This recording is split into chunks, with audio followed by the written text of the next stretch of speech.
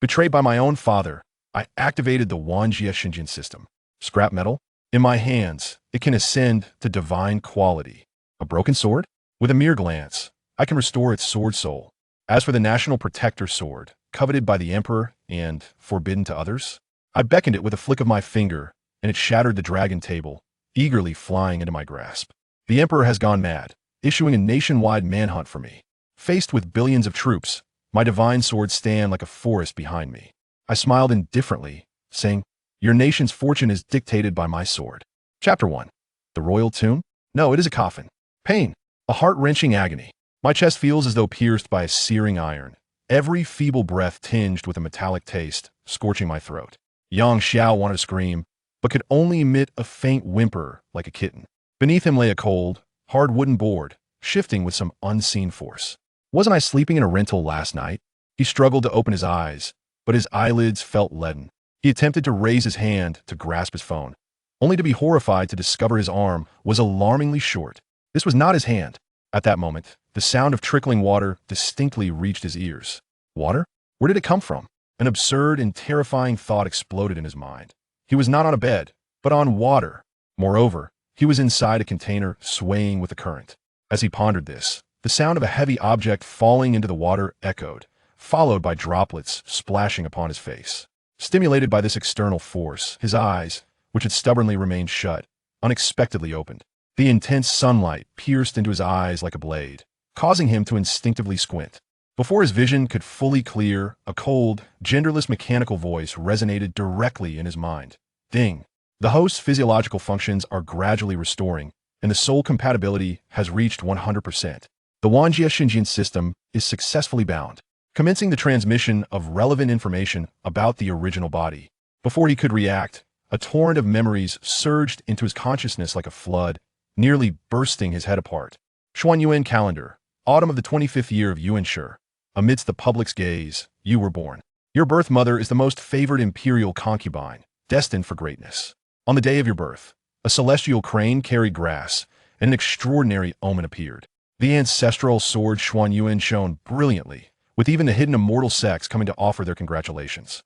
However, this anomaly also attracted the covetous eyes of demonic powers, who intruded upon the imperial city to seize you while still in swaddles. Although they failed, your name, as the destined one, spread throughout the land. The people regarded you as the indisputable heir to the throne.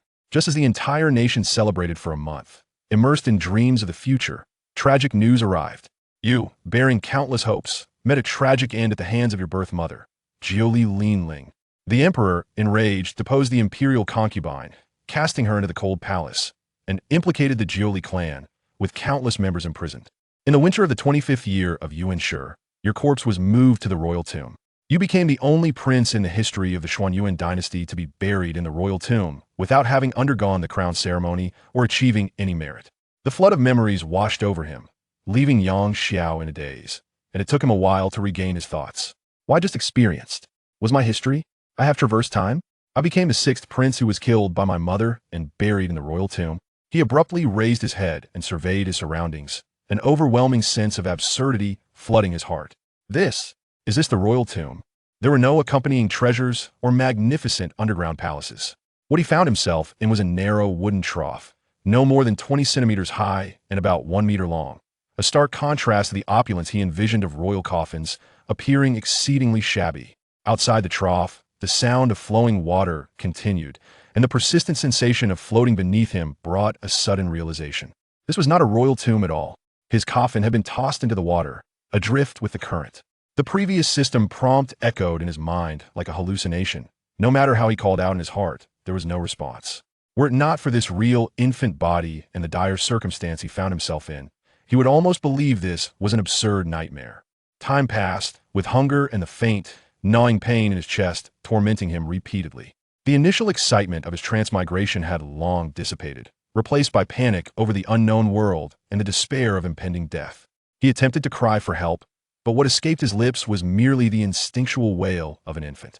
He hoped that a guardian of the tomb or a passerby would hear him, but he did not know how long had passed, and the only response was the unchanging plop of the water beneath him. An hour passed, then two, until evening. Hunger and weakness consumed him like a rising tide, slowly eroding his meager chance of survival. He was utterly exhausted, lacking even the strength to turn over, his consciousness gradually fading, helplessly watching the sky transition from bright to dim. "Someone, save me," he cried out desperately in his heart. Just as his consciousness was about to be completely engulfed by darkness, that cold mechanical voice finally rang out again, detected a strong obsession within the original body, which has become a severe hindrance to the host's future. The system cannot directly eliminate it. The host must cooperate to remove it. Do you accept the task? Survive. No matter what, I must survive. With his final shred of will, Xianxia unhesitatingly chose accept. Task. The switcheroo. Main quest accepted. Task difficulty difficult. Task duration 15 years. Task rewards eternal sword technique, fire and flame, heavenly grade immortal artifact. Subsequent rewards based on completion. Failure penalty, obsession rebounds, resulting in the host's death. Task timer commence. Detecting incomplete memories of the original self, initiating the supplementation of crucial memories. The system's voice gradually faded into silence. Xianxia felt a surge of anxiety within. What happened to the promised memory supplementation? Where are the memories? Just as he feared the system had crashed again, a voice, exceedingly gentle and seemingly resonating deep within his soul, echoed softly, Chapter 2. The Truth Veiled in Blood. Commencing the loading of the protagonist's latent memories. As the system prompted, Xianxia felt his consciousness being forcefully extracted, plunging into a warm abyss of darkness. The gentle voice resonated once more, imbued with boundless affection. "My Howard, you are the most exquisite child in the world. Your Highness, look at the sixth prince. His cherubic face while asleep is simply heart-melting," chimed in a younger voice, brimming with delight. Indeed, this was his birth mother, the imperial consort Jiu Li Linling Mayer. "Would you like to hold little Howard?" The imperial consort's tone was tender, as if fearful of waking the precious child in her arms. The maid Mayer, taken aback by the honor, was about to step forward when suddenly the shrill voice of a eunuch echoed from outside. "We welcome your majesty and her highness." The sound of approaching footsteps signified the arrival of the emperor. A note of joy laced the imperial consort's voice. "You all may withdraw." A commanding, robust male voice resounded, authoritative and indisputable. The maid Mayer hastily bowed and retreated. "Bring the child to me for a glance." The imperious voice commanded again. The imperial consort cautiously handed over the swaddled infant, whispering, "Your Majesty, Howard has just fallen asleep. Please be gentle. Indeed, his brows resemble yours, while his nose bears my likeness." The man's tone was inscrutable, devoid of discernible emotion. At that moment, another soft yet disquieting female voice broke through. "He is indeed a handsome prince. He shall undoubtedly be extraordinary when he grows up. Alas, he may not live to see that day. Your Majesty." The imperial consort's voice surged with indignation. "How dare you curse my son in the presence of his majesty?" Yet, cradling the child, Xianxia Su remained unyieldingly indifferent, merely coldly passing the swaddled infant to the side. The empress had spoken no falsehood. Xianxia Su's voice was chilling. "Had you borne a dull-witted, mediocre son, perhaps I could have allowed you and your child to live in peace." "Your Majesty." "What do you mean?" The imperial consort's voice trembled with disbelief. "You remain as naive as ever." Xianxia Su loomed high above, his gaze as frigid as a falcon's. "Only I, and none other, can resonate with the Xianxia Divine Sword. Not even my own blood." His words fell like a heavy hammer, striking with brutal force. "Moreover, this child carries half the blood of the Jiuli clan. I shall not permit a prince with Jiuli lineage to possess the right to inherit the Divine Sword." Thus, Xianxia Su swept his sleeve, unleashing an invisible dragon aura that sent the imperial consort sprawling to the ground. His voice was resolute. "Your child cannot remain." He gazed upon the fallen woman with an emotionless decree. "From this day forth, consider him as though he never existed. You, of the Jiuli clan, shall suffer eternal damnation for poisoning the royal bloodline. No, return my child to me." The Empress Dowager's heart-wrenching cries resonated as the most despairing soundtrack within this realm of memories. Xianxia Su turned with a flick of his sleeve, leaving the Empress with his final words, "Dispose of it. Act beyond the imperial city. Within its confines, the blood of princes cannot be shed, nor can the fate of the realm be disturbed." "Yes, your Majesty," replied the Empress, her voice tinged with a barely perceptible tremor. As darkness enveloped the scene, The sounds became chaotic and coarse. Boss, since we began our martial training, we've only dealt with those deserving of death. I cannot bring myself to harm an innocent child. One voice hesitated. Silence. One cannot defy the Emperor's orders. Blame him for being born to the wrong lineage. Another voice reprimanded. I heard his birth mother was merely a palace maid. To escape the scrutiny of the imperial household and bear a prince, she must possess a fierce spirit. Hush! Are we in a position to discuss palace secrets? Complete the task and return to report. Who will carry it out? After a moment of silence, a hoarse voice declared, Your swords are clean. I shall undertake this filthy task. Subsequently, Xianxia felt himself submerged in a cold wooden basin, a soft silk scarf draped over him.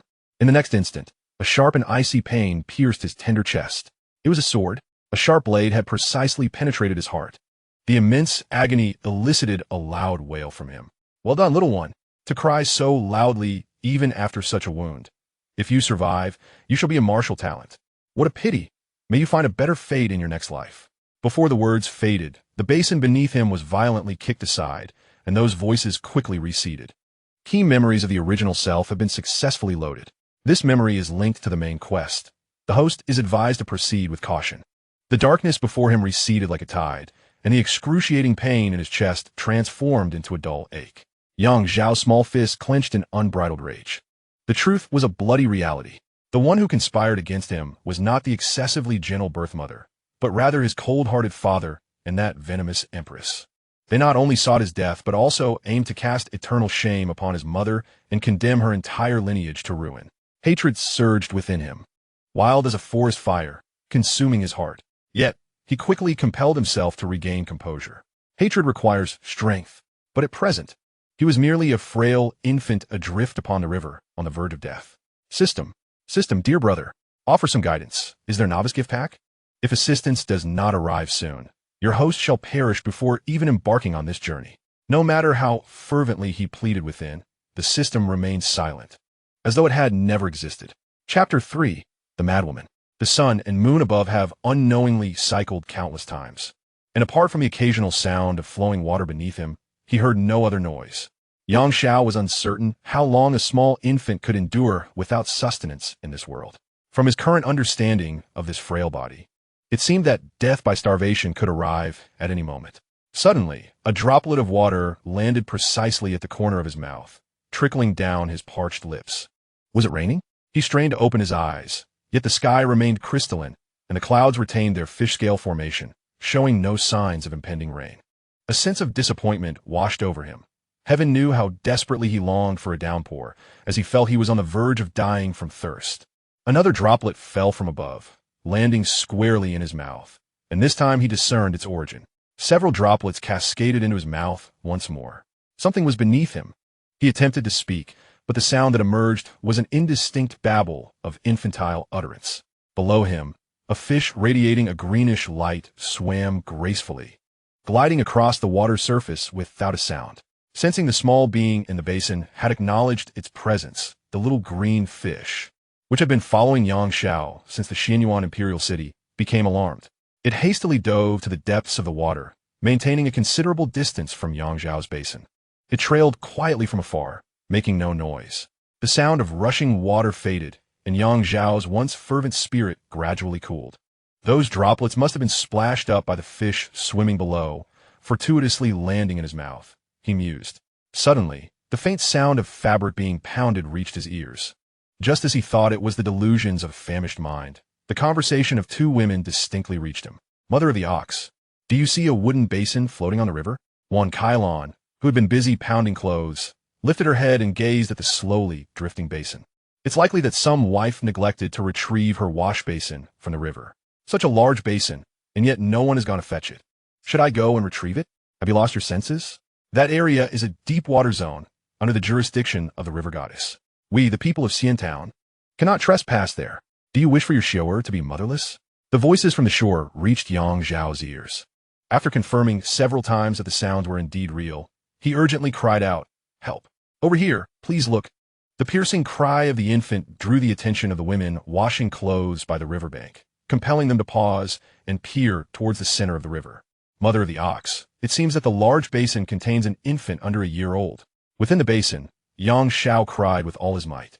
aware that this might be his only chance at survival. Curse be it, which family has discarded their child into the river? As the cries of the infant echoed from the basin, a moment of bewilderment engulfed the crowd, for they knew not how to respond. Given that this was indeed a deep-water zone, home to a fierce river deity. In the basin, Xianxia expended every ounce of strength he possessed, crying out in desperation, yearning for someone to rescue him. Yet the individuals on the shore merely observed, unwilling to jeopardize their own safety for a child they did not know.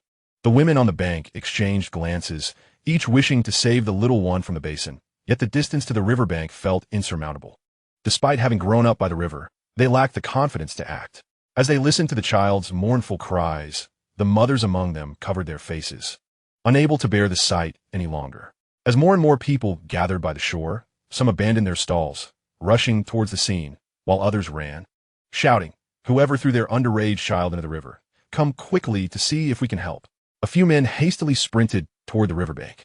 Amidst the crowd, a disheveled woman, reeking of filth and cradling an unseeing puppy, remained oblivious to the unfolding situation. A man, unable to stop in time, collided with her. The woman was knocked to the ground, yet she clung tightly to the puppy. Upon recognizing the disheveled woman, the man felt a surge of anger and kicked her back, exclaiming, "This crazy woman never watches where she is going. Whatever her business, we must see if we can rescue that child." He glared at her fiercely before turning to run towards the shore. The fallen woman glanced at her puppy, relieved to see it unharmed, and upon hearing the men's words, she hurriedly rose to join the others at the riverbank. By this time, the shore was teeming with people.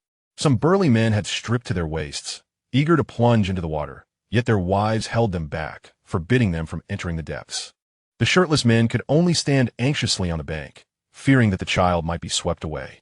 Yet there was nothing they could do. The river goddess forbade mortals from entering the deep waters. Were they to stand idly by? A life was at stake. The crowd fell silent, each person sighing in despair. In the basin, Xianxia observed the increasing number of onlookers, yet none came forth to rescue him. A profound sorrow and resentment towards the injustices of the world enveloped him, compelling him to weep openly. This time, his cries were devoid of pretense, a raw expression of genuine emotion. As his kitten-like sobs echoed, the hearts of those on the shore ached in sympathy. At the back of the crowd, the madwoman pressed forward. Sensing her presence, the others instinctively parted to allow her through. Unimpeded, she reached the riverbank, and the child's cries resonated clearly in her ears, halting her in her tracks. One. She seemed to have recalled something, pushing aside those who had failed to clear the path for her, tears streaming down her face as if they were without cost. "Don't cry, dear. Mother is here," she shouted, finally squeezing through the crowd to gaze towards the center of the river. Under the watchful eyes of all, she gently placed the small puppy she had held in her arms on the ground and leaped into the water. A few individuals on the shore attempted to reach out and grab the frantic woman, but her speed was astonishing, eluding their grasp. She swam desperately towards the heart of the river, not knowing how many mouthfuls of water she had swallowed. Her tattered clothing, now soaked, became a burden that weighed her down. The deranged woman swam forward, unable to discern whether the liquid on her face was river water or tears.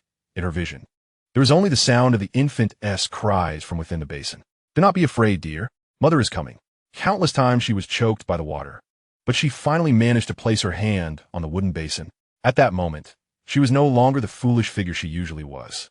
She carefully supported herself on the edge of the basin, gazing at the adorable infant within. Xianxia, moved to tears upon witnessing the tattered woman rushing towards him, felt a genuine smile bloom within him. The frantic woman looked at the infant, grinning foolishly, and extended her scarred hand to caress Xiao's delicate face. As if reminiscing the softness of such a touch, she smiled back at him. On the shore, the onlookers watched the woman frantically swim towards the center of the river, anxiously stamping their feet. "This madwoman has lost her mind. She was always terrified of the river's edge. How dare she enter the water today?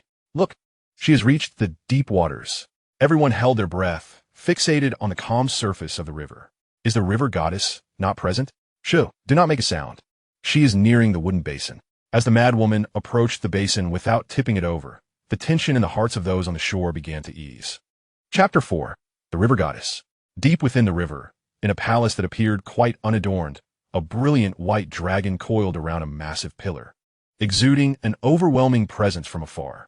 The distinctive scent of humanity drifted down with the undercurrents, the stench of humanity. The white dragon swam swiftly around the pillar, racing towards the river's surface.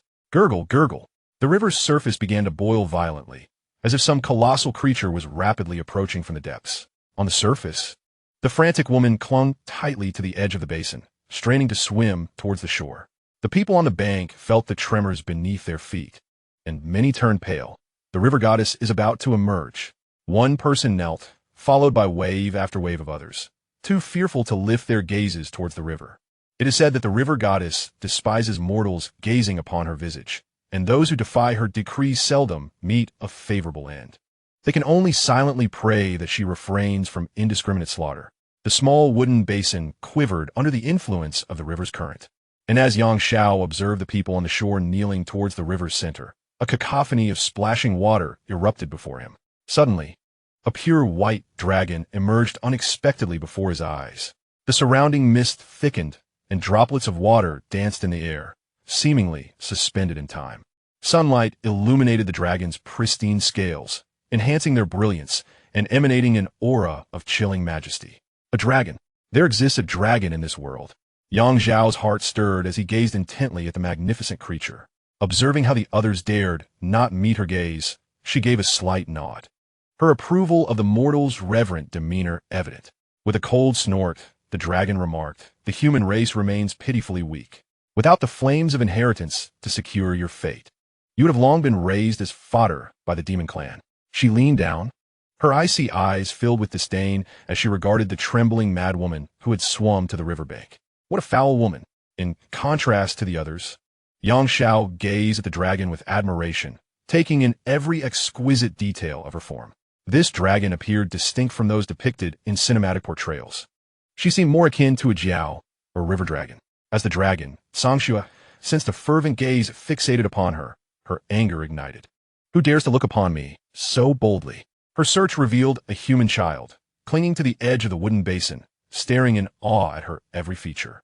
Foolish child, devoid of reverence for the divine. While Xianxia marveled at the tangible beauty of the dragon's form, the system, which he had been unable to summon forth, suddenly alerted him. The host is now under intense scrutiny from a murderous intent. Please temper your actions. Confused, Xianxia pondered, what have I done? The system continued. Murderous intent detected from the earth-level divine sword, Xianxia. The system will automatically enhance its affinity. As the divine sword has already birthed a spirit, the affinity cannot reach 100%. The host is advised to assist in increasing affinity. Xianxia's gaze intensified with murderous intent, and as she contemplated unleashing her dragon breath to incinerate this insolent mortal, she caught sight of the human child once more. In that fleeting moment, her heartstrings trembled, and an inexplicable longing to connect with the child surged within her. She quickly averted her gaze, yet the unsettling restlessness within her persisted. This was an unprecedented occurrence. A sense of trepidation gripped her heart, mingled with growing unease. Is this a trap set by the human race? Have they uncovered my true nature? She cast a glance around, and, upon sensing the absence of any human practitioners, felt a sense of relief wash over her. In the realm of humanity, one must not be overly ostentatious. She needed to return to the depths of the river and suppress her sword aura. She surged towards the deeper waters. But at the last moment, her enormous dragon eyes contemplated the figure of Xianxia in the wooden basin. Xianxia, watching the silhouette of the dragon depart, felt a peculiar sense of intimacy reflected in its gaze, though he could not discern whether it was mere illusion or reality. The splash caused by the dragon's entry into the water inadvertently splashed Xianxia's face, prompting him to shiver instinctively. Those on the shore heard the sound of the river goddess re-entering the water, and a collective sigh of relief escaped their lips. Thankfully, this time, she did not unleash any carnage. They assisted one another to their feet, their gazes towards the madwoman now tinged with a different nuance. This madwoman was perhaps the first individual in over 30 years to enter the deep waters without being slain by the river goddess. Perhaps the goddess found it less gratifying to slay those who were simple-minded. The madwoman dragged Xianxia and the wooden basin to the shore, where the onlookers gathered around them. They encircled the madwoman and Xianxia, their curiosity piqued by the fair-skinned infant in the basin. Can you tell if it's a boy or a girl? One man inquired of a nearby woman. Nodding, the woman plunged her hand into the wooden basin. lifting Xianxia entirely out. Xianxia felt the weight of countless gazes fixated upon his lower half, and an emotion called shame began to surge within the infant's heart. Oh, it's a little teapot mouth. Such a fair child, yet he's a boy. I've never seen such an attractive little boy before. Boys are hard to raise. If only it were a girl, she could serve as a child bride for my son. The crowd buzzed with chatter, while the madwoman remained anxiously focused on the hand that held Xianxia. Not wishing to be a spectacle for these people, Xianxia began to cry. The madwoman, seeing Xianxia being passed around for their amusement, felt a surge of desperation. Upon hearing his cries, she snatched him back and dashed through the crowd without a backward glance. Some shouted after her, "You crazy woman, do you really think you can care for that child? Let her be. If she wants to take care of him, that's her choice. None of us are willing to take him in. We'll just offer her some assistance now and then." The speaker was an elder, the head of the village. With the village head's words, the crowd dispersed. Once everyone had departed, the head noticed the wooden basin that had held Xianxia was still there, untouched. Approaching it, he discovered a foot-long piece of what appeared to be silk woven from golden threads. As he examined it closely, he noticed several bright red bloodstains and felt a wave of confusion wash over him. Where did this blood come from? He recalled that the child bore no visible wounds. The blood must belong to another. He gazed at the exquisite golden silk, growing ever fonder of it. He had never encountered silk of such fine quality. He intended to take it with him when he enlisted Little Tiger. Carefully folding the silk, he tucked it into his sleeve, hesitating before placing the wooden basin, which had once contained Xianxia, at the water's edge.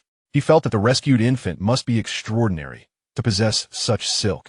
One could only be of wealth or nobility. Should someone trace their way along the Songhai River to this spot, discovering the basin would alleviate many complications. Chapter 5. Attribute Allocation.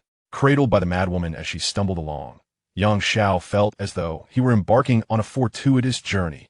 In his previous life, it was said that being born in a vocational high school restroom was a hellish ordeal, but compared to his current situation, that seemed trivial.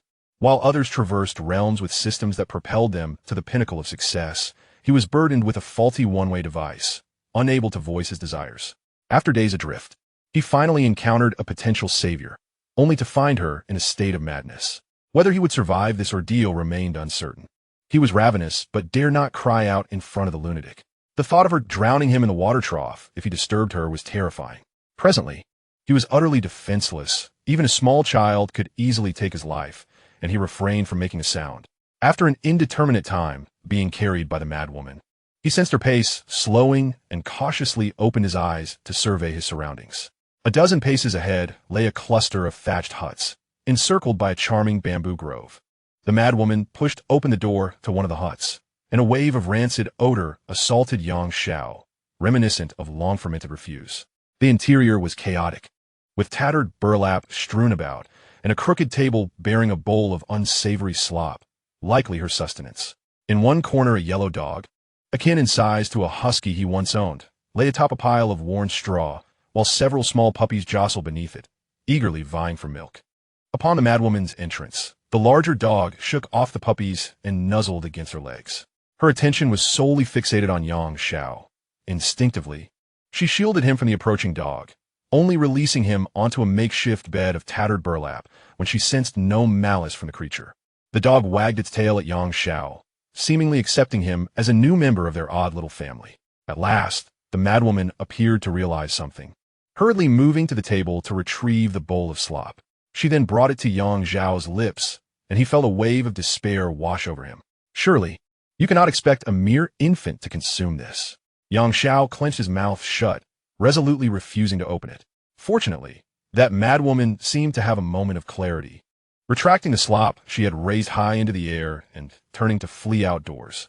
It was uncertain how long she had been gone, but Xiao's stomach was tightening with hunger, making it impossible for him to sleep. The large dog, however, did not return to the corner. Instead, it lay before Xianxia, dozing off as if serving as a bodyguard. As the sky darkened, the thatched hut was devoid of candles, rendering the exterior much brighter than the interior. The surroundings were tranquil, interrupted only by the rustling of bamboo, leaves in the wind, and the faint whimpers of a few small puppies in the corner. Xianxia, nearly fainting from hunger, was suddenly enveloped by the tantalizing aroma of rice, and before he knew it, a spoonful of rice porridge had been placed in his mouth.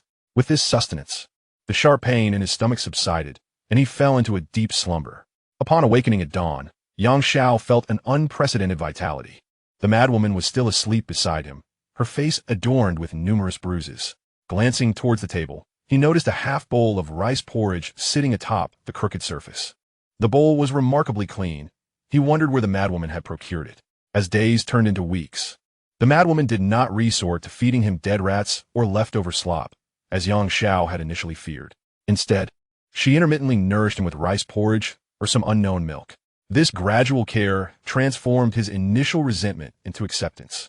Under her provision, he grew stronger day by day, with little concern beyond waking to eat and sleeping thereafter.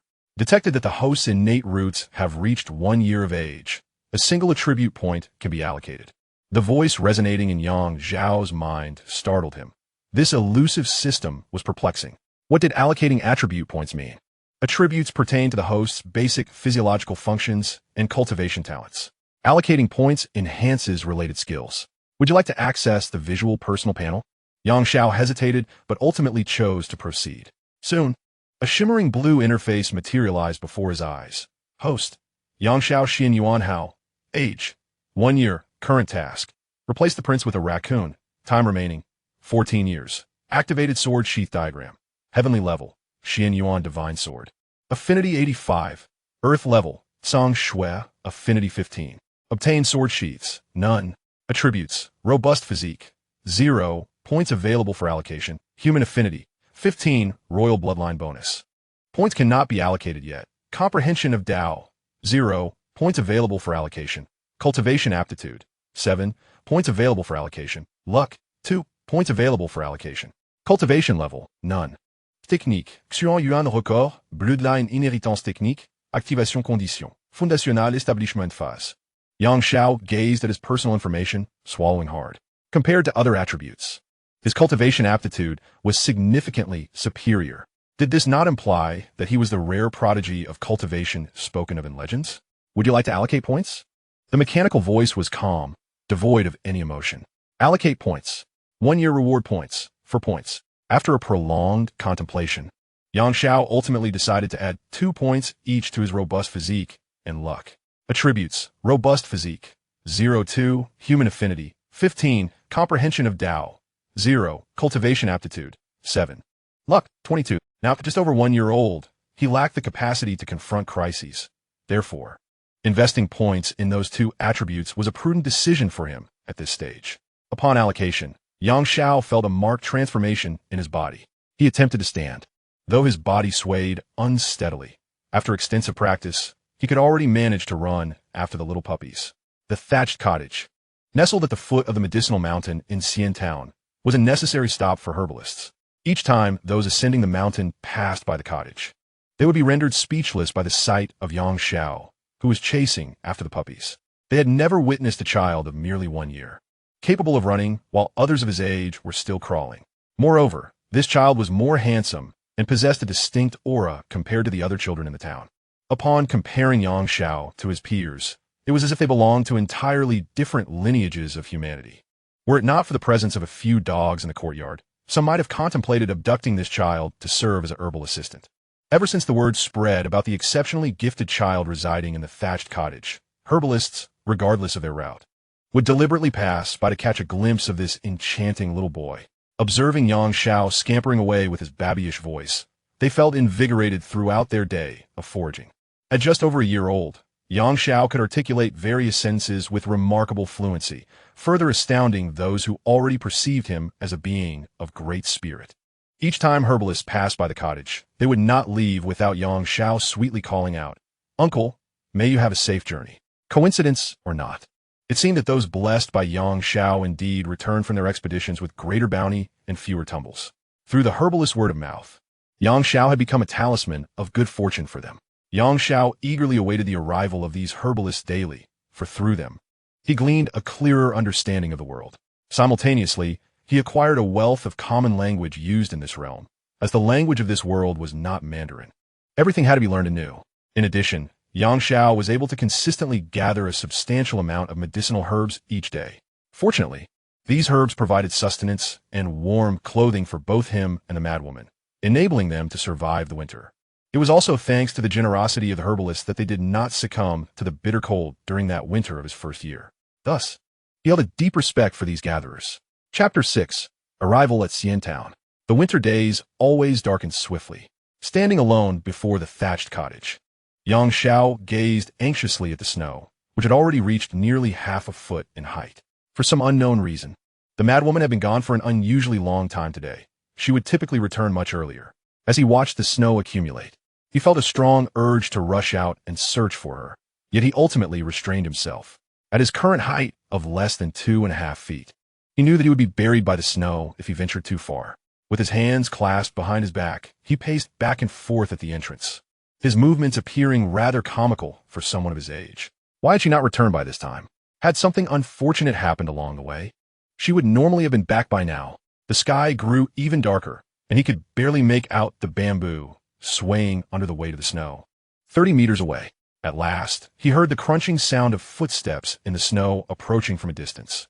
Had it not been for his extraordinary hearing and vision, he would have missed the swaying figure in the distance. The little yellow beans, which had been following closely behind him, barked a few times in the direction of the figure before scampering ahead. The madwoman was covered in snow, her pant legs soaked from being buried in the snow for so long. She appeared quite disheveled, seemingly having fallen several times. Upon approaching within 10 meters, she spotted Xianxia waiting for her by the thatched cottage, and her heart leapt with joy. She waved a bright red candied hawthorn skewered on a stick and called out to him, "Wan, look, candied hawthorn." Xianxia turned his face away and retreated into the cottage. Truly, she was foolish. She had returned so late just for a stick of candied hawthorn. Despite her exhaustion, the madwoman hurried after him as he entered. Once inside, she noticed that Xianxia seemed displeased, so she cautiously extended the candied hawthorn towards him, saying, "This is for you." Xianxia felt a surge of anger, his childish voice rising in protest. "You came back so late just for a stick of candied hawthorn?" Seeing his furious expression, the madwoman appeared somewhat flustered. "I saw the children in town enjoying these, so I begged the vendor for quite some time before he finally gave me this one. Did you not like it before?" Xianxia was momentarily taken aback. He had not anticipated that this seemingly mad and foolish woman had braved the cold just to bring him a stick of candied hawthorn. As he gazed at her unremarkable face, the image of a gentle figure calling out for how air surfaced in his mind, and his heart was flooded with mixed emotions. He has now grown less averse to the madwoman, and as a child with an adult soul, he can discern the purity of her affections towards him. Though he is unaware of her past, he can vaguely surmise that she might have once had a child, who for reasons unknown is no longer by her side, perhaps even deceased, enjoying a maternal love that does not rightfully belong to him. Xianxia often feels a pang of sympathy as he observes the madwoman consuming spoiled food while he has a clean meal. He once attempted to pour his clean rice in her bowl, but she would always evade him. Each time, she would smile and say to Xianxia, "Food is precious.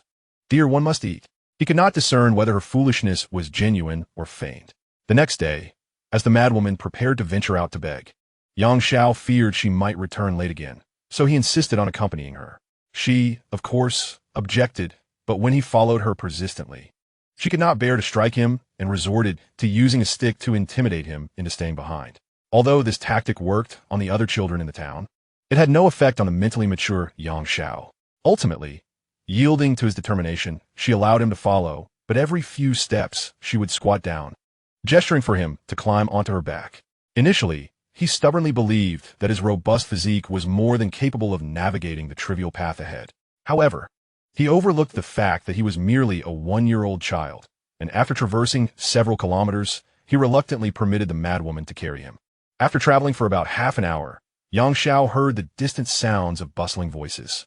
There were calls of vendors and the noisy laughter of children. Upon lifting his gaze, he beheld a quaint town, its architecture reminiscent of ancient charm, more captivating than the tourist spots of his past life. In that moment, he felt a profound realization that he had indeed arrived in another world. The town appeared to be preparing for a festival akin to the Spring Festival or perhaps some joyous occasion, adorned with colorful decorations. A grand archway bore the imposing inscription. Xianxia understood that these 3 characters must signify the name of the town. Yet the writing system in this world was entirely foreign to him, leaving him unable to decipher it. As the madwoman entered the town with Xianxia on her back, they attracted the attention of numerous onlookers. One vendor selling steamed buns instinctively pressed his hand onto the steamer, only to retract it as the rising steam scalded him. Look at that madwoman carrying such an exquisite child on her back. Could he be stolen? A few years ago, she did do such things, whispered one. Surely not. The family of the last stolen child nearly beat her to death. Does she dare try again? Another remarked. Hey, why don't you go ask her? Suggested a bystander.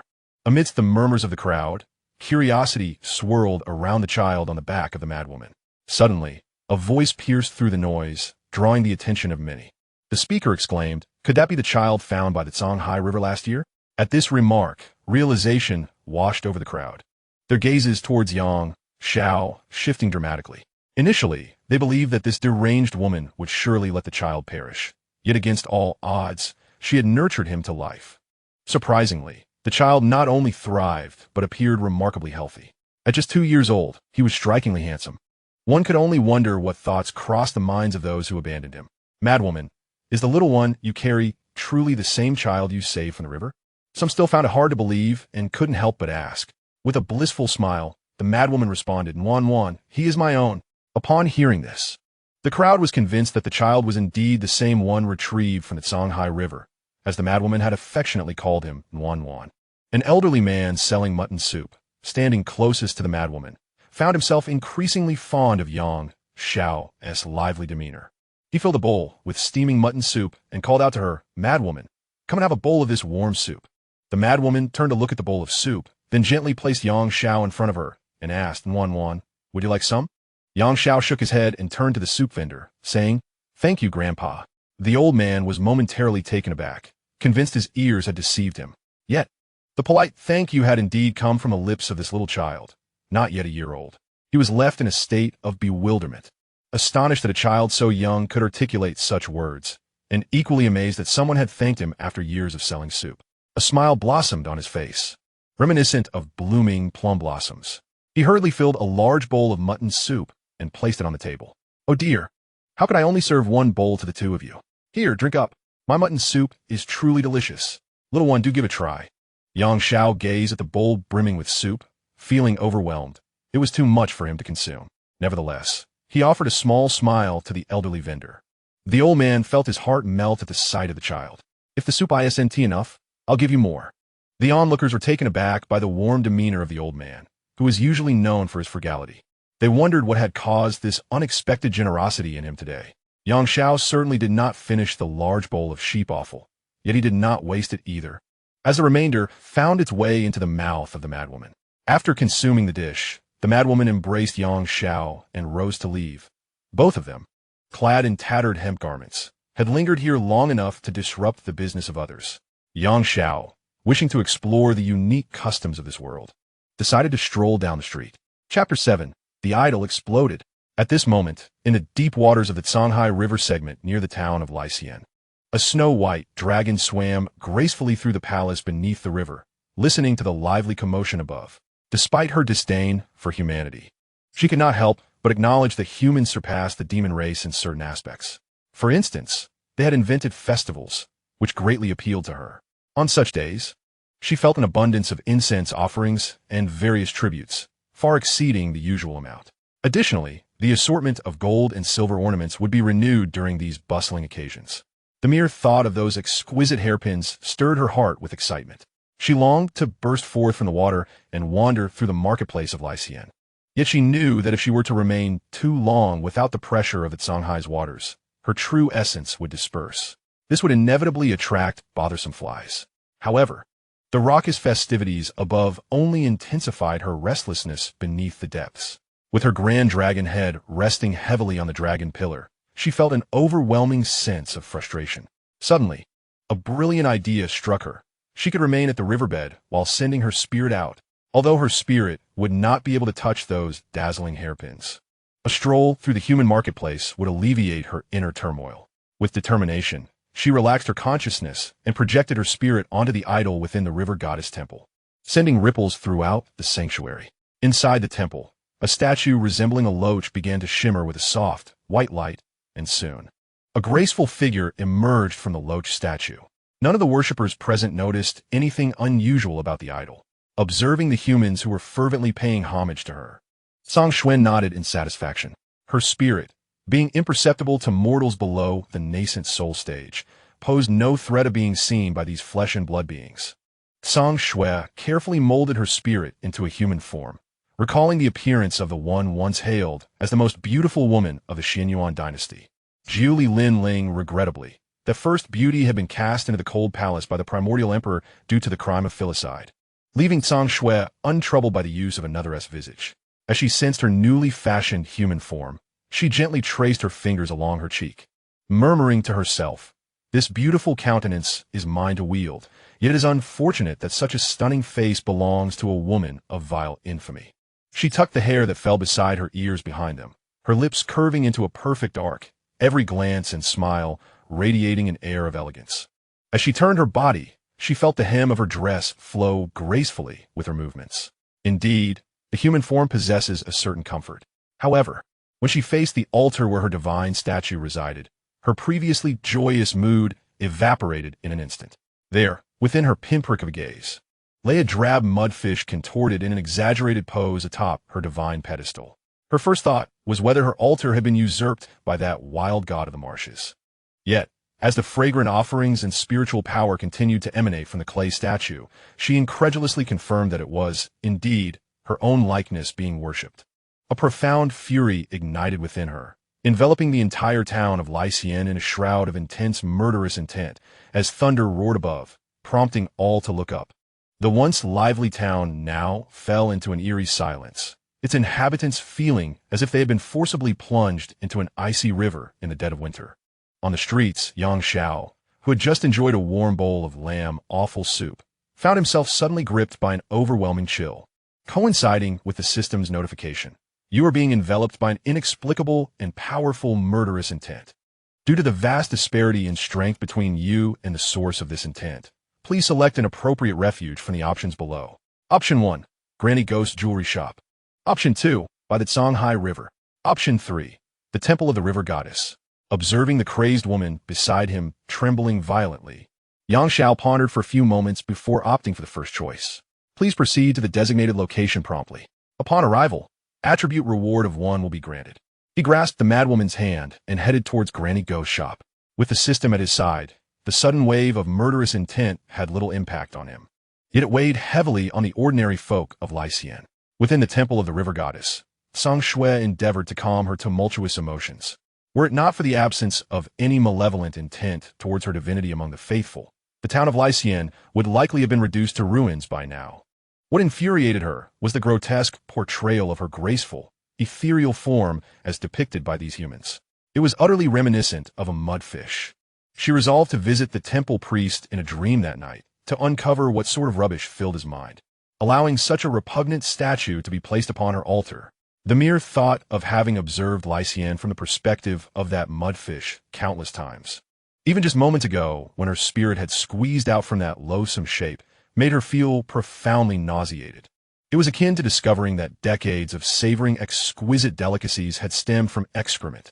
Inside the temple, many worshippers, feeling the sudden chill, wrapped their garments tighter around themselves. As the temple keeper dozed off in the side hall, he suddenly felt as though someone was gripping him tightly, just as he was on the verge of suffocation. He jolted awake. Fortunately, it was merely a dream. What a fright. Wiping the cold sweat from his brow and feeling fully awake, he observed that nothing unusual surrounded him. The blue treasure mountain, in the midst of offering incense, remained untouched by the murderous intent he had just experienced. As he fervently prayed to the clay statue of the river goddess, conjuring countless unrealistic fantasies, had he not appeared quite devout at that moment, the icy malice from the snow would have first targeted him. At that moment, Blue Treasure Mountain heard what seemed like the sound of porcelain shattering emanating from the statue before him. Curiously, he leaned in closer, only to be astonished by the multitude of cracks that had suddenly appeared on the statue of the river goddess. As he pressed his face nearer, eager to discover the cause of these fissures, a thunderous explosion erupted. The statue burst apart like an overinflated balloon, exploding right before him. Blue Treasure Mountain felt as though thunder had struck above his head. His face, slightly more handsome than Pan An's, felt as if it had been brutally lashed by a whip. The deafening blast and his piercing scream immediately drew a crowd of onlookers. The temple keeper, alerted by the commotion, hurried into the hall. Upon seeing the shattered remnants of the river goddess's statue, his heart raced with fear.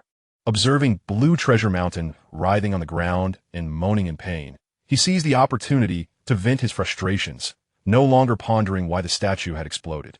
Blue Treasure Mountain, you worthless wretch!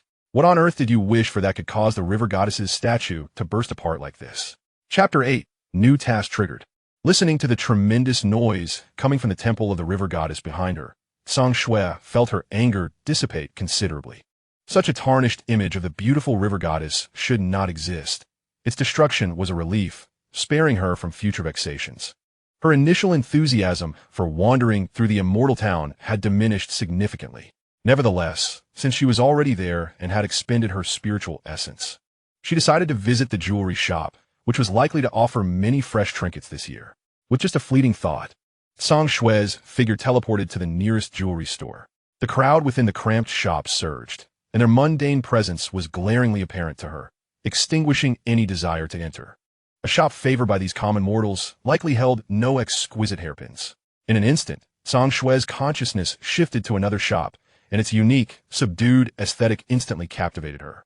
This dark and muted style was unlike anything she had ever encountered, and to her delight, the shop was entirely empty save for the shopkeeper. Just as she was about to step inside, she heard the sound of footsteps approaching, 2 sets, one light and one heavy. Frowning, she lamented the arrival of more people at what had seemed a tranquil establishment. As soon as I turned around, I noticed 2 beggars, one large and one small, rushing towards me. The smaller one evoked a peculiar sense of familiarity. Before Xianxia could ponder this feeling, Yangzhao's form collided with her ethereal spirit. Xianxia stood frozen in place. The essence of her sword spirit was remarkably pure and pristine. Direct contact with a mortal could potentially taint its inherent clarity. Her eyes widened in disbelief, unable to fathom that her essence could be sullied in such a manner. After a few breaths, the anticipated burning sensation of corruption did not manifest as she had imagined. Xianxia's expression shifted to one of rare confusion as she scrutinized Yang Zhao's figure. Examining his soul, his spiritual energy was abundant, and radiant bursts of light enveloped him, resembling a vibrant lantern in a snowy landscape. Clean, such a pure soul. Xianxia felt a twinge of astonishment. This human soul was as unblemished as those of the innate beings. This little fellow seemed reminiscent of the wooden basin that had floated down the divine river. He observed Yang Xiao entering a jewelry store with keen interest and followed suit. Guided by the system, Yang Xiao, despite never having visited Xian Town, navigated with ease among the numerous jewelry shops to locate Granny Gui Shan's establishment. As he stepped into the shop, the bone-chilling cold vanished completely. Arrived at designated location, Attribute Point 1. Yang Xiao, elated by the system's notification, had not anticipated such simplicity in acquiring attribute points. Welcome, dear customers. A voice, aged and oddly melodious, echoed suddenly, causing Yang Xiao to shiver involuntarily. Following the sound, he discovered a short, hunched old woman nestled behind the counter. Despite it being daytime, the shop was dimly lit, contrasting starkly with the vibrant decor of the other jewelry stores he had passed. This establishment, ostensibly selling jewelry, bore more resemblance to a purveyor of funerary goods. No wonder it was devoid of patrons. As Yang Xiao turned his gaze towards her, the old woman's previously dull eyes suddenly sparkled with life. What a strikingly handsome young lad. What kind of jewelry are you looking for? I have a variety of options. Beside her, a mad woman appeared to comprehend the old woman's words, her expression shifting to one of embarrassment as she realized she possessed no money.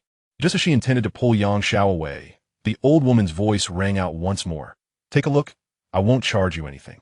Today, my shop is empty. Having someone to converse with would be delightful.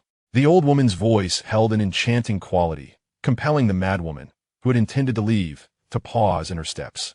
For reasons unknown, she felt an irresistible urge to see what the jewelry was like. Lowering her head, she turned to Yang Xiao and asked, "Child, shall we take a look?" No sooner had the madwoman spoken than the system's mechanical voice chimed in again, triggering ordinary quest, Granny Gui Shan's jewelry shop. In the first phase of the task, one must converse with the old witch of Ghost Mountain to gain her favor. In the second phase, the objective is to obtain a single tear from the granddaughter of the old witch. The difficulty level of the task is simple, with no specified duration or rewards beyond the following: the blade of the bladeless, human grade, and its forging method, a scabbard for the blade of the bladeless. which can house 10 such blades and is concealed within a secondary system space, and an allocation of 10 attribute points. There are no penalties for failure. Xianxia gazed at the system task panel, his heart alight with surprise. It appeared that this system issued tasks beyond the main storyline. Upon reading the task's difficulty description, he resolved to secure the rewards this time around. He nodded at the madwoman, which prompted her to joyfully approach the old crone, chattering animatedly.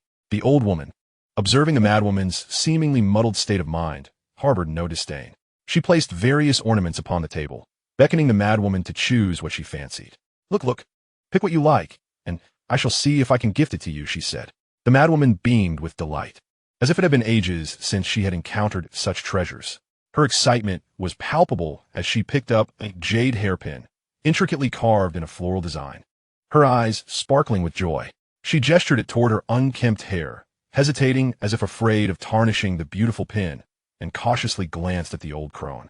The old woman, smiling gently, reassured her, "It's no trouble. Feel free to try it on."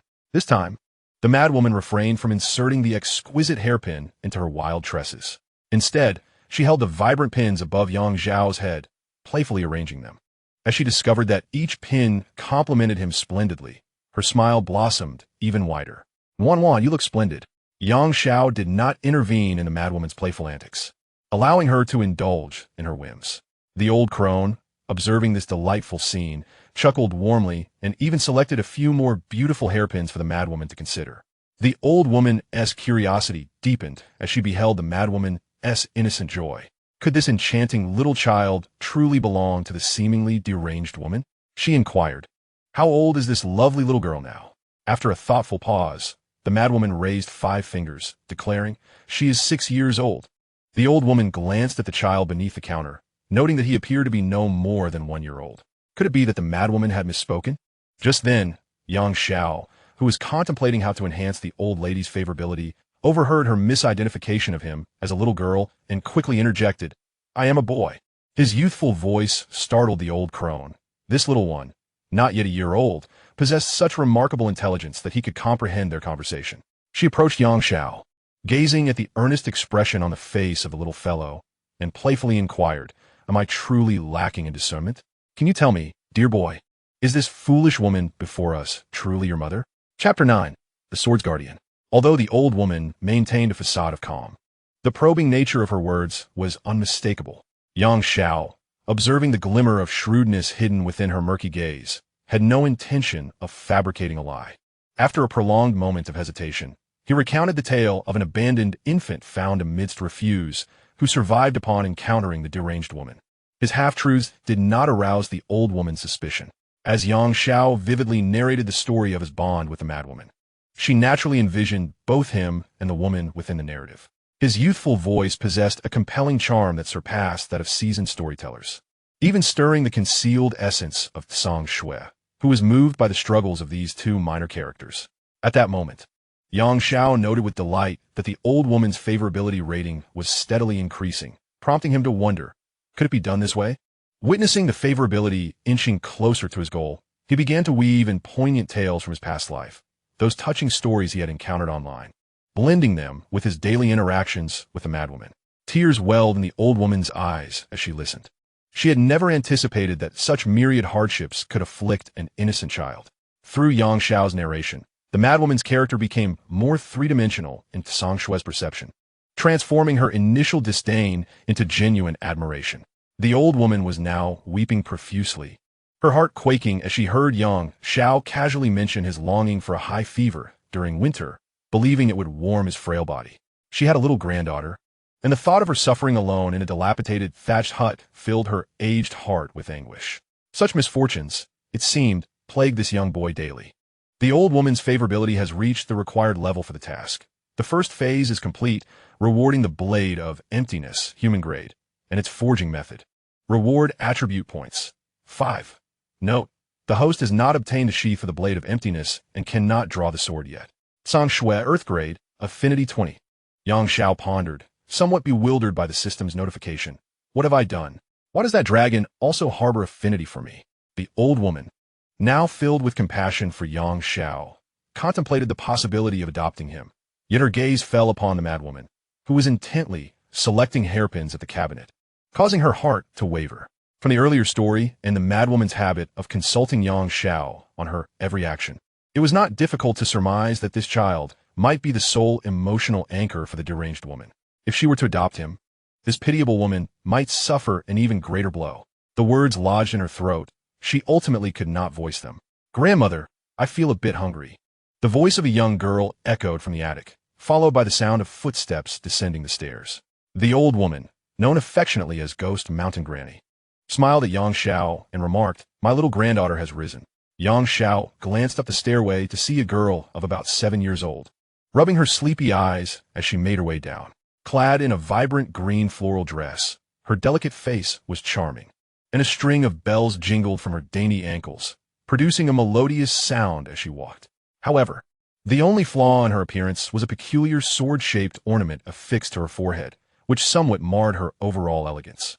Yet, Xianxia understood that children of such an age often delight in adorning themselves with unique embellishments to express their individuality. As Xianxia instinctively compared the young girl to the elderly woman before him, he found it hard to believe they shared the same lineage. Midway down the stairs, Xiao noticed an unusual occurrence. Today, they had guests. Upon discerning the disheveled attire of the pair, she realized with a start that they were beggars seeking alms.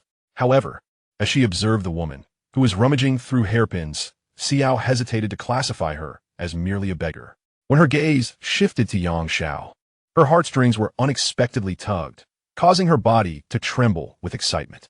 This child was simply delightful. Detected the gaze of the sword spirit Xian's benefactor, automatically increasing favorability. The system's announcement rang out once more. Before Xianxia could ponder the implications, he was enveloped by an extraordinary fragrance. Before he knew it, the girl who had been on the staircase moments ago now stood before him, as if in the blink of an eye. When he turned his face, a rosy-cheeked visage appeared in his line of sight. Xianxia instinctively took a step back, bewildered by the bashful gaze the young girl directed at him. Coupled with the earlier system notification, he tentatively speculated, could this little girl be the benefactor of Xian mentioned in the system report? Xiao, observing Xiao's slightly chubby, fair face, felt her heart race with nervous excitement. This exhilarating sensation, as Xian had once said, was indicative of one destined to be her fated partner. Before anyone could react, Xiao's petite lips pressed firmly against Xiao's cheek.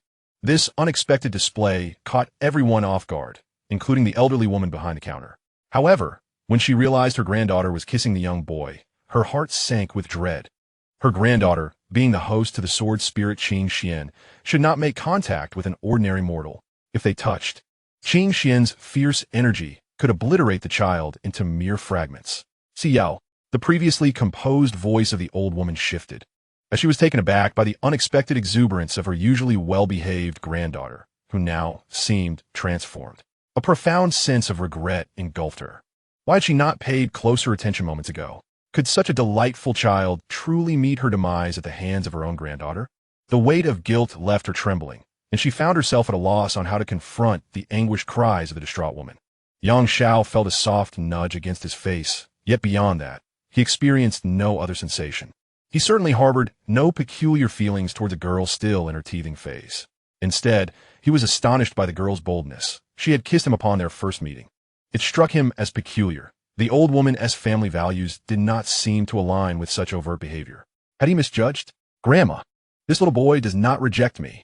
A voice filled with excitement broke through, prompting the old woman's gaze to shift. Xiao remained standing, bashfully watching his granddaughter.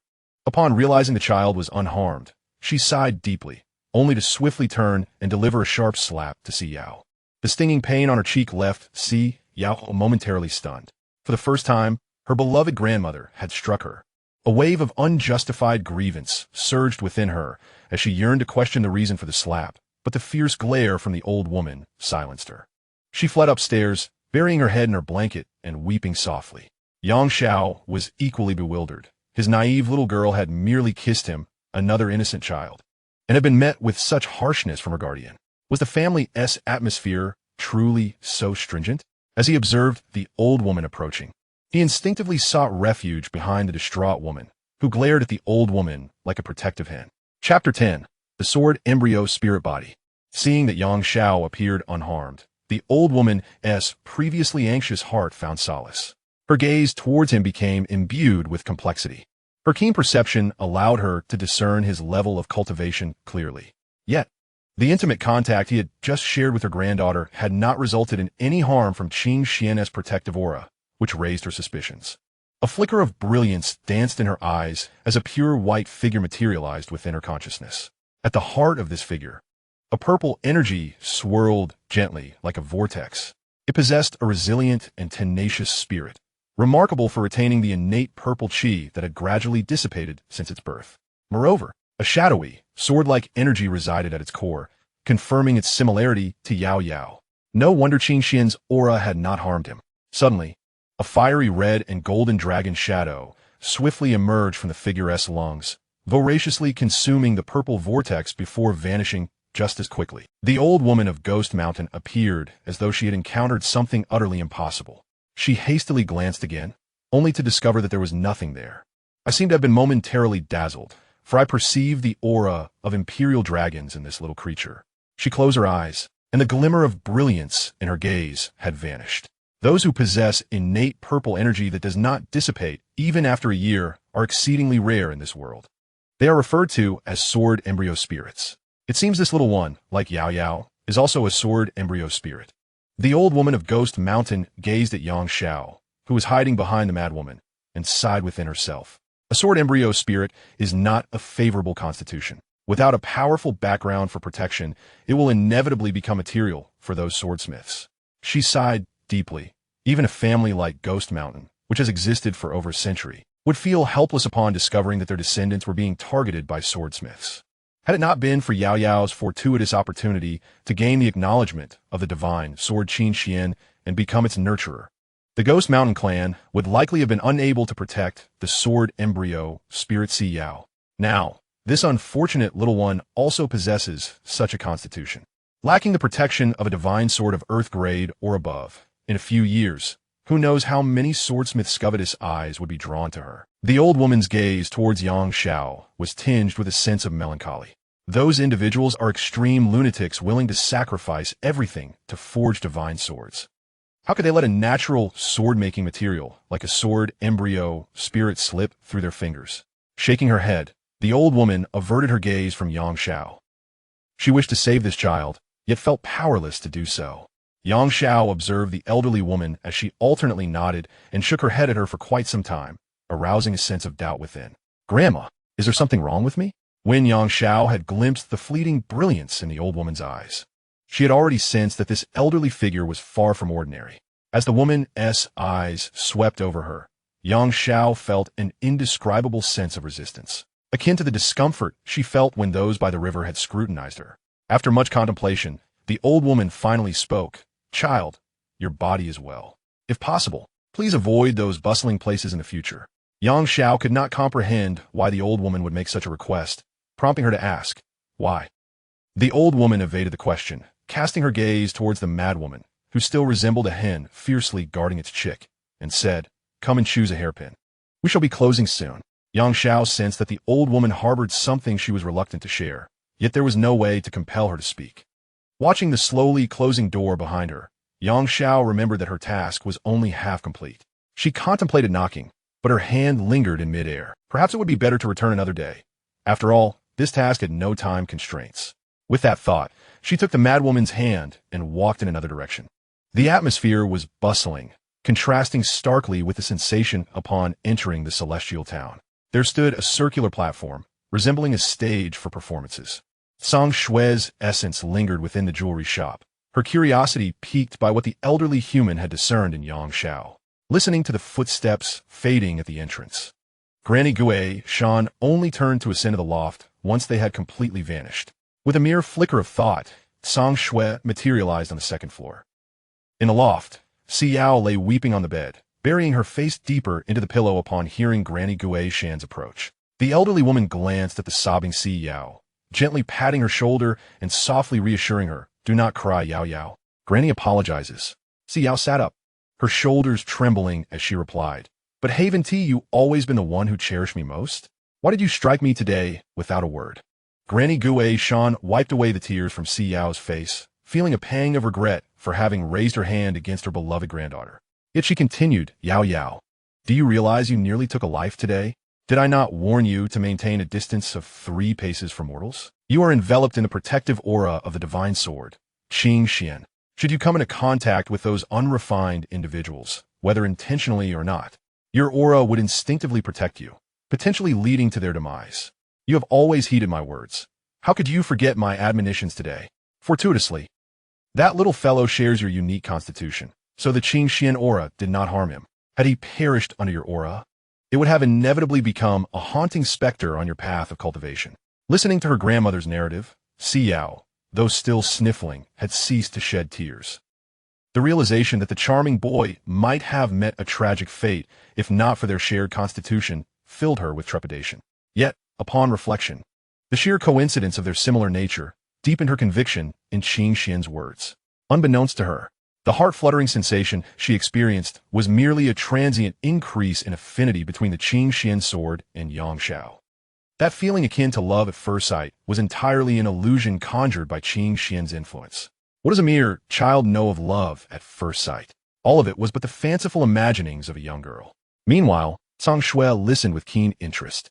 Upon hearing the term sword embryo spirit body, she suddenly grasped. Could it be that my inexplicable fondness for that little brat stems from his extraordinary constitution? Yet a moment's thought led her to doubt.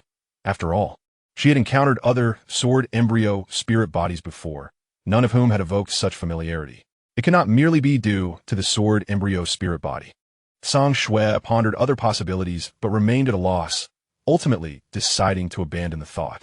She gazed at Xiao, who was seated upon the bed, and could distinctly perceive the waves of aura emanating from the Xianxia sword, encircling her. Curiosity piqued. She wondered what it felt like to be wounded by a divine, sword of the earth level, and extended her hand toward it. Just as her fingertips were about to make contact with Xianxia, a small girl's voice resonated in her mind. Senior, please don't touch me. I fear pain. Chapter 11. The Immortal Invitation Ceremony. Xianxia was momentarily taken aback by the voice in her mind, only to be overtaken by joy. This Xianxia sword had, astonishingly, birthed a spirit. Little one, are you the spirit of this Xianxia sword? How long have you existed? Xianxia inquired, her voice brimming with eagerness. She could scarcely recall the last time she had encountered a spirit akin to her own kind. Who would have thought she would meet a fellow spirit during this outing? The tender voice replied, Senior, I was forged by the Gui Shan clan 45 years ago. Since I gained consciousness, this little girl has been nurturing me. If I reckon the years, it has been precisely 7 since I attained sentience. Upon hearing this, Xianxia nodded. A first-tier divine sword, as long as it can manifest intelligence, holds tremendous potential for the future. It seemed that receiving praise from a senior was a source of great joy for Xianxia, who responded with enthusiasm. Thank you for your kind words, senior. I shall strive to grow. Xianxia smiled. She had once been a small sword herself, and understood that such encouragement could provide immense motivation to spirits yet to take form. She then turned to Xianxia and gently inquired, Did you feel a sense of closeness to that little human boy who was here earlier? Upon hearing the mention of the boy, Xianxia appeared quite exhilarated, gesturing animatedly to Xianxia. When I sensed that little person, I felt an overwhelming desire for him to hold me in his hands. Senior, could he be my destined master? Xianxia shook her head and, listening to Xianxuan's exuberant tone, adopted a mentor's demeanor as she imparted wisdom, as a divine sword that has already birthed a spirit.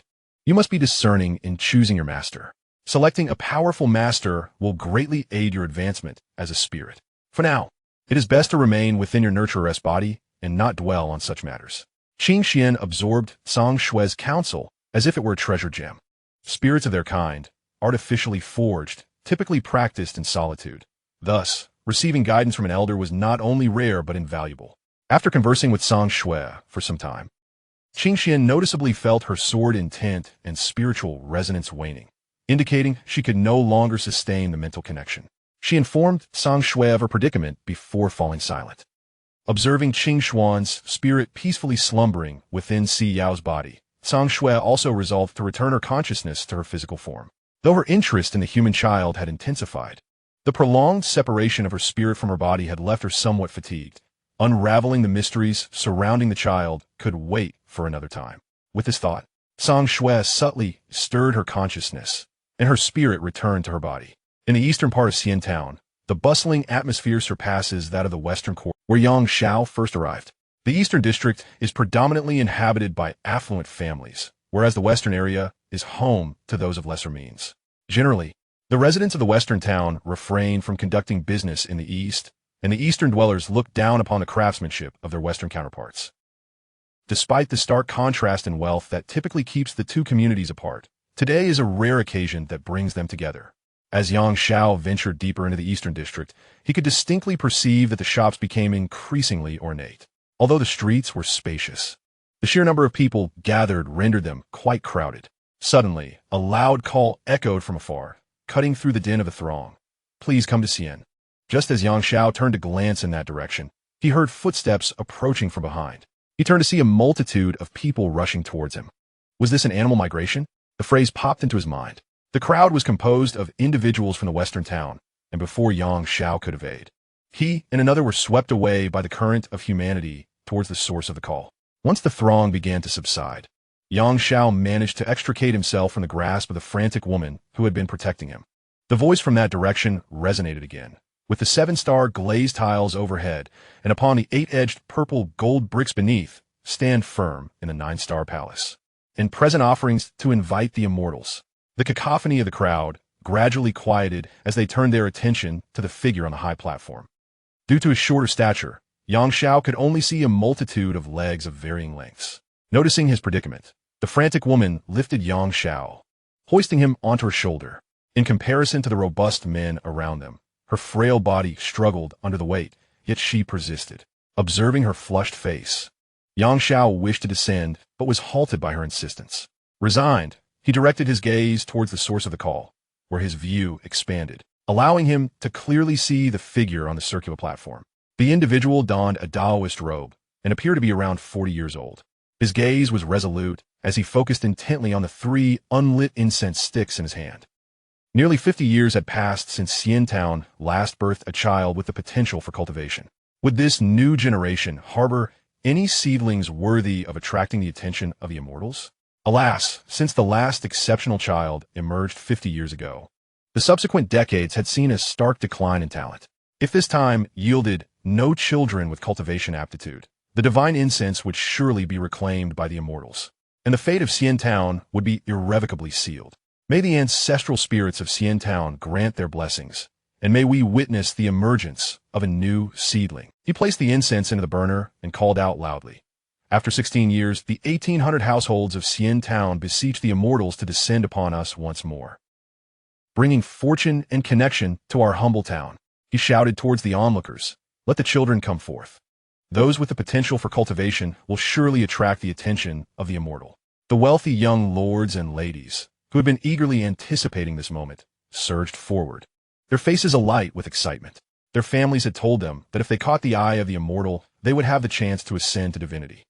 The incense for summoning the immortal was lit. 3 sticks of incense slowly burned as the Taoist carefully placed them into the censer, his gaze fixed intently upon the tips. The Taoist and all those gathered below observed the incense. Aside from the faint red glow at the tips, there was no further change, prompting a collective sigh from the crowd. The young man in Taoist robes atop the platform, initially filled with hope, felt a wave of desolation wash over him as he realized that not a single stick of incense had ignited. The connection to the realm of the immortals had been irrevocably severed. These children were among the most intelligent in our town. How could the immortal overlook even one of them?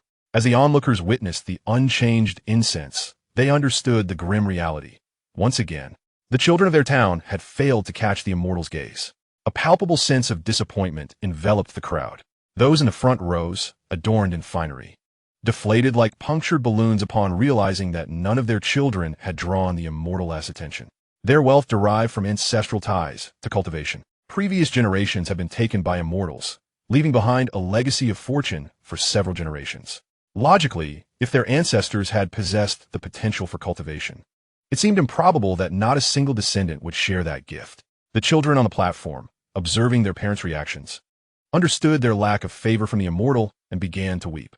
In stark contrast to the sorrowful demeanor of the majority from the East Town, those from the West Town exhibited a more subdued demeanor.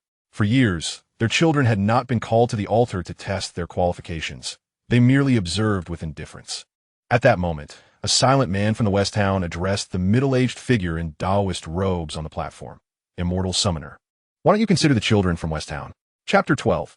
Contest for the Immortal. Upon hearing this, the previously quiet street erupted into a cacophony as the East and West Towns swiftly divided into opposing factions. Why should your children from West Town ascend? That incense for summoning the Immortal is a legacy from our East Town ancestors. What right do you have to share in its glory? Dear sister, your words lack merit. Wasn't the division between East and West Towns established by affluent families decades ago? Who can ascertain whether that incense bears any contribution from our ancestors? Without evidence, why should our children from West Town be deemed unworthy to approach the altar of the Immortal? Just look at the caliber of the children from West. Can they possibly match the intelligence of those from East Town? Bah! The children of the Eastern Town are indeed clever, yet over the decades, not a single one has succeeded in invoking the divine incense. This is certainly a testament to their inferiority compared to your Western Town. A group of old fogies. Oh, for heaven's sake, why must your words be so foul? Do you wish to fight? Just as the two factions seemed on the verge of conflict, a man clad in a Taoist robe, who had been silently observing, interjected, "Silence, all of you. We are from the same town. Why incite discord among ourselves? You must realize that this may be our final opportunity to ignite the divine incense and conduct the celestial invitation ceremony. Since the children of the Eastern Town have proven incapable of summoning celestial favor, let us allow the children of the Western Town to attempt it as well. Our contention should not be over the interests of East and West, but the future of the entire Xianxia town. If none of our children possess the aptitude for cultivation, the celestial fortunes of our town will be irrevocably severed." The crowd fell into a heavy silence, fully aware that if none of the town's children possessed the potential for cultivation, the celestial fortunes of Xianxia town would be utterly extinguished. Therefore, let us amend the previous regulations and permit all eligible children to give it a try. After all, this is our last chance. Let those children come forth. This is indeed our final opportunity. Even if the multitude of children provokes the ire of the celestial beings, it matters not. As long as one child captures the attention of the celestial beings, we shall have no regrets before our ancestors. Adults with children gently nudged their offspring forward, and under the encouragement of their parents, the children eagerly rushed to the front. Amidst the throng, a madwoman, observing others pushing their children toward the celestial invitation platform, imitated their actions and forced her way forward. She did not comprehend the significance of their actions, yet her subconscious recognized that what everyone was vying for must surely be something of great value. However, her tattered garments drew the disapproving gazes of the Eastern, eliciting many frowns. As they recognized that the madwoman sought to compete for the same celestial favor as their children, their anger flared. "You deranged hag, step aside. What business do you have here with your little beggar?" They forcefully shoved the madwoman and Xianxia aside. Had she not clung desperately to the boy, he would have been crushed amidst the throng. The madwoman cried out in confusion, unable to grasp why they obstructed her. All she desired was to grant Xianxia the same opportunities as the other children. Drag that lunatic away, along with the beggar she holds. Some elegantly dressed ladies commanded their servants. Ensure that such filth does not stain the eyes of the celestial family. Two burly men approached menacingly, treating the pair with utter nevertheless. She clutched Xianxia tightly in her embrace. Xianxia, witnessing the woman's dislodged teeth, felt a surge of rage and bit down hard on the arm of the pig-faced man, yearning to tear away a substantial piece of flesh. His robust physique granted him a biting power far greater than that of an ordinary child. The pig-faced brute clearly felt the pain and attempted to shake off Xianxia, yet the latter clung on fiercely. The man's large hands, resembling fans, struck wildly at Xianxia's face, desperately hoping to silence him. But the more he struck, the more ferociously Xianxia bit down, ultimately tearing away a chunk of flesh from the brute's arm. Blood began to spurt forth, and the pig-faced man, witnessing the gory spectacle of his mutilated arm, felt his fury reach a boiling point. He was determined to extinguish this little creature. He hoisted Xianxia high and then forcefully slammed him down, repeating this torment several times. Xianxia felt as though his insides had been displayed, waves of pain coursing through his nerves, compelling him to cry out. The pig-faced man's howls attracted the attention of onlookers. who were appalled to see two men resorting to such brutish methods against the vulnerable, unleashing a torrent of curses. Beast, do you have no humanity left? How can you bear to throw a child? As some townsfolk rushed forward, the pig-faced man begrudgingly ceased his assault. The deranged woman, regaining her composure, scrambled to Xianxia's side, her bloody child resembling a helpless infant, trembling as she wept. "Does it hurt, my dear?" she stammered, her entire body quaking as she struggled to stand and confront the pig-faced man, but her long-standing malnutrition rendered her no match for him. Xianxia quickly pulled her back, and she relented. Looking at the woman's swollen face, a pang of sorrow welled up within Xianxia. He gently placed his hand on her cheek, offering a soothing whisper. "I'm fine, please don't cry." The deranged woman, fixated on wiping the blood from Xiao's mouth, barely registered his words. At that moment, the system's mechanical voice resonated in Xiao's ear. Task triggered, summoning the immortal. Detected that the host is within the summoning range. Please attract the attention of the spirit refinement period cultivator, Yao Guang, with your extraordinary cultivation aptitude. Will you accept the task? Task difficulty, simple. Task duration, 1 hour. Task reward, 20 attribute points. Skill, chaotic wind hammer technique, perfect. Mastery requirement, physical attribute, 5 points. Failure penalty, none. The system's task arrived at an opportune moment. Xianxia, who had initially contemplated returning home, felt his earlier ire rekindle upon seeing the woman's distressed face. He shouted to the system, "Accept." Detected that the host is within the summoning range. Will you allocate attribute points? Available attribute points, 6. Allocate all points to cultivation aptitude. Attribut, robuste physique, 2. Human affinity, 15. Royal bloodline bonus cannot be allocated yet. Comprehension of Tao, 0. Cultivation aptitude, 76. Luck, 4. Xianxia felt as though a certain shackle within him had quietly unlocked, and everything within his sight transformed profoundly. The sky was no longer the ordinary sky, but a vibrant, boundless tapestry of colors. Even the people before him ceased to be mere humans, instead becoming flickering sparks of light. These sparks coalesced into a vast ocean of fire within Xiao's consciousness. Chapter 13. The Little Taoist Priestess. In that fleeting moment, Xianxia perceived the world around him shrinking and fading, ultimately leaving behind a singular, snow-like whiteness. He too became formless and colorless, merging into that white realm. When all sensations returned to his body, an absurd detachment from reality washed over him. After a prolonged period of adaptation, he felt as if everything that transpired was but a dream. Now, he possessed a deeper understanding and insight into the world. The sound from the Xianxia platform drew attention, and the few who had been observing the two beggars, resembling lost souls, shifted their focus to their own children instead. The madwoman attempted to lift Xianxia, yet the slightest movement sent waves of excruciating pain coursing through him. Xianxia grimaced in agony, while the madwoman could only wipe her tears repeatedly. "Mother, let me rest. I am in pain," he uttered softly, leaving her momentarily stunned.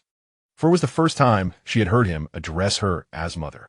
The Taoist on the Xianxia platform paid no heed to the recent events. To him, the deaths of those insignificant beggars at the hands of a servant were inconsequential. A beggar, such a lowly figure, would never attract the attention of celestial beings. He turned his gaze towards the Xianxia platform, which, despite its usual spaciousness, now appeared somewhat cramped, causing his eyelids to twitch involuntarily. The number of children present this time heightened the pressure on the Xianxia significantly. He resumed the Xianxia dance, feeling an unmistakable heaviness in his body compared to before. The weight pressed down upon him, causing immense suffering, yet he endured as blood surged to his throat, completing the dance. Incense of invocation, ignite. The voice of the Taoist grew distorted, and despite his efforts, the blood could not be contained, bursting forth uncontrollably as he collapsed on the Xianxia platform. The invocation incense was lit once more, this time not extinguishing immediately. The flame flickered uncertainly atop the incense, and under the anxious gaze of the crowd. A faint glow emanated from several children on the Xianxia platform. "Look, my child is glowing. Mine too. My little one has caught the eye of a celestial being." The atmosphere in the western town erupted with excitement as everyone fixated on their own children. Amidst the clamor of the crowd, the radiance emanating from the children on the sacred altar seemed momentarily startled, beginning to dance among all the youngsters. "Look, even our East Town has children glowing." exclaimed a voice, identifying the youngest son of the Liu family. Previously overshadowed by the ruckus from West Town, East Town now erupted into a lively commotion. Silence. We must not provoke the displeasure of the celestial beings, admonished an elder from East Town, urging everyone to temper their excitement and cease the noise. With that, the fervor was quelled, and the luminous beams, guided by the fragrant incense, ascended gracefully towards the heavens. In the western outskirts of Xianxia Imperial City lies an expanse of deep mountains, stretching for hundreds of miles.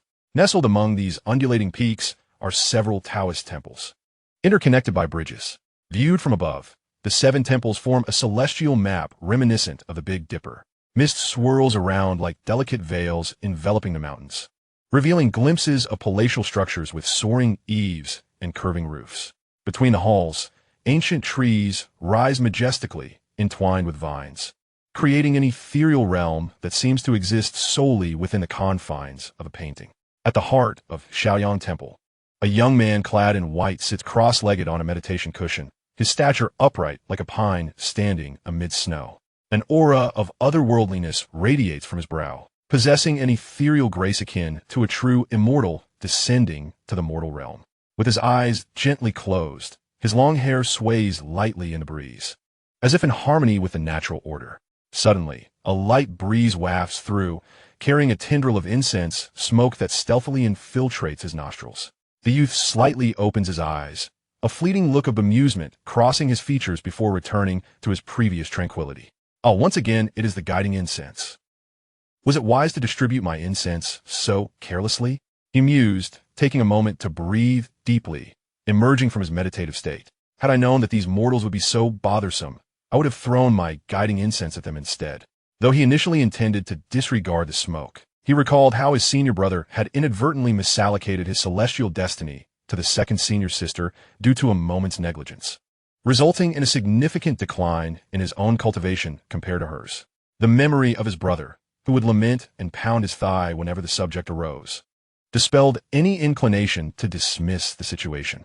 In recent years, he had not encountered any particularly promising celestial seedlings. Rather, he found himself distracted by these trivialities. Very well, since my incense has been ignited, I shall take a look, he resolved, directing his spiritual awareness towards the source. Indeed, while the children appeared spirited, their talents were rather mediocre. A sense of disappointment and irritation washed over him. Again, this is the case. Would it not be better to reserve the guiding incense for those with extraordinary potential? Why must these mortals be so foolish? Feeling somewhat vexed, he reclined on the cushion, extending his fingers to calculate. The guiding incense I once set aside now has but a final opportunity to be ignited. With this realization, a flicker of relief graced his eyes. At long last, are you all about to exhaust my incense for summoning spirits?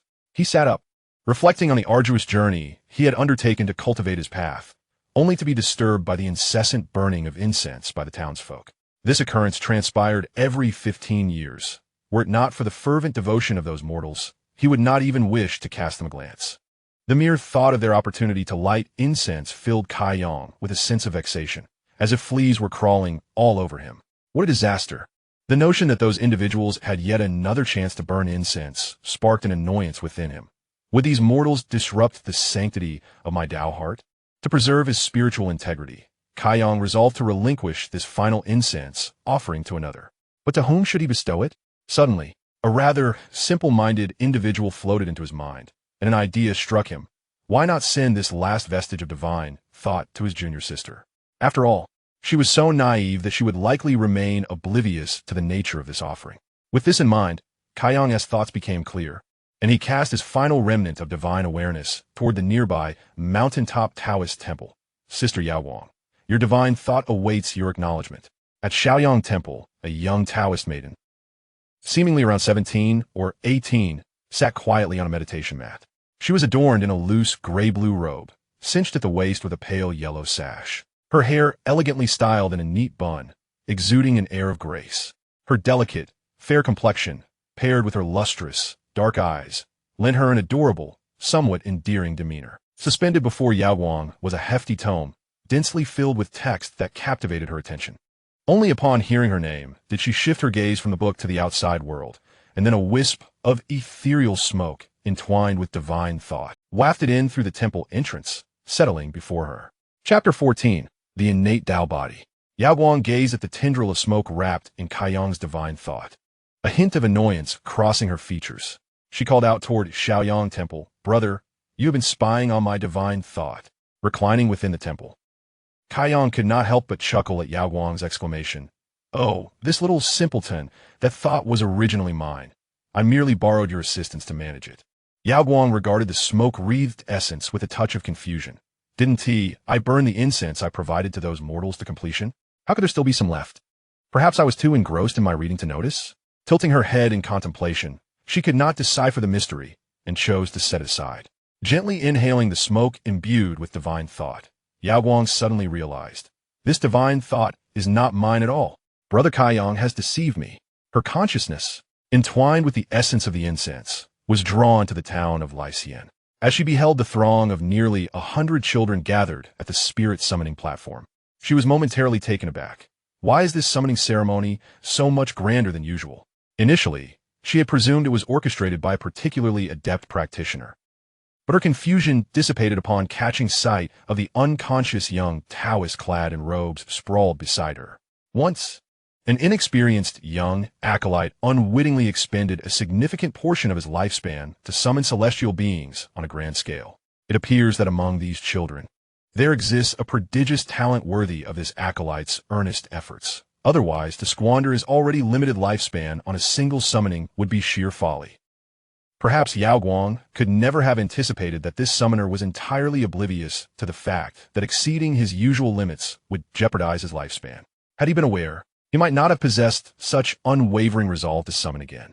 Gazing upon the youths at the summoning platform, Yaoguang observed that even those imbued with spiritual resonance were few and far between, let alone those with any aptitude for cultivation. Yet, as she regarded the acolyte lying on the ground, willing to deplete his own vitality for the sake of summoning, she dared not to hastily conclude that these children lacked any celestial affinity based solely on her cursory glance. She resumed her meticulous examination.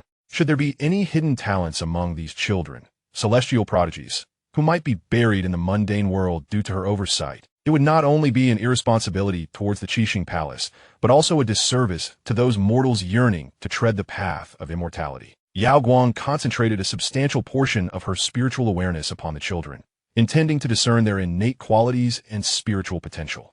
As her awareness descended upon them, she transformed a significant part into manifest celestial light to ensure that these corporeal beings could withstand her probing. Each child was bathed in this ethereal glow, which appeared to the onlookers below as a sign of selection by the celestial beings. Upon scanning all present, Yaoguang discovered that only a few children exhibited a modicum of potential, yet their aptitude paled in comparison to even the acolytes at Qixing Palace responsible for menial tasks. Such qualities could be deemed inferior. Even if they were to cultivate in the future, reaching foundational levels would only place them among the better of their peers. It seemed that this batch of children bore no connection to the Qixing Palace. With a faint sigh, Yaoguang was about to withdraw her awareness when an unexpected sensation overcame her, prompting her to gaze into the crowd. Within her perception, every individual in the town of celestial summoning flickered like sparks of fire, each flame varying in strength, burning brightly. Suddenly, her awareness was dazzled by an exceedingly radiant light. Projecting her focus toward it, she felt an overwhelming presence press upon her like an unstoppable force. The Tao that can be spoken of is not the eternal Tao. As an inexplicable voice resonated in her ears, Yaoguang's heart surged with emotion. This is the innate Tao body. Such astonishing talent. At Shaoyang Pavilion, Kaiyang, who had been reclining, was abruptly jolted upright by a thunderous sound that was unlike any ordinary thunder, resembling instead a unique resonance of the great Tao. His expression shifted to one of gravity as he swiftly calculated with his fingers, and after a few breaths, disbelief filled his gaze as he scrutinized the results. The second opportunity for an innate Tao body in this world has been handed to my junior sister. A deeply unsettling emotion spread within him. My thoughts remain unfulfilled. That was meant to be my destiny. Xianxia and the madwoman huddled at the edge of the crowd, when he sensed a searing gaze directed towards him. Without a moment's hesitation, he followed the source of that gaze. In a daze, he beheld a young Taoist, maiden-clad in a robe, her expression a blend of innocence and astonishment. Upon detecting the distraction of the cultivator Yao Guang, you have successfully captured her attention. Congratulations. Task accomplished. Task reward: 20 attribute points. Skill: mastery of the chaotic cloak hammer technique. Complete. Requires a physique attribute of 5 points. Hidden reward: activation of the Tao body.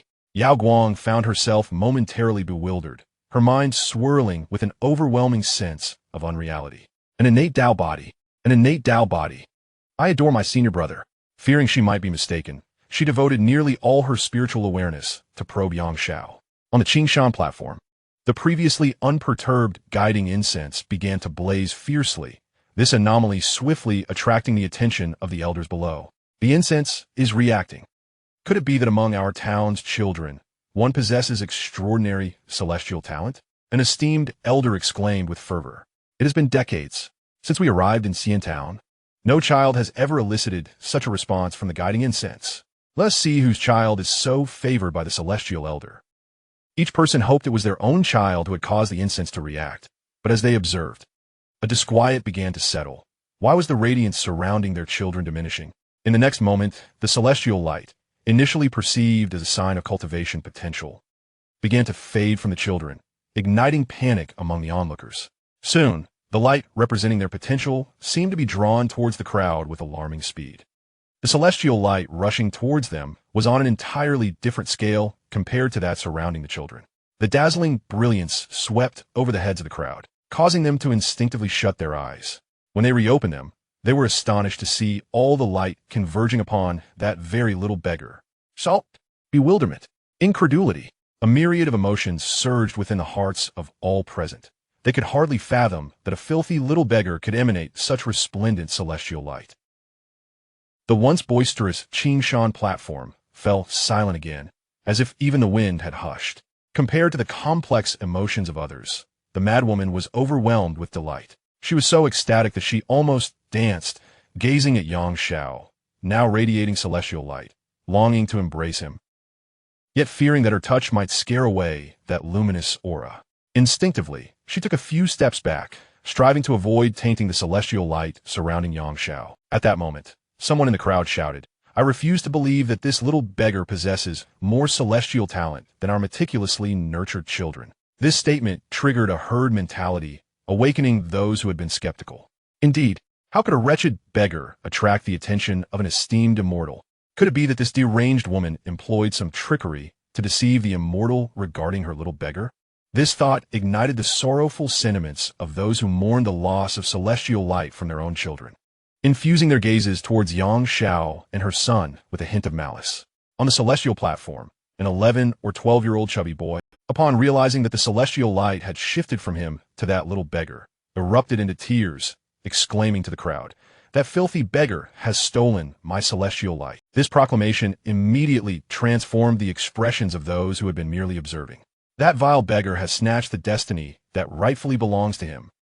Chapter 15. The intent to kill amongst the crowd. The heavens seemed to have been turned upside down. Anger surged within everyone's hearts. If that madwoman had merely taken a bit of their food, they might have settled for a beating. But now she had resorted to some dark sorcery to seize their children's fortunes, which was utterly unforgivable.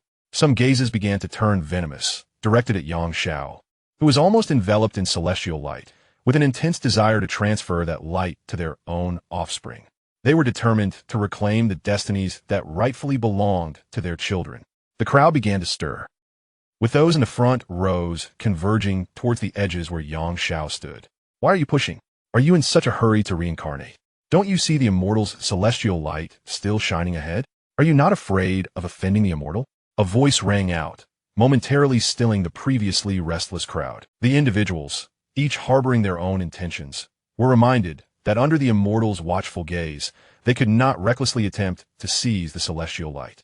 Time trickled by, and they watched helplessly as the celestial light surrounding Xianxia gradually dimmed. Despite their urgency, they dared not make a move. Xianxia noticed the seemingly simple-minded little nun staring at him in a daze. Feeling somewhat shy, he waved to her. "Greetings, sister nun." Yao Guang, suddenly jolted from a reverie, looked at the little child waving at her with delight. "You can actually see me." Xianxia, looking Buzlet, responded to her spiritual presence. "Shouldn't I be able to see you?" Yao Guang remained skeptical about Xianxia's ability to perceive her and tentatively asked, "What do I look like?" Xiao, uncertain of the intentions of this seemingly naive nun, nonetheless proceeded to meticulously describe her appearance. Upon hearing Xiao's precise depiction of her features, Yao Guang opened her mouth, momentarily at a loss for words. The spiritual presence itself is an enigmatic entity, invisible and intangible to those without cultivation. When they're brushed by this spiritual essence, they merely feel a cool breeze pass by, while those with lesser sensitivity might not feel it at all. Before her stood a child devoid of any cultivation, yet remarkably capable of perceiving her consciousness and tracing it back to her true appearance. This was an extraordinary gift indeed. What rendered Yao Guang most incredulous was the fact that, as a practitioner in the separation of spirit stage, she was seen through by a mere child with no cultivation, possessing only a hint of celestial talent. In the realm of cultivation, each level presents an insurmountable chasm, yet this little one seemed to transcend those barriers effortlessly. Could it be that I failed to solidify my nascent soul during my time in the nascent soul stage, causing my separation of spirit stage to be somewhat misleading? My senior brother has always praised my solid foundation. As various thoughts flitted through her mind, Yao Guang ultimately attributed Xiao's ability to perceive her true form to the exceedingly rare innate Tao body. Regaining her composure, Yao Guang endeavored to control her consciousness and approach Xiao, discovering that the distance between them had indeed diminished, filling her heart with joy. Observing the child's spirited gaze, she could not resist crouching down to gently pat Xiao's head, coaxing him softly. "Would you like to come to our 7 Stars Palace to cultivate?" Xiao gazed at Yao Guang's innocent and endearing face, waiting a few seconds before the mechanical voice of the system resonated once more. Task triggered. Apprenticeship. Task description. The host's innate talent has garnered the favor of the last Taoist in 7 Stars Palace, Yao Guang. She perceives great potential in you and extends an invitation to become her disciple. Will you accept the task? Task difficulty. Easy. Task duration. 5 years. Task rewards. Directed attributes. 10 points in Tao comprehension. Reward sword sheath. 7-star sword. Human grade. Reward technique. Carefree longevity art. Divine invocation record. Reward skill. 2 instruments, 4 symbols fist. Reward elixir. Foundation establishment pill. Failure penalty. Reclamation of innate Tao body. Upon hearing the system's mechanical voice, Xiao smiled sweetly at Yao Guang. "I wish to join the 7 Stars Palace for cultivation." Upon receiving his affirmative response, Yao Guang's heart soared with delight. She welcomed him. "We are thrilled to have you join our 7 Stars Palace." After this, she appeared to recall something. Her expression momentarily clouded with disappointment. "You can communicate directly with my consciousness, which almost made me forget that there is still some distance between us.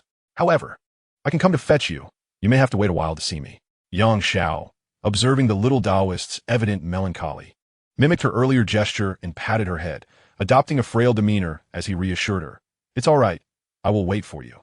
Yao Guang found this gesture rather amusing, standing up to look down at Xiao, who barely reached her thigh, and replied with a smile.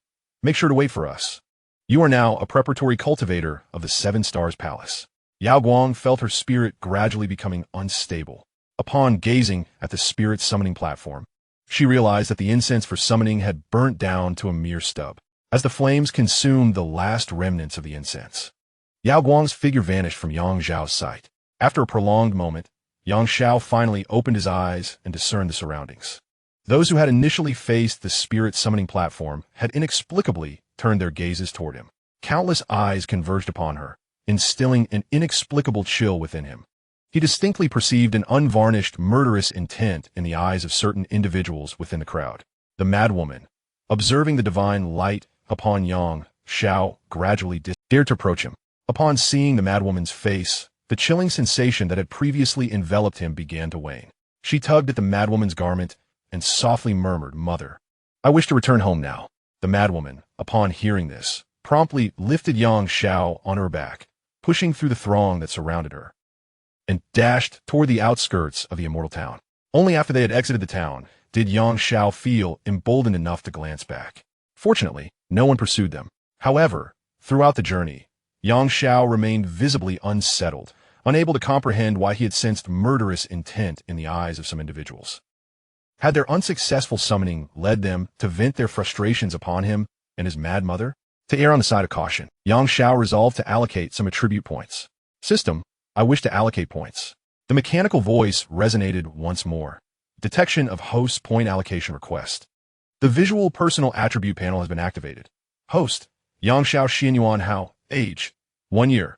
Illuminated sword sheath graph, heavenly grade, Xianyuan Divine Sword, affinity 85. Earth grade, Song Shui, affinity 35. Qing Xian, affinity 70. Human grade, Woofing Sword, affinity 100. Qixing Sword, affinity 100. Acquired sheath, none. Attribute, robuste physique, 2. Human affinity, 15. Royal bloodline bonus cannot be allocated at present. Comprehension of Tao, 0. Cultivation aptitude, 13. Luck, 4. Distributable attribute points, 20. Cultivation level, none. Tao body, innate Tao body enhances Taoist cultivation by 50. Technique, Xianyuan record, bloodline inheritance technique, activation condition, fondation establishment stage. Skills, chaotic cloak hammer technique, perfect. Mastery requirement, physique attribute, 5 points. Choosing to allocate points, he decided on physique 10, luck 10. Point allocation complete. Basic attributes, robust physique, 210. Human affinity, 15. Royal bloodline bonus, it cannot be allocated at present. Comprehension of Tao, 0. Cultivation aptitude, 13. Luck, 410. Physique value 5, un looking skill, chaotique cloak hammer technique. Chapter 16. Jealousy transformed into hatred. As he observed the alterations in the attribute panel, Xianxia felt a slight resurgence of the safety that had been rapidly dissipating moments ago. The enhancement of his physical attributes has significantly alleviated the pain that originally plagued Xianxia.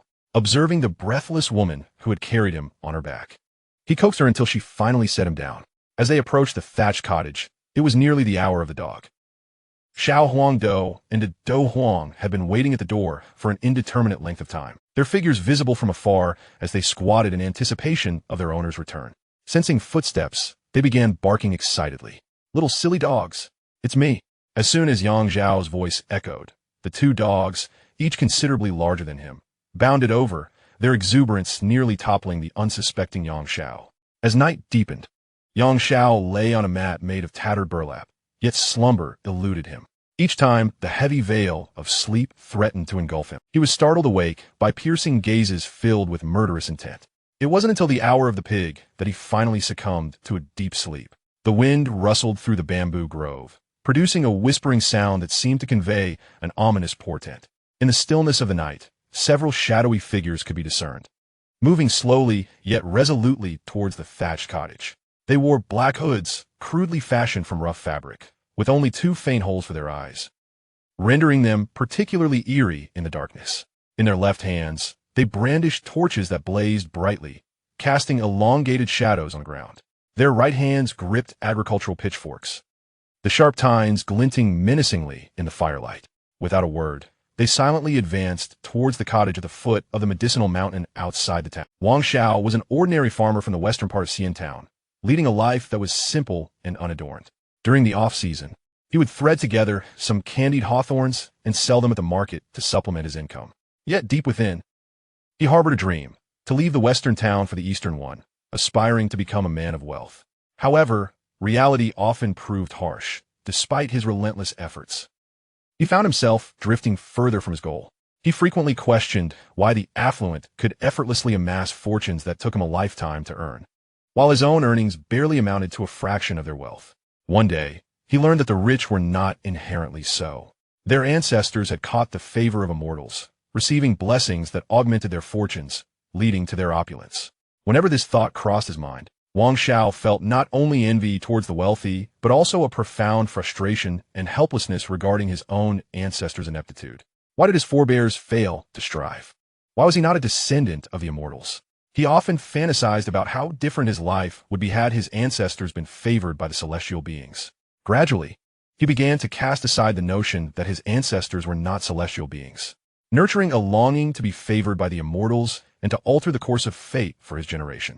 However, during the celestial summoning rituals, the platform was graced solely by the affluent youths of the eastern town, while he, hailing from a humble background in the western town, found himself unworthy of ascending the celestial stage. He He lacked even the right to reshape his own destiny. Each time the summoning occurred, he could only gaze enviously at the children from the eastern town standing upon the sacred platform, which represented his aspirations and dreams. Yet as he matured, he transformed from a bright-eyed youth into a weary middle-aged man, toiling endlessly for his family, forever forfeiting his chance to ascend the celestial stage. He buried his unattainable dreams deep within his heart, just as he lamented his lack of connection to the celestial path in this lifetime. He could scarcely believe that his seemingly dull and clumsy son would attract the attention of an immortal. The moment his son radiated with celestial light, his heart swelled with indescribable joy. Witnessing the divine glow enveloping his son, he felt as though the long overcast sky of his life had been illuminated in an instant. He shouted in elation, yet just as his decades-long wish seemed poised to be fulfilled through his child, he was devastated to see that the celestial light meant to fulfill his dreams had instead gravitated towards a wretched beggar, a mere scrap of humanity. At that moment, one could only imagine the fury that surged within him for that beggar. He yearned to reclaim the celestial light from that beggar, yet feared inciting the wrath of the immortal. Helplessly, he watched as the light, destined for his son, was absorbed by that pitiful child. Time and again, despair threatened to overwhelm him as he cried out, "Why? Why should an unwanted child from outside the town be bestowed with the favor of an immortal? It was my chance to come to the celestial town. Why should it be taken by an outsider?" Each time he pondered this, Xianxia felt as though his heart was bleeding. This turmoil robbed him of sleep, and he repeatedly vowed to reclaim the celestial fortune that belonged to his child. Even if he could not retrieve it, he would not allow it to be so easily given to a beggar. That celestial fortune was rightfully theirs, the Wang family's. Quietly, he locked the door, took a pitchfork from the woodshed, ensuring not to awaken his slumbering family or neighbors. As he stepped outside into the winter's biting wind, he pulled his clothes tighter around him. Halfway through his journey, a sudden burst of flames startled him, prompting him to seek refuge nearby. By the flickering light, he discerned the figure wielding the torch and was momentarily taken aback. The person bore an uncanny resemblance to his own attire. Hastily, he retrieved a fire starter and reignited the extinguished torch. He pursued the figure, who, upon noticing him, appeared momentarily flustered, yet remained silent upon recognizing his garb. They seemed to share an unspoken understanding as they both ventured toward the outskirts of the town. As they ventured further from the town, Xianxia found himself increasingly astonished. Not far from them, flickering lights danced in the darkness, and the attire of their bearers closely mirrored his own. They exchanged glances, yet no words were spoken. It was as if everything existed in unspoken understanding. After traversing half an hour on foot, they finally beheld a thatched cottage nestled within a bamboo grove. The seven of them tiptoed cautiously, but just as they approached the cottage, a sudden cacophony of barking erupted. Rather than instilling fear, the sound emboldened them, and they rushed heedlessly into the confines of the cottage's fence. Illuminated by the torchlight, he discerned the two barking dogs. In the past, the sight of such imposing beasts would have sent shivers down his spine. Yet now, flanked by 6 companions, he felt an invincible courage. As the dogs lunged towards him, he thrust his steel fork into one, piercing its body. Blood splattered across the ground, yet the dog continued to snap ferociously at him. He relentlessly stabbed at the creature until it lay lifeless at his feet. He vividly recalled the brute strength of that dog, akin to a frenzied wolf. But what did it matter? It too succumbed to his steel fork. As for the other dog, it had already been dispatched by one of his companions with a heavy blow, silenced before it could utter a single bark. Chapter 17. The Mad Woman. Xianxia was roused from slumber by the frenzied barking of Dao Huang. Pushing open the window of the thatched cottage, he glimpsed several burly men approaching with torches in hand. He hastily shook the mad woman awake, intending to escape from the rear, but those men, as if orchestrating a trap, had already surrounded the cottage. The flickering flames cast shadows through the cottage's windows, and taking a deep breath, Xianxia stepped outside with the madwoman. Upon seeing the imposing figures wielding torches, the madwoman trembled uncontrollably, clutching Xianxia tightly and casting wary glances at the men. The torchbearers, observing her terror, felt a perverse thrill of dominance swell within them. Xianxia steadied himself, uncertain of their intentions, and cautiously inquired, "You are from the town, are you not? What is your purpose? Our humble abode holds no treasures of value." The men regarded the small child, bemused by his pretentious tone. Though reluctant to admit it, they found themselves unexpectedly impressed by the barely 1-year-old. I have come to reclaim the celestial fate that you have usurped for my son. Xianxia furrowed his brow, realization dawning upon him. No wonder the gazes directed at him today were rife with resentment. His exceptional aptitude had rendered the mediocre talents of others invisible to Yaoguan. Because of my remarkable excellence, your children were eliminated, leading to your resentment towards me? How absurd is that logic? Xianxia felt somewhat speechless as he gazed upon the 7 imposing figures before him. He pondered whether his physique, which was merely average, stood any chance against them.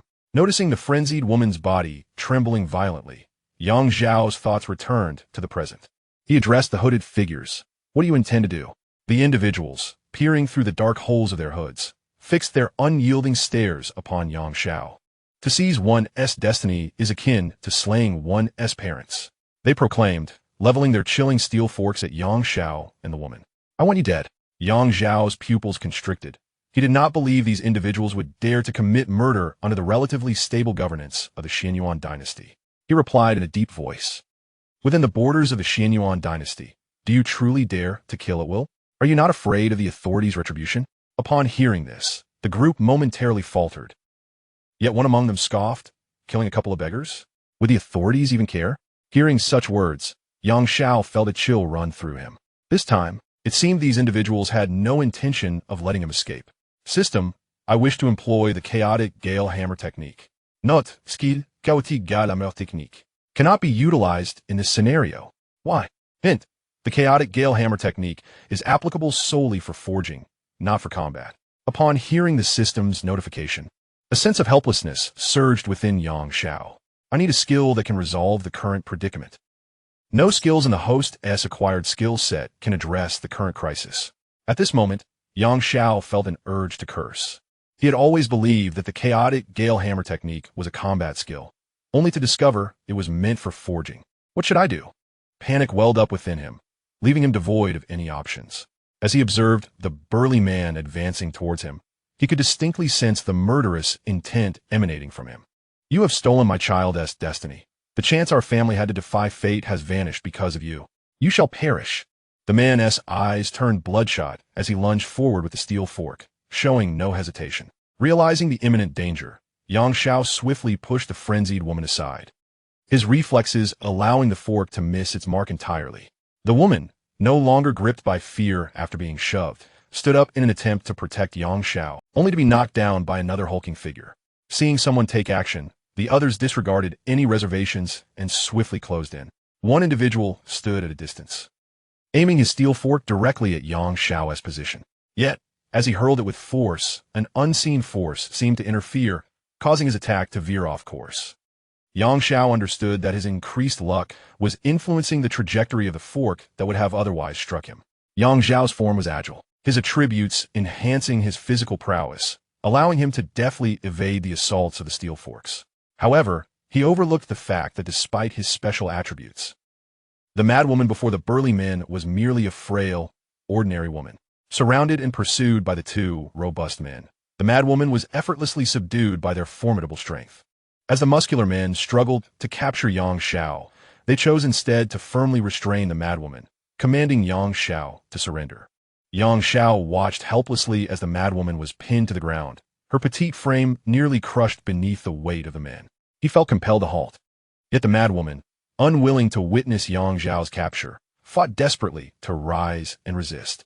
How could a frail woman, long deprived of proper nourishment, hope to escape the grasp of such a powerful man? Run, little one, quickly flee to a place where they cannot find you. Xiao's heart ached as he listened to the madwoman's frantic cries. Reason urged him to heed her advice. He could not contend with these men and should escape to return stronger for her rescue. Yet emotion held him captive, robbing him of the courage to abandon her. Seeing Xianxia immobile, the madwoman resembled a frenzied leopard, struggling fiercely against the ground, clawing at the frozen earth as if to create a pit.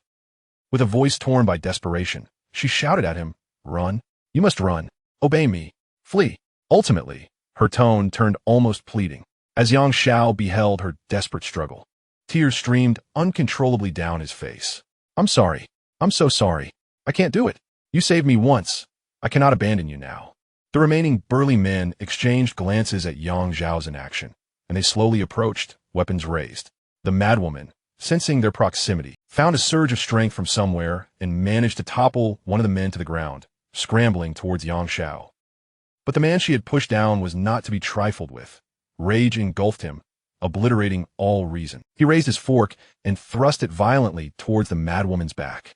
The sickening sound of steel piercing flesh erupted, a horrific bloom of crimson exploding before Xianxia's eyes. He stood frozen, staring at the madwoman rushing towards him, only to witness her collapse like a withered leaf at his feet. A void enveloped his mind, as if something within him shattered at that moment. A lump lodged in his throat. Xianxia felt as though all his strength had been siphoned away. An emotion known as grief exploding within his heart. He yearned to embrace the madwoman, yet it seemed that all his energy had been utterly drained at that moment. In his vacant gaze, a steel fork loomed larger as it hurtled towards his chest. Chapter 18, Little Yellow Bean. With a sickening thud, the cold steel fork pierced through Xianxia's chest. He felt no pain. Rather, the anguish within him eclipsed any physical suffering. Inch by agonizing inch, he crawled forward, but just as he was about to touch the lifeless body of the madwoman, he was abruptly seized by the burly men. They marveled at the resilience of this small beggar, who could still move despite being impaled. Without a shred of sympathy, they callously tossed Xianxia's body alongside the corpse of the madwoman into the thatched hut. They ignited the hut with their torches, and as the flames met the flammable straw, they surged skyward, casting an orange glow upon the 7 men's dark hoods. Encircled by the flickering flames, none could discern the thoughts swirling in their minds. They turned and departed after erasing any trace of their presence. Inside the thatched hut, the madwoman's body was entirely engulfed in flames, and Xianxia could only watch helplessly, unable to do anything, not even preserve the madwoman's remains. A feeling of resentment quietly took root in his heart. The roaring fire around him would soon consume everything.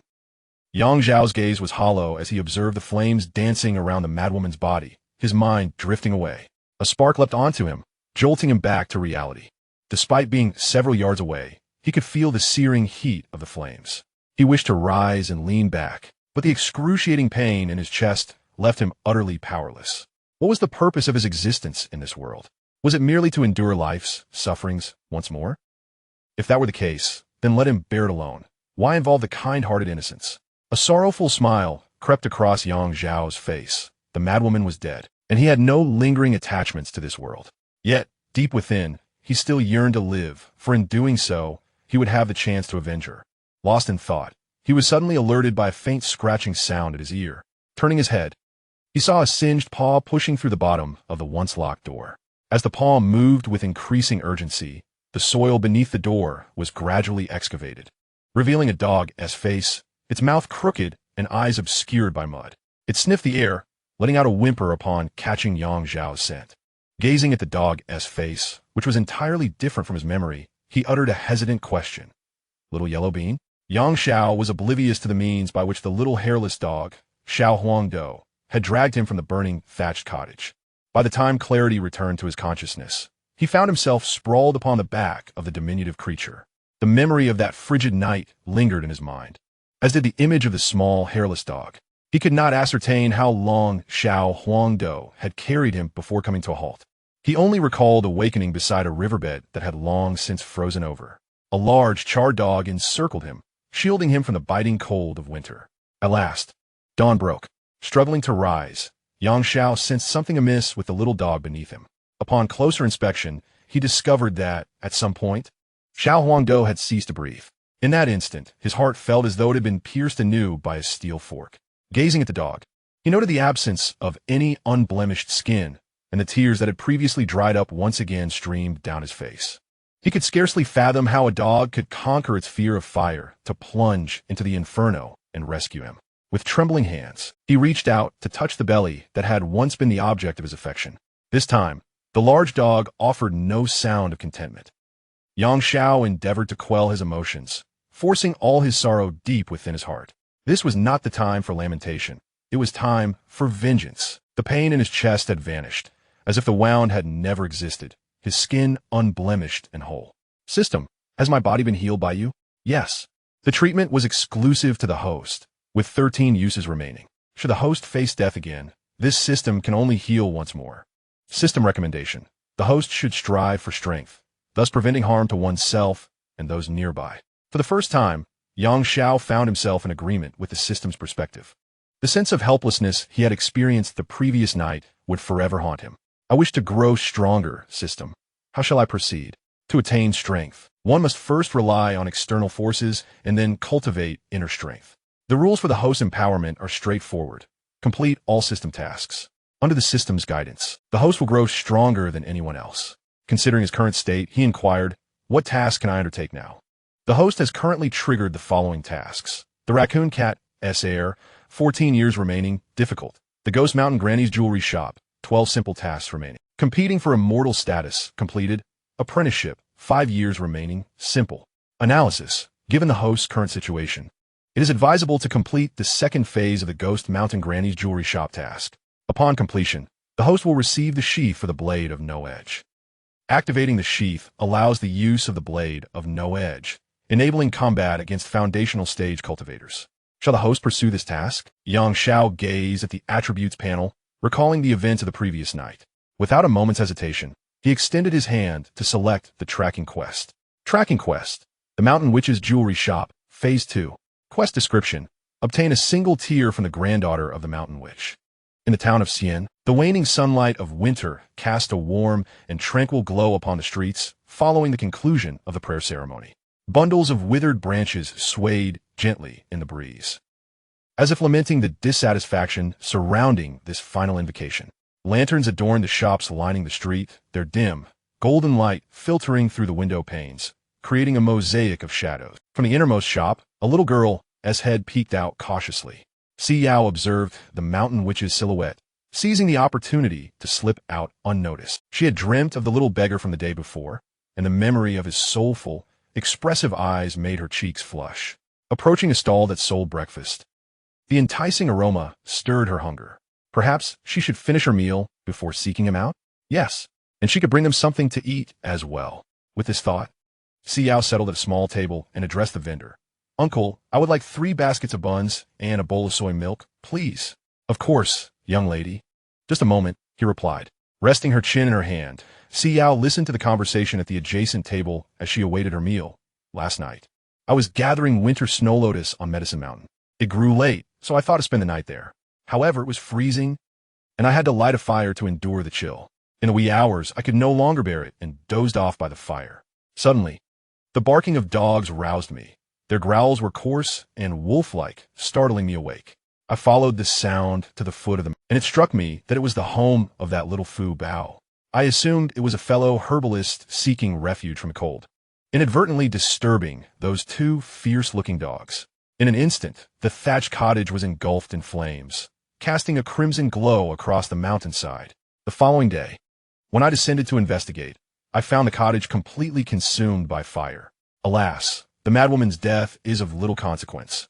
Living brought her nothing but torment. Yet, I mourn for that spirited little child, who perished alongside her deranged mother in that inferno. Chapter 19. The Unfettered Sword Intent. Xiao listened intently to the herbalist's words, initially captivated, but as the tale unfolded, a sense of familiarity washed over her. When she heard about the madwoman and the spirited little child, her mind momentarily faltered. Could the herbalist be referring to the little boy from yesterday, the one who made her heart race? She rushed to the herbalist's table, urgency in her voice. "Sir, are you certain that the burning thatched cottage contained a 1-year-old boy and a woman of unsound mind?" The herbalist cast a glance at Xiao and remarked, "What business is it of a young girl like you to inquire about such matters? These are not matters suited for someone of your tender age." At that moment, Xiao was on the verge of tears. She had finally encountered a young boy who made her heart flutter, only to learn that the childhood husband she had cherished was destined to meet an untimely demise. With desperation, she pleaded with the herbalist, "Please, tell me where they are now. That child means everything to me." Observing the tearful little girl, the herbalist softened his previously stern demeanor. "They're at the foot of the medicinal mountain, in the straw hut just outside the town. But do not venture there. The charred remains beneath the burnt house have yet to be cleared, and it is quite ghastly." He had anticipated that his words would dissuade the girl, who appeared to be no older than 7 or 8. However, Before he could finish speaking, she was already racing towards the town's outskirts. Watching her retreating figure, a sense of dread washed over him. What if this curious little girl stumbled upon the corpses and was frightened into a state of distress? What would he do if the parents of that child came seeking him out, blaming him for encouraging their offspring to seek out the charred remains? The thought of potential troubles ahead made him shudder. He hastily finished his breakfast and fled the scene. Xiao ran with fervor, her physique nurtured by the divine sword Xianxia, allowing her to reach the straw hut at the mountain's base in less than the time it takes to brew a cup of tea. Even from a distance of several dozen paces, she spotted the burnt structure. The air was tinged with a chilling breeze that carried the unmistakable scent of charred flesh, causing her earlier flicker of hope to dissipate like smoke. He truly had perished. As she pondered the fate of the spirited little boy who had now become nothing more than a charred remnant buried beneath the ashes, a profound sense of dissonance between reality and her dreams engulfed her. In that moment, she remained oblivious to the subtle tremor of the Xianxia's sword-shaped ornament affixed to her forehead, as emotions of loss and sorrow seeped through, compelling her to weep. Only a day had passed since their acquaintance. Why did the confirmation of his death evoke such uncontrollable tears? Could it be that in a past life, they were indeed a pair of eternal celestial partners? Overwhelmed by sorrow, Xiao's thoughts spiraled, and ultimately, a single tear escaped her eye. Simultaneously, along a desolate path, a slight figure raced towards the direction of Xian Town, his eyes ablaze with unyielding fury and a tempest of resentment swirling around him. He resolved to first visit the jewelry shop of the Mountain Witch. By any means necessary, he would procure a single tear from that little girl. Upon activating the sword sheath, one could wield the bladeless sword and subsequently obliterate those wretched beings. Detected tears shed by the divine sword-esque benefactor. The second phase of the task at Old Granny Ghost Mountain's jewelry shop has been completed. Affinity with Xianxia, 10 current affinity, 80. Reward, sword sheath, bladeless sword sheath, capable of holding 10 bladeless swords, concealed within the secondary system space. Attribute points, 5. As this is the host's first acquisition of a sword sheath, the accompanying technique bladeless sword intent, Xian level, medium grade, has been awarded. A series of system notifications caused Yang Zhao's hurried steps to momentarily falter. He found himself somewhat bewildered by the system's announcement regarding the completion of the second phase task at the jewelry shop without his involvement. System: I wish to learn the technique bladeless sword intent. Congratulations, host. You have successfully mastered the Xian level medium grade bladeless sword intent. The instant the system's voice faded, Xianxia felt an overwhelming surge of knowledge concerning sword intent proliferating within his mind. Bladeless sword sheath, manifest!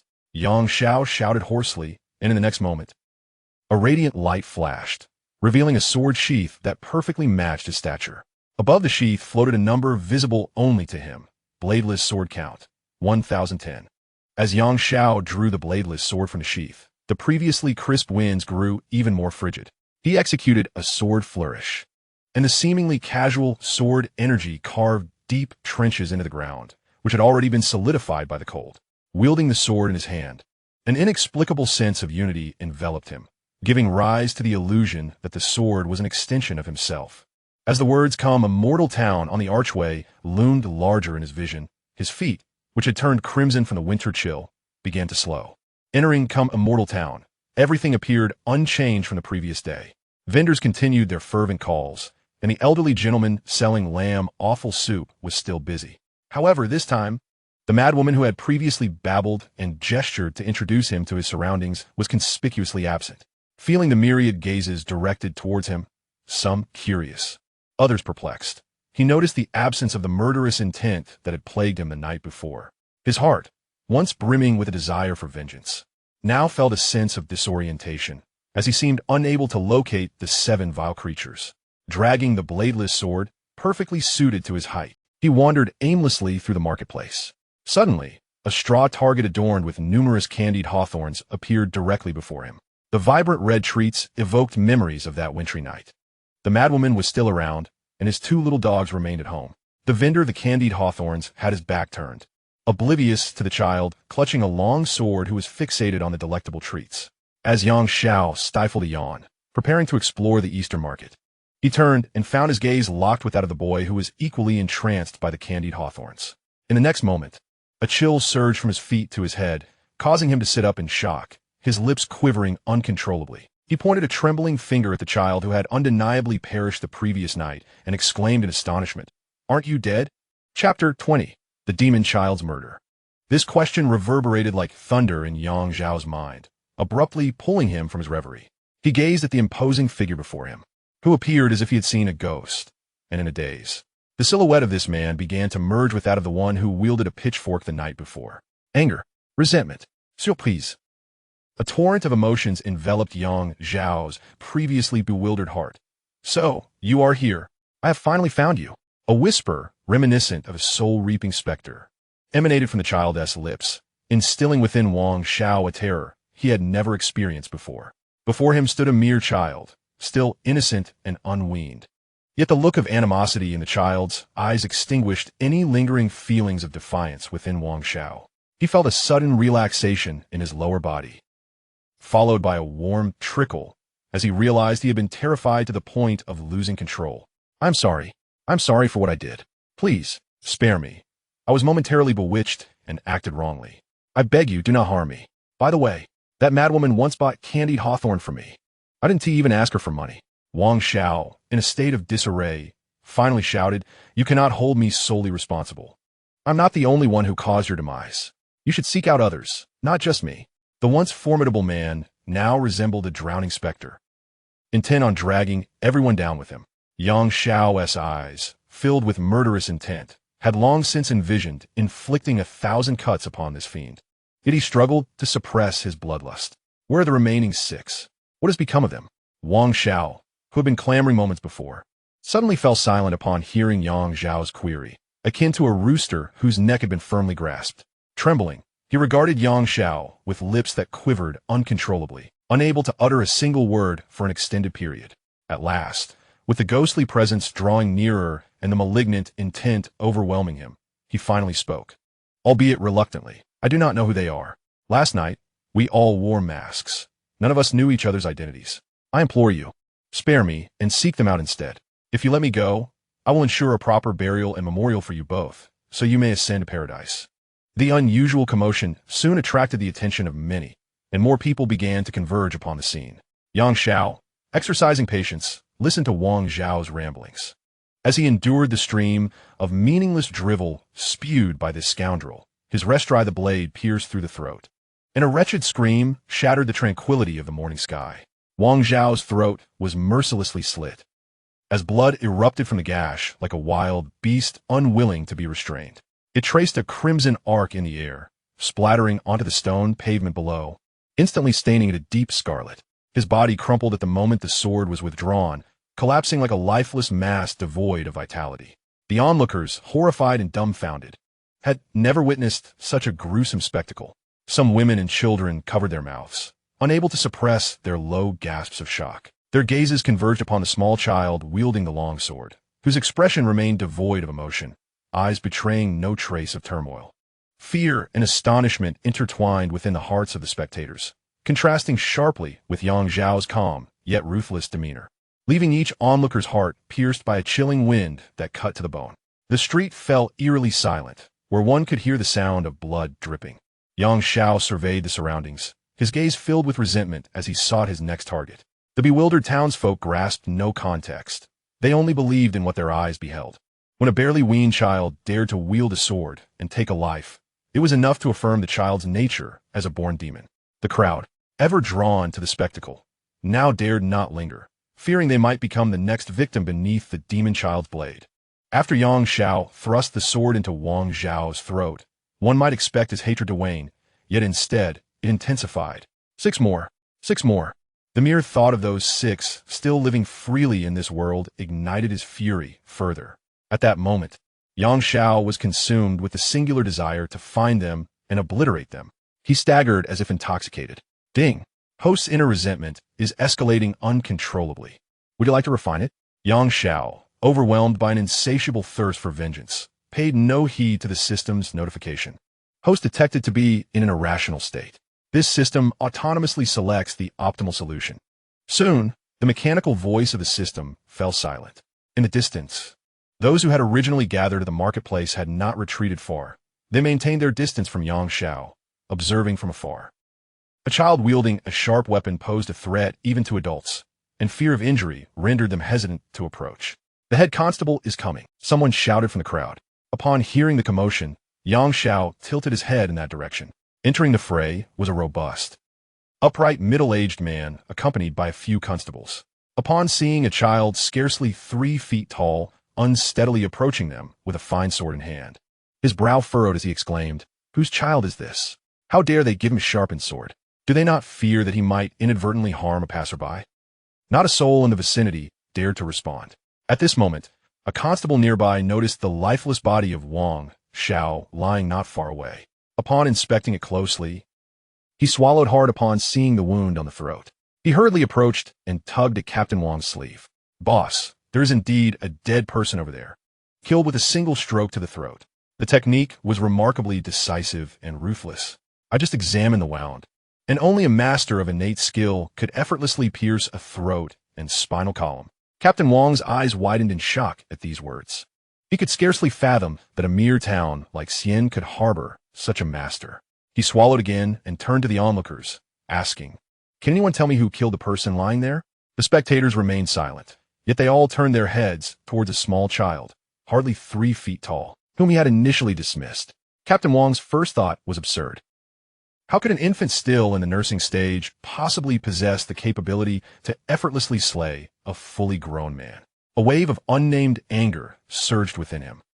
He felt the onlookers were mocking him. He raised his voice once more in inquiry. "Can anyone tell me who killed the person lying there?" This time, the crowd did not merely gesture. They spoke in unison. It was that child wielding the long sword.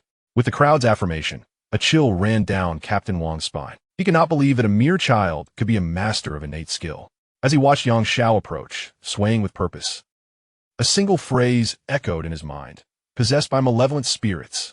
At that moment, Xianxia was consumed by an insatiable desire for vengeance and hatred. Initially, his mind was clear, but as time dragged on, he yearned to locate the remaining 6 scoundrels and crush them. At that instant, he found himself facing 6 constables garbed in uniform. Though a fleeting doubt crossed his mind, he quickly dismissed it when he noted their physiques, which were comparable to those of the individuals from the previous night. His resentment swelled uncontrollably. "6. Only you 6 remain. You deserve death. You shall be ground to pieces," he roared as he brandished his weapon and charged at them. Chapter 21. "Please, Goddess Jiang, save me." Xianxia, wielding his weapon, rushed toward Captain Wang and the others with such speed that it made the onlookers' hearts race. How can this little one move so swiftly? Someone gasped from the crowd. Had they not been standing at a distance, they would scarcely have been able to discern Xiao's movements. Clang! The sound of metal clashing echoed across the vast marketplace. The crowd turned towards the noise, only to witness a child, barely 3 feet tall, leap high into the air, striking down upon Captain Wang's head with his sword. True to his reputation as a renowned catcher, Captain Wang instinctively raised his broadsword just in time to block the blow, narrowly averting decapitation. In a fleeting moment, Captain Wang sensed something amiss. He raised his gaze to the blade in his hand and was astounded to discover a profound notch had appeared on its edge. "What on earth?" Captain Wang exclaimed. His weapon, forged from the finest materials, should never have been cleaved by a mere child with a single strike. He hastily repositioned himself, maintaining a distance from Xianxia, as a sharp pain radiated from his palm, dispelling any notions of underestimating his opponent. This little rascal was no ordinary human. He was clearly possessed by a malevolent spirit. Doubts began to creep into Captain Wang's mind. Before assuming the role of captain, he had served in the Imperial Guard and had witnessed firsthand a possessed individual massacre an entire town. Had it not been for the presence of a chi refinement stage cultivator among them, he would have perished that day. "Brothers, charge. It's just a small brat. How much trouble can he really cause?" Watching his superior falter against a child still in his infancy, one of the officers shouted to the others, who exchanged glances and began to encircle Xianxia. Captain Wang, observing the youthful officers acting like reckless fools, barked, "You dim-witted lads, don't rush in. That child is not to be trifled with." No sooner had he spoken than Xianxia, previously encircled, suddenly leaped into the air, effortlessly breaking free from their grasp. The inexperienced officers stood frozen, having never witnessed anyone leap to such heights. "Run! What are you standing there for?" Captain Wang urged frantically, frustrated by the dawdling youths who continued to gawk upward. In the next instant, Xianxia, who had ascended, plummeted swiftly towards the ground, causing the still-dazed officers to finally realize the peril they were in. They attempted to flee, but it was too late. With a casual flourish of his blade, dozens of sword energies shot forth from Xiao's weapon. In an instant, 5 vibrant blossoms of crimson erupted upon the 5 men, the resulting mist of blood splattering across Captain Wang's face. A thick metallic scent pervaded the street, sending the previously unruffled bystanders into a panic as they screamed and scrambled away in terror. Within mere moments, only Captain Wang remained. Gazing at the 5 bodies sprawled on the ground, uncertain of their fate, Captain Wang's heart ached profoundly. Several among them had only recently started families. If anything were to happen on his watch, how could he possibly explain it to their loved ones? He contemplated advancing to assess their condition. Yet as he beheld Xiao approaching him step by step, he found himself paralyzed with fear. I can barely protect myself. Is there no one to assist me? Captain Wang's heart cried out in despair. Just as hopelessness enveloped him, an ancient, resonant voice drew near, echoing in his ears. It has only been a day since we last met, and how is it possible for a child, who has never practiced cultivation, to harbor resentment rivaling that of a golden core cultivator? What have you truly endured? Wang Butu turned his head, only to find himself utterly alone. A wave of terror washed over him, first encountering a specter, then a ghost. What manner of day was this? Granny Shan lifted her gaze to the towering figure before her, her displeasure evident. With a sharp rap of her cane upon Wang Butu's instep, she admonished, I may be of diminutive stature, but could you not lower your head and speak to me directly? Wang Butu winced in pain, glancing down to behold the small, elderly woman. A surge of relief coursed through him. Anyone capable of appearing silently at his side must surely be a master. He yearned to speak to Granny Shan, but she swiftly interrupted him. Do not waste your breath on trivialities. This little one is consumed by resentment. If you wish for the townsfolk's survival, you must beseech your town's guardian spirit and inquire what means she might offer for resolution. What are you waiting for? Hurry! Wang Butu nodded fervently, and with Granny Shan's approval, he fled the scene as though pursued. Xiao observed the last of the burly men attempting to escape his sight, and, without a second thought, sought to pursue him. Yet, no matter how he ran, he found himself unable to venture beyond a mere 10 paces. Granny Shan, witnessing the malice etched upon Xiao's face, felt a pang of anguish in her heart. She approached him, gently wiping the sweat from his brow, and in a soft voice inquired, What troubles you, dear child, to provoke such bitterness within? Where is your mother? Sensing another's intent to reach out to him, Xiao instinctively attempted to evade her touch, but found it impossible to escape.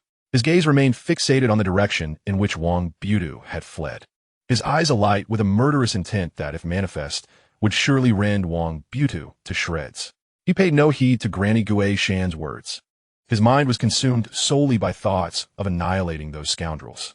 Wang Butu continued his frantic flight, not daring to entertain the notion of halting. Despite being nearly out of breath and racked with pain in his abdomen, he pressed on. He remained unaware of which guardian spirit the old woman had mentioned. In other regions, such spirits were often the manifestations of mountain spirits or ethereal beings that had attained the status of land deities.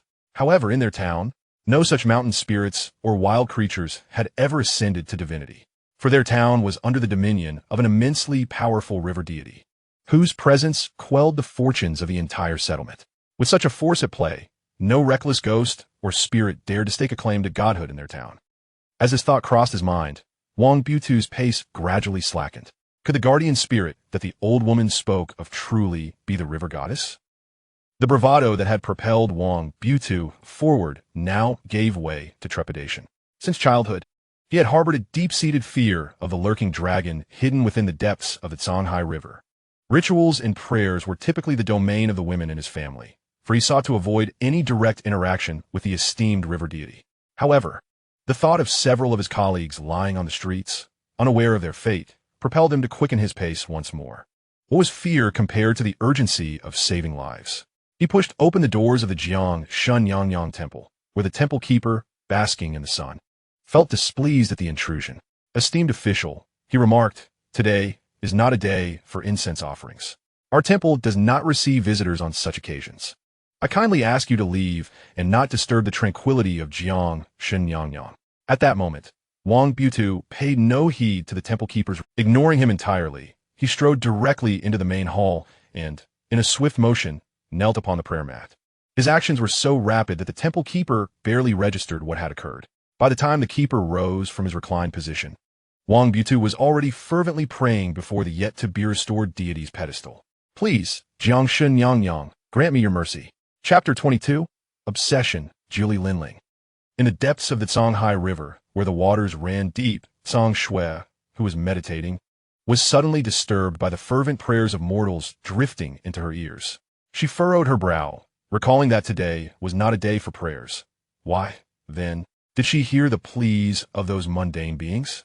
Initially, she had no intention of responding, yet the relentless supplications of the man stirred her composure. Did the temple keeper not realize that today was a day of rest for the deity, a day when mortal appeals were unwelcome? How dare he allow such disturbances in my sacred space? Was he seeking to invite trouble upon himself? Song Shui pondered. Yet even as she attempted to block her divine consciousness, the incessant prayers continued to resonate in her mind. Eventually, her patience wore thin, and she withdrew from her contemplation. I am curious to see who is calling for help. The temple keeper, desperate and anxious, struggled to pull Wang Butu from the mat. Fully aware that today was a day of rest for Xianxia, a day when interruptions by mortals were most unwelcome. Yet this man, oblivious to the danger, dared to disrupt the deity. If he could overpower the burly official in uniform, he would have thrown him out long ago. As the incense on the altar began to burn with an intensity threefold its usual rate, a celestial figure appeared beside the once empty pedestal. Wang Butu, taken aback by the sudden manifestation of Xianxia, found himself momentarily speechless. The temple guardian, who sensed the arrival of the river goddess, fell to his knees upon witnessing her ethereal form materialize before him. With tears streaming down his face, he pointed at Captain Wang and cried out, "Your Excellency, you have disturbed the tranquility of the goddess's dreams. I cannot bear the blame for this transgression. I implore you to mete out your punishment." Song Shui regarded this rather clumsy display with a sidelong glance before responding coolly, "Then you shall atone with your life." The temple guardian's sorrowful countenance instantly transformed into a beaming smile as he attempted to ingratiate himself with Song Shui, hoping to evade punishment. Without so much as a glance in his direction, Song Shui addressed the mortal, reeking of wine, lust, and greed. "Do you comprehend the consequences of disturbing me? Such an affront could result in your skin being flayed from your bones." Captain Wang hastily lowered his head, trembling like a sieve caught in a tempest. He repeatedly bowed deeply, exclaiming, "Great Lady of the River, I am acutely aware that interrupting you outside of prayer is most inappropriate. Yet I was left with no choice but to intrude upon your slumber. If you do not intervene, we may face the wrath of malevolent spirits in our town." Upon hearing his words, Song Shui's elegant brows furrowed slightly. "Such nonsense. In my domain, what malevolent spirit would dare to encroach?" She admonished. "Lies will result in your tongue being severed." With no alternative, Captain Wang relayed the tale of the malevolent child wreaking havoc and slaughtering innocent villagers. "I swear on my life, if my words bear even a hint of falsehood, you may strike me down where I stand. There is an elder controlling the child, and it is under her guidance that I have come to disturb you." Song Shui closed her eyes, sensing the deep-seated animosity emanating from the eastern street of the town. She raised an eyebrow. The intensity of this hatred was remarkably pure, devoid of any other intention. Such a pristine emotion felt eerily familiar. With her eyes shut, she summoned her spirit to manifest directly on the eastern street. Captain Wang, witnessing the sudden absence of the river goddess, turned his gaze towards the now rejuvenated temple guardian, who had returned to his previous state of leisurely basking in the sun. Not rushing to answer the confusion in Wang's eyes, the guardian strolled to a nearby table, poured himself a cup of tea, and drank it down leisurely. "No need to kneel. The goddess has departed for the place you just came from." Meanwhile, the ghostly elder, upon seeing the sudden appearance of Song Shui, quickly bowed and clasped her hands in greeting. "I am the spirit keeper of the Ghost Mountain clan, honored to meet the river goddess." Song Shui turned her gaze to the elder, nodding in acknowledgement, before focusing her attention on Xianxia. She found herself momentarily taken aback as she observed the overwhelming tide of hatred radiating from him.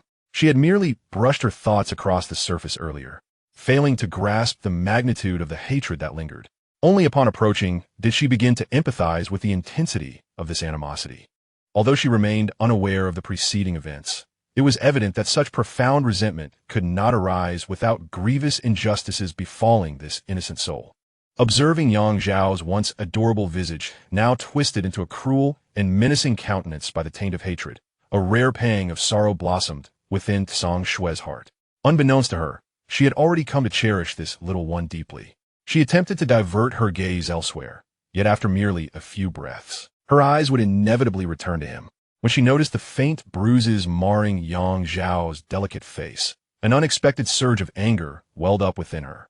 She turned to the old woman of Ghost Mountain, a flicker of unrecognized ire flashing in her eyes. "Did you inflict the wounds upon this child's face?" The old woman felt the weight of a piercing gaze upon her, leaving her momentarily bewildered. She replied candidly, "I did not harm the child. I merely employed a binding technique on him."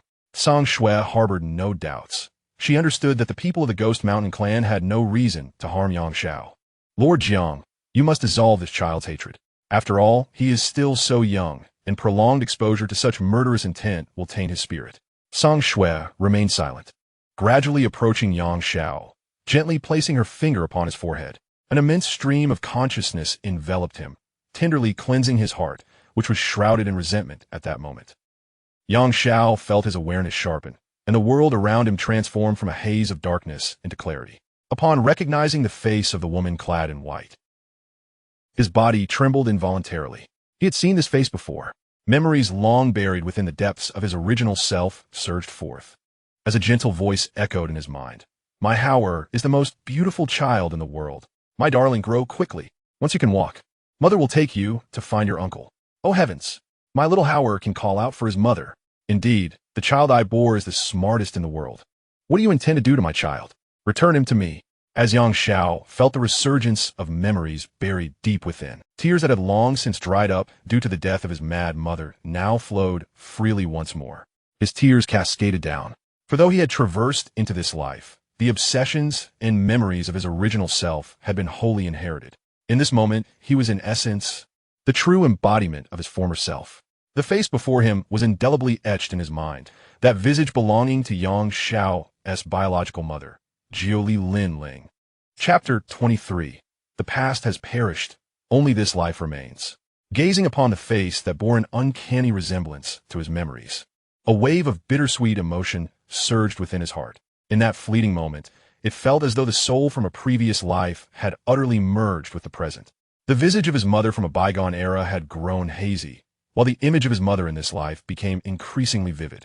Regardless of the past or the present, the essence of motherhood was intertwining seamlessly. He even sensed that the memories of his former life were gradually fading, replaced by a profound sorrow and a sense of injustice. The countenance of Jiuli Linling stripped away the pretense of his youthful form, exposing his vulnerability.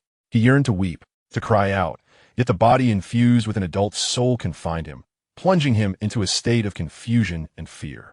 Presently, apart from the soul that traversed time, the remainder of him was merely a one-year-old child. The once crazy mother, to whom he could have poured out his grievances, had vanished from his life. He could only cling to a flicker of resentment to prop up his battered heart, striving to prevent his fragile spirit from shattering. Yet, he overestimated his own resilience. In his quest for vengeance against those who had wronged him, he remained blinded by his inner turmoil. Just as negativity seeped into his heart, the visage that lay hidden in the depths of his memory suddenly materialized before him. This face provided the support his heart so desperately needed. Without a second thought, he embraced Tsang Shui, craving someone to offer him emotional solace. Upon being unexpectedly enveloped by Xianxia, Tsang Shui stiffened momentarily. Though she typically recoiled from contact with humans, today was different. She found herself unable to push him away. "Mother, I am so weary. I do not understand why I have come to this world, which is devoid of kindness. The people here bully me. I merely wish to live in peace. Yet, why is it that such a simple desire cannot be fulfilled? My beloved crazy mother and Xiao Huang Do perished in their attempt to protect me, leaving only me to survive. I long for retribution, but I cannot find those who committed these heinous acts." Yang Xiao sobbed repeatedly, as if he had finally discovered an outlet for his pent-up emotions. No longer needing to disguise himself with the guise of an adult soul. Feeling the warmth of tears soaking his legs, Tsang Shui hesitated, her hand hovering in the air. wishing to comfort him with a gentle touch on his shoulder. However, her hand remained suspended, as if paralyzed by uncertainty. She could only listen patiently, like a novice unsure of how to respond, to Xianxia's plaintive cries. Although his words were somewhat disjointed, the attentive old woman, Gui Shan Popo, could still discern the essence of his tale. Had that madwoman truly perished last night? It was a pity to lose such a good person. A soft sigh escaped her lips as she gazed at the little one nestled in the embrace of the river god, a wave of compassion swelling within her. The intermittent sounds of Xianxia's sobbing and his deeply felt grievances ignited a nameless fury within Xianxia, causing dark clouds to gather ominously in the sky above. Breathless from his recent exertion, Captain Wang felt a sense of absurdity wash over him as he beheld the goddess Jiang cradling the malevolent child, possessed by an evil spirit, in her arms. It was a well-known tale throughout the generations of Xiantown that the goddess held disdain for mortal interaction. Yet here she was, embracing a bloodthirsty demon child. Leading him to speculate ominously, was the goddess Jiang conspiring with this demon to annihilate Xiantown? Looking up, he observed that dark clouds encircled the town, obscuring even the faintest rays of sunlight, as if heralding the arrival of a dark era. Could it be that Xiantown was destined for destruction because of this child? As this thought crossed his mind, an overwhelming wave of despair surged through him, akin to the relentless tide of the sea. No, I cannot stand idly by and watch my ancestral home, Xiantown, be obliterated by the actions of a mere child. Even with the goddess Jiang's protection, I must vanquish this demon child. Resolute, he hefted his great blade without a moment's hesitation, aiming it at the weeping Xiao still nestled in Xianxia's embrace. Yet just 5 paces away from his target, he was sent sprawling by a surge of celestial light, akin to a kite severed from its string, crashing heavily to the ground. Do you wish to die? Xianxia's frigid voice reached him, sending a wave of panic through Captain Wang as he struggled to rise. My lady, I harbor no disrespect toward you. My aim was solely the demon child. Xianxia did not meet his gaze, her attention fixed on the now quiet Xiao. The old woman from Ghost Mountain approached Captain Wang, shaking her head. As an official, you dare to label a tormented child a demon? It fills me with shame. Captain Wang stared blankly at the old woman, confused by her words. You, as a government officer, only concern yourself with the lives of the wealthy and powerful. Yet you have never once pondered the plight of those struggling to survive. Tell me, how many impoverished souls perished last winter? Captain Wang stammered, unable to articulate a response. You are indifferent, hence you are unaware. The total was 26. Even a reclusive old woman like me knows this. At this point, the old woman seemed to be filled with righteous indignation as she regarded the bewildered Captain Wang. Do you comprehend why this child, whom you so readily denounce as a demon, wielded a sword and took to the streets? Because he struck down those deserving of death. Just last night, 7 vile brigands invaded their home, murdered his mother, and attempted to burn him alive within a thatched hut. Had it not been for his remarkable fortune, he would have perished long ago. I ask you, if such a grudge were placed upon you, would you seek vengeance or not? Captain Wang remained in a state of confusion. While he grasped the essence of the old woman's words, he struggled to reconcile the notion that a mere child, even one clouded by vengeance, could single-handedly overpower 6 seasoned captains. He gazed at Xiao, tenderly cradled by the goddess of the river. A thought seemed to flicker in his mind, prompting him to rise swiftly. Could it be that this child was not the so-called demon child, but rather a celestial being? After all, how could a divine entity like the goddess of the river, who had existed for centuries, be willing to allow a wicked demon child to come into contact with her? Realizing the recklessness of his earlier actions, he blushed as he stood and offered his apologies to both the goddess and Xiao. I must confess, my earlier behavior was indeed hasty.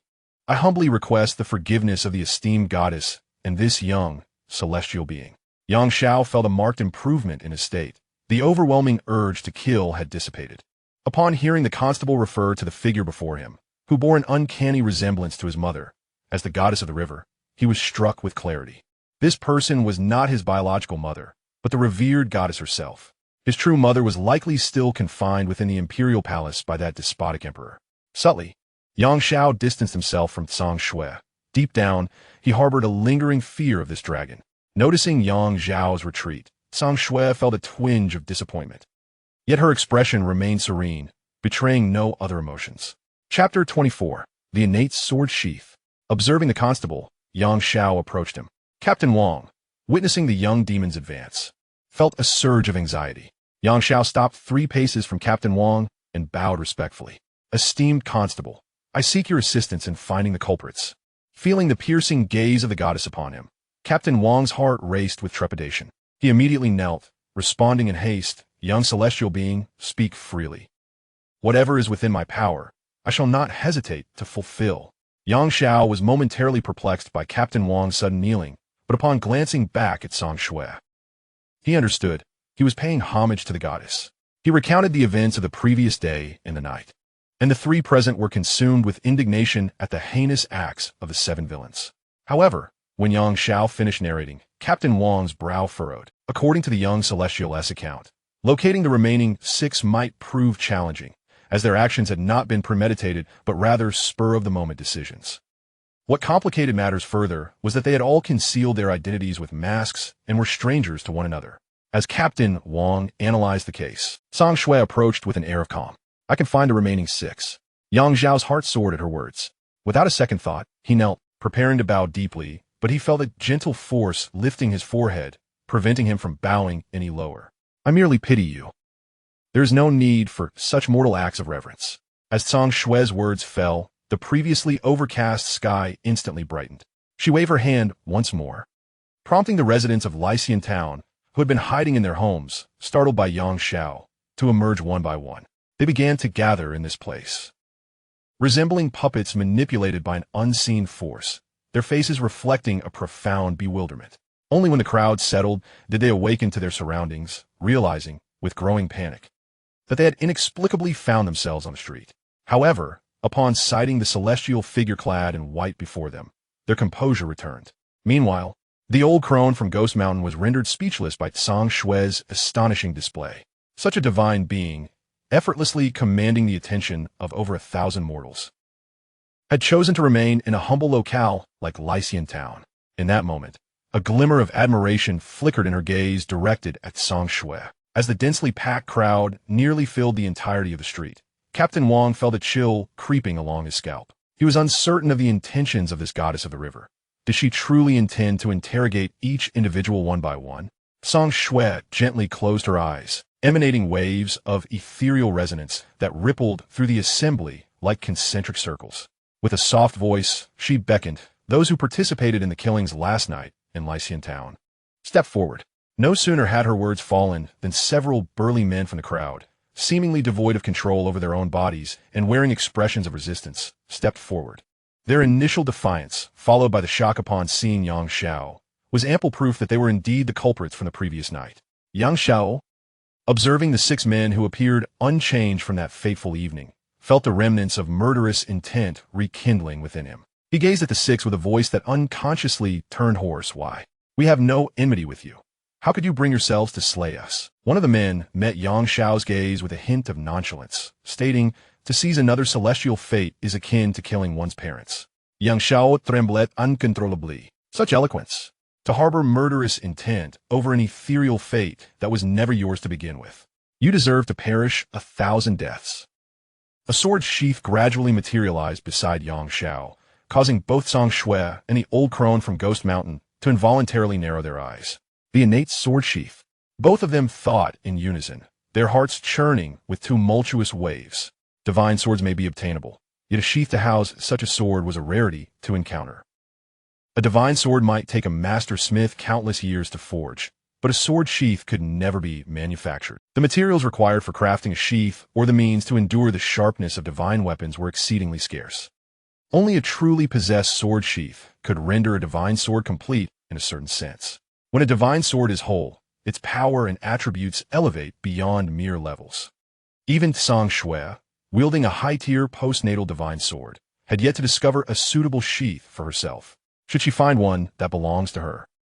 The likelihood of ascending to a heavenly-grade divine sword would multiply exponentially. Xianxia gazed fervently at the unadorned sword sheath. It is somewhat regrettable that although the sword sheath possesses extraordinary qualities, it can only accommodate mundane swords of human-grade quality. While such a sheath is rare and coveted, a human-grade sheath, even if it is a congenital item, ultimately lacks true value. The phantom of the unfettered sword gradually emerged from the sheath, piercing directly through the heart of the indifferent man, eliciting gasps from the onlookers. The child of the slain man attempted to rush forward to avenge his father, but was firmly restrained by a nearby woman. The youth, gazing at the much younger Xianxia, unleashed a torrent of vile words, to which Xianxia coldly responded, "Your father was able to kill my mother. Why should I not be able to kill him? All the causality stems from your father's jealousy and obsession. Should you wish to avenge your father in the future, feel free to seek me out. I am always ready." The youth attempted to retort, but several strong hands in the crowd silenced him. They looked on in terror at the mere infant who had once been taken in by a madwoman. They could scarcely fathom that this small child, who had once been nurtured in such a tumultuous manner, could now wield such extraordinary powers, and with such ruthlessness, to kill without hesitation. This was hardly the demeanor one would expect from a child just over a year old. It was possible that the celestial light summoned previously was not directed at their own child, but rather at this little one. The crowd watched in horror as the remaining 5 families turned their faces away, having accepted the grim reality of their men's impending demise. Regret began to seep in. If only they had spoken out to prevent their men from acting recklessly the night before, perhaps this situation could have been avoided. Yet, some among them had not only acquiesced, but had even supported such actions. Alas, there is no remedy for regret in this world. They could only watch helplessly as the young child approached their men with sword in hand. The expressions of the remaining 5 varied. Some remained as indifferent as the previously slain man, while others, like the candy seller Wang Xiao, begged for mercy. There were those who cried out for a duel. Ultimately, as expected, they all met their demise beneath Yang Zhao's sword. In the end, only one killer remained, a young man who appeared far more refined than the brutish men before him. All eyes turned to Wang Xiaozai, a scholar who had repeatedly failed his examinations in Xinjiang, filled with curiosity. Since this scholar had no children, he had no reason to kill the madwoman of the demonic child. Yang Xiao regarded this cultured man, clearly different from the earlier brutish figures, and his murderous intent diminished significantly. "Do you have any final words?"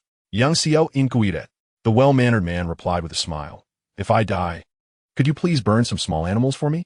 Without them, I would suffer greatly." Chapter 25. The torturer. Liang Xiao gazed at the refined young man before him, poised to nod in acknowledgement, when he was caught off guard by the latter's explanation. "Slaughtering those animals is far easier than harming a human, and I'm spared the scrutiny of those wretched enforcers. I must apologize for that night. My intent was not to take your life, but rather to eliminate your 2 dogs. You see, when your foolish mother came to town, I'd already contemplated their demise, yet opportunity eluded me. Those 2 dogs are the finest specimens I have ever encountered. At times, I find myself perplexed as to how 2 beggars, incapable of sustaining themselves, could manage to rear such remarkable creatures. As for my presence among those murderous fools last night, it was entirely coincidental. I heard someone leave the neighboring dwelling. Boredom from my studies led me to follow out of curiosity. After trailing him beyond the town, I noticed several individuals donned in masks. Upon seeing them, I too donned a mask. Initially, I was unaware of their intentions, believing they were en route to undertake something significant. However, their silence compelled me to remain mute as well. Filled with a mix of excitement and apprehension, I followed them, yet fatigue soon set in. Just as I contemplated turning back, 2 powerful barks erupted from a distance. Can you imagine my exhilaration as I beheld that fierce dog charging towards me? I felt a joy surpassing even the most passionate encounters. My heart raced with delight as I raised my stick and struck the oncoming dog. The dull thud of the impact between the stick and the dog's head brought an unprecedented thrill. Yet this dog was peculiar. It seemed to have lost its, refusing to emit the screams I yearned to hear. I struck its head repeatedly, but it remained silent. Frustration mounted within me, and I continued to pound, until its face was a bloody mess, yet still it would not cry out. Can you fathom the tedium of encountering a silent dog? It was only when the creature lay still that I ceased my assault. In search of the other dog, I discovered it had already been skewered into a mangled heap by some fool oblivious to the pleasures of animal cruelty. My heart ached at the thought. The man's tone grew increasingly indignant, as if lamenting the loss. Did you inflict those wounds on Xiao Huangdo's face? As Yang Xiao listened to the eloquent narration of this seemingly genteel individual, His hatred ignited like a spark upon a parched piara. The gathered crowd beheld several radiant swords spring forth from a scabbard, their astonishment rendering them nearly speechless. 7 unsheathed blades obeyed Yang Zhao's every whim, gliding gracefully as if they were fish swimming at the bottom of a lake, deftly weaving around the well-mannered gentleman. As he witnessed the multitude of swords hurtling towards him, the gentleman finally felt a pang of fear. His teeth chattered as he shouted at Xianxia, compared to them, I am not so heinously guilty. They killed your mad mother. I merely ended your dog. Why must I face 7 swords? Just a dog? The thought of little yellow bean's lifeless body, still discarded by the cold riverside, made Xianxia tremble. Were it not for little yellow bean, I would have perished in that inferno. In comparison to the maliciousness of those 6 scoundrels, your actions are far more despicable. As the swords danced around the man, fine cracks began to form across his body. Moments later, crimson blood began to seep from the fissures. A piercing scream erupted from the youth as he writhed in agony on the ground. With each convulsion, chunks of flesh fell away like parched earth cracking under the sun. Blood gushed from his wounds, and soon he transformed into a gory figure engulfed in his own life essence. Xianxia watched, eyes wide, as Wang Xiaocai lamented in despair upon the ground. He shut his eyes, forcing himself to endure the discomfort within, repeatedly reminding himself, he deserves this. Countless creatures have endured such torment. To allow such a villain to perish easily would be a disservice to justice. After a prolonged struggle, Wang Xiaocai succumbed to the agony. Those present observed as his lifeless form quivered, and a flicker of trepidation appeared in their gazes directed towards Xianxia. Some instinctively turned their eyes towards the serene figure of Jiang Shenyang, who observed the scene with an impassive demeanor. The style and methods of this young vagabond bore a striking resemblance to those of the former Jiang Shenyang. Having avenged the death of his mad mother by eliminating all involved in her demise, Xianxia felt no exhilaration from vengeance. Instead, a sense of melancholy enveloped him. He would gladly trade this moment of retribution for the chance to have his mad mother alive once more. Gently wiping away a tear from the corner of his eye, he composed himself and bowed to Tsang Shui, saying, I shall forever remember your kindness today. Tsang Shui merely nodded in acknowledgement, casting a glance at old Lady Gui Shan before quietly vanishing into the crowd. As Tsang Shui's ethereal presence faded, the townsfolk of La Xian felt their once restrained bodies move freely once more. Those unrelated to the event swiftly dispersed, and unlike the earlier clamor, this exodus was marked by an eerie silence. Soon, the once crowded street was left with only a handful of individuals, predominantly the kin of the 6 villains. They remained in place, awaiting the grim task of retrieving the bodies. Xianxia refrained from hindering the relatives of the deceased. Among them might lie accomplices. Yet the principal culprit was already dead, and he had no desire to pursue the matter further. It was time to collect the remains of the madwoman. He murmured to himself, his heart heavy with sorrow. Rising to his feet, he offered a respectful gesture to the attentive old witch of Ghost Mountain before slowly making his way toward the outskirts of the town. Deep down, he feared encountering the charred remains of the madwoman, terrified that the sight might reignite the murderous rage he could no longer contain. As he stepped beyond the town's borders, a familiar and joyous voice reached his ears. Xianxia looked up to see Yao struggling to pull a makeshift cart crafted from bamboo. Upon it lay a small, charred body, utterly unrecognizable yet, despite its disfigurement, Xianxia knew instinctively that it was his madwoman mother. Chapter 26. A visitor arrives, seeing Yang Xiao unharmed. Yao rushed over like a schoolgirl who had just answered a question correctly, joyfully exclaiming, I knew you would be all right. Yang Xiao found himself ensnared in her tight embrace, struggling for breath. With considerable effort, he managed to extricate himself from her hold. How did you know I was safe? And why do you have my mother's body? Yao, sensing the distance he was creating, felt a flicker of disappointment. I heard at the morning market that your house had caught fire. That herbalist said you and your mother perished inside. I couldn't bear the thought, so I went to check. When I arrived, I smelled the stench of charred bodies and assumed you had been lost. I wept there for quite some time. Just as I was about to leave, my long silent sword spirit insisted I search once more. After rummaging through the collapsed ruins several times, I finally found your mother's body. That's when it dawned on me that you must still be alive. Eventually, at my sword spirit's urging, I brought your mother's body to Xian Town in search of you. I never expected to encounter you just as I was about to enter the town. Yang Xiao gazed at Yao's flushed cheeks, pondering the vast distance she must have traversed to bring his mother's remains. And he noted the sweat-drenched strands of her hair. From the depths of his heart, he offered a simple yet profound thank you. Those few words turned Xiao's face a deeper shade of crimson. "We really don't need to be so formal with each other," she replied. Taking possession of his mother's remains, Xianxia intended to find a serene resting place outside the town to lay her to rest.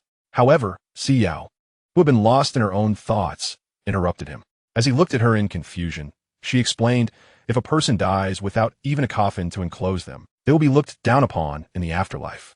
We must first go to the old lady's jewelry shop to procure a coffin for your mother." Xianxia initially contemplated declining, for he possessed not even a single copper coin, rendering him incapable of purchasing a proper coffin for the madwoman.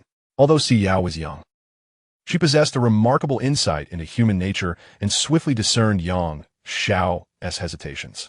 She addressed him, "You may defer payment. Once you acquire the means, you can repay me." If funds were utterly lacking, she mused silently, he could simply become a son-in-law in my family. Ultimately, persuaded by Xiao's earnest entreaties, Xianxia relented. The two children, one tall and the other short, entered the town of Xian, dragging a corpse behind them. Had this occurred previously, it would undoubtedly have attracted a multitude of onlookers. Yet today, in stark contrast to the usual bustle, the streets lay eerily quiet. Xiao, curious about the unusual stillness, noted the absence of life even in the normally vibrant West Town. Unbeknownst to her, Xianxia had set in motion events that led to this peculiar atmosphere. She could not comprehend why passers-by, upon spotting Xianxia and herself, instinctively shuttered their doors and windows. Xianxia felt no resentment towards their treatment. Rather, it was Xiao who muttered discontentedly throughout their journey. Before long, they arrived at the entrance of old Granny Gui's jewelry shop. A wave of nostalgia washed over Xianxia. Yesterday, he was accompanied by the madwoman, yet today, he was left alone. He endeavored to shake off the melancholic reverie, reminding himself of the many tasks that lay ahead and the importance of looking forward. After knocking on the door, old Granny Gui emerged with a gentle demeanor. Upon noticing the corpse behind them, she exhibited no surprise, for her knowledge surpassed Xiao's by considerable margin. Xiao swiftly explained what she knew, her eyes brimming with tears as she implored old Granny Gui, "Granny, let us help Xiao bury his mother. He has no money. May I use my savings to cover the costs, if you would allow it?" Old Granny Gui, without uttering a word, nodded kindly in agreement. The entire funeral arrangement for the madwoman was handled by old Granny Gui, showcasing her adeptness, as what would typically take several days was accomplished in a single day under her meticulous care. Throughout this day, Xianxia gained a first-hand understanding of old Granny Gui's profound capabilities, as she was indeed the wise figure he had suspected. He witnessed her transform paper effigies into living bearers of the coffin. Following Xiao's wishes, the madwoman's grave was constructed on the site of her former thatched cottage, for this was the place she knew best. He feared that if she were buried elsewhere, her spirit might struggle to find its way home. Although the madwoman's grave did not rival the opulence of those belonging to the affluent families in East Town, it still bore a sense of solemnity that surpassed many of the impoverished burials in West Town. Flanking the madwoman's grave were two small mounds, slightly raised. Xianxia buried the remains of Big Bean and Little Yellow Bean alongside her. After bowing before the grave, Xianxia completed the funeral rites for the day. As he concluded this solemn task, the sky gradually darkened. Since the thatched cottage where Xianxia had resided had been consumed by flames, he decided, upon the suggestion of Xiao, to rest for the night at the jewelry shop of Grandmother Ghost Mountain. That night marked the most satisfying meal Xianxia had enjoyed since his arrival in this world. Observing him finish even the vegetable soup, Grandmother Ghost Mountain felt a stir of emotion, contemplating the possibility of adopting him. However, upon remembering that the child lacked the suppressive aura of a divine sword over his sword fetus spirit body, she feared potential troubles that could implicate the Ghost Mountain clan. Thus, she suppressed her inclination to take Xianxia in. After a hearty meal, Xiao playfully teased Xianxia, but he, grateful for Grandmother Ghost Mountain's assistance, refrained from retaliating. Yet, Xiao, having been deprived of a companion for some time, was not one to let Xianxia off easily. When he continued to ignore her, she began to demand repayment, threatening to have him become her child betrothed. Naturally, Xianxia objected, and a spirited argument ensued. Grandmother Ghost Mountain observed them with a smile, seemingly amused by the children's antics. As Xiao insisted on having Xianxia as her betrothed, Grandmother Ghost Mountain mused. If only she could raise these two children and witness their eventual union, it would indeed be a beautiful sight. However, the thought was quickly followed by a heavy sigh. If only you were not a sword fetus spirit body. Amidst their playful bickering, an unexpected knock echoed from outside the jewelry shop, a place typically devoid of visitors. Xiao, taken aback, noted the rarity of guests even during the day, let alone at this hour. In contrast to her surprise, Grandmother Ghost Mountain appeared remarkably composed. Yao Yao, go open the door. It seems we have a guest, she instructed. When Xiao opened the door, she found a stout, somewhat languid middle-aged man standing before her. This man was none other than the caretaker from the Xianxia temple. At that moment, he stood with his back to the shop, lost in thought. Excuse me, sir, was it you who knocked? Xiao inquired. Hearing the door open behind him, Xianxia adjusted his attire, preparing to turn and greet the visitor with a warm smile. However, upon being referred to as Fat Uncle, the smile faltered. Turning around, he was met by a little girl who, rather than admonishing him, affectionately ruffled Xiao's hair and said, Hello, young lady. I'm here to pick someone up. Is there a young gentleman named Xianxia here? I have come to take him away. Upon hearing someone intended to take away her betrothed, Xiao immediately locked the door, leaving Xianxia outside, his smile frozen in surprise. Could it be that he had come to the wrong place? Xianxia wore an expression of skepticism as he stepped back to scrutinize the plaque adorning the door, which plainly read jewelry shop. He then turned to survey the surrounding establishments, firmly convinced he had not made a mistake. Raising his hand, he knocked on the door, intending to inquire further. At that moment, a muffled voice emanated from within. Fatty, you've got the wrong door. There is no one here that you seek. The voice belonged to the little girl from earlier, followed by an elderly tone. Yao Yao, is there a visitor at the door? No. It's just a chubby fellow asking for directions. Grandmother, I'm feeling a bit tired. I'll take Xianxia upstairs to rest. Xianxia possessed an acute sense of hearing, and upon hearing the name Xianxia, he knocked on the door again, this time calling out loudly, Young Master Xianxia, Our Lady has sent me to escort you to the Xianxia temple. His voice rang clearly, catching the attention of those inside. Upon hearing the fat man shouting outside, Xiao's expression shifted dramatically. She was about to pull Xianxia upstairs, but was halted by her grandmother's call. Stiffening, she pouted and reluctantly opened the door to let Xianxia in. Once inside, he bowed to the Ghost Mountain Granny and then turned to Xiao, making a face at her, to which she responded with a disdainful roll of her eyes. Xianxia's gaze then settled on Xianxia, and he offered him a friendly smile. The moment Xianxia felt the man's gaze upon him, a distinct chill ran through him. This stout man is no ordinary mortal. He had just sensed a flicker of spiritual awareness probing him, albeit subtly.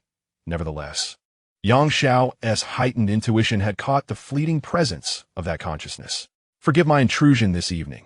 I am Xianxia, the priest of the Xianxia temple. I have been instructed by the Xianxia goddess to escort young Master Xianxia to the temple. Might you allow us this convenience? The Ghost Mountain Granny studied Xianxia for a moment, and after confirming his true identity, she sighed inwardly. In truth, she wished to keep Xianxia close. However, she understood that with her own capabilities, she could not protect Xianxia, who bore the spirit of a sword embryo, should they encounter a swordsmith in the future.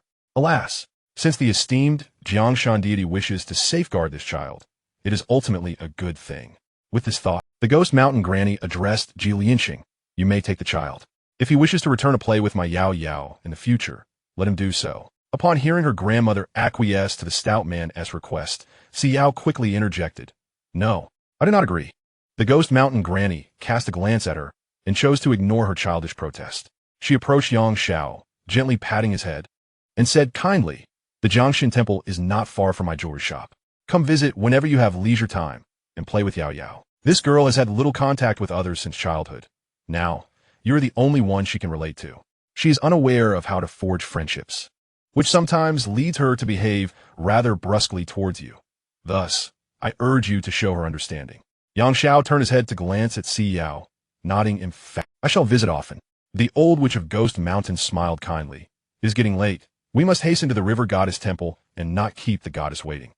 Within the temple of the river goddess, Xianxia found herself repeatedly directing her divine thoughts toward the deity's altar. The temple priest had been absent for quite some time, yet there was still no sign of his or Yang Zhao's return. A flicker of irritation welled up within her. Why is Xianxia so inefficient. He shall certainly be replaced one day.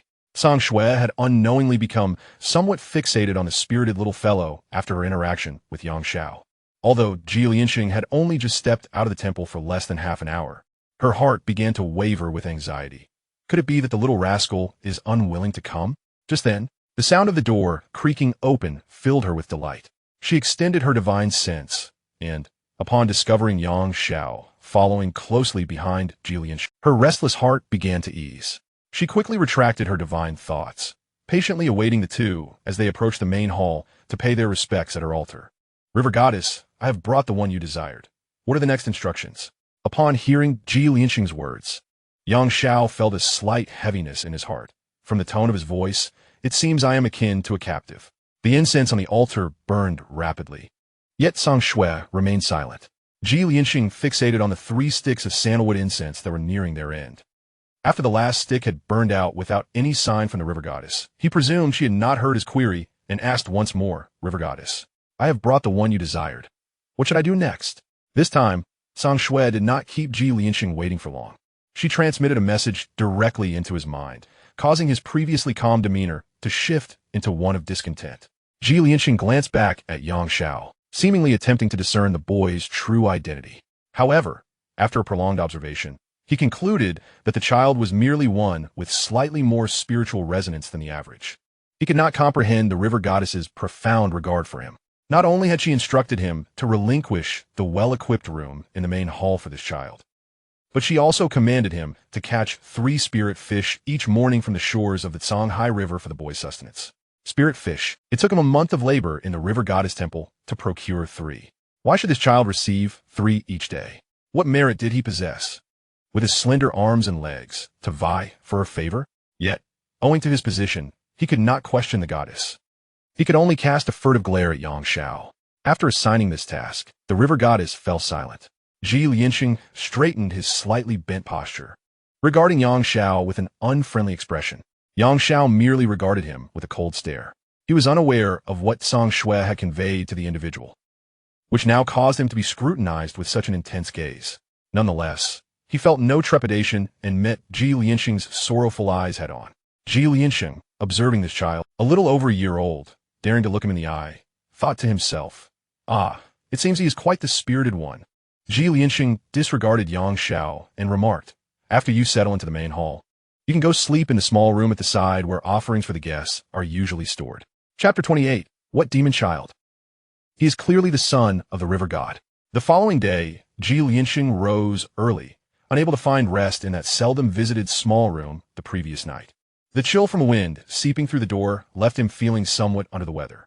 Recalling the instructions from the goddess the night before, he reluctantly picked up a bamboo basket and made his way to the banks of the Xianxia River. The marketplace was once again bustling with a lively atmosphere of yore. Xianxia, who typically did not venture out often, was recognized by several individuals. After exchanging greetings with a few, he noticed several others sporting expressions that hinted at unspoken words, but ultimately they remained silent. This left him puzzled. Curiosity piqued.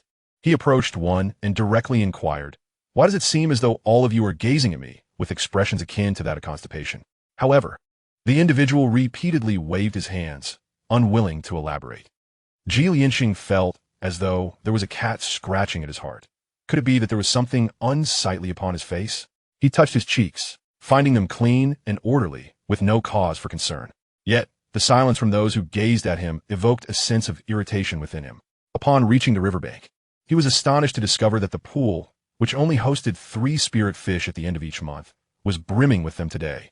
An unusual occurrence for this non-end-of-month period. He clicked his tongue in admiration. The river goddess truly holds that lad Xianxia in high regard. If he consumes 3 spirit fish daily, he could establish a foundation without even needing to cultivate. He placed the spirit fish into his bamboo basket. But the dampness from the river water, combined with the biting winter wind, soon made him feel the chill. Seeking warmth, he entered a nearby tavern, finding a secluded corner where he ordered a jug of wine and drank leisurely. His acute hearing allowed him to pick up snippets of conversation from all directions. He found it curious that the voices around him seemed more subdued than usual. Were they perhaps discussing something of grave consequence? Intrigued, he focused his attention on the hushed dialogues, the words drifting into his ears, are you aware of the events surrounding that little demon child who committed murder in the streets yesterday? One person responded, isn't it the case that those families in Dongxi town killed the mad mother of that little demon child? In a fit of rage, the child avenged his mother by slaying those vile arsonists? Didn't the authorities post a notice explaining the matter yesterday? The individual who posed the previous question spoke in a hushed tone. You have only shared part of the story. The act of murder is indeed clear. However, I wish to inquire how a mere child of just over a year possesses the capacity to slay 7 adults. Were you not taken away by the Lady Jiang? Had she not restrained those individuals, how would that little demon have had the opportunity to strike? A man let out a faint, cold laugh. Do not forget, the restraint by the Lady Jiang occurred later. Prior to that, one person had already been slain. An anxious voice interjected, unable to keep the volume in check. Yes, yes. I am aware of this matter. Lower your voice. The man's tone softened. Indeed, the first victim was named Wang Xiao, a robust farmer. I was present at the scene, witnessing that little demon stab an adult far taller than himself, without even a blink. I was utterly dumbfounded. Fortunately, Captain Wang was on patrol that day, preventing even greater casualties.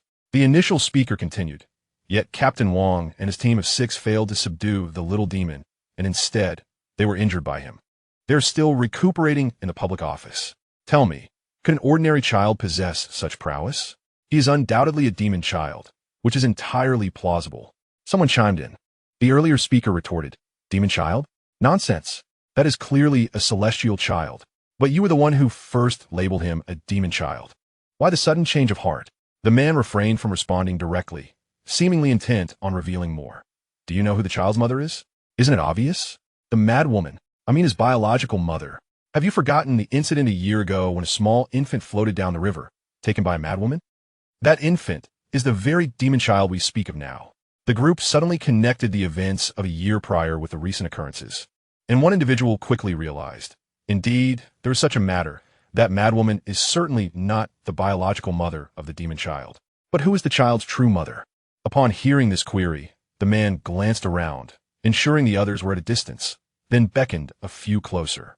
They exchanged glances, leaning in to hear more.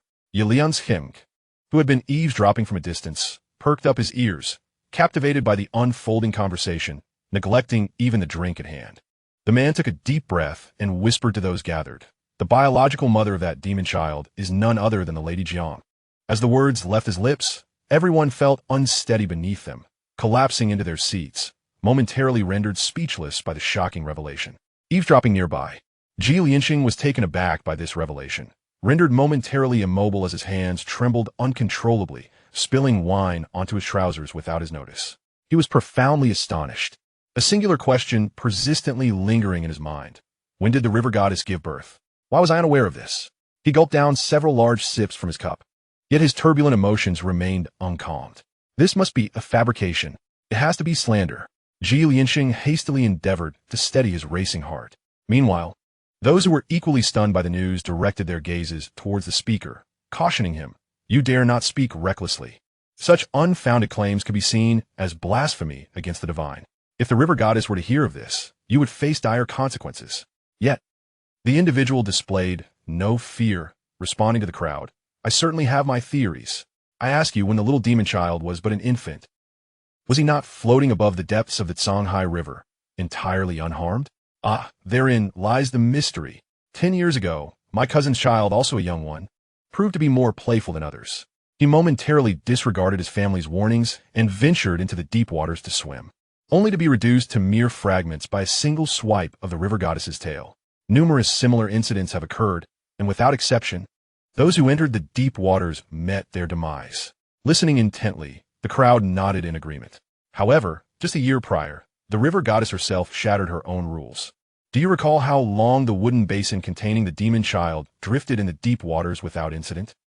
Even the madwoman who attempted to rescue the demon child faced no harm. This can only signify one thing. Even a tiger does not consume its own cub. Hence, the little demon child was spared. Chapter 29. The rumor is true. As they absorbed Lan Baoshan's insightful analysis, everyone nodded in understanding. No wonder. The demon child's foster mother was slain, and the river goddess summoned all the townsfolk to find the culprit. This was all for her own child. In this light, everything seemed to make sense. The faces of the crowd were pale with shock, and it took a considerable time for them to recover from the overwhelming revelation. Thus, it is not merely a demon child, but rather a celestial child. If you encounter him in the future, it would be wise to maintain your distance. Do not seek to curry favor, nor provoke him. Each person present nodded in agreement. On the other side, Xianxia had yet to finish the half-pot of wine. He sat there, lost in thought for an indeterminate amount of time, attempting to digest the information. Could it be that the child named Xianxia from last night is indeed the so-called little demon child? Suddenly, as if struck by a realization, he glanced at the bamboo basket, relieved to find the 3-spirit fish still within. He abandoned the remaining wine, hastily making his way to the river temple. Deep down, he harbored some doubts. After all, he was the one closest to the river goddess and had never perceived any anomalies concerning her. Thus, he harbored a lingering skepticism regarding the veracity of what he had just heard. However, the way those individuals spoke with such conviction, coupled with the noticeably different demeanor of the river goddess towards the child named Xianxia, began to erode his doubts. Regardless, he resolved to return to the temple to ascertain the truth of this information. With swift footsteps, Xianxia attracted the attention of passers-by, prompting them to glance back in surprise. Is that the portly temple steward of Ji Temple dashing off at such speed? One wouldn't he expect someone of his girth to run so swiftly. He truly lives up to his duties under the river god's command. Inside the river god temple, Xianxia was awakened early by the voice of the system. The pure emotion of resentment born within the host has been refined. Do you choose to attach it to the human-grade weapon, the woofing sword? Xianxia was perplexed that emotions could be refined. In a daze, he recalled that the system had indeed provided him a hint when his emotions spiraled out of control the previous day. What benefits arise from attaching emotions to the woofing sword? Attaching emotions to the divine sword enhances certain attributes of the wielder. The emotion of resentment can obscure the wielder's sense of pain, allowing them to fight without the distraction of injury. However, the downside is that after the enhancement from resentment dissipates, the pain experience will be doubled. After a moment's hesitation, Xianxia inquired, if I choose not to attach the emotion of resentment now, will I still be able to utilize this emotional effect later? The emotional effect originates from a host and has been thoroughly refined. Aside from the cooldown period for the emotional effect, it can be used an unlimited number of times. Satisfied with the answer, Xianxia nodded, deciding against its immediate use. He still needed the woofing sword to cultivate the woofing sword intent, and using the emotion now would be somewhat wasteful. Woofing sword sheath appear. A ray of white light flickered from Xiao's forehead, and the woofing sword sheath gently floated beside him. He drew the hilt of the woofing sword and began practicing in the small courtyard of the temple. In the main hall of the river god temple, Xianxia observed Xianxia from afar. Although she had witnessed the sword sheath emerging from the child's body before, witnessing it again was still a revelation. Logically, it was quite suspicious for an unknown child to possess a primordial sword sheath. Yet, every time Xianxia felt the urge to investigate or inquire about the origins of Xiao's sword sheath, she was abruptly halted by an ineffable sense of intimidation. The more curious she became, the fainter her desire to uncover the sheath's origins grew. Ultimately, she found herself devoid of even a hint of curiosity regarding Xiao's sword sheath. It seemed that any appearance of a sword sheath by his side was no longer astonishing. Xianxia gradually progressed from skillfully wielding 4 woofing swords to 7. The rapidity of his advancement astonished Xianxia, as she marveled at the child's innate talent.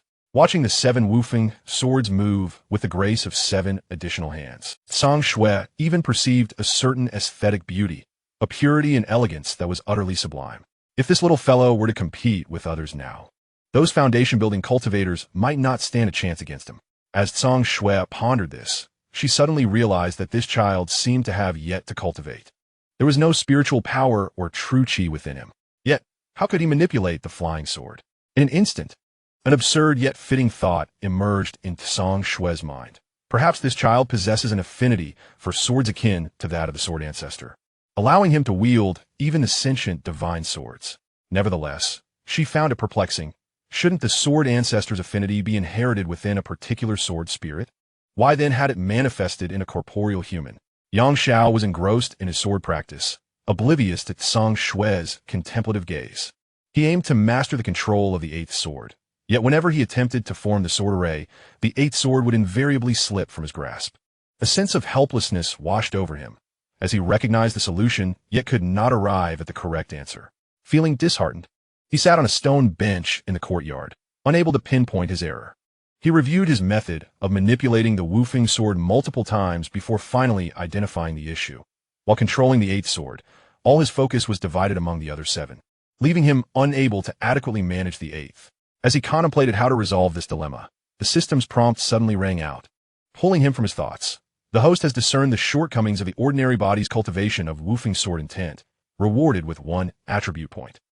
Note: the ordinary body differs greatly from the celestial body. Attempting cultivation may resolve the host's issues. Xianxia gazed at the system notification, feeling a twinge of frustration. I certainly understand that cultivating is beneficial, but there's no celestial sect in Xian Town for me to practice.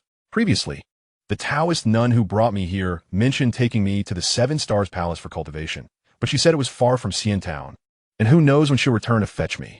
While he was in distress, the temple door was suddenly pushed open, and upon turning his gaze, he saw the rotund, middle-aged man who had brought him here last night. Out of courtesy, he rose and waved at him. Xianxia entered and spotted Xianxia, nodding in acknowledgement. Contemplating the words of those at the tavern, he remained skeptical. If what they said were true, it would not be too late for him to curry favor with the boy later. If false, he would certainly demand 2 of the spirit fish he had been catching each day. He cautiously stepped into the hall, expertly lighting incense. Soon, at his call, the goddess Jiang appeared before him. He gathered his thoughts and addressed Xianxia. Your Grace, I must report that the boy named Xianxia committed the sin of blaspheming the divine last night. Xianxia gazed calmly at Xianxia, her lips seemingly unmoving. Yet her voice resonated distinctly in Xianxia's ear. Speak. Xianxia, filled with trepidation, hastily concocted a response. Last night, this humble servant personally heard that child call for you. He paused symbolically, adding, calling you mother. Although his head was bowed, the effort to glance upward revealed the fleeting smile of the goddess Jiang. More importantly, upon hearing his words, the goddess did not exhibit the indignation one might expect from a mortal's irreverence. Rather, she displayed a maternal smile. It seemed that the rumors were indeed true. Chapter 30. Time flies, 3 years in the blink of an eye. Day and night rotated, seasons changed. Unbeknownst to him, Xianxia had spent another 3 cycles of spring and autumn in Xian Town. His available attribute points had risen from the initial 6 to 15. However, he chose not to allocate these points, opting instead to reserve them for a crucial moment. During these 3 years, rumors circulated, claiming that Xianxia was the child of the goddess Jiang. Initially, he feared that such gossip might sow discord in the heart of the dragon, but in the end, the goddess did not punish those who spread the wild tales. He came to regard this as mere anecdotal amusement and ceased to pay it further heed. Conversely, the residents of Xian Town turned this matter into a topic of conversation. Nearly every tea house or tavern would discuss it. Gradually, this story transformed into a widely accepted truth in Xian Town. Once the news spread, the townsfolk, who had previously avoided him, became even more cautious, fearing they might inadvertently offend this merciless little demon. Each time Xianxia ventured into the streets, a significant portion of the populace would swiftly disperse, leaving him at a loss as to whom he might pay for his purchases. Consequently, he often entrusted his money to Yao to make his transactions on his behalf. He felt little dismay at this circumstance and even relished the sensation reminiscent of the affluent clearing a path. However, Yao would invariably express her discontent whenever she witnessed people evading Xianxia like a plague.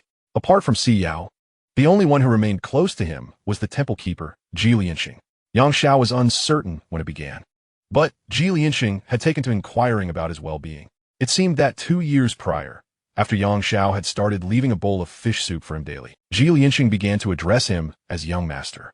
From that moment, his demeanor had evidently shifted. Now 4 years old, Xianxia felt a pang of anxiety each time he summoned his attribute panel, seeing only 1 year remaining for his apprenticeship task. He wondered when that little Taoist priestess would come for him. If the deadline passed without her arrival, he would lose his task rewards. With this thought, Xianxia could not help but let out a sigh.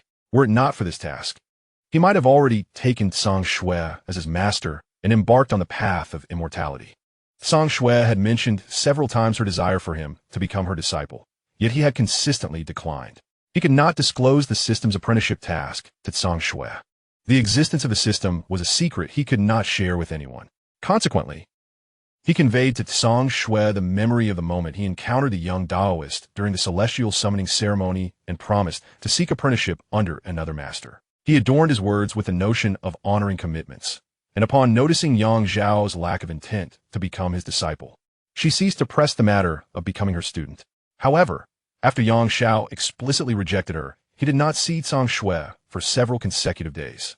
During her absence, the celestial town was perpetually shrouded in dark clouds. Although Xianxia maintained a facade of calm, Yang Zhao sensed an underlying anger in her demeanor during those days. Surely, she could not be upset over his choice to seek another master. Yang Zhao gazed at the ominous clouds, as if a thunderbolt were poised to strike him at any moment, muttering to himself. After 3 years of cohabitation, a bond akin to that of family had formed between him and Xianxia. Perhaps her reluctance stemmed from a knowledge of his impending departure. He pondered this while observing the lingering dark clouds. Initially, he had not considered this possibility, but upon inadvertently noticing that Xianxia's affinity had reached 80 on the system panel, he dared to associate her recent behavior with that of the little girl, Xiao. At that time, Xiao had also learned of his journey to seek enlightenment in a distant land and had similarly ignored him for several days. Eventually, it seemed she had come to terms with it, as she no longer exhibited her previously capricious nature during their interactions. Yang Zhao had now perfected the woofing sword intent. Although he lacked a cultivation technique to compensate for his insufficient energy, he could distinctly feel a flow of energy within him, nourished by the various fish soups provided daily by Xianxia. Relying on this energy, he had become adept at wielding 10 woofing swords. Xianxia had assured him that with this swordplay, he would not falter against cultivators in the foundation establishment stage in the future. Though he had little conceptual understanding of such practitioners, it did not diminish his belief in his own formidable strength. He had even attempted to pursue the main quest, known as the Tale of the Raccoon Cat, replacing the Crown Prince, but was warned by the system of its excessive difficulty, forcing him to abandon the endeavor midway. As night fell, a gentle, cool breeze wafted into the courtyard, bringing a sense of tranquility to the few individuals lying on the bamboo mats. Among them, Xianxia felt the most ethereal, for he could hardly fathom that he was sharing a mat with the goddess of the river. He cast a glance at Yang Zhao, who was engaged in origami with Xiao, and found himself filled with genuine admiration for this young master. He had encountered numerous offspring of celestial beings, yet none had been as approachable as Yang Zhao. With this young master around, even the usually reclusive Lady Jiang would occasionally make an appearance.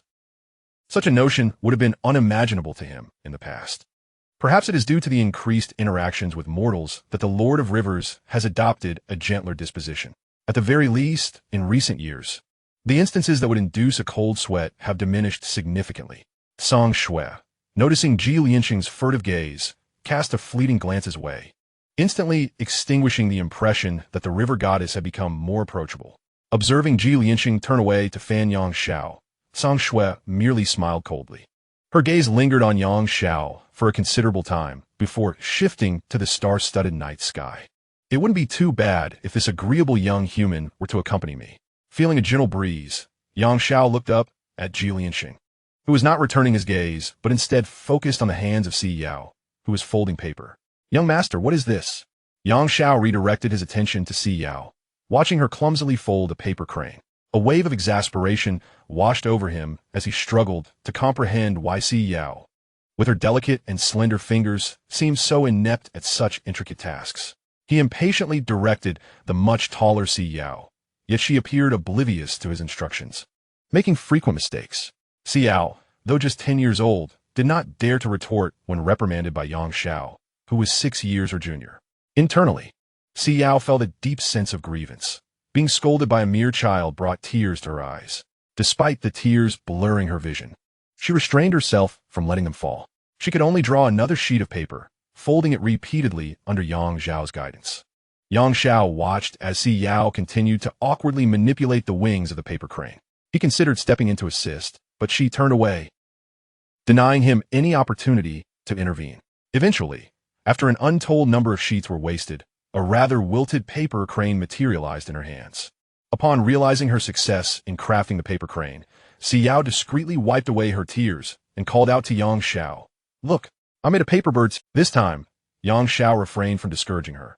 He nodded and presented both her crane and his own to Xianxia. saying, "Sister River Goddess, could you use your magic to make these cranes fly?" Song Xuan nodded, her hands weaving through the air and with a wave of celestial light. The paper cranes seemed to come to life, fluttering their wings as they soared into the starry sky. Chapter 31. Visitors from the Seven-Star Palace. 1,000 miles away from Xian Town, a flying sword streaked across the night, resembling a shooting star trailing a white line. Upon the sword sat a young Taoist nun in a robe, her expression cool and composed, eyes closed, emanating an aura that discouraged approach.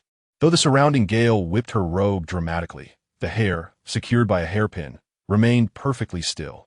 Yao Guang gently opened her eyes. Her originally cold and elegant demeanor transformed in an instant into that of an endearingly naive girl as her clear, large eyes widened. Realizing she was less than 100 miles from her destination, a sweet smile graced her lips, as if struck by a sudden thought. She conjured a talisman out of thin air and declared to the shimmering symbol, "Dear senior brothers and sisters, do not worry. I am nearing my destination. I have encountered no dangers along the way, so please rest assured." Upon finishing her words, the talisman, suspended in the void, morphed into a streak of light that shot back in the direction she had come from. Yao Guang nodded in satisfaction, exclaiming, "The outside world is not as perilous as I had imagined. Throughout my journey, I have not encountered a single cultivator, nor even any specters. It is not as dangerous as you all suggested." With a contented lift of her chin, she gazed down at the vast expanse of the Xianyuan Empire, where towns brimmed with life and energy. Truly, this grand nation, which nurtures the divine sword of heavenly class, is thriving even at night. She mused, "If time permits on my return, I could take that little one with the innate Tao body to explore such a bustling place. Surely, like me, he has never witnessed such splendor." With this thought, her anticipation to meet Xianxia grew. On a cliff nearly 100 miles away from Yaoguang, a Taoist of indeterminate age stood with his hands clasped behind his back, dressed in a flowing azure robe embroidered with swirling clouds and soaring cranes. His hair was tied in a high Taoist bun, with a few rebellious strands brushing against his forehead. Time had etched gentle lines upon his face, the wrinkles at the corners of his eyes resembling pathways of laughter, exuding an aura of serene detachment from the mundane world. He bore an ancient wooden sword on his back, marked with the wear of ages, and its scabbard bore the colors of enduring frost. As he gazed at the star-speckled sky, a flash of talisman light shot westward. With a slight wave of his hand, the talisman turned mid-air and returned to him. He took the incoming symbol, held it to his ear, and upon hearing Yao Guang's sweetly innocent tone assuring her safe travels, he could not help but smile indulgently. Lifting his gaze, he seemed to perceive Yao Guang's figure atop her flying sword, despite the distance of 100 miles between them. The night wind at the mountain's peak grew fierce, causing his robe to rustle. Though a mere step would send him plummeting into the abyss below, he appeared oblivious. Taking a leisurely step forward, his body drifted downwards like an uncontrollable leaf caught in the breeze. At the bottom of the cliff, various fifth-grade demon beasts and magic cultivators, trapped within a luminous circle, listened intently to the faint sound of footsteps drawing near, their nerves palpable as they swallowed hard. Setting aside their usual animosities, they huddled closely together, their eyes wide with vigilance as they watched the Taoist youth emerge from the shadows. Tianquan stepped forward, gazing at the great demon restrained by spiritual talismans and the close-knit alliance of demonic cultivators. He couldn't help but be taken aback. It appeared that the relationship between the demon cultivators of the Xianyuan dynasty and those of the demonic sect was far more amicable than that of the Qinyuan cave heaven, where he resided. Instinctively, Tianquan overlooked the apprehension and fear reflected in their eyes. He found a stone upon which to sit, and the nearby withered branches and fallen leaves seemed to be drawn towards him, converging in front of him. With a breath, a bonfire was ignited, its orange glow dispelling the surrounding darkness. Tianquan felt as though something was missing. He turned to the confined demon beasts and inquired, "Esteemed friends of the demon path, might I trouble you for some meat to satisfy my cravings?" The faces of the imprisoned demon cultivators turned pale, and one brazenly asked, "What kind of game would the immortal wish to partake in?"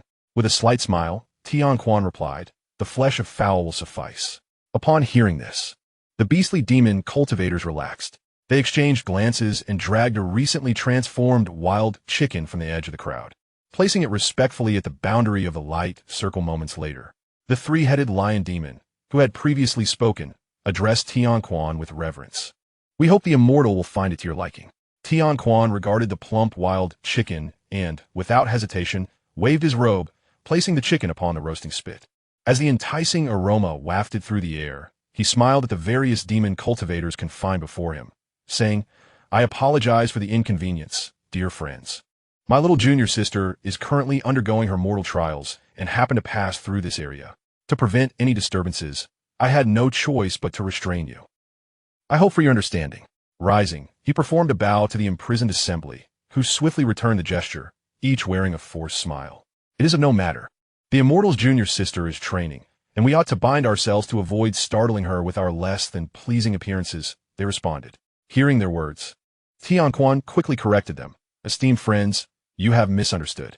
My intention in binding you is not due to concerns about your looks frightening my junior sister, but rather because your strength is woefully inadequate. Should my junior sister encounter you, it would be all too easy for her to dispatch you. I fear that your weakness might lead her to mistakenly believe that all demon cultivators are similarly feeble. If she were to later encounter demon beasts that resemble you, she might underestimate them, which would be most unfortunate." The confined demon cultivators twitched at the corners of their mouths, 1,000 curses bubbling within them that they managed to suppress. In Xiantown, today, Xiao had arranged for Xianxia to gather medicinal herbs on the mountain. To avoid being tardy, as in previous instances, Xianxia arose early. Although he now resided in the Jiang shrine, with his sustenance and occasional expenses covered by the shrine's funds, he couldn't shake the feeling of being akin to a parasite, living off the incense money of the temple.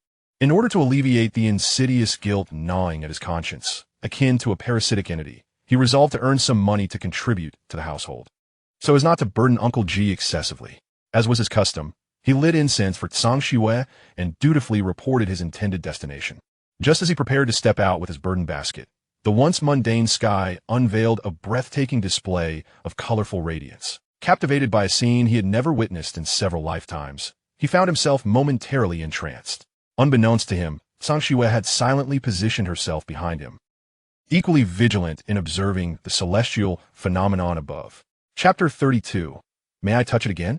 Bathed in the ethereal glow, the eaves of the quaint town became adorned with gilded edges, and the previously bustling settlement fell into an abrupt silence, as if an invisible hand had firmly stilled its clamor, leaving only the faintest sounds of breath.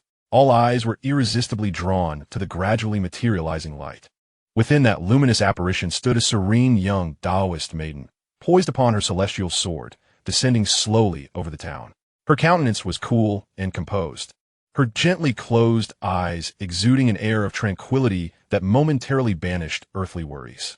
Above the town, the clouds parted softly under the influence of the sword aura emanating from Yaoguang, creating a passage. From this ethereal corridor, countless petals cascaded down, dancing gracefully in the air and adorning the tranquil town in exquisite splendor. The arrival of Yaoguang rendered those who had never beheld such a spectacle momentarily spellbound. Had it not been for the more worldly wise elders urging them to kneel, they would have remained obliviously transfixed, gazing intently at this celestial being. In a fervor, they knelt, repeatedly exclaiming, "The immortal descends. I come to the immortal town, bringing glory." Their spirits soared as they chanted, akin to fervent fans beholding their idol. A few youths, straining their necks, shouted in an attempt to attract the attention of Yaoguang on her celestial sword. To their dismay, however, Yaoguang's gaze never once fell upon them. In stark contrast to the exuberant enthusiasm of the townsfolk, Xianxia felt an inexplicable sense of shame at Yaoguang's grand entrance. Given his nature, he understood that excessive ostentation would inevitably invite resentment from some. He preferred to remain inconspicuous rather than attract attention. In his mind's eye, the celestial maiden Yaoguang should embody a dignified composure, one uncharacteristic of such flamboyant displays. Yet, he was taken aback by the scale of her entrance. Why must one create such a tempest in the town when one could arrive and depart quietly? He pondered, listening to the uproar outside the Jiang temple. He could only envision the gossip that would ensue if the townspeople discovered that this mischievous child had been taken away by an immortal. What Xianxia did not realize was that such an attention-grabbing arrival was far beyond the capability of Yaoguang's own imagination.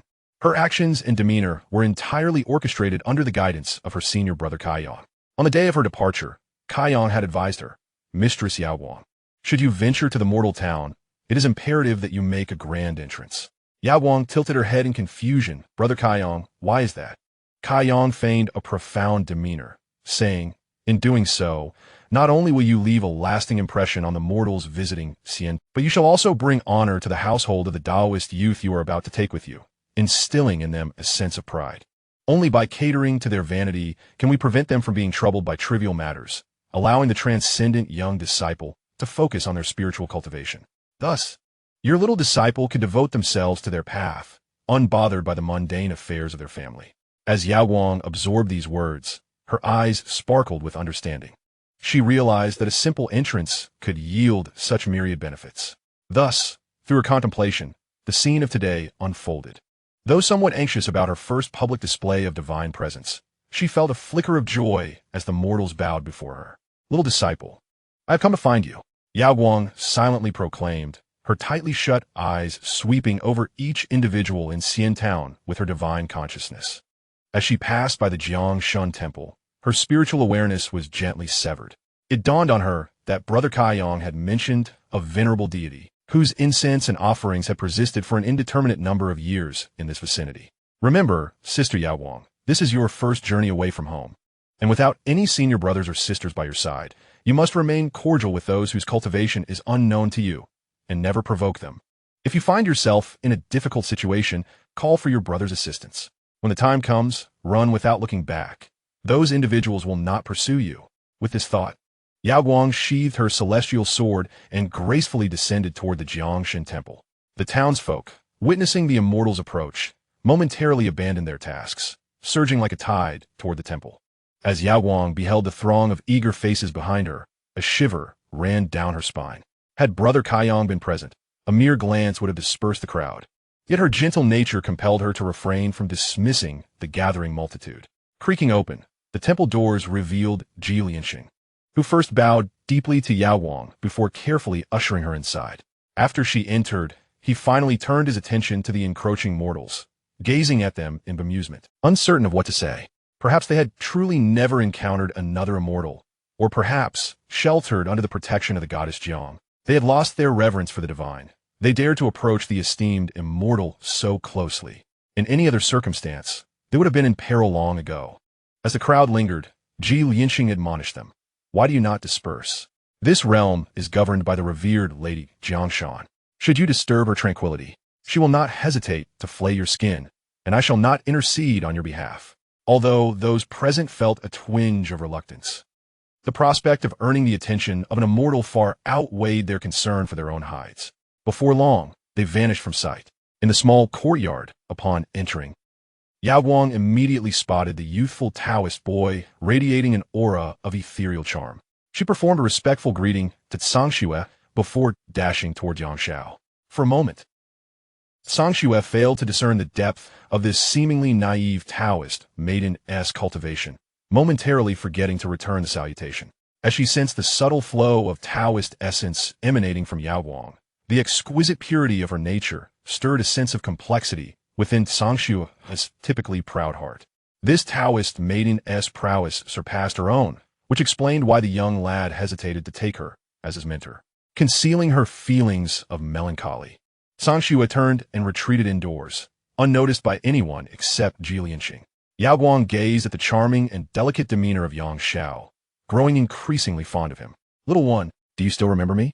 Observing him in person was far more enlightening than perceiving him through spiritual awareness. The richness of his Taoist aura and spiritual essence was the most profound she had encountered to date.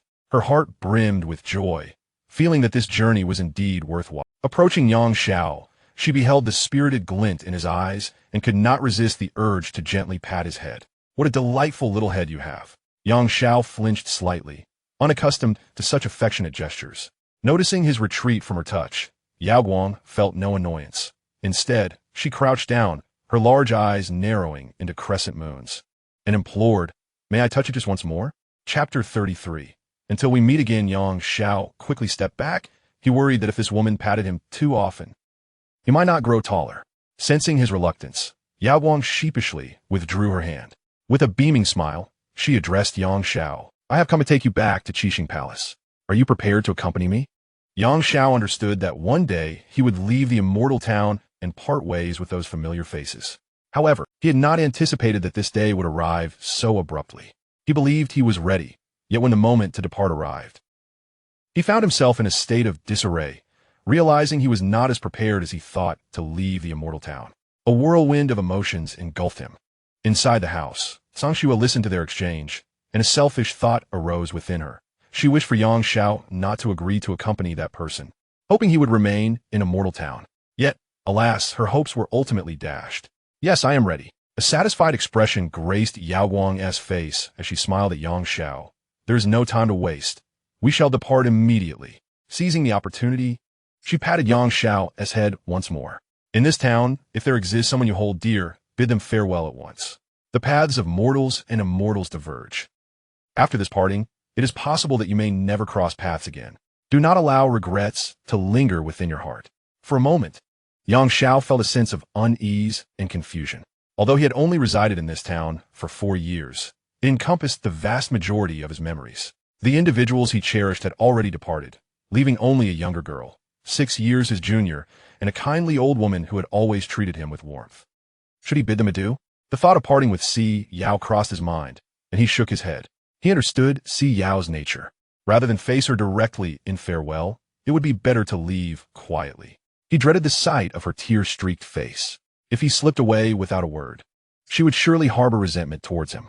Perhaps this was preferable. Resentment might ease her heart more than longing. Xianxia turned to gaze at the room he had inhabited for 3 years, knowing that Sang Shui was within. I am leaving, and I do not know when we shall meet again. No sound came from inside. Thank you for your selfless care over these 3 years. I shall forever remember your kindness. After I am gone, take good care of yourself. I will miss you. Inside, Sang Shui's silhouette stirred, seemingly hesitating whether to emerge. Yet after a long wait, her courage to confront Xianxia in farewell did not push her forward. Taking a deep breath, she feigned her usual aloof demeanor and spoke with a voice devoid of emotion. Leave. My place will be quieter with one less person. Xianxia rose and addressed Ji Lianxing. Uncle Ji, I entrust the care of the Jiang God to you. At that moment, Ji Lianxing's entire face was drenched in tears, the only one among them unafraid to reveal his emotions. Over the 3 years, aside from an initial aversion to this second-generation immortal, he had grown to genuinely care for this young lad, who, despite his tender age, exhibited a maturity that tugged at one's heartstrings. The thought of the Jiang Temple, which had only recently begun to gain some popularity, returning to its former desolate state after Yang Zhao's departure, filled Ji Lianxing with a profound sense of loneliness, causing him to weep. Ji Lianxing turned to Xianxia and said, Young master, I shall not hinder the celestial path you are about to embark upon, nor do I wish to utter more sentimental words. I assure you, you can trust me with the Jiang Temple's management. Do not forget that there is a Jiang Temple in Xian Town, always awaiting your return. Finally, I wish you safe travels and a swift ascension. Xianxia bowed deeply to Ji Lianxing, vowing to remember this promise. It was time to depart. Before refining the golden elixir, it was best to forget the affairs of the mortal realm.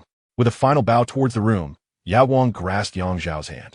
Beneath their feet, clouds and mist swirled, lifting them toward the heavens. Young master, take care on your journey. Xianxia felt a sensation of weightlessness, and surprisingly, he was not as afraid as he had anticipated. As if recalling something, he shouted downwards. Please convey my apologies to Si Yao, and remember to pay respects to my mother. Yao Guang remained unaffected by the palpable sense of parting that lingered in the air. Although she appeared dazed, the emotions within her had long been severed during her transformation. Her heart was devoid of turmoil. With a gentle wave of her hand, her ethereal sword, which had initially come to her aid, reappeared. It circled around Xianxia a few times before enlarging and finally hovering beneath her feet. Looking at her aloof sword, the breaking army, she felt a twinge of curiosity as to why it seemed to seek companionship today. Initially, she suspected the sword had sensed something unusual, but after it spun around Xianxia without displaying any anomalies, she dismissed the thought. Yao Guang grasped Yang Zhao's small hand tightly, stating, We must leave now. Hold on to me and do not let go. We cannot afford to fall. The sound of the flying sword slicing through the air rang out, devoid of any lingering attachments, as it swiftly darted towards the west. In the western market of Xian Town, a 10-year-old girl sprinted frantically towards the Jiangshan Temple. But she stumbled and fell hard due to her lack of attention. Ignoring the pain, she scrambled to her feet and dashed once more towards the temple, having just seen an immortal descend in that direction, realizing that Xianxia's time to depart had arrived. As the sound of swords echoed from above, Xiao quickly looked up, recognizing it as the sword of the immortal. She yearned to discern if Xiao's figure was visible upon the divine blade. However, Yao Guang's mastery of sword control was far beyond what a mere qi refining girl could perceive. Despite being certain that Xianxia had left, her legs propelled her forward, fueled by the hope that he had not acquiesced to the immortal's call for ascension. She wished fervently that he remained within the Jiangshun temple, awaiting her return. With a forceful push, she flung open the door to the temple, neglecting to bow to the sorrowful Jiangshun goddess as she usually would. Instead, she hurried into Xiao's room, exclaiming, "Xiao, it's time to wake up and gather herds with me." The bed was cold and empty, with no response. Tears streamed down Xiao's face as she cried out, "Where have you gone? Come out. If you keep this up, I will be angry." She collapsed onto the floor, resembling a forsaken kitten. "Miss Yao, the young master has already departed." Xianxia gently lifted Xiao and wiped her tears away. "Liar, you deceitful wretch." Xiao's small body trembled, evoking pity from Xianxia. "Why didn't he wait for me to arrive before leaving? Did he never consider me a friend?" Xiao leaned into Xianxia's embrace, her delicate face awash with tears. He repeatedly patted her shoulder, offering comfort. "How could that be? The young master has always regarded you as his dearest friend, and out of concern for your feelings, he dared not bid you farewell in person. Do not weep any longer, Yao. The young master has entrusted me with his apologies." Xiao still buried her face in Xianxia's chest. Her shoulders that had been shaking violently gradually stabilized. Noticing her calmness, Xianxia retrieved a handkerchief from his pocket and gently wiped away the tears from the young girl's face. Although Xiao still sniffled, she had resolved not to let herself cry any further. She hastily wiped her face and endeavored to compose her emotions. In her heart, she silently vowed to one day bring him back. She ran before Xianxia and performed a respectful bow, stating, "Great Jiangshun, I humbly request you to teach me the ways of cultivation." Chapter 34. No Fat. Outside the town of Xian, Tianquan observed his little junior sister's flamboyant entrance, his lips twitching uncontrollably. Such a familiar style of arrival was unmistakably taught to his innocent and adorable junior sister by someone he could easily guess. Upon returning to the Seven Stars Palace, he resolved to keep Kai Yang away from Yao Guang. Should his little sister adopt such a flamboyant character, it would be disastrous. As he watched his sister escort the innate Tao-body disciple out of the town, his heart began to ease slightly. The tension that had gripped Tianquan throughout their journey began to dissipate. When he turned his gaze towards Xianxia, his usually narrowed eyes widened in surprise. Truly, the innate Tao-body, the spiritual resonance emanating from him is even more profound than mine was in youth. My sister has struck gold this time. Feeling pleased for Yao Guang, he instinctively began to calculate Xiao's fate. However, midway through his calculations, Tianquan was horrified to discover that the child's fate was utterly blank. Furrowing his brow, Tianquan questioned the results of his casual estimation. Could it be that my prolonged absence from predicting the fates of mortals has led to a certain clumsiness in my methods? This time, he summoned the Wen Chu star fate plate, upon which the 7 stars of the Big Dipper flickered faintly. Tianquan quietly drew a wisp of aura from Xianxia and began to calculate earnestly. After a considerable time, the result of the Wen Chu star fate plate emerged, still yielding emptiness. How could a living person possess no fate? Could it be that the child seated upon my sister's sword is a corpse?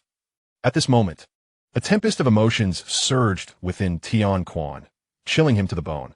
What conspiracy does a fateless individual have in approaching my 7 Stars Palace? The mere thought of his somewhat naive sister sitting alongside a being devoid of fate ignited a surge of murderous intent in Tianquan's eyes. He abandoned the notion of discreetly following Yao Guang and swiftly pursued her instead. On the celestial sword, Xianxia gazed at the direction of Xian Town. Lost in thought for an extended period, Yao Guang did not disturb him. After all, a child away from home would inevitably yearn for it, a sentiment she could understand. She hoped he would adapt to his new life soon and could devote himself to cultivation. Out of the corner of her eye, she glanced at the slender figure seated at the tail of the sword, reflecting on her thoughts. "Sister Taoist, I'm feeling a bit hungry." Young Xiao, with his back turned to Yao Guang, remarked, "I have not consumed a morsel since this morning." Yao Guang blinked, suddenly realizing that Xianxia was merely an ordinary individual who had yet to step into the realm of immortality. She retrieved a pill from her storage ring and handed it to him, saying, "Please take this to ease your hunger." As Xianxia accepted the pill, he observed the intricate patterns dancing upon its surface, causing him to swallow nervously. It was his first encounter with an immortal medicine since arriving in this world. Just as he opened his mouth, ready to ingest it, a pair of strong, well-defined hands seized his wrist firmly, causing the pill to slip from his grasp.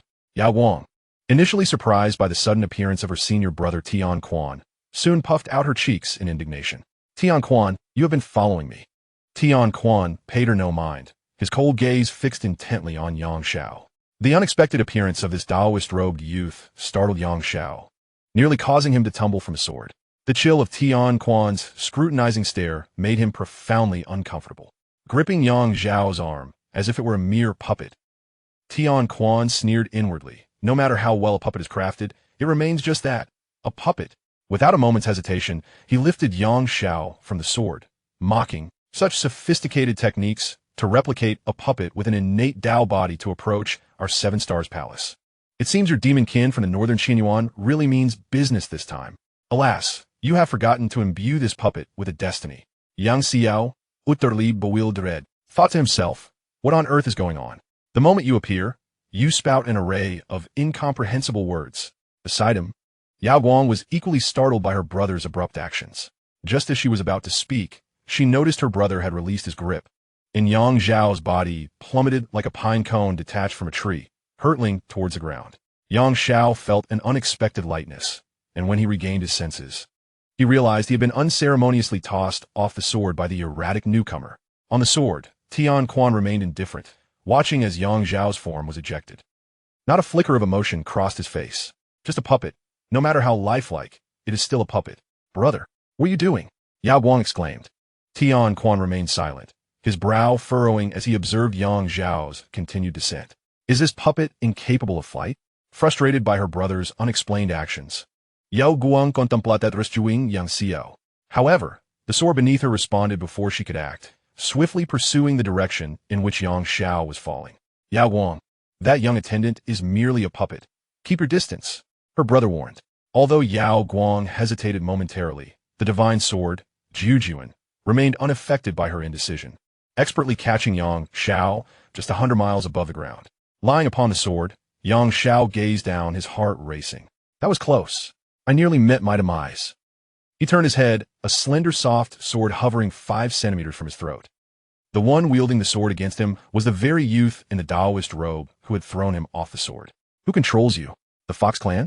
Or the Serpent Clan?" Such bewildering words made Xianxia wish to curse. Being bombarded with cryptic phrases from the outset was infuriating. Despite his usually placid temperament, he chose not to endure any longer. Woofing sword sheath, emerge! Xianxia swiftly gathered his spiritual energy as the woofing sword sheath flew from his divine aperture, hovering above him. 7 woofing swords circled behind him, while 3 pressed tightly against the tip of the soft sword in Tianquan's hand, preventing any harm from befalling Xianxia. Observing the spiritual energy emanating from Xianxia and the sword sheath materializing within his divine aperture, Yao Guang's eyes brightened momentarily. Such enviable talent to possess spiritual energy without having cultivated. Tian Quan, gazing at the suspended woofing swords, was momentarily taken aback. How can he possess spiritual energy? Could it be that this child is not a puppet? Have I miscalculated? She turned to Yao Guang, stating, "Junior sister, ascertain the fate of this child before us." Recalling Tianquan's earlier words, Yao Guang's expression grew solemn. After a lengthy pause, she looked at Tian Quan in astonishment. Why can I not discern this child's fate? Xianxia, oblivious to the concept of fate, looked at the little Taoist priestess in shock and inquired, "What exactly do you mean by fate?" Tian Quan hesitated for a long while before explaining. Fate is the fundamental trajectory of a person's life from birth to death. It is the passport granted by the heavens for one to exist in this world. If a person lacks fate, they are akin to a demon, ghost, or even a puppet. However, unlike those entities devoid of intellect, you, aside from lacking fate, are no different from an ordinary mortal. She sheathed her soft sword, asking, therefore, Can you enlighten me as to what you truly are? Chapter 35. Forceful Speculation. Fate's Backlash. What am I? Xianxia almost exclaimed. I am a traveler. Had it not been for the system warning him in his mind, he might have blurted it out. He suddenly pondered. Is it possible that travelers in this world lack fate? Or am I the only one without it? Various thoughts flashed through his mind. Could it be that the original soul died before I arrived, preventing me from inheriting its fate? But that doesn't make sense. Didn't the system say I bear all of the original's essence? As these thoughts swirled, a sharp pain coursed through his head, followed by the system's monotonous voice. This system is functioning well. It has encountered no issues since its inception. Host, please speak cautiously. Notice, the host does not lack fate. It has merely been concealed through means by others. To restore fate, please complete the main quest. The cat switches the prince. So, it seems I do possess fate, but it has been hidden by someone? Xianxia felt a surge of joy within, relieved that he was not an anomaly in this world, thereby avoiding the attention of its powerful figures. However, how could he elucidate the situation to the two individuals before him? Should he directly reveal that his fate had been concealed by another? Would they believe him? Xianxia attempted to calm his racing thoughts as they whirled through his mind. He inquired, can you only calculate my current fate? Or can you also discern my fate at various ages? Xianxia furrowed his brow, uncertain of the intentions of this young lad. Yet he responded, are you not seeking to predict your fate during a different period? Xianxia nodded. Observing Xiao's composed and serene visage, Xianxia explained, that would serve no purpose. A person's fate remains fixed. Unless one ascends to the celestial realm and defies their destiny, the calculations will yield the same outcome regardless of the time point. Xiao's eyes sparkled with realization. He was convinced that his fate had been altered posthumously. If this practitioner were to predict his fate at birth, might it differ? Xianxia pressed further. So, if I possess no fate now, does that imply that my fate has been void since my birth? Xianxia affirmed, one could say so. If your fate cannot be discerned now, even if we were to calculate it from the moment of your birth, it would still remain empty. Xianxia beamed, clasping his hands together in gratitude. Then, might I trouble you to measure my fate at the moment of my birth? Xianxia regarded this childlike figure attempting to embody adulthood, feeling an unexpected sense of harmony in the incongruity. Could this lad be a reincarnation of a great figure from another era? Shaking his head, Xianxia dismissed the thought. Rebirth would not occur in this realm, which stood as a boundless cage, with all yearning to escape, save for those whose minds had faltered. Returning his focus, despite knowing that fate calculations remained constant across time, he considered the boy's request. What harm could there be in indulging him? Skillfully, he began to calculate, allowing the Wensu star's fate chart to emit a gentle glow, though this time he set the temporal marker to 4 years prior. Just as he anticipated that this young lad would, like before, yield an empty fate. The once tranquil Wensu star chart began to whirl chaotically. A resounding, authoritative dragon's roar erupted in his mind. Subsequently, an endless shadow enveloped the sky of his spiritual realm. Looking up, he beheld a colossal golden dragon gazing at him with indifference. As the dragon surged towards him, a piercing cat's cry echoed sharply. The golden dragon, initially charging at him, pivoted towards the sky, pursuing the enraged raccoon cat. The intertwining sounds of the dragon's roar and the cat's wail reverberated, stirring his very essence. Once the cacophony subsided, an overwhelming and grand fate surged toward him, catching him off guard. And the backlash of this force caused him to spurt forth a mouthful of blood. In the next moment, he distinctly sensed that he seemed to be locked onto by a gaze that scorned all. Who dares to spy on this humble Taoist? After uttering these words, he felt as though the destiny of the entire Xianyuan dynasty was like a sharp sword, piercing directly towards him. At that moment, Xianxia could not afford to hesitate. He hastily urged the stellar power within him to resist this overwhelming force of fate. Yaoguang gazed at her senior brother in terror, unable to comprehend how a mere divination could invoke such a backlash. The pressure Xianxia was enduring was immense. After millennia of cultivation, he experienced for the first time such a terrifying weight. Junior sister Yaoguang, assist your senior brother. As soon as Qianquan's voice fell, Xianxia heard the system prompt ringing in his ears.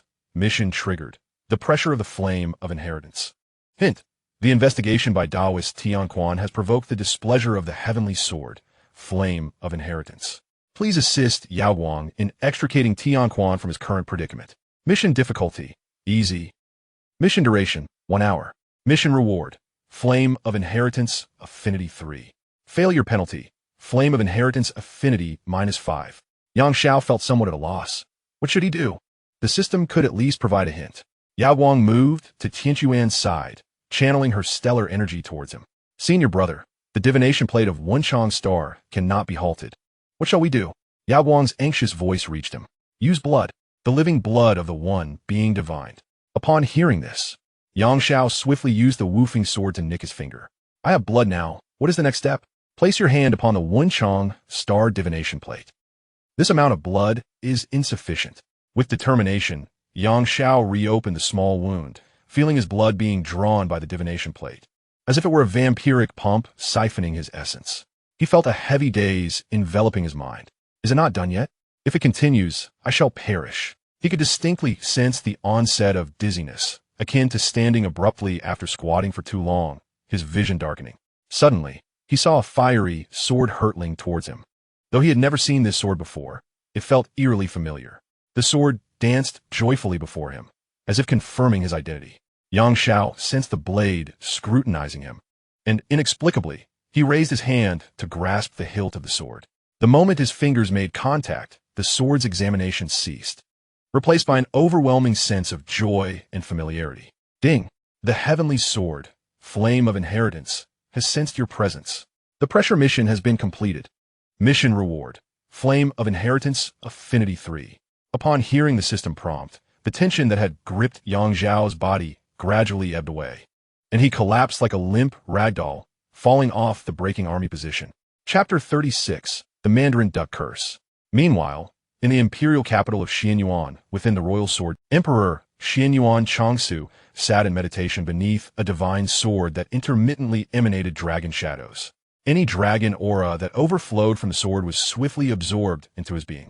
With his eyes closed, he immersed himself in the overwhelming dragon energy within, a subtle smile curving upon his lips. He stepped forward, gently grasping the hilt of the sword and slowly drawing it from its sheath. As he gazed upon the intricate patterns of a Xianyuan sword, a fervent intensity in his eyes sent a shiver down the spine. You are destined to be my master, and no one else beneath the heavens can claim you. Just as he was about to return the Xianyuan sword to its sheath, the once docile blade unexpectedly sprang forth, defying all expectations. It seemed to be summoned by an unseen force, breaking free from its sheath and soaring towards the forbidden grounds. However, upon breaching the boundaries of the royal sanctum, a formidable force ensnared it, rendering its escape futile. Despite the sword's numerous attempts to break free, the restraint clung to it tenaciously, unyielding in its grip. Realizing its inability to break the shackles, the Xianyuan sword reluctantly returned to Xianyuan Changsu's hand. The moment the sword slipped from his grasp, Xianyuan Changsu's expression darkened considerably. He understood fully that under the constraints of the Xianyuan dynasty's fate, the Xianyuan sword could never escape the forbidden grounds.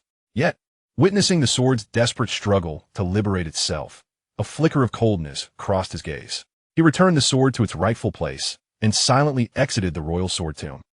Outside, the elderly eunuch had been waiting for some time. Upon seeing Xianyuan Changsu emerge, he rushed forward, bowing deeply, and said, Your Majesty. Prime Minister Li has been waiting for quite a while. Xianyuan Changsu stepped onto the back of a young eunuch to board the dragon carriage. Resting his chin on his hand, he inquired, What is his purpose? The elderly eunuch swallowed nervously, his heart racing, and quickly knelt before Xianyuan Changsu, stating, It seems he has come regarding his granddaughter's marriage. Xianyuan Changsu scoffed coldly. After all these years, he wishes to annul the engagement between his granddaughter and the deceased sixth prince. Strangely, everyone present shuddered involuntarily at the mention of the sixth prince. Aside from the empress, have any other concubines shown signs of pregnancy recently? Xianyuan Changsu's tone was utterly indifferent, as if inquiring about household pets. The elderly eunuch pondered for a moment before responding. Your Majesty, recently 3 of the ladies have not had their monthly cycle. Among them, concubine, she has been craving sour foods, which suggests she may be with child. However, we have yet to summon the imperial physician for confirmation. A flicker of indifference crossed Xianyuan Changsu's eyes as he instructed the elderly eunuch, besides concubine she, have the physician examine the other 2 ladies as well.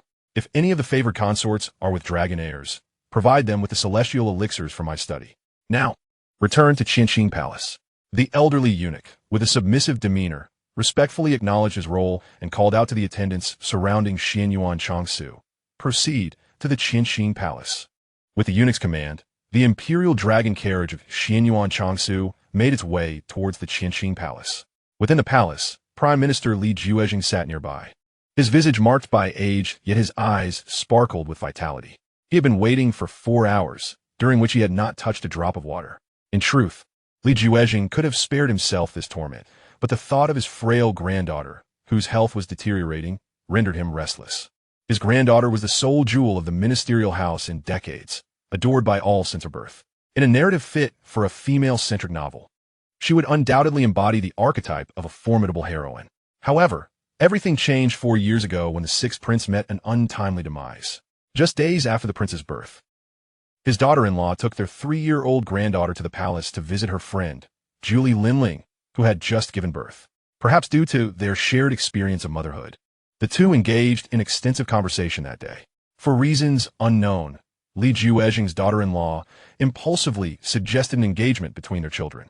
Julie Linling, enchanted by the rosy-cheeked daughter of the Li family, readily agreed. Little did they know, this light-hearted banter between two women found its way to the ears of Emperor Xianxia. Unexpectedly, the emperor deemed the match between the prime minister's daughter and the sixth prince most suitable. Consequently, the following day, a decree was issued, promising the yet-to-come-of-age daughter of the prime minister to the sixth prince, Xianxia. This announcement stirred a mild uproar among the populace, who were keenly interested in the royal-sanctioned engagement. The prime minister's household harbored no objections, for the young lady was destined to wed eventually. Marrying the promising sixth prince was far preferable to forming alliances with other noble families. However, no one could have anticipated that mere months later, the sixth prince would suddenly perish. His granddaughter inexplicably became a widow. The prime minister's family intended to annul the engagement at the earliest opportunity, but during that period, the palace was sealed off, and Xianxia did not attend court for an extended time. They dared not provoke the royal misfortune at such a moment. Yet, following the transfer of the sixth prince's remains to the royal tomb, their once healthy granddaughter's condition began to deteriorate alarmingly.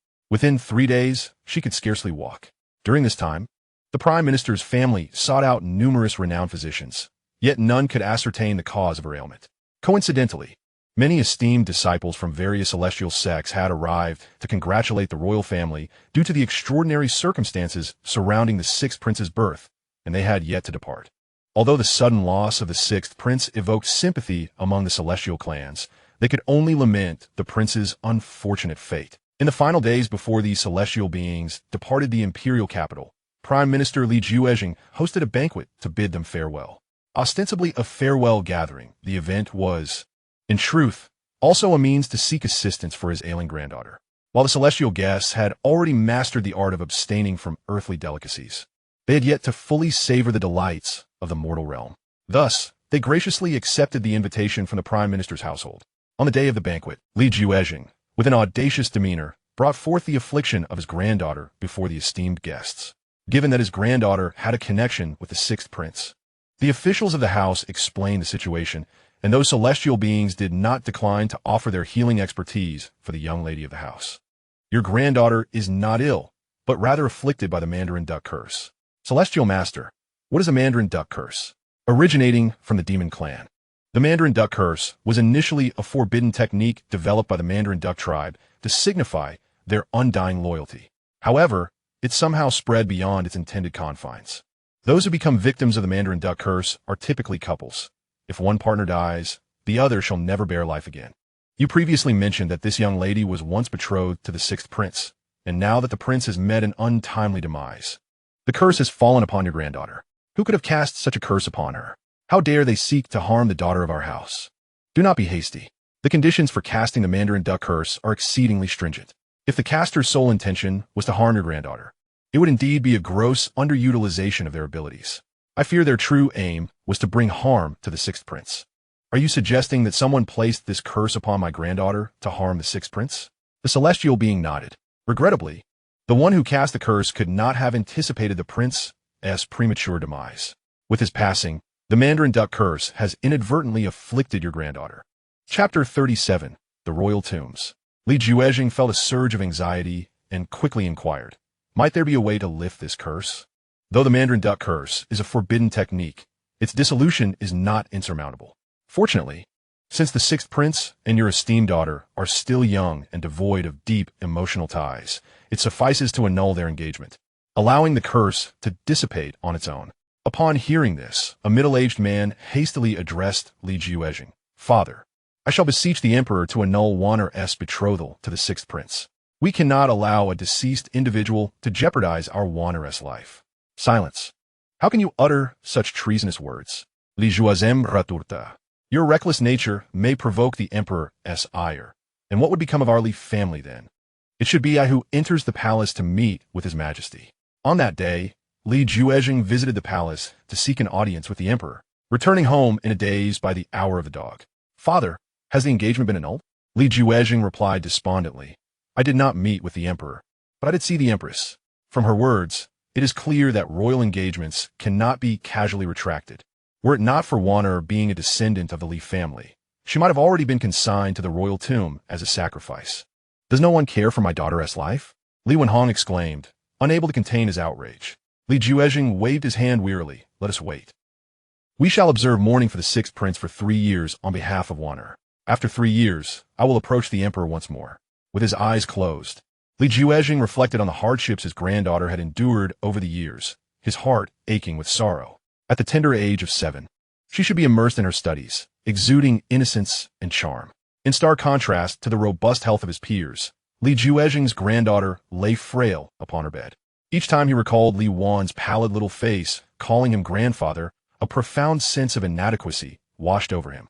This audience with the emperor must result in the dissolution of his granddaughter's betrothal to the sixth prince. He would risk his own, standing without a second thought. As the doors of the Xianxia palace swung open, Li Juezhing promptly rose to pay his respects upon sensing another's entrance. Xianxia clasped his hands together, entering without casting even a glance at Li Juezhing. He seated himself before the imperial desk, perusing the memorials laid out before him, seemingly oblivious to Li Juezhing's presence. Witnessing this behavior, Li Juezhing let out a faint sigh and approached Xianxia, kneeling on the ground with utmost sincerity. Your Majesty, I implore you to annul the betrothal between my dear Wanner and the sixth prince. My granddaughter is afflicted by the lovebird curse. She cannot endure it any longer. I truly have no means left and humbly beseech your Majesty to grant my child a chance at life. Xianxia shifted his gaze from the memorials to Li Juezhing's face, his expression devoid of sorrow or joy. You sought me out a year ago regarding this matter. How'd I respond to you then? Li Juezhing immediately lowered his head to the ground, trembling with fear. I am terrified. I understand the royal family's deep regard for the sixth prince, and that betrothals are not easily altered. Yet, my child is suffering from the lovebird curse. If the engagement with the late sixth prince cannot be dissolved, she will surely perish under its torment. Your Majesty, I beseech you to consider the years I have served the Xianyuan dynasty and spare my descendants from disaster. Your Majesty, I implore you. A hint of scorn flickered across Xianxu's lips as he regarded the prostrate Li Juezhing. Your second son is still quite young. If you cherish your granddaughter, simply have him father another instead of repeatedly exhausting my patience for this girl. You have troubled me thrice over this matter. I recall each instance vividly. The first was 4 years ago, during the days of mourning for my son, when your Li family sought to dissolve the engagement right after my son's untimely death. Had the empress not intervened, your family would have shamed the royal name irreparably. The second instance was 2 years ago, when you brazenly pressured me in the court using your faction of officials, demanding I dissolve the engagement between my son and your grandson. I bore it patiently without consent. And now, you dare bring it up a third time, truly believing I'm so weak as to be manipulated at your will. The memorials on the imperial desk came crashing down upon Li Juezhing, striking his aged visage and drawing blood. Depart. Do not mention this matter again. It is not worth sacrificing the century-long trust the imperial family has in your Li clan for the sake of a mere girl. Xianxu's words extinguished the last flicker of hope within Li Juezhing. His frail body trembled violently, a myriad of words trapped within his chest, ultimately escaping as a mere whisper. I understand. I take my leave. Li Juezhing stumbled to his feet, bewildered as to how he had exited the Xianxia palace. In a daze, he found himself grappling with doubts in his heart, Was the decision to assist Xianyuan Changsu in ascending the throne truly the right one? Xianyuan Changsu regarded Li Juezhen as if he were a soulless puppet, his gaze devoid of any emotion. Had the Li family allied with other princes, perhaps he would have been amenable to dissolving the engagement, acknowledging their family's contributions. Yet, who could have anticipated that the betrothed would be his own rebellious son? Entangled in far too many matters, he could only tread carefully regarding any developments concerning the sixth prince, Xianyuan Hao. A misstep could stir unrest in the realm, and it would be he, the sovereign, who would suffer the consequences. With such thoughts swirling in his mind, Xianyuan Changsu found himself utterly incapable of attending to the memorials awaiting his review on the imperial desk. "Come in," he commanded. A hunched old eunuch scurried in. "Your servant is here. Prepare yourself. I wish to visit the royal mausoleum and pay my respects to the sixth."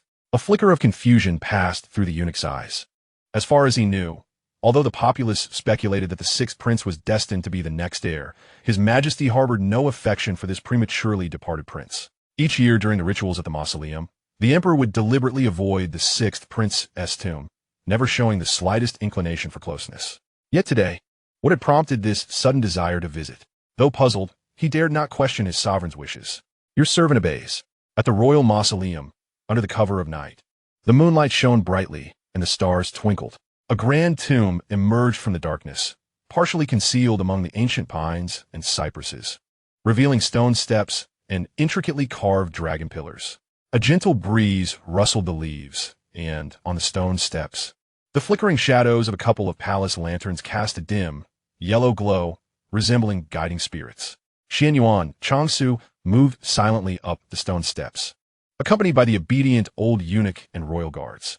At the entrance to the mausoleum, a guardian, his eyes shrouded by a hood, stood still like a statue. A gust of wind swayed the lantern above him, and upon sensing the royal aura emanating from the approaching figure, he ceased all movement. Xianyuan Changsu observed the guardian's indifference towards him, a displeasure stirring within. "Open the tomb. I wish to enter."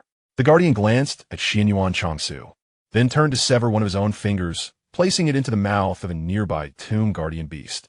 The grand gate began to creak open, and Xianyuan Changsu addressed those behind him. "Wait here." He stepped alone into the brightly candlelit tomb. Chapter 38. The Cat and the Prince.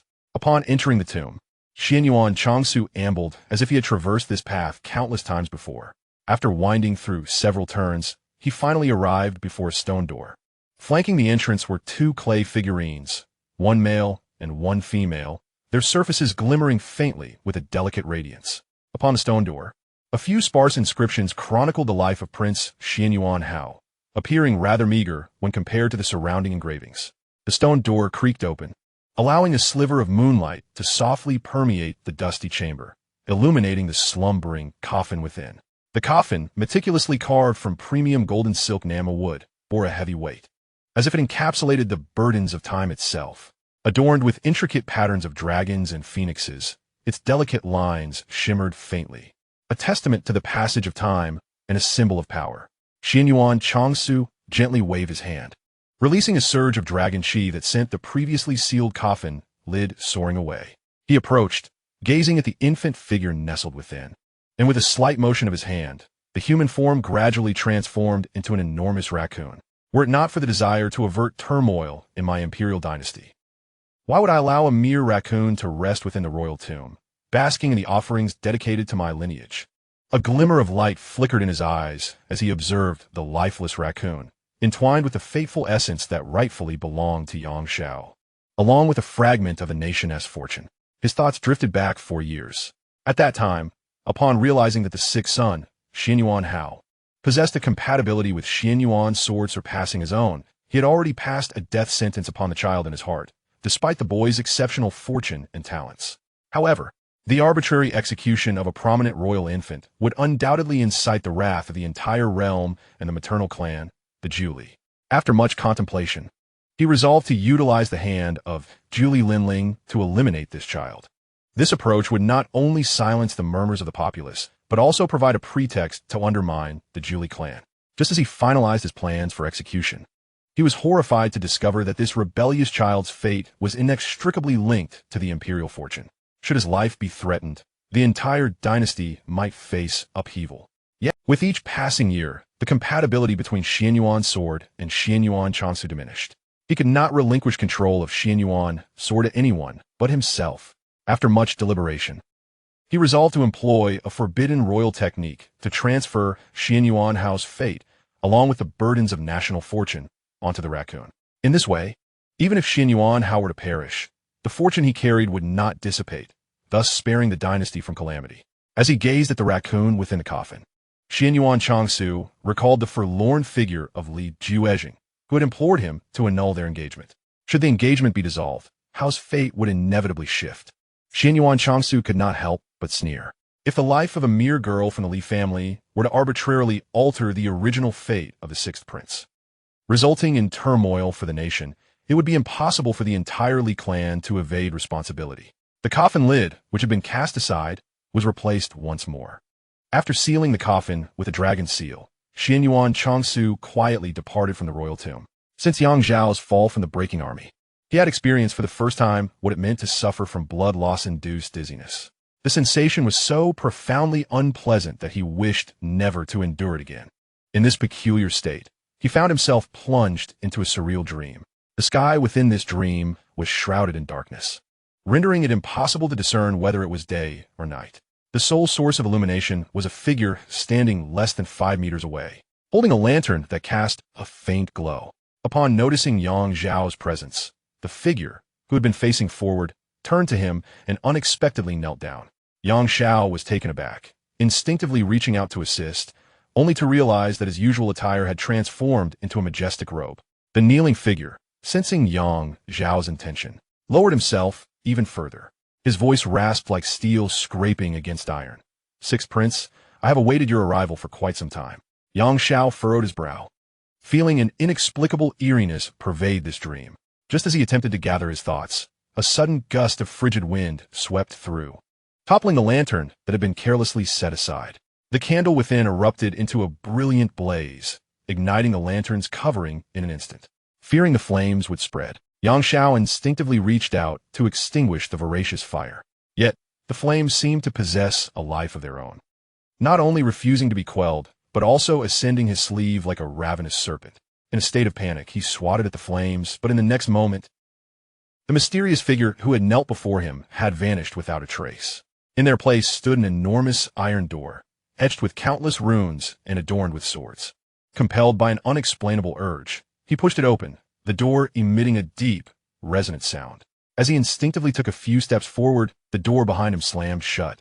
Suddenly, the previously dim space was illuminated as brightly as day. Looking up, he beheld an awe-inspiring pagoda, towering 5 stories high, each level exuding grandeur, and adorned with an array of uniquely shaped swords. However, each sword appeared rusted, as if they would disintegrate into the wind with the slightest touch. The massive door at the base of the pagoda creaked open, revealing a middle-aged man clad in a dragon robe. Yang Zhao felt an inexplicable sense of familiarity wash over him as he beheld the man's face. Upon seeing Yang Zhao, the man's gaze sharpened. "Who permitted you to enter without my consent?" The dragon robe billowed, and an aura of lethal intent surged toward Yang Zhao. Terror gripped him as he realized that being struck by this aura would mean certain death. Yet at that moment his body remained utterly immobilized. Was this merely a dream? Could one truly be bound by a nightmare? Just as the lethal aura was about to pierce through him, a small figure suddenly interposed itself before him. Instinctively, Yang Zhao cried out, "Mother!" No. However, it was evidently too late. He watched in horror as the frail figure before him was obliterated into a mist of crimson by that surge of dragon energy. In that moment, time seemed to freeze, and the once vibrant dreamscape faded into stark monochrome, the black and white becoming increasingly blinding, compelling him to instinctively close his eyes. When Yang Zhao finally reopened them, he was astonished to find himself reclining upon a soft bed. He sat up abruptly, surveying his surroundings, his mind a haze of confusion and disorientation. He was in a room, elegantly adorned in an antique style, with several paintings of mountainous landscapes gracing the walls, exuding a faint scent of ink. Where's this place? Wasn't he, I suppose, to be on the flying sword of the little Taoist maiden? In his daze, he noticed a figure standing outside the door and called out, "Who is there?" Chapter 39. The Peculiar Yao Guang. No sooner had Xianxia spoken than a youth resembling a waiter pushed the door open. Balancing a basin of water in his hands, he paused momentarily upon seeing Xianxia sitting upright. Didn't they say it would be quite some time before you woke? He placed the basin of warm water down and addressed Xianxia. Little guest, this is the hot water that the girl in the robe instructed me to bring. Xianxia inquired, where's the girl in the robe now? The young man set the water on a stand and replied, she is in the room next door. After expressing his gratitude, Xianxia prepared to seek out Yao Guang. But as he stood, the sensation of lightheadedness from blood loss surged back. Little guest, are you all right? The young man rushed over to assist him, and Xianxia furrowed his brow, perplexed by the heavy scent of blood emanating from the youth. Xianxia shook his head. I'm fine, just a bit dizzy. Would you like me to fetch a physician for you? No need. Just bring me some food to replenish my blood. If you have other matters to attend to, you may go. Understood. Call me if you need anything. Once the young man departed, Xianxia sat in the chair for an extended period, gathering his strength before unsteadily making his way next door. He had not yet knocked when the door swung open on its own. He found Yao Guang seated cross-legged on the bed, alone. For some inexplicable reason, Xianxia felt that this Taoist maiden before him seemed somewhat different from the one he had encountered previously, though he could not articulate precisely how. Upon hearing his approach, Yao Guang opened her eyes and greeted him with a rather stiff smile. You're awake? How do you feel now? Xianxia replied candidly, not very well. My head feels quite foggy. Yao Guang retrieved a blood-red pearl from her robe and said, this is a blood-replenishing pearl. It can restore lost vitality. Lick it to replenish your energy. Without hesitation, Xianxia took the pearl and licked it. The overwhelming metallic taste made him gag involuntarily. Why does this flavor resemble that of a young man from earlier? As Xianxia observed the blood droplet being licked away, Yao Guang's lips curled into a chilling arc. Feeling the debilitating weakness within him dissipate significantly, Xianxia couldn't help but marvel at the abundance of treasures possessed by the immortal. He turned to Yao Guang and inquired, what about the esteemed Taoist who prophesied my fate? Upon hearing this question, Yao Guang rose, her expression somewhat stiff. Senior brother has returned to the Seven Stars Palace. He went back to consult our master on whether to bring you to the Seven Stars Palace. Xianxia puzzled asked why. Is it because there's a flaw in my destiny? Yao Guang shook her head. I do not know. With only half a year left for his apprenticeship task, Xianxia felt a surge of anxiety and questioned, can I continue my training with you? I do not know, Yao Guang replied, her face devoid of expression, seemingly indifferent to the matter. Xianxia was at a loss for words. What was wrong with this little Taoist today, so oblivious to everything? He wished to check the remaining time for his task and attempted to summon the task panel, but the system seemed unresponsive, as if it had vanished. System. Are you there? System. No response came, as if the battery had been removed. Little Taoist, awaken. Do not lose yourself in the curse realm. A faint voice reached Xianxiao's ears, and he looked at Yao Guang before him. What did you just say? Yao Guang's face appeared somewhat rigid as she tilted her head and replied, I said nothing. For some reason, the hair on Xianxiao's body stood on end. He sensed that today, as Yao Guang was distinctly different from the one he had previously encountered. Although their interaction had been brief, he felt an inexplicable peculiarity about her today. Yet, he couldn't pinpoint what was strange. Both her appearance and voice remained consistent with his memories, yet the odd sensation lingered. Knock, knock, knock. A sound of knocking echoed from the door, pulling Xianxia from his reverie as he approached and opened it. Standing outside was the same young attendant, holding a tray brimming with food. Xianxia paid little attention to the nature of the dishes and instead pondered how the attendant had managed to knock with such a heavy tray in hand. Balancing it one-handed would surely compromise stability, risking a spill. Yet, the knocking sound did not resemble that of a foot. Xianxia glanced at the upper right of the attendant's left thigh and the upper left of his right thigh, and a rather absurd thought emerged. Was it possible? What am I even thinking? Xianxia dismissed the irrational notion from his mind and focused his gaze on the tray the attendant held. A cursory glance revealed that most of the dishes were medicinal meals designed to replenish energy and blood. Although he did not recognize what could restore vitality, upon seeing those items, his subconscious urged him to consume them entirely for the benefit of his health. Xianxia fixed his gaze upon the medicinal dishes carried by the young waiter and inquired, Are these all for me? The waiter nodded in affirmation, responding, The young guest instructed me to prepare some nourishing dishes to replenish energy and blood, so I found these in the kitchen. Xianxia regarded the young waiter with newfound respect. His ability to remember an offhand remark demonstrated a commendable attentiveness. He opened the door wider and said to the waiter, "Please place them in this room. I happen to be a bit hungry." Turning to Yao Guang, he added, "Fair Taoist, would you mind if I indulge in these delicacies in your presence?" Yao Guang's gaze remained fixed on the waiter and the platter he held. Noticing her lack of objection, Xianxia gestured for the waiter to set the dishes upon the table. Unbeknownst to him, as the waiter placed the items down, he cast a sidelong glance at Yao Guang that was both enigmatic and mischievous. Once the waiter departed, Xianxia sat before the table laden with culinary delights, instinctively inhaling the fragrant aroma of the dishes. Yet, the scent that wafted into his nostrils triggered an uncontrollable wave of nausea. The odor was reminiscent of a summer slaughterhouse, mingling with the stench of a fish market heightened by the oppressive heat. Covering his nose, Xianxia scrutinized the array of dishes before him, pondering. Perhaps it is merely the scent that is foul. He grasped a dish that appeared relatively appetizing with his chopsticks, poised to savor it. When a fleeting glimpse caught his eye, what lay upon the platter was not a gourmet feast, but rather a grotesque assemblage of decayed human tissue, haphazardly combined into a revolting mass. Overwhelmed, Xianxia hurled the morsel he had nearly consumed onto the floor, retching violently. However, when he regained his composure to examine the table again, what he had perceived in that moment of disorientation seemed to evaporate like a mirage. The foul stench dissipated, replaced by an enticing aroma that stirred his appetite. Chapter 40. When did I enter the curse realm? Yang Zhao's expression turned grave as he distanced himself from the table. He was certain that his previous sensory experiences were not deceptive. What he had felt was undeniably real. Observing his sudden retreat, Yao Guang, who had been quietly observing him, wore an increasingly peculiar smile. Her tone shifted to a more rigid cadence. "Are the dishes unpalatable to you?" The Yao Guang before him was now a stark divergence from the image he had retained in his mind. He realized that the strange sensation he had experienced toward her earlier was not unfounded. The Taoist maiden who currently accompanied him was certainly not the same one who had come to escort him from Xian Town. Where had the genuine Taoist maiden gone? Xianxia promptly dismissed the notion that he was ensnared in a dream. He had pinched himself sharply just moments ago, and the pain was as tangible as reality itself. His senses, whether auditory, tactile, visual, gustatory, or olfactory, each intricate detail was affirming the reality of his surroundings. Yet, he found himself perplexed, unable to fathom how he had inexplicably arrived at this place. The edgeless sword sheath manifest, connecting the dots of a severed system and the peculiarities surrounding him. Xianxia endeavored to summon the edgeless sword sheath concealed within his divine aperture. This time, no unforeseen events transpired.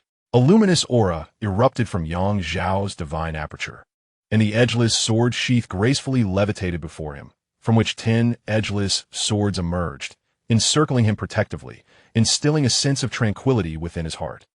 Upon witnessing the array of divine swords hovering around Yang Zhao, Yao Guang, who had been merely an observer, displayed a shift in demeanor, her tone turning icy.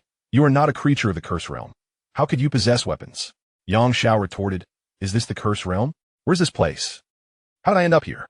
The figure resembling Yao Guang let out a chilling laugh. "Cursed during your moments of weakness. The curse drags you into a wholly illusory world, known as the curse realm. Your ignorance of when the curse was placed upon you proves your foolishness surpasses even mine. Once within the curse realm, there is no escape. You shall remain here forever, like me, reduced to a mere creature of the curse realm." Furrowing his brow, Xianxia could not recall ever being cursed. If no curse existed, why was he here? As he saw Yao Guang lunging towards him, he acted with remarkable decisiveness. Without a hint of hesitation, directing several edgeless swords to pierce her like a hedgehog.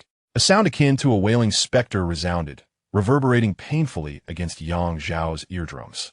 At that moment, Yao Guang had reverted to her true form, her essence resembling a silhouette under the scorching sun, devoid of any discernible human features. Watching that figure dissolve into a puddle of black water heightened the turmoil in Yang Zhao's heart, rather than calming it. The anguished cries of that silhouette summoned forth other entities. Yang Zhao discerned dozens of footsteps approaching, tightening his grip on the edgeless sword. As those footsteps reached the doorway, they suddenly halted. Despite the audible multitude of steps, through the window paper of the door, Yang Zhao could only perceive a single shadow standing outside. "Young master, I trust the meal was to your liking?" came the voice of the inn attendant from outside. "If the food has cooled, I can warm it for you." Yang Zhao positioned 6 swords before him, ready to strike should anything enter. Maintaining his composure, he replied, "The flavors of the meal perfectly suit my palate. There is no need to reheat it." Yet, his peripheral vision remained vigilant, scanning the corners. The figure at the door shifted slightly, and the attendant continued, "I'm glad it suits your taste. By the way, a young lady in a Taoist robe asked me to bring hot water. I shall deliver it shortly." Xianxia narrowed his eyes slightly as he gazed at the pool of dark water, responding, "I do not recognize any young girl clad in a Taoist robe." "You have mistaken the person." A voice from outside, belonging to the innkeeper, expressed confusion. "That cannot be.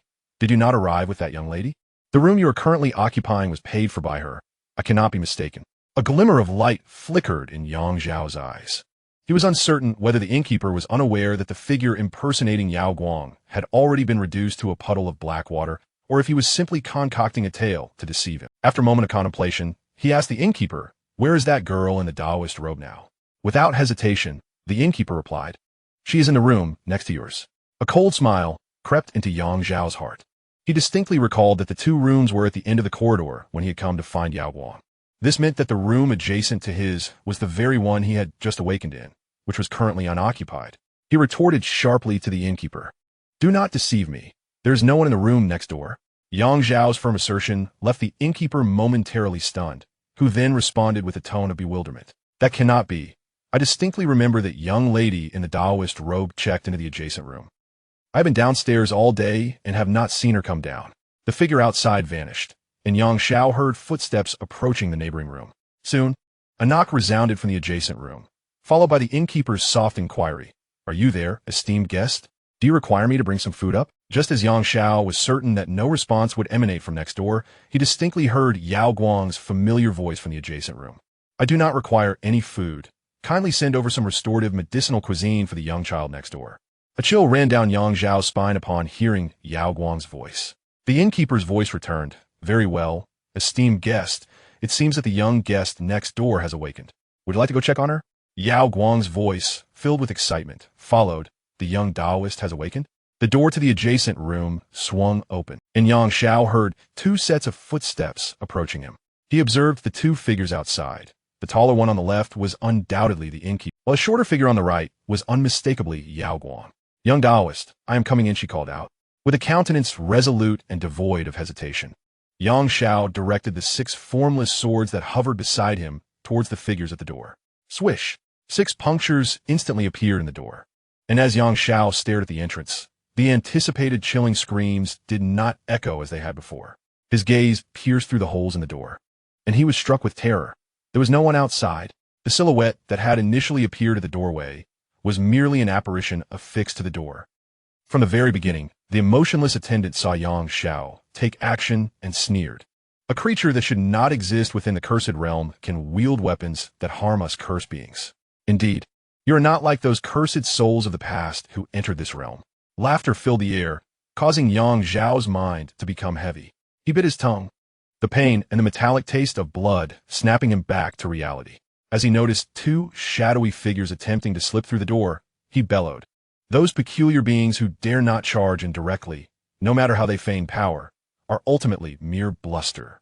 To think that my unsharpened sword could wound you, yet you dare to scream, 'Perish before me.'" 10 swords spun rapidly around Xianxia, and upon their contact with the shadows, they were obliterated like paper caught in a propeller, scattering remnants across the room. The sound of approaching footsteps grew louder, tightening Xiao's chest. Too many strange entities had been disturbed. It was unwise to linger here.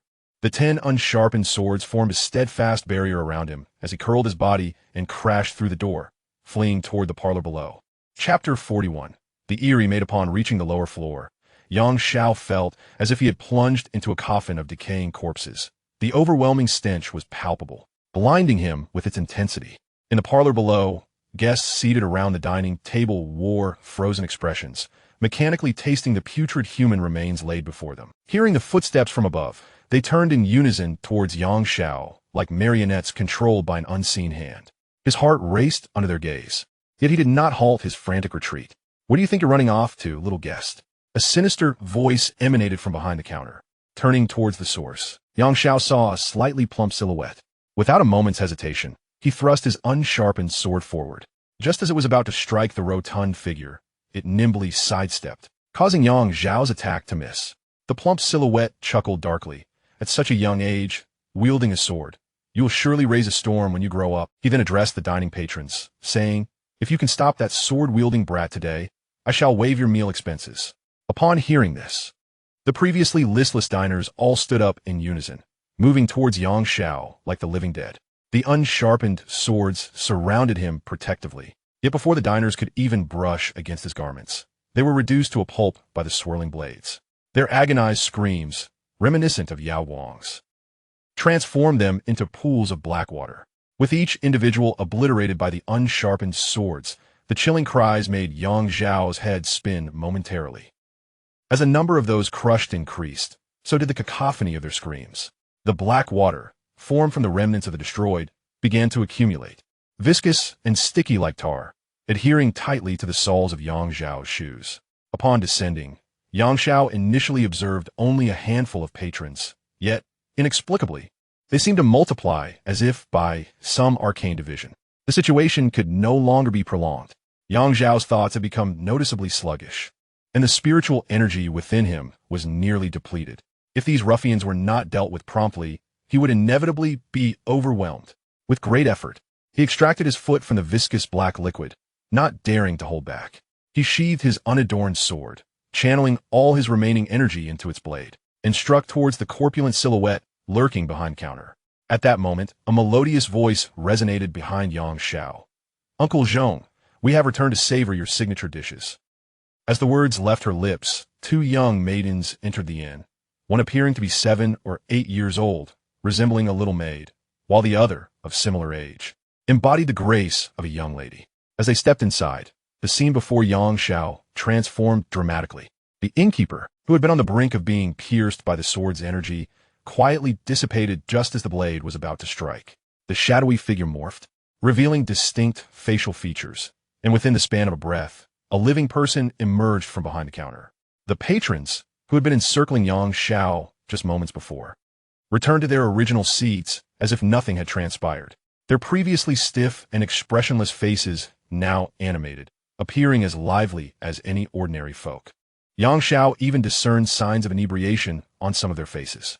The once silent hall erupted with the clamor of revelry, shattering his dazed consciousness and restoring clarity. The thick, murky liquid beneath his feet had inexplicably transformed into spilled wine. Even the nauseating stench in the air was supplanted by the enticing aromas of food and drink. In the blink of an eye, everything around him returned to normal, leaving Xiao disoriented. The appearance and behavior of the patrons had reverted to the mundane, while the sword-bearing child appeared conspicuously out of place. Daring not to expose his back, Xiao leaned against the nearest pillar, warily observing the two newly arrived maidens. "Lizzie, what are you dawdling about upstairs? Hurry down and clean up the wine spilled by the guests. We cannot have the young lady from the Leaf family slipping," boomed the rotund innkeeper, directing his attention upstairs while offering a warm smile to the two girls. "Please wait a moment. I shall instruct the kitchen to prioritize your orders."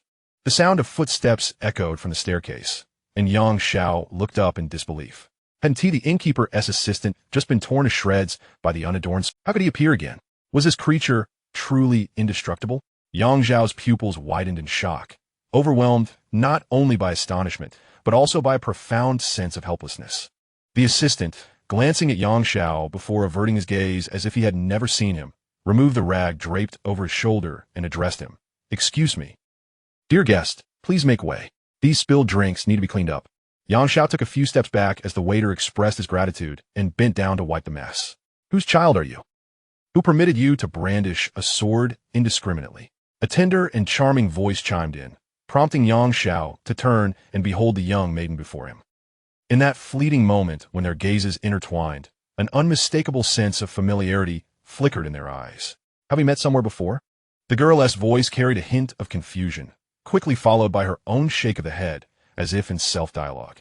"It's impossible that we have. I have resided in the Lee Manor since I was 3, and apart from my brothers, I have had no contact with anyone else. How could I feel a sense of familiarity with a child I have never encountered in my dreams?" Her whisper was so faint that had it not been for Xiao's keen hearing, he would have missed her musings entirely. Xiao's pupils constricted as he seized upon the key phrase in her murmur. "This is not a cursed realm, but rather your dream?" Realizing she had let slip a secret, the girl instinctively covered her mouth. She recalled someone telling her that in dreams, all beings exist because of the dreamer. If the dreamer becomes aware of their dreaming state, it is crucial that they do not let the inhabitants of the dream realize they too are in a dream.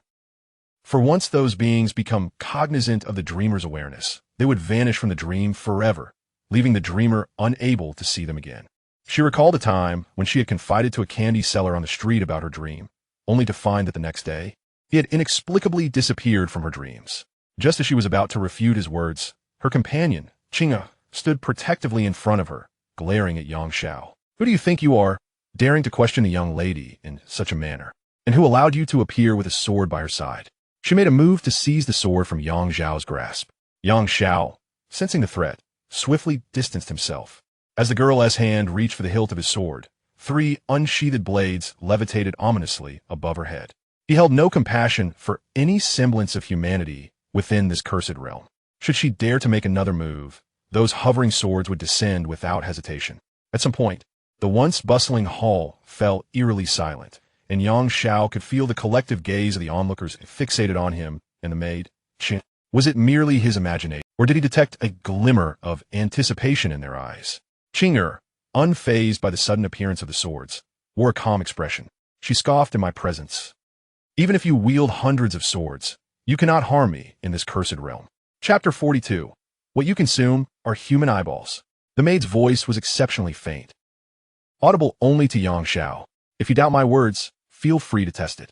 In the realm of curses, life is but a singular occurrence. Once extinguished, it is irrevocably lost. The girl, possessing a face reminiscent of youthful innocence, spoke with a demeanor as chilling as that of a vengeful spirit. Xianxia instinctively rejoiced, striving to distance himself from her menacing presence. Out of the corner of his eye, he discerned the portly innkeeper behind the counter, his expression betraying a hopeful anticipation, which only deepened Xiao's sense of foreboding. He harbored a suspicion that this girl was not merely attempting to intimidate him.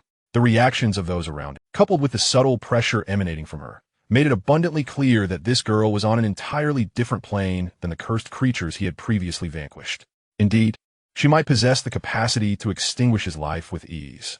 As her face drew ever closer, Xianxia gripped his sword tightly, prepared to strike.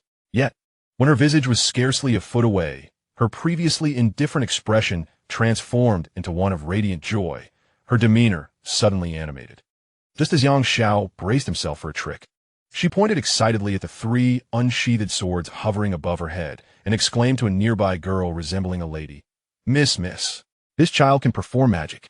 Look, he can conjure 3 swords at once." Moments earlier, Liwan had witnessed Xianxia summon the 3 swords with a mere gesture, her beautiful eyes widening in astonishment. She recognized that it was not mere sleight of hand. A term she had heard from her elders echoed in her mind. Cultivator.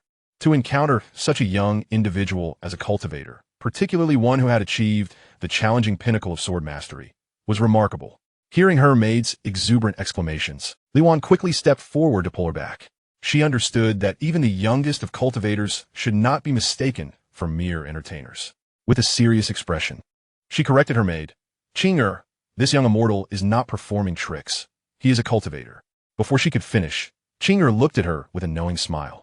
Liwan's previously clear gaze clouded momentarily, and as Xianxia leaned closer, she whispered, "I meant that little fellow is indeed performing tricks. He is just a performer." Liwan's expression grew wooden as she nodded in agreement with Xianxia. "You are right. That child is merely a performer." In the next instant, her eyes regained their clarity, and she glanced at Xianxia before diverting her gaze. A sigh of concern filled her heart. How could a child so young be reduced to performing for alms? I wonder how their guardians can bear to let them venture out like this. If she were to awaken soon, she resolved to advise her grandfather to enact a decree forbidding children from entertaining in the streets. They ought to devote their healthy bodies to education and the pursuit of knowledge, rather than brandishing swords for mere spectacle. With a faint sigh, she pondered when she might awaken this time. The last instance had seen her linger in dreams for 7 days before returning to consciousness, and she distinctly remembered the complex and pained looks her family had cast upon her awakening. Over the past few years, her bouts of slumber had grown increasingly frequent and prolonged, leaving her body frail and weak. Uncertain of the illness that afflicts her, she wonders when she might recover. Although in her dreams, whatever she desires gradually materializes, she still yearns for the tangible world beyond. Her brother speaks of an expansive reality, far vaster than the horse ranch she once knew in her youth. This thought causes Li Wan's mind to wander. Qing'er waved her hand before her, saying, Miss, what are you pondering? Li Wan smiled shyly, replying, Oh, nothing much, just contemplating what we might do this afternoon. Should we fly kites or build a snowman? Qing'er chuckled. We can do both. After all, we're not pressed for time. Indeed, we have time aplenty. Li Wan smiled, though a hint of sadness lingered in her eyes. Xianxia, seated nearby, furrowed his brow. Could those two activities truly be accomplished in the same season? Was the season in this enchanted realm different from reality? Perhaps random in its flow? Esteemed guests, I apologize for the wait, the innkeeper announced, having tidied the spilled drinks. He approached with a tray, saying, The signature dishes you ordered have undergone a slight alteration in ingredients. I hope they suit your palate. Li Wan's eyes narrowed into crescent moons. In her dreams, if anything was worth anticipating, it was certainly the signature dish of this inn. Consuming its fare would alleviate her physical pain upon waking. The two young women chose a quiet corner to sit, and the innkeeper set the dishes before them before departing. Xianxia had developed a hesitance towards the food here, scrutinizing the meal laid out before him, wary of the earlier repugnant offerings. Sensing his gaze, Li Wan turned to Qing'er, saying, Could you ask that child over there if he'd like to join us for a bite? It would be a shame to waste food. Qing'er looked at Li Wan and quietly replied, He isn't hungry. This meal is solely for you. Li Wan nodded absently, delicately picking up a meatball with her chopsticks and bringing it to her lips. Xianxia swallowed hard. His stomach had long been empty, and had it not been for the previous repulsion, he would have relished a hearty meal. His eyes fixated on Li Wan's mouth as the meatball crumbled under her bite, juices trailing down the corner of her lips. He had initially thought her dining demeanor was quite graceful, yet she seemed oblivious to the juices that dribbled down her chin as she reached for a second meatball. With a sudden jolt, Xianxia felt as if a current had surged through him, and the surroundings morphed once more. Aside from Li Wan, who continued to eat without alteration, the rest of the scene reverted to its previous tableau. The girl before me, resembling a lady, perhaps does not belong here, much like myself. Xianxia merely speculated within his mind, refraining from approaching her, for beside her lurked an enigmatic creature of the cursed realm. His gaze shifted to Li Wan's lips, and what appeared to be a meatball bursting forth was, in truth, nothing but putrid black blood. Likewise, the object on her chopsticks was not a meatball, but rather a decaying, foul-smelling eyeball. Indeed, it was that grotesque flesh and blood. The maid named Qing'er gazed at Li Wan with tender affection, entirely oblivious to Xianxia, who was poised to act. Seizing the moment, Xianxia took a running leap and kicked the table of delicacies over. Li Wan, startled from her stupor by his action, first wore a bewildered expression, which quickly shifted to clarity. She gazed at the delicious spread, now toppled on the ground, her countenance reflecting irritation. Before she could voice her inquiries, Xianxia pointed emphatically at the scattered dishes, his voice grave. Do you still fail to see? The items you just consumed were human eyeballs. Chapter 43. System, can you hear me? Li Wan glanced at the food on the ground, ready to retort. But the items rapidly transformed, within mere breaths becoming a grotesque heap of decaying human remains. Her face paled instantly, a wave of nausea surging forth. The repulsive matter she had ingested surged up her throat, forcing its way out. The surroundings began to waver. One moment, she found herself in the familiar environment, and the next, it morphed back into the horrifying scene she had just witnessed. Li Wan looked around in panic, her face blanching in terror. With a shriek, she bolted from the inn. The suddenness of it all left her maid stunned, too late to react. You wretched fool! Her expression twisted into one of ferocity, her voice echoing like a wailing specter from the underworld. All the cursed entities within the inn, including Xianxia, found themselves momentarily stunned by the piercing sound. Boom! Xianxia felt as if he had been struck by a massive truck, his limbs seemingly torn asunder in that instant, enduring agony akin to being drawn and quartered. Struggling to sit up, he summoned his blade, the woofing sword, and fixed his gaze intently on the maid named Qing'er, awaiting her next move. From behind the counter, the portly innkeeper, witnessing the lad who had withstood the curse's blow still alive, couldn't he help but regard Xianxia with newfound respect. Qing'er first directed her attention towards Xianxia, then swiftly turned to pursue Li Wan. Miss, wait for me. Seeing that the terrifying maid had no intention of ending his life, Xianxia felt a slight relaxation in his heart. In his moment of impulsiveness, he had overturned the table of dishes without contemplating the consequences. Fortunately, within the cursed realm, his body would not bleed from internal injuries. It merely ached. "Dear guest, how will you compensate for the damaged tables and chairs?" The voice of the plump innkeeper echoed softly, causing Yang Zhao's previously relaxed demeanor to become tense once more. He clutched his chest, acutely aware of his weakened state, capable of summoning only 4 bladeless swords to guard his body. The mere thought of facing the relentless horde of the undead filled him with dread. Summoning his resolve, he managed a faint smile at the innkeeper, who appeared slightly perplexed, before taking a deep breath and hastily fleeing towards the inn's exit. The plump innkeeper stood calmly behind the counter, hands tucked into his sleeves, calling out in a haunting tone, "Do take your time, be careful not to fall." Yang Xiao scoffed inwardly, thinking I was running around at 1 year old. How could I possibly fall? Yet the moment his feet crossed the threshold of the inn, the ground beneath him seemed to vanish. He felt as though he were plummeting from solid ground into an abyss, the sensation of weightlessness sending his heart racing. As he looked back at the receding, frustration welled up within him. Who would establish an inn in such a desolate place? Around him, the light began to fade, plunging him into an inky void, reminiscent of a forgotten corner left behind after Pangu created the heavens. He felt trapped within a 3-dimensional coordinate system, while he could move up, down, and sideways. The absence of any reference points rendered him unable to ascertain whether he was truly moving. Yang Xiao realized that only a few breaths had passed. Yet within that fleeting time, the suffocating solitude threatened to drive him to madness. It felt as if he were the sole living being in this realm. Time stretched on, though he could not tell how long had truly elapsed, when a faint glimmer of light appeared in the distance, struggling against the weight of despair. He directed his gaze toward it, discovering a scene akin to the inn, seemingly severed from a particular location, standing solitary in this abyss. He yearned to swim towards it, yet it remained stubbornly distant. The scene resembled a lavish courtyard of a noble residence, and there sat Li Wan upon a stone bench, her complexion pale, while Qing'er gestured animatedly behind her. Li Wan shook her head, fear etched upon her face, before rushing to a tree to retch. Qing'er's expression darkened instantly, but when Li Wan turned her gaze upon her, she reverted to her previous benign demeanor, patiently soothing Li Wan's distress. In the next moment, that scene began to fade, along with the figures within it, vanishing from Yang Zhao's sight. "Come back to me," he cried out, yet no sound echoed in response, leaving him feeling as if he had been cast into the void of space, his cries swallowed by silence. An inexplicable agitation grew within, causing him to feel increasingly trapped. "Ji," attempting to connect to the spell realm. A fragmented electronic voice broke through, the familiar sound stirring tears of joy in Yang Xiao. "System, I am here. I find myself ensnared within this wretched, cursed realm. Can you hear my voice?" The mechanical voice resonated once more. Yet the system did not engage in dialogue with Yang Xiao. At that moment, amidst the previously tranquil surroundings, human voices emerged.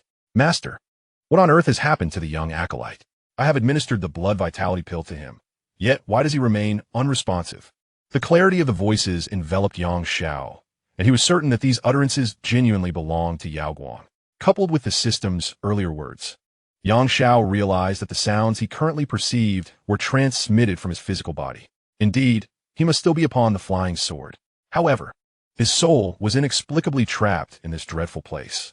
Outside, the young Taoist maiden had noticed his current anomaly. Liberation from this accursed location was imminent. Hope surged within Yang Xiao's heart. Remaining in this dismal realm any longer would surely lead to his mental collapse. The voice of Tian Quan echoed around him. "If I am not mistaken, he has been cursed." A note of gravity infused his tone. "Cursed?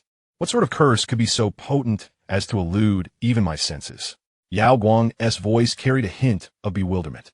Tian Quan sighed softly. "This curse was not directly implanted in his body, hence your inability to detect it. This form of sorcery is intricately entwined with his fate, thus eluding your perception. A curse upon his fate?" Yao Guang's tone was laced with astonishment. What manner of individual would resort to such intricate methods against a mere child? To cast a curse upon one's fate requires at least a peak practitioner of the integration stage. Yet he had appeared perfectly fine before. How could he have suddenly been ensnared in a cursed domain? Tian Quan's voice bore a trace of complexity. The fault lies with me. Just now, while employing the Wenxiu star fate plate to assess his destiny, I inadvertently connected his fate from 4 years prior with the void of his current fate. He became ensnared by the curse from 4 years ago. Ironically, to sever the connection of the Wenxiu star plate, his vital blood was required. Yet I neglected to consider that he could not control the flow of his blood. As a result, the plate extracted an excessive amount of his blood, leaving him weak and unconscious. It was at this opportune moment that the curse infiltrated, drawing him into the cursed realm, rendering him still in a state of unconsciousness. Chapter 44. The bewildering crossroads. Yao Guang's heart raced with urgency. She tugged at Tian Quan's sleeve, inquiring with desperation, "Brother Tian Quan, how can this curse be resolved? This young acolyte possesses an innate Tao body. Should he embark on the path of cultivation in the future, his progress would be remarkable, advancing by leaps and bounds. I cannot bear the thought of him perishing in this cursed realm before he has even begun his journey into cultivation." Tian Quan gazed at his naive little junior sister, his heart softening. He once again directed his gaze towards Xianxia, a glimmer of contemplation illuminating his eyes. The causality entangled with this young child is indeed profound. In his perception, he has never witnessed a fate so intricate and profound that it, under the auspices of the Wenchang star's destiny chart, recoils upon itself. It is essential to note that even the most talented individuals on the celestial rankings can merely evoke tremors within the Wenchang star's destiny chart. Only this child possesses the unique ability to turn his fate against himself. Furthermore, this child's destiny is intricately linked to the fortunes of the most illustrious first dynasty of the human race. This singular fact is sufficient to compel him to carefully contemplate whether to bring this child into the seven-star palace. Moreover, which transcendent being has concealed this child's fate with celestial forbidden arts, and for what purpose? These questions remain beyond his calculation. Should this child inadvertently bring calamity to the seven-star palace in the future, it would indeed be a regrettable loss. Tian Quan gazed at Yao Guang, realizing that the optimal solution was to return this child to Xianxia. Although the innate Tao body is undeniably precious, it pales in comparison to the stable development of the seven-star palace. Yet, just as the words nearly escaped his lips, upon seeing the childlike earnestness etched upon his junior sister's face, he found himself unable to utter the suggestion of sending the child back. This child is the first exceptionally talented Taoist disciple discovered by his junior sister.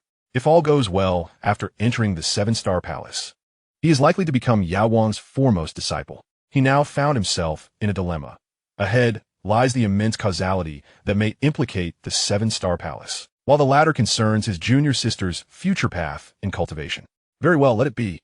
I shall bear the unknown causality. First, I must consult Master, and if the consequences prove too great, I shall entrust this child to Kaiyang, whose fate within the seven-star palace is the most resilient, likely to be least affected by the backlash of causality. After making this resolve, Tian Quan felt his worries diminish considerably. The immediate priority now is to dispel the curse upon this child. However, he truly had no idea how to lift a curse embedded within one's fate. After much contemplation, a figure suddenly emerged in his mind. Yet, as soon as this figure appeared, he hastily dismissed it. Nevertheless, upon further reflection, it seemed that among those he knew, only that woman could unravel the curse woven into one's destiny. Tianquan's expression darkened significantly, and even his speech became somewhat stammered. He turned to Yao Guang, who gazed at him with innocent concern, and replied, "The only one capable of breaking this curse is our fifth junior sister, the Yuheng fairy." Upon hearing the name Yuheng, Yao Guang involuntarily trembled. She instinctively wanted to refuse, but upon seeing Xianxia curled up at the sword's tail, she resolutely nodded. "Brother, let us return to the seven-star palace and seek senior sister Yuheng's assistance in breaking the curse." However, despite her words, the breaking army was clearly moving much slower towards the west in the pitch-black void, where not even a finger could be seen. At the outset, Xianxia could still discern the conversation between Yao Guang and Tian Quan, but as time in this realm elongated, he felt as though he had been cast into the depths of the ocean, unable to hear a single sound. System connection successful, commencing update of curse realm data. Just as Xianxia once again succumbed to a profound solitude, that mechanical voice echoed in his mind once more. In an instant, tears of joy welled up in his eyes. Despite the voice's mechanical and emotionless tone, it sounded remarkably gentle to him in that moment. Host's primary consciousness environment. Curse Realm. Curse Realm data loading complete. Task database switched to Curse Realm. Host's primary consciousness status. Good. Tasks may be accepted. Triggered task. Mandarin Duck Curse. Note: completion of this task will enhance the main storyline task of the cat swapping for the prince's completion. Task description. The Taoist of Tianquan inadvertently channeled the curse from your fate years ago, leading to your entrapment in the Curse Realm. Completing the task will allow you to escape the Curse Realm. Do you accept? Task difficulty, moderate. Task duration, trapped in the Curse Realm until completed. Task reward, pure emotional terror. This emotion can be affixed to a weapon, amplifying the suffering of enemies. Drawback, attracts their hatred. Reward added attribute, resistance 20. Failure penalty, becoming a puppet of the cursed beings in the realm. Before the system could fully articulate the task requirements, Xianxia frantically clicked to accept. In one moment, he was engulfed by impenetrable darkness, and in the next, he found himself standing on a street. Before he could fully comprehend his surroundings, a cacophony of sounds flooded his ears. He had emerged. Xianxia gazed around, his heart soaring with delight. Yet, in the very next instant, his expression froze in shock. The once boisterous sounds of the street began to dwindle, and all gazes slowly turned toward him. Those sinister grins and rigid movements were all too familiar. He was still within the Curse Realm, albeit in a different setting. Observing those before him who seemed to walk normally, yet suddenly turned to face him, Xiao's heart tightened. This is bad. They are all coming for me. Without a moment's hesitation, Xianxia summoned 4 unsheathed swords to protect himself and swiftly turned to flee. As he began to run, the figures behind him also pursued. However, their speed paled in comparison to his. Before long, he had left them far behind. This time, he dared not run recklessly, fearing that a misstep might cast him back into that timeless darkness. He made every effort to avoid any places that appeared to transition from the current scene, initially believing he was safe. Yet, upon rounding a corner, he halted abruptly. Before him lay a fork in the road, each path clearly transitioning from the current scene. As the footsteps behind him gradually approached, Xianxia was just about to engage with the pursuing cursed object when the system's voice echoed once more. Host confusion detected. System prompt triggered. Fork in the road. Option 1. The middle path, where the key figure for this task can be found. Option 2. The left path. Returning to the Laifu Inn, where the hospitable manager Zhong awaits. Option 3. The right path, a dead end leading to another cursed realm. Chapter 45. He is only 4 years old. What does he understand? Xianxia, without a moment's hesitation, rushed down the path ahead. The instant he stepped beyond the street's confines, the familiar sensation of his feet leaving solid ground reemerged. Gazing at the receding street overhead, his body plummeted rapidly. The enveloping solitude of darkness once more encasing him. A tightness gripped his heart. Could it be? Is the system deceiving me? Just as Xianxia feared he would drift indefinitely in the abyss of darkness, the originally pitch-black scenery around him suddenly dissipated, the surroundings loading at breakneck speed like a computer-rendered image. Before he could fully comprehend his environment, the sound of a heavy object splashing into water reached his ears. Was this time's landing place in water? Yet, why did the water feel so warm? Remaining composed, Xianxia, having been nurtured by the river god, knew well that as long as he did not act recklessly, he would not drown.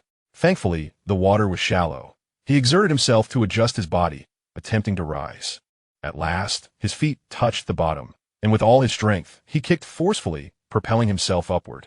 As his head broke the surface, he noticed a layer of mist hovering above the water. It seemed this scene was set in a hot spring, likely devoid of the peculiar creatures from the cursed realms.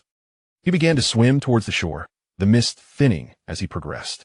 Just as he pondered where the key figure indicated by the system might appear, the mist gradually dissipated, revealing an expanding field of vision. On the edge of the hot spring sat a figure, smooth and white as jade. Her head submerged in the water, motionless like a corpse.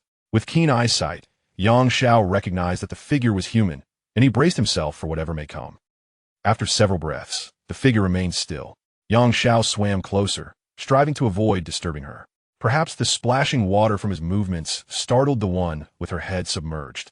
For just as Xianxia intended to reach the shore, she abruptly lifted her head from the water. Xianxia heard the sound above the surface and turned to look. The figure emerged, gasping for air, before her gaze fell upon him. At that moment, their eyes met, both filled with astonishment. Li Wan stared blankly at the child who, according to reason, should only appear in fixed scenarios. Xianxia gazed at the unclothed Li Wan with a mixture of surprise and curiosity. "What brings you here?" They both exclaimed simultaneously, their tones revealing a shared astonishment. The voice in Xiao's mind declared, "Ding, key figure detected. Engaging in conversation may unveil the means to escape the curse realm." A wave of delight washed over Xiao, realizing that this Miss Li was indeed the key to leaving the cursed domain. No wonder she had appeared so distinct from the others at the inn. Just as Xiao prepared to approach her, footsteps echoed from the previously tranquil riverbank, prompting both individuals in the water to turn their gazes in unison. Through the mist, the maid Qing'er approached, jubilantly bouncing while clutching a finely crafted garment. Upon spotting the formidable creature of the cursed realm, Xiao hesitated not a moment. He inhaled deeply and dove into the depths of the water. Meanwhile, Li Wan, upon noticing her personal maid advancing, experienced a fleeting surge of panic, compelling her to regain her composure. Suddenly recalling the child who had been on the other side, she intended to call for him to hide, but upon glancing back, she found that the child's silhouette had vanished. Did I see wrong? Just as Li Wan pondered the improbability of the child appearing outside the Lai Fu Inn, she felt a pair of small hands gripping her thigh tightly, causing her a mix of indignation and embarrassment that nearly prompted a cry. Yet, a sharp object pressed gently against her waist steadied her nerves. She had been mistaken. The child truly had manifested in a scene beyond the confines of the Lai Fu Inn. Her thoughts raced. Is he like Qing, or is he akin to me? The notion that this child might, like Qing'er, be a creature designed to ensnare her in a dream world filled her with a sense of helplessness. Nevertheless, a flicker of hope lingered. Perhaps this child shared her plight, someone who could not awaken from slumber. Beneath the water, Xiao navigated to Li Wan's feet, relying on his memory to guide him. In the murky depths of the spring, visibility was poor, and in an attempt to grasp her ankle to prevent her escape, he inadvertently seized her thigh instead. Fortunately, Li Wan was still young, and her legs were not robust, allowing Xiao's small hand to secure its grip. To avert her from crying out, he summoned a blade with no edge, pressing it against her waist. Qing'er replaced the garment she had been carrying on a table at the riverbank, her eyes betraying a hint of confusion. "Why has my lady lingered in the bath for so long today?" she inquired. Li Wan, avoiding Qing'er's gaze, responded awkwardly. "I feel chilled today and wish to remain in the spring a while longer. Please wait outside for a moment. I shall join you shortly." Heeding her words, Qing'er expressed no suspicion and softly replied, "Then I shall wait outside. Do call for me if you need anything." Once Qing'er departed, Li Wan tentatively reached out to pat Xiao's shoulder. "She is gone. You may come out now." Xiao pressed his sword against Li Wan's hand, refusing to withdraw it. He swiftly raised his head above the surface of the water. And only when he confirmed that no one was on the shore did he sheath his unadorned sword back into his consciousness. As Li Wan felt the absence of the sword at her waist, her face flushed crimson once more, and she struck Xiao across the face with a resounding slap. "How dare you, such a young boy, intrude into a young lady's bathing pool? You will surely grow up to be a lecher." Initially taken aback by the slap, Xiao's gaze soon fell upon Li Wan's bare skin in the hot spring, causing his face to heat up slightly. Having never encountered a girl unclothed in his 2 lifetimes, he felt the slap was justified. However, upon glimpsing his own 4-year-old reflection in the water, he was filled with indignation. "I am but 4 years old. What right does she have to strike me at such an innocent age?" Despite these thoughts, the mature soul within him compelled him to turn his face away. Observing Xiao's behavior, Li Wan felt an inexplicable fondness for the child. For reasons unknown, she felt a sense of familiarity with him. Despite his behavior being quite irritating, she could not bring herself to truly dislike him. She hastily dressed, casting asidlong gluncha et Xianxia. Thankfully, this was merely a dream. Had it been reality, her father would have been furious to know that a boy had seen his daughter's body, even if he were just a 4-year-old child. Contemplating this, her expression dimmed. She realized that while she was lost in a dream, her physical body still lay in slumber outside, and her father would likely suffer another restless night. Chapter 46. The Prime Minister's daughter in the nighttime of Xianyuan Imperial City. Within the Prime Minister's residence, a voice cried out, "The young lady is having nightmares again." Instantly, the previously dimly lit halls of the residence were ablaze with light. The maids, who had been fast asleep, were jolted awake, hastily dressing themselves and gathering together. Shadows flitted hurriedly through the corridors.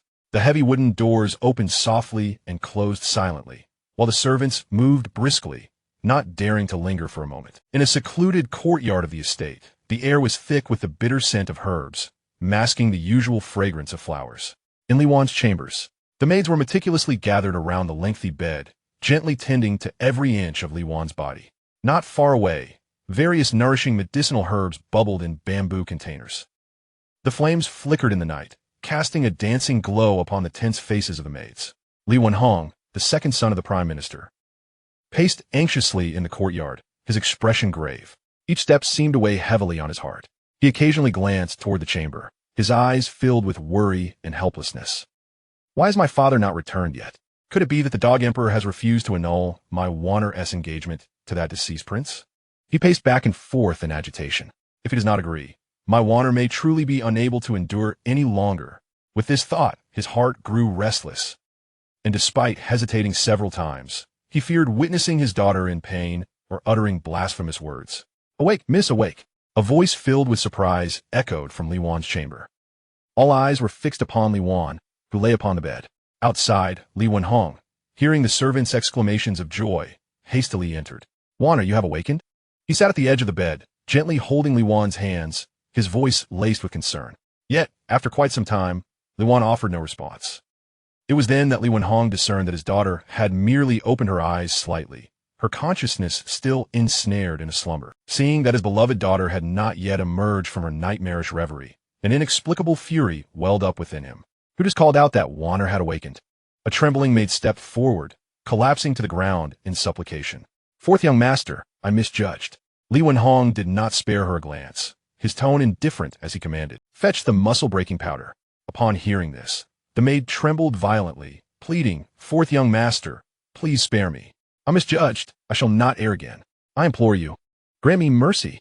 He thought, "Unless you experience the same torment as my son, you shall never serve Wanner with true devotion." Li Wenhong's gaze remained fixed upon Li Wan's face, ignoring the maid's cries for mercy. Ultimately, she was dragged away, forced to ingest the muscle-breaking powder under the watchful eyes of all present. Among the newly arrived maids, a surge of indignation arose within some, compelling them to speak out for justice.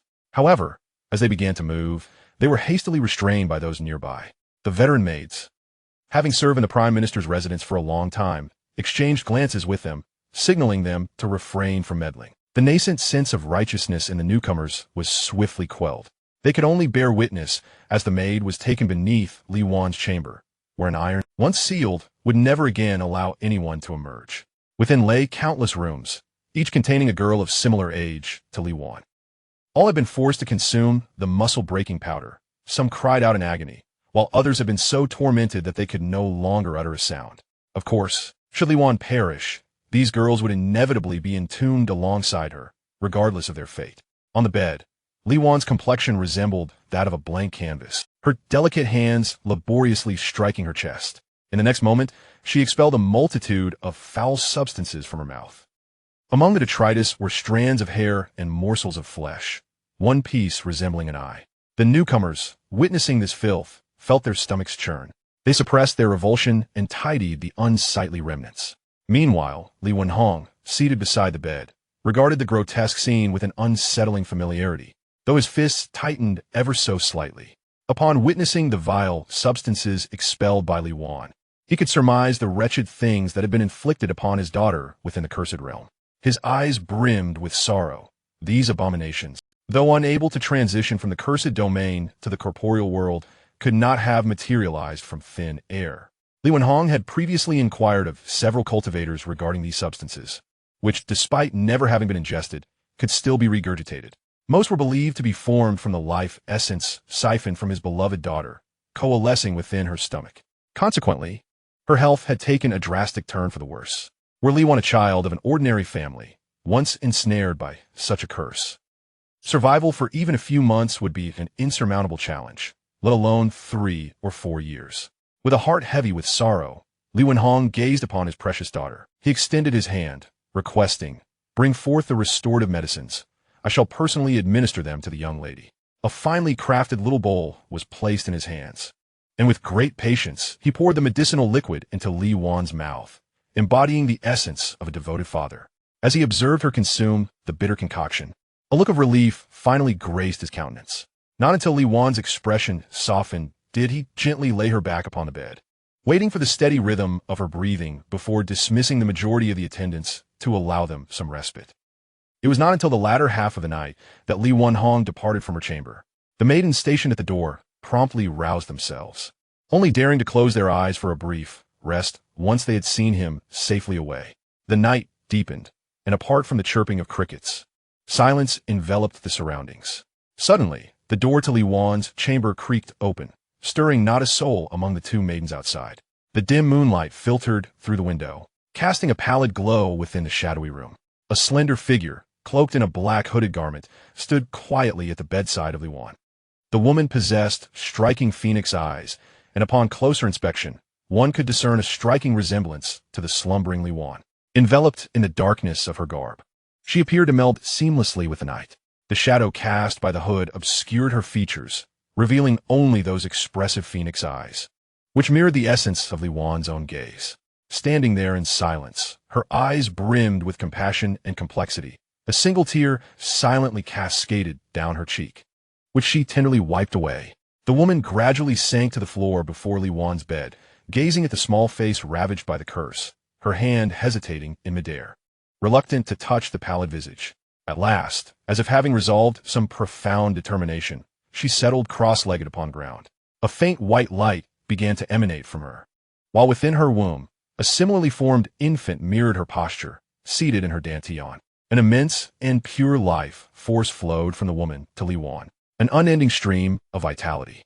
In an instant, the once delicate lines around her exquisite phoenix eyes deepened, while Li Wan's pale face gradually regained a hint of color. After completing all of this, the woman strolled to the door, her eyes filled with a profound sense of reluctance. On your 8th birthday, if the child capable of breaking your love curse has yet to appear, I shall devote my very life to compensating for the losses you have endured over the past 4 years. The woman quietly vanished from the threshold, as silently as she had arrived, disturbing not a single soul. Around them, apart from the chirping of crickets, there was no other sound to be heard. Chapter 47. Contemplating suicide, yet fearing pain. Within the realm of the curse, you may turn around now. Li Wan's voice floated gently from behind Xianxia. He turned at the sound and beheld Li Wan, elegantly dressed, standing there with a poised grace. At that moment, she resembled a freshly blossomed lotus, her skin as delicate and smooth as mutton fat jade, her damp hair cascading casually over her shoulders, droplets of water glistening like pearls as they slipped from the tips of her hair. Observing the striking young girl before him, Xianxia couldn't help but rate her a 9 out of 10 in his heart. Had this been in his past life? He could hardly fathom the number of unruly youths loitering beneath her window. Noticing the expression on Yang Zhao's face, as if he were admiring a breathtaking masterpiece, Li Wan's fondness for him surged once more. How did you come to be here? Li Vaning Kidat. Yang Xiao was momentarily taken aback. How did he end up here? Surely, it was through the peculiar choices presented by the system. However, such an explanation could not be uttered. What reason could he concoct that Wu Ti aroused her suspicion? As Li Wan observed the furrow growing deeper on Yang Zhao's brow, a flicker of anxiety crossed her mind. She feared that this child, much like her companion Qing, had appeared to ensnare her within a dream. With this thought, she feigned ignorance and casually mentioned Qing. Or should I ask, how did you arrive here? This hot spring valley is generally inaccessible to anyone but myself and Qing. At a loss for an excuse, Yang Xiao recounted the bizarre experience that led him to this cursed realm. I had a most peculiar dream, and upon awakening, I found myself in this strange place. Upon hearing this, Li Wan's mind was struck with a thunderous realization. The child's experience mirrored her own entrapment in a dream. A shared bond of sorrow and desolation instantly moistened Li Wan's eyes, years of disappointment and loneliness finally finding release in this moment. It turned out that in this forsaken place, she was not alone. She was not the only one cast aside by fate. Before Yang Xiao could finish his sentence, he suddenly felt himself enveloped in a tight embrace. Bewildered, he contemplated pushing Li Wan away. But sensing the tremors coursing through her body and the faint sounds of her sobs, he ultimately refrained. Li Wan, towering over Yang Xiao, had to crouch down, resting her head upon his shoulder. Seeing Li Wan weep like a rain-soaked pear blossom, Yang Xiao consoled her. What troubles you? Why are you crying? Is it the terrifying tale I recounted? Li Wan sobbed. Why did you come so late? I have lingered in this unyielding dream for what feels like an eternity, with no one to share my plight. I thought I was destined to perish alone in this dream, only to discover another unfortunate soul akin to me. With tears and laughter intertwined, Li Wan seemed to mourn her inability to escape the dream, while simultaneously finding humor in the fact that this child would share her fate of being trapped, unable to awaken. Xianxia found himself at a loss, perplexed by her simultaneous expressions of joy and sorrow. Could one feel exhilaration while ensnared in a cursed realm? Was there something amiss in her mind? He extricated himself from Li Wan's grasp, his expression grave. I am unaware of your experiences within this cursed realm. They hold little significance for me. My sole desire is to escape. Tell me, have you been perpetually trapped here, or have you ventured out? Li Wan blinked, her eyes sparkling. What do you mean by cursed realm? Is this not my dream? Xianxia struggled to comprehend her confusion. He was convinced this was indeed a cursed realm. The system had declared it so, and even the locals he encountered had referred to it as such. Could it be that Miss Li had believed herself to be in a dream all along? Xianxia seized upon a pivotal realization. Are you suggesting this is merely a dream? Then according to your logic, if you awaken, the cursed realm shall no longer bind you? Li Wan Nudda then shook her head. I used to awaken from dreams quite easily, but as my health has waned, I have scarcely roused from slumber for nearly half a year. This time has been even longer. I have nearly spent a year in this dream. I cannot fathom how anxious my father and great-grandfather must be outside. I long to awaken before my 8th birthday. Xianxia sensed he had uncovered the key to escaping this wretched place, a surge of excitement coursing through him. The so-called cursed realm was merely a dream, indistinguishable from reality. The means to depart were straightforward. If his waking self in the real world could awaken, he could carry his entrapped self out of this cursed realm. However, his current state was evidently one of profound slumber. Awakening would necessitate external stimulation. Contemplating this, his brow furrowed once more. It was not as simple as he had envisioned. If awakening through stimulation could lead to liberation, then the little Taoist priestess and the master should not have allowed him to fall into the cursed realm. Moreover, the system had indicated that the rewards for this mission included new attributes. Tasks that were easily accomplished typically yielded mere modest rewards of attribute points. Thus, it seemed that truly escaping this accursed place would be fraught with challenges. He regarded Li Wan with a serious demeanor and inquired, what must be done to awaken? Li Wan's expression instantly shifted to one of despondency, resembling a wounded kitten perched by the hot spring. I am at a loss as to how to awaken now. In the past, I would rouse from nightmares. Yet, ever since Xianxia appeared in my dreams, they have transformed into realms of exquisite beauty, akin to a divine sanctuary. Consequently, I find myself unable to encounter anything that might frighten me. Gradually, my dreams have morphed to align with my desires. Everything I wish to do materializes within them. Li Wan gestured, causing the surroundings to subtly shift, leaving Xianxia wide-eyed. Why is there such a disparity between your dreamscape and mine? My experiences are either fraught with grotesque horrors or threats to my very life. Could it be that I have yet to meet my own Xianxia? Xianxia pondered. Li Wan continued. For a time, I became ensnared in my dreams, reluctant to emerge, until I realized my body was deteriorating. As my sojourn in the dream realm lengthened, I became aware that I was trapped in an unending slumber in reality. Gradually, I came to the realization that those beautiful dreams only served to imprison me here. I yearned to escape, only to discover that the nightmares which once instilled terror had been supplanted by serene dreams, leaving me devoid of anything that could rouse me from my stupor. I contemplated suicide, yet I feared the pain. After much thought, I devised a method of drowning myself in the hot spring, only to find that I could not hold my breath. Chapter 48. Dare to tread on my head. Yang Zhao's lips twitched uncontrollably, perceiving the girl as rather peculiar, seeking death in a dream, yet fearing pain. However, he forgot that the agony he experienced from that creature named Xianxia was indistinguishable from reality. I recall our initial encounter at the inn. Were you not frightened by what you had consumed? He queried. Such a level of terror could not awaken you? Li Wan's expression bore genuine confusion. I did not recall the food being particularly terrifying. Xianxia studied her face, his own reflecting a similar perplexity. Did you not flee the inn upon glimpsing the true appearance of your meal? Li Wan shook her head. I remember leaving the Lai Fu Inn because Xianxia wished to fly a kite. I did not recall any issue with the food I ate.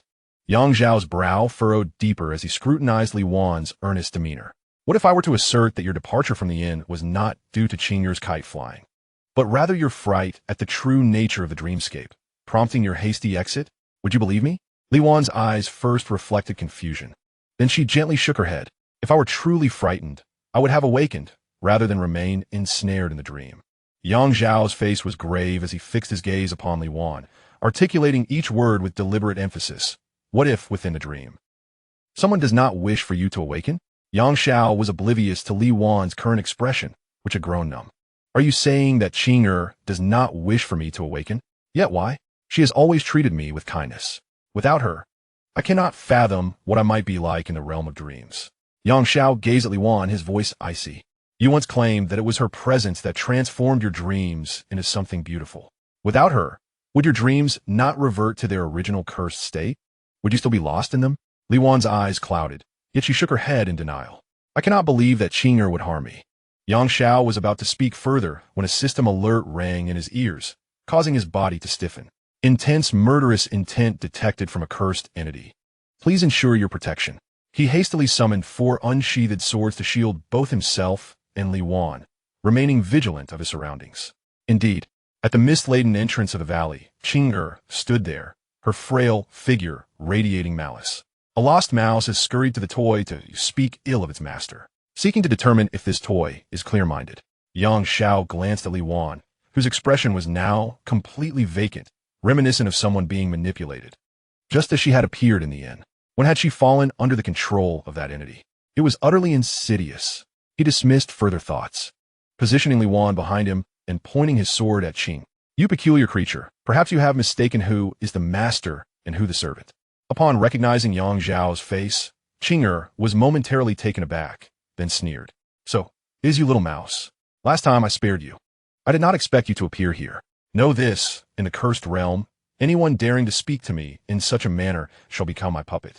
This time, I shall ensure your body is ground to dust. Despite Yang Zhao's thorough preparations, he still could not discern how Qing'er launched her attack. He was suddenly propelled backward, crashing into the cliff behind him, shattering it before coming to a halt. A wave of intense pain surged through him, rendering him unable to rise. Qing'er sauntered over to Yang Zhao's side, crouching down to lightly trace her finger across his cheek. What a curious fellow you are, despite lacking cultivation. You can wield a sword. Had you possessed true power, I might have truly been at a disadvantage. As Qing'er stood and raised her foot, poised to crush Yang Zhao's skull, Li Wan's voice pierced the air. Qing'er, what do you intend to do? Qing'er turned to face Li Wan, her expression cold. Since this child appeared, this is the second time you have broken free from my enchantment. Her raised foot remained unmoved, descending forcefully upon Yang Zhao's head. The once solid ground beneath him transformed into soft soil in an instant. In that critical moment, Li Wan altered the environment within the cursed realm. Qing'er gazed at Li Wan with an expression of indifference. You increasingly displease me. How dare you rescue the very one I long to eliminate? Why can you not, as in days of yore, content yourself to be my plaything, submissive to the script I have penned? Simply fulfill your role as a cherished young lady. And why must you choose to break free from my dominion and stand against me? Have you forgotten who chose to remain by your side during your moments of solitude and helplessness? Li Wan's voice echoed back. I am grateful for your companionship and for the dreams you wove for me. However, the gifts you bestowed only ensnare me in this illusion. Compared to your feigned concern, I yearn to awaken and reunite with my family. Release that child, and we may still be the best of friends. Qing'er burst into laughter, as if she had heard the most absurd of jokes. You, a mere toy, dare to fantasize about befriending your master who plays with you at will? Are you so naive? Or has my constant address of you as misled you to mistakenly believe I am merely a foolish maid by your side? Since you so despise your role from this day forth, your part is irrevocably concluded. As Qing'er turned to approach Li Wan, a small hand seized her ankle with surprising strength. You have not yet triumphed over me. What do you intend to do? Yang Zhao's voice was feeble, yet his grip on Qing'er's hand was firm. At that moment, he implored the system in his mind. System, infuse my sword with the emotion of resentment. Resentment has been successfully imbued. Note, this emotion can shield the wielder from pain, allowing them to fight without distraction from injury. Negative effect. After the boost from resentment fades, pain will be doubled. The sheath of the unarmed sword drew forth 10 blades. All pain vanished from Yang Zhao's body, and disregarding the potential exhaustion of this vessel. He was propelled by a tempestuous spirit. He was determined to eliminate the scoundrel who dared tread upon him. Xianxiao's aura surged, and with no sensation of pain. He feared not the monstrous entity of the cursed realm. Qing'er beheld the child clinging desperately to her ankle, and this time she was utterly incensed. She launched an unreserved assault upon Xianxia. After enduring a barrage of strikes, Xiao's features were grotesquely contorted, one arm rendered nearly unusable, grotesquely drooping from shoulder. Though his vision had become hazy, he had learned to evade the attacks with agility after being struck multiple times. With only one hand, Xianxia wielded his sword, while the other 9 blades hovered behind him, obscuring Qing'er's line of sight. Seizing the opportune moment, Xianxia swiftly closed the distance, thrusting the unarmed sword forcefully into her head. The blade struck her vital point, and her body convulsed involuntarily. A chilling scream erupted. Qing'er cried out in anguish. "You have truly incited my ire this time." Chapter 49. I had promised him that I would awaken him. The surroundings began to shift dramatically. The water in the spring boiled violently, transforming into a viscous crimson. A mist enveloped the area, undulating like tendrils. The wind howled through the valley, akin to the roar of malevolent spirits, causing the branches around to creak ominously, resembling skeletons twisting their bones. The ground beneath my feet felt soft and yielding, revealing itself to be a mass of decaying flesh. Xianxia instinctively distanced himself, and through the contorted features, he beheld Li Wan, who stood there in a daze, shouting at her, "Why are you still in the curse realm? You cannot afford to be bewitched now. Does this scene not rouse you?"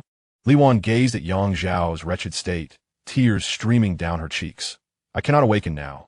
If I do, you will be the only one left in this dream." Xiao's heart warmed at her words, and he shouted back, "You must leave. Once you awaken, remember to inquire about my whereabouts. When the time comes, call me awake, and I shall be saved. Remaining here will only hinder me." He wished to utter more words to urge her departure, but upon turning his head again, he found her figure had vanished from spot. Has she left? Realizing that Li Wan had truly disappeared from this realm, a tinge of melancholy washed over Xianxia. Though he quickly regained his composure, he would not be a man of contradictory words. "Come on." Xianxia steadied himself, raising his sword in defiance. "You cannot kill me. It will only make me stronger." In the Xianyuan imperial city, at the prime minister's residence, within Li Wan's boudoir, the attendants diligently tended to her, their movements delicate. Fearful of causing pain to the sleeping Li Wan, the maid Kai patiently wiped Li Wan's pallid face, as the damp silk cloth brushed against Li Wan's closed eyelids. They fluttered slightly. Kai, suspecting that her mistress was plagued by nightmares again, witnessed Li Wan's eyes slowly opening.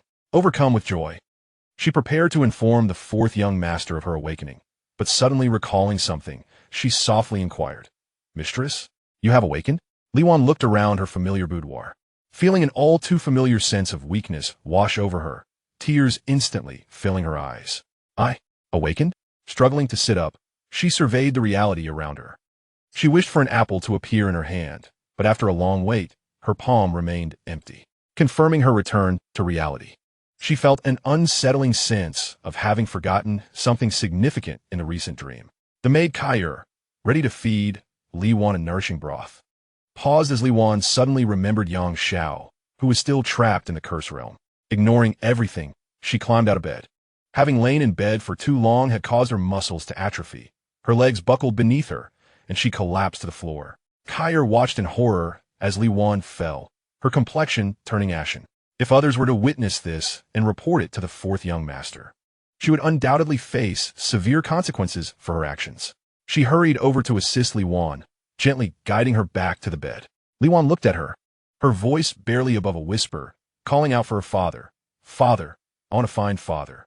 At that moment, Kai quickly realized the urgency and shouted towards the outside, "Hurry, summon the 4th young master. Miss is truly awakened." Upon hearing this, those outside rushed to the main courtyard with remarkable speed, disregarding the 4th young master's earlier command that distinguished guests were visiting and should not be disturbed. Shouting as they ran, "4th young master, Miss Li Wan has awakened. She is asking for you." In the guest hall of the prime minister's residence, Li Wenheng was engaged in conversation with the ethereal figure of Ji Xianrun, clad in white, initially displeased by the reckless behavior of a household servant. His irritation vanished upon receiving the news of his beloved daughter's awakening. He quickly bowed to Xianxia, saying, "My daughter has awakened. I must take my leave for now. I hope you can forgive me." Ji's pale, gray eyes radiated warmth as he replied, "If it pleases you, may I accompany you to see your esteemed daughter?" Li Wenheng was overwhelmed with joy. Having Xianxia, who possessed extraordinary mystical abilities, visit his daughter was an opportunity he could hardly wish for more. In the courtyard of the Li residence, upon hastily entering Li Wan's chamber, Li Wenheng was indeed greeted by the sight of his daughter awake, a thin veil of mist forming in his eyes. He hastily wiped them with his sleeve, a beaming smile illuminating his face as he approached her. "My Wan'er, at last, you have awakened. If you hadn't, I truly would have been at a loss for what to do." Behind him, Xianxin's pale gray eyes flickered with a hint of intrigue as he observed the frail Li Wan. A thought crossed his mind. Although this child appeared weak, her spirit was vibrant, as if someone had forcefully infused her with vitality. Seeing her father, Li Wan's pale face was etched with urgency. Tears streamed down as she implored Li Wenheng, "Father, please help me find someone quickly. He is trapped in a dream, just like I was." At that moment, Li Wenheng paid little heed to her words. Anything his daughter requested was to be taken seriously. He nodded vigorously. "My dear daughter, who do you wish to find? I would risk my life to bring him to you." Meanwhile, Xianxia pondered thoughtfully. Logically, the realm of the curse should only encompass the cursed individual. How could there be a second person present? Could it be that the curse's spirit has ensnared this young girl's mind within the dream? Li Wan grasped her father's hand tightly, her voice urgent. "He is a boy who looks younger than me, yet remains more composed. His name is..." At this point, Li Wan abruptly fell silent, suddenly realizing that she did not even know the boy's name. Her heart was filled with anxiety as she repeatedly rubbed her temples. "I never asked for his name. No, I must ascertain his name and where he is currently sleeping." She closed her eyes, yearning to return to the realm of dreams, yet at that moment, not a trace of drowsiness graced her. Her eyes were tinged with red, and never before had she longed to enter the dream world with such fervor. Li Wenheng observed his daughter, who seemed on the verge of sleep, and a sense of alarm washed over him. He gently shook Li Wan. "Wan'er, open your eyes. You cannot sleep any longer." Li Wan was already in tears, sobbing uncontrollably. "I cannot, father. He is still in the curse realm dealing with Qing'er. I promised him that I would wake him when I emerged. If he does not awaken, Qing'er will kill him." Li Wenheng inquired, "Who is this you speak of? And as for Qing'er, is she not your dear friend in your dreams?" Through her tears, Li Wan replied, "Like me, entered the curse realm while dreaming. Without him, I would still be trapped in the dream. Qing'er is not my good friend. She is the one preventing me from waking up. Father, I will explain everything when I awaken." Standing nearby, Ji Yuan's pale gaze flickered slightly as he transmitted a message to Li Wenheng. "Young Master Li, please remain calm. Something is amiss. Your daughter may be ensnared by the cursed spirit in the realm, and she must not fall asleep." Li Wenheng, filled with urgency, gazed at Li Wan, who was attempting to drift off, shaking her repeatedly. "Wan'er, you cannot sleep. Your father will find the person you seek. You must not succumb to slumber." Chapter 50. That child is a cursed spirit. Li Wenheng, after an unknown duration, finally managed to soothe Li Wan's emotions. He reassured her multiple times that he would certainly find the child from her dream, and only then did she allow him to depart. At the stone table, Li Wenheng examined the paper detailing his daughter's vivid description of the child in her dream, and turned to a man who appeared to be a servant. "Take this note to Hongmeng Courtyard and ask Feng'er to use the Heavenly Eye to investigate whether there exists a child within Xianyuan Imperial City that matches this description." Just as the servant was preparing to obey, Ji Yuan, who had remained silent until then, spoke up. "Fourth young master, may I take a look at the description of the person in the curse realm on this note?" Li Wenheng glanced at Ji Yuan's pale eyes and replied, "Sir, do you need someone to read it for you?" Ji Yuan smiled and said, "My eyesight is perfectly fine." The servant handed the detailed note describing Yang Zhao's features to Ji Yuan. Ji Yuan received the note, gazing intently at the detailed description. His pale eyes closing as his fingers, hidden in his sleeves, moved swiftly. After a considerable time, Ji Yuan opened his eyes and addressed Li Wenheng. "Fourth young master, there is no need to waste time searching for the child described on this note." Before Li Wenheng could inquire further, Ji Yuan proactively elaborated. "I have just conducted a meticulous analysis, and if the description provided by your esteemed daughter is indeed accurate, then the child in question should not exist within this realm. Through the method of observation and the art of divination, I have discovered that the child described on this note possesses an entirely blank fate. In other words, this child bears no semblance of existence in this world. Hence, the child does not exist at all. Not exist, Li Wenhong exclaimed, taken aback. He had faith in Mr. G's abilities, yet he found himself perplexed by the identity of the child that Wanner encountered in her dream. Ji Yuan perceived the confusion in Li Wenhong's eyes and replied, alternatively, there exists the possibility that the child your daughter encountered in the realm of curses is actually a cursed spirit, rather than a kindred spirit. I am more inclined to this supposition, as the child on the note once existed but has been eradicated by some form of curse. The essence of curses dictates that only those who share the curse can traverse the cursed realm together. Only your daughter and the late sixth prince were bound by the Mandarin duck curse. Therefore, it is impossible for another child, equally afflicted by the Mandarin duck curse, to manifest in your daughter's cursed state. From this deduction, it follows that what your daughter witnessed is likely a more beguiling cursed spirit. Libanon's Gaza Sharpanat, his fists creaking within his sleeves. He promptly bowed to Ji Yuan and earnestly expressed, I am grateful for your guidance, Mr. Ji. Otherwise, my Wanna might have been deceived by that cursed spirit, entirely unaware. Although my Wanner is currently in a state of wakefulness, eventually she must succumb to sleep.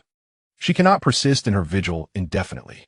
Yet once she falls asleep, she shall re-enter the cursed realm, susceptible to the temptations of that cursed spirit. Libanon imprudat. Might you possess any means to ensure that my daughter remains untroubled by that cursed spirit in her dreams? Ji Yuan closed his eyes and fell into contemplation.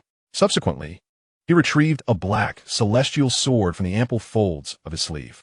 The sword appeared to be no more than the size of Ji Yuan's palm, yet when held horizontally, it instantly elongated to the length of an ordinary sword. He handed the celestial sword to Li Wenhong, who witnessed it revert to its original diminutive size.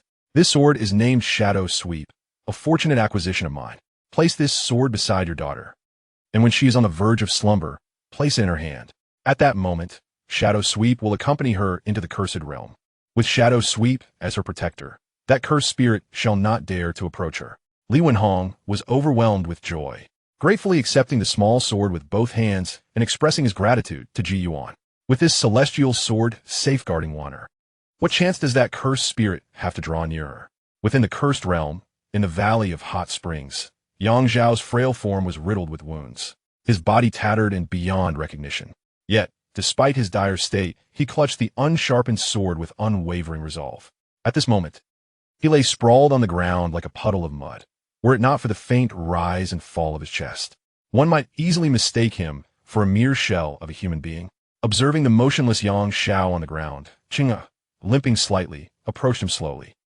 She had reverted to her original appearance, adorned in a flowing crimson-veiled dress that swayed gently in the mist of the valley. Her captivating eyes were deep and enchanting. Gazing into them for too long would inevitably draw one into her thoughts. Most striking were the horns that grew from the sides of her forehead, which resembled those of an animal rather than human bones.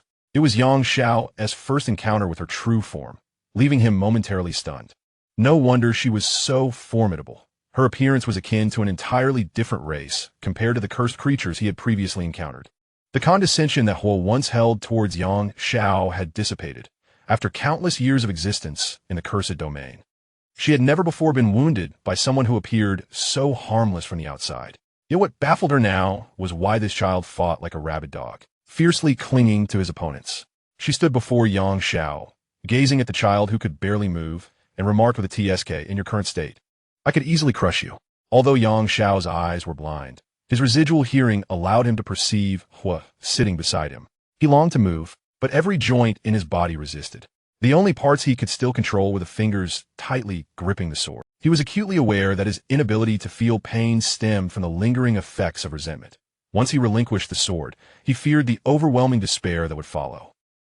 Hua looked down at Xianxia, who resembled a mere shadow of his former self, and noted with a hint of admiration in her alluring gaze, You are the most difficult to kill among all I have encountered, and the youngest as well.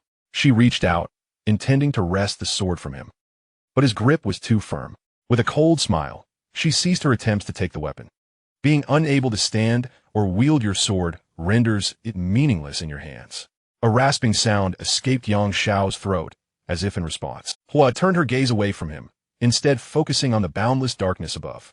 The sky in the cursed realm is truly so dark. I have heard that yours is blue. Noticing Xiao's lack of reaction, she lowered her head and remarked wistfully, "I envy you for growing beneath such a sky." Xiao emitted another rasping sound, seemingly in reply. Time was running short. The master of this illusion had awakened, and there was no longer any need to maintain the facade. And you shall await your demise in the boundless void of the cursed realm, alone in your desolation. As the words of confusion fell from his lips, Xiao felt the ground beneath him gradually dissipate, followed by a sensation of weightlessness as he plummeted. Chapter 51. Fearing your death, I have returned once more.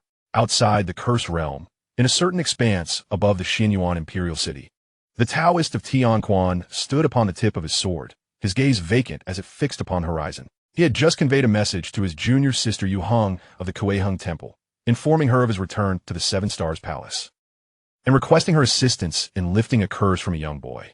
With the speed of the communication talisman, she should have received it by now, he mused. At this moment, he appeared somewhat troubled.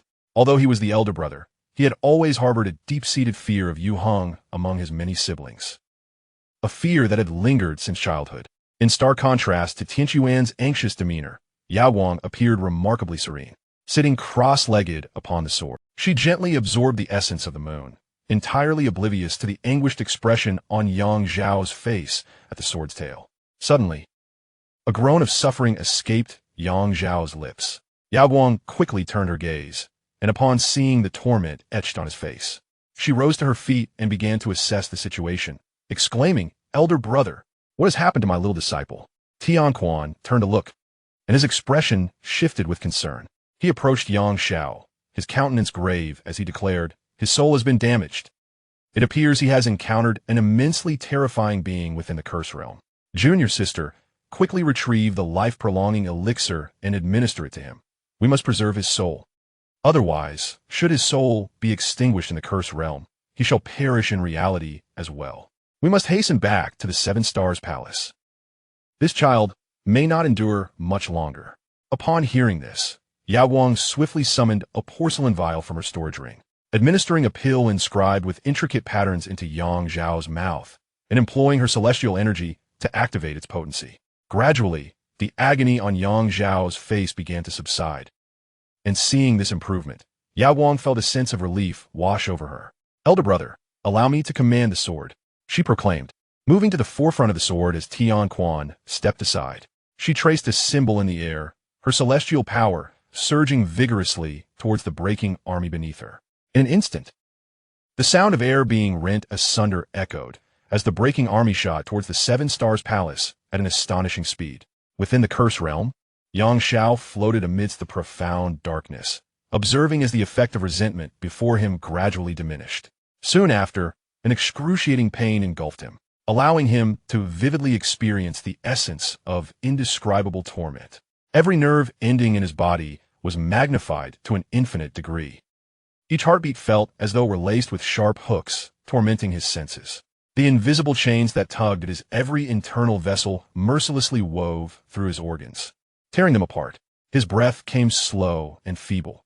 Each inhalation felt akin to traversing a forest of blades, with every leaf a razor cutting against his fragile alveoli. The agony drove him to the brink of a scream, yet any sound he attempted to produce only exacerbated his suffering, leaving him to emit only intermittent groans. Every part of his body throbbed with pain, each sensation more acute than the last. Time seemed to freeze within this endless agony, each second stretching into an eternity. Such suffering could shatter the spirit of an ordinary person.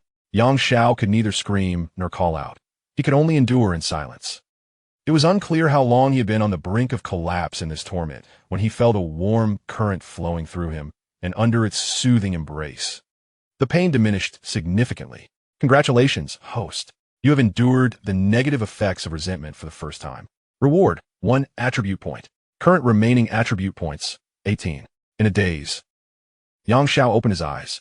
He was unaware of how long he had drifted in the vast void, but upon waking, he discovered that his previously damaged and deformed organs had restored themselves. He tentatively moved his arms, finding no discord within. His voice remained somewhat frail. "System, did you restore my body?" "Not all. In the realm of curses, your physical form merely reflects the strength of your spirit." Reason for recovery: the restorative power of the life-extending pill. Understanding dawned on Xianxia. It must have been the little Taoist priestess outside who sensed his condition and administered the life-extending pill. Gazing into the boundless darkness, he inquired, "System, you previously mentioned that completing the yin and yin curse task would allow me to leave this realm. However, I am utterly at a loss regarding this task. How am I to proceed? You have already identified the key figure relevant to this task and learned the method to exit the realm of curses. Clue: this realm is governed by a lower-level cursed object. Defeating this object will grant you passage out." A sense of helplessness surged within Xianxia. The task of vanquishing that terrifying entity was deemed merely ordinary in difficulty. Surely, there must be flaws in this assessment. Child, where are you? Please don't be dead." In a daze, Xianxia heard a familiar weeping. Following the sound, the previously dark surroundings began to illuminate. The scene of a grand estate gradually came into view. Upon hearing a familiar call, his furrowed brow suddenly relaxed. Is that voice from the girl, surnamed Li? Why has she returned to the realm of curses?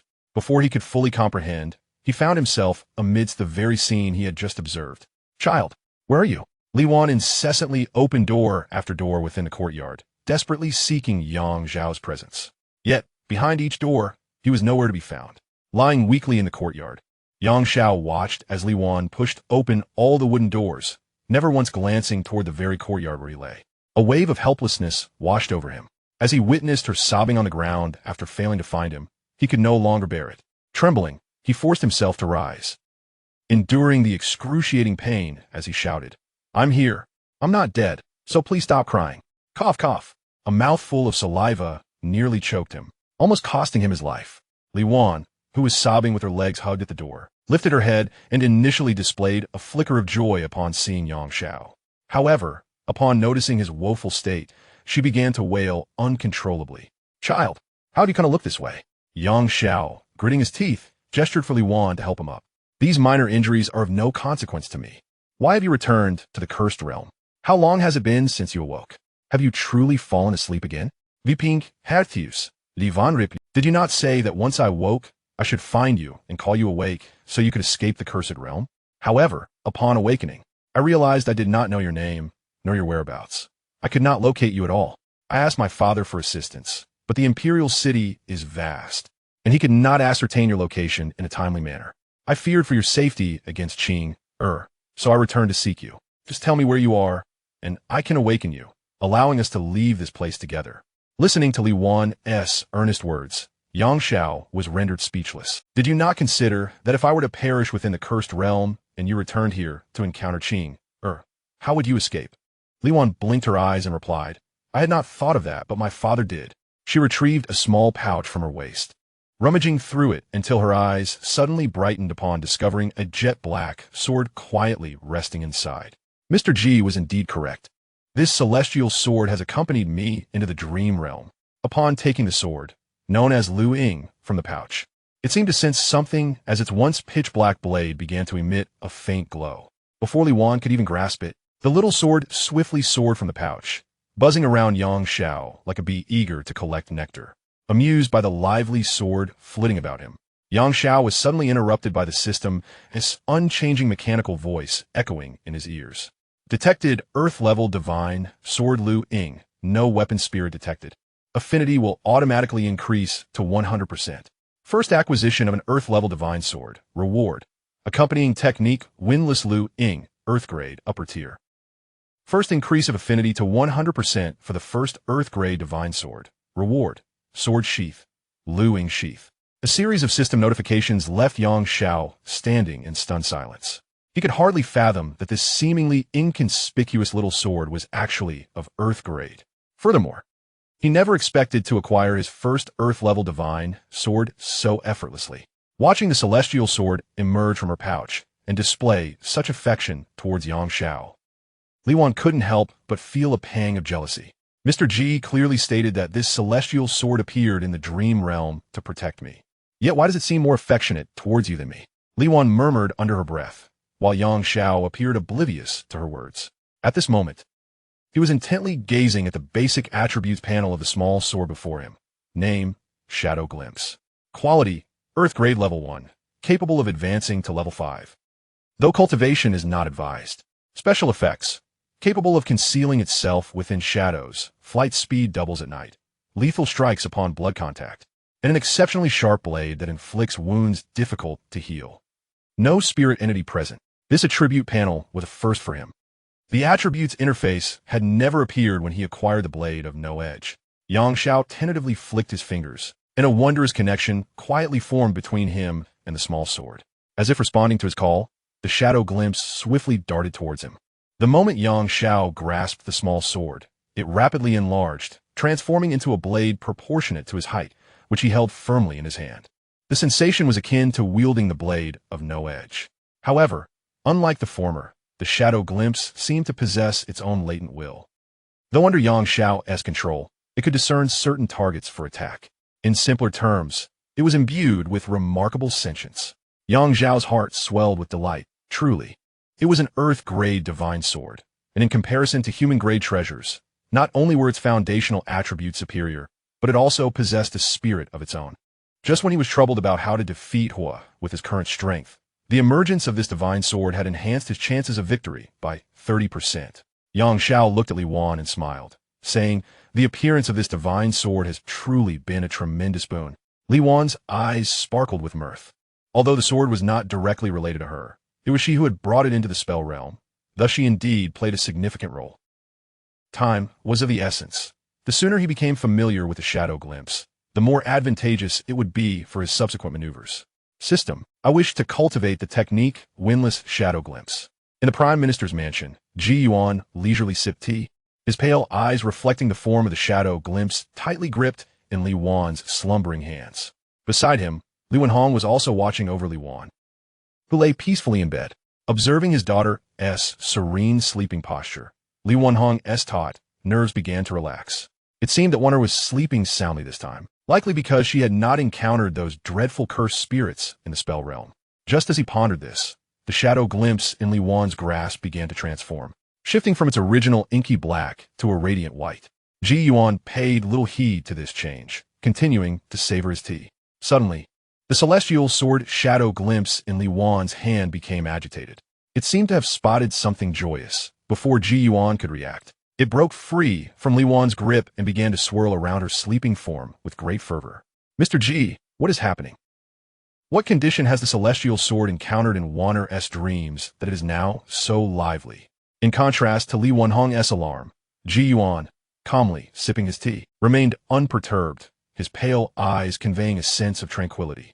He set his cup down on the tea tray, creating ripples that radiated outward. As Ji Yuan murmured softly, "Shadow, tranquility," in the next instant, the once capricious shadow became serene, resembling a child chastised by a parent, obediently returning to Li Wan's hand. Just as Li Wenhong's anxious heart began to settle, Ji Yuan, who had previously maintained a calm demeanor, suddenly transformed his tranquil gaze into one of grave seriousness. Li Wenhong wished to voice his concerns, yet upon observing Mr. Ji's solemn expression, he swallowed his words. The once composed divine sword, Shadow, sprang to life once more, rapidly enlarging, as if held by an unseen hand, performing a stunning display of swordplay in midair. Before Li Wenhong could inquire further, Ji Yuan's serious voice resonated.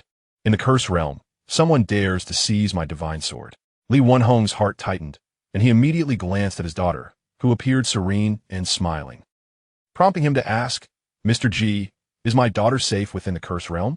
Ji Yuan slightly shook his head. "Your daughter is unharmed. However, I did not anticipate that there exists a senior expert capable of manipulating the divine sword directly through the curse realm."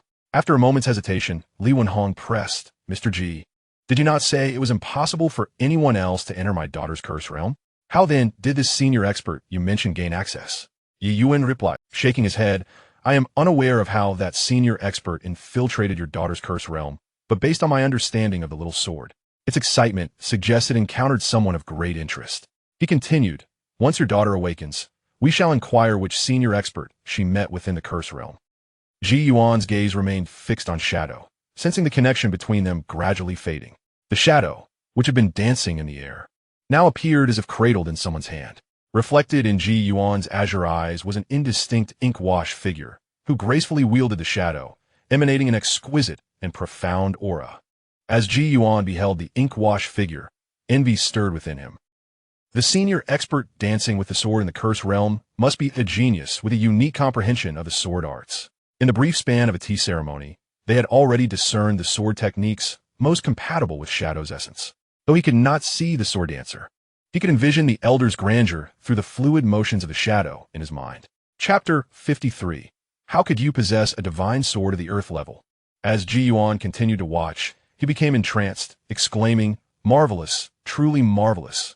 In my thousands of years of cultivation, I have never witnessed such an enchanting sword technique."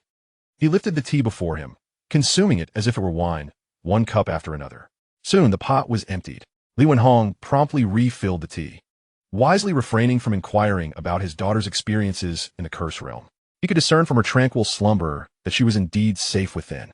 At this moment, Ji Yuan noticed Li Wenhong, who was pouring tea for him, and smiled as he said, "Your daughter should be relatively unharmed in the curse realm. If my conjecture holds true, there must be an esteemed elder, highly accomplished in the sword arts, present in the curse realm alongside her. Although I am unaware of the reason for this venerable figure's appearance in your daughter's predicament, I am certain that, through the lens of the sword, he embodies the ethereal grace of a true master. Given his ability to effortlessly traverse others' curse realms, even if your daughter is still beset by malevolent curses, the afflictions binding her should be easily dispelled by this elder, thereby liberating her from such torment." Li Wenhong could hardly contain his joy as he exclaimed, "If what Mr. Ji has said is true, then my Wanner-S nightmare affliction could be completely cured." He excitedly paced around the room and ultimately bowed deeply to Ji Yuan, saying, "I am profoundly grateful to Mr. Ji for the celestial sword today. Without your divine intervention, how could we have attracted the attention of such a high-ranking figure within the curse realm?" With a smile, Ji Yuan replied, "This has little to do with me. It is primarily your daughter's profound fortune that has drawn the gaze of such an esteemed elder. We can only hope that he will casually eradicate this curse realm." Meanwhile, within the curse realm, Xianxia was unaware that his practice of windless shadow was inducing synchronous changes in the real world as shadow. He also remained oblivious to the fact that he had been recognized as a hidden elder within the curse realm. As the challenges of advancing in windless shadow intensified, he refrained from forcing himself to practice further. The technique consists of 9 layers, and given his current cultivation level and time constraints, he could only hastily advance to the 2nd layer. With a deeper understanding of windless shadow, Xianxia was convinced that, compared to wielding a blunt sword, the exertion of energy and stamina required to manipulate the shadow was considerably greater. Suddenly, an idea struck him. If windless shadow were to be combined with blunt sword intent, could it yield some unexpected effects? By merging these two techniques and leveraging the unique properties of the shadow, he might surprise his adversary and sustain a few rounds in the face of confusion. The theory was sound. Only practice remained, and he was determined to escape this curse realm. Li Wan watched Xianxia from the side as he skillfully wielded a celestial sword. Her curiosity piqued about the identities of his parents, wondering how such a gifted individual could come into being. Having grown up in the Prime Minister's residence, she surely possessed some knowledge of cultivation. While she could not discern the intricate subtleties as Ji Yuan did, she was closest to Xianxia, and the natural grace he exhibited while practicing was far more effortless than that of her cousin. Noticing Li Wan's keen gaze fixed upon him, Xianxia grinned and asked, "Are you awed by my meticulous swordsmanship?" Seeing his somewhat self-satisfied demeanor sparked a sense of rebellion within her, and she replied coolly, "You're too short. Your swordplay pales in comparison to that of my cousin." Xianxia hurriedly protested, "I am merely 4 years old and still have room to grow. Once I become taller, I shall undoubtedly dance with the sword more gracefully than your cousin." Li Wan observed him with a smile. "Ah, so you do care for your reputation. I had assumed your demeanor was one of feigned maturity, that you would never engage in disputes over trivial matters. It seems you are as childish as any ordinary child." Xianxia chose to ignore her. He had spent too much time in this enchanted realm, and it was time to depart. With the shadow in hand, his chances of defeating Hua would significantly increase. He sheathed his unblemished sword and handed the shadow to Li Wan, inquiring, "Do you know where Qing'er is?" Li Wan fell into silence, uncertain why Xianxia was so intent on locating Qing'er. Was it out of fear that I might once again be ensnared in a dream by her? After a lengthy pause, Li Wan replied, "In the past, she would always appear beside me whenever I entered a dream. However, this time, upon entering the dream realm, she did not manifest at my side, and I currently do not know her whereabouts. Suddenly, as if struck by a revelation, she exclaimed, if there is a place she particularly enjoys, it would be only a few locations. Follow me. She grasped Xiaoxiao's hand and led him through the already open door behind them. The moment they stepped inside, the scenery around them transformed. Although the surroundings were blanketed in snow, there was no chill to be felt. The pristine white snow reflected a blinding light, while the sky presented a lifeless shade of gray-blue. Upon the earth where heaven and earth met, several solitary snowmen stood silently. It appeared that Xianxia was not here. The door behind them opened once more, and Liwan pulled Xiaoxiao's hand as they ventured inside again. This time, they found themselves in an expansive meadow. A solitary kite floated against the azure sky, and at the other end of the kite string stood a somewhat frail young girl. Hua firmly grasped the kite string, sensing someone behind her, and in an instant, the string ignited, engulfing the kite in flames. Miss, did I not warn you that this place is off-limits to outsiders? Hua's voice drifted from afar, causing Li Wan to instinctively clutch Xiaoxiao's arm. The oddly shaped figure in the distance seemed eerily familiar. The kite plummeted from the sky, igniting the entire meadow, and flames surged towards them like raging waves. Anyone who witnesses me flying a kite alone today will meet their end in this cursed realm. Hua glared at Xiaoxiao, her tone icy. I have spared you twice, yet rather than express gratitude, you have chosen to trouble me repeatedly. This time, I shall shatter your soul, ensuring you remain forever lost in reality. The disparity in strength between Xiaoxiao and Hua remained vast. Her form moved like a specter, and he scarcely noticed when she seized Li Wan by the throat. Observing Li Wan's struggles, Hua's voice turned frigid. My dear, how wonderful it would be if you could once again be that blissfully ignorant little flower in this cursed realm. Is it not delightful to be as carefree as we once were? I can still fulfill your every desire within the realm of curses, until the very moment your life is extinguished by the toll of sorcery, and you remain blissful. Yet, you insist on breaking free from my grasp, preferring to follow a mere child whom you have known for only a few days, rather than accompany me. Li Wan struck the arm of the bewildered figure, exclaiming that this strange person felt familiar. Indeed, it was Xianxia. Your adversary is here. Xiaoxiao swung several unsheathed swords towards her, yet she remained oblivious, unaware that beneath one of those swords lay a smaller blade, gathering strength and poised to strike. A glimmer of derision flickered in the eyes of the bewildered. I have told you, even if you possess 100 swords, without cultivation, you cannot contend with me. A sharp sound pierced the air as the weapon tore through flesh, disbelief filling the eyes of the bewildered. She gazed down at the gaping wound in her chest in shock. Struck by the effect of shadow capture, the injury remained perpetually unhealed. She could feel her power dissipating through the wound, flowing ceaselessly into the realm of curses. In that moment of realization, her eyes widened with incredulity as she cried out in despair. When did you acquire a divine sword of the earth level? Chapter 54. Oh no, my sword. Xiaoxiao caught Li Wan and, hearing the disbelief in the bewildered's voice, replied, I just obtained it recently. The tone of disbelief was palpable in her voice as she repeatedly shouted, do not deceive me. No one can cultivate a divine sword of the earth level to such mastery in a single day. The bewildered felt her strength rapidly depleting, her once enchanting visage now aging, her once upright form stooping. No, I refuse to become this ghastly sight. She incessantly touched her now aged face, howling in discontent. She collapsed to the ground, attempting to cross her legs and absorb the dissipating power within the realm of curses. However, her body had become as fragile as rotting wood, ready to shatter at the slightest movement. In her current state, even if she managed to absorb the dissipating energy, it would escape once more through the unhealed wound in her chest. Li Wan turned her head away, unable to bear the sight of her once youthful and alluring friend, now rapidly transforming into a woman exuding the stench of decay.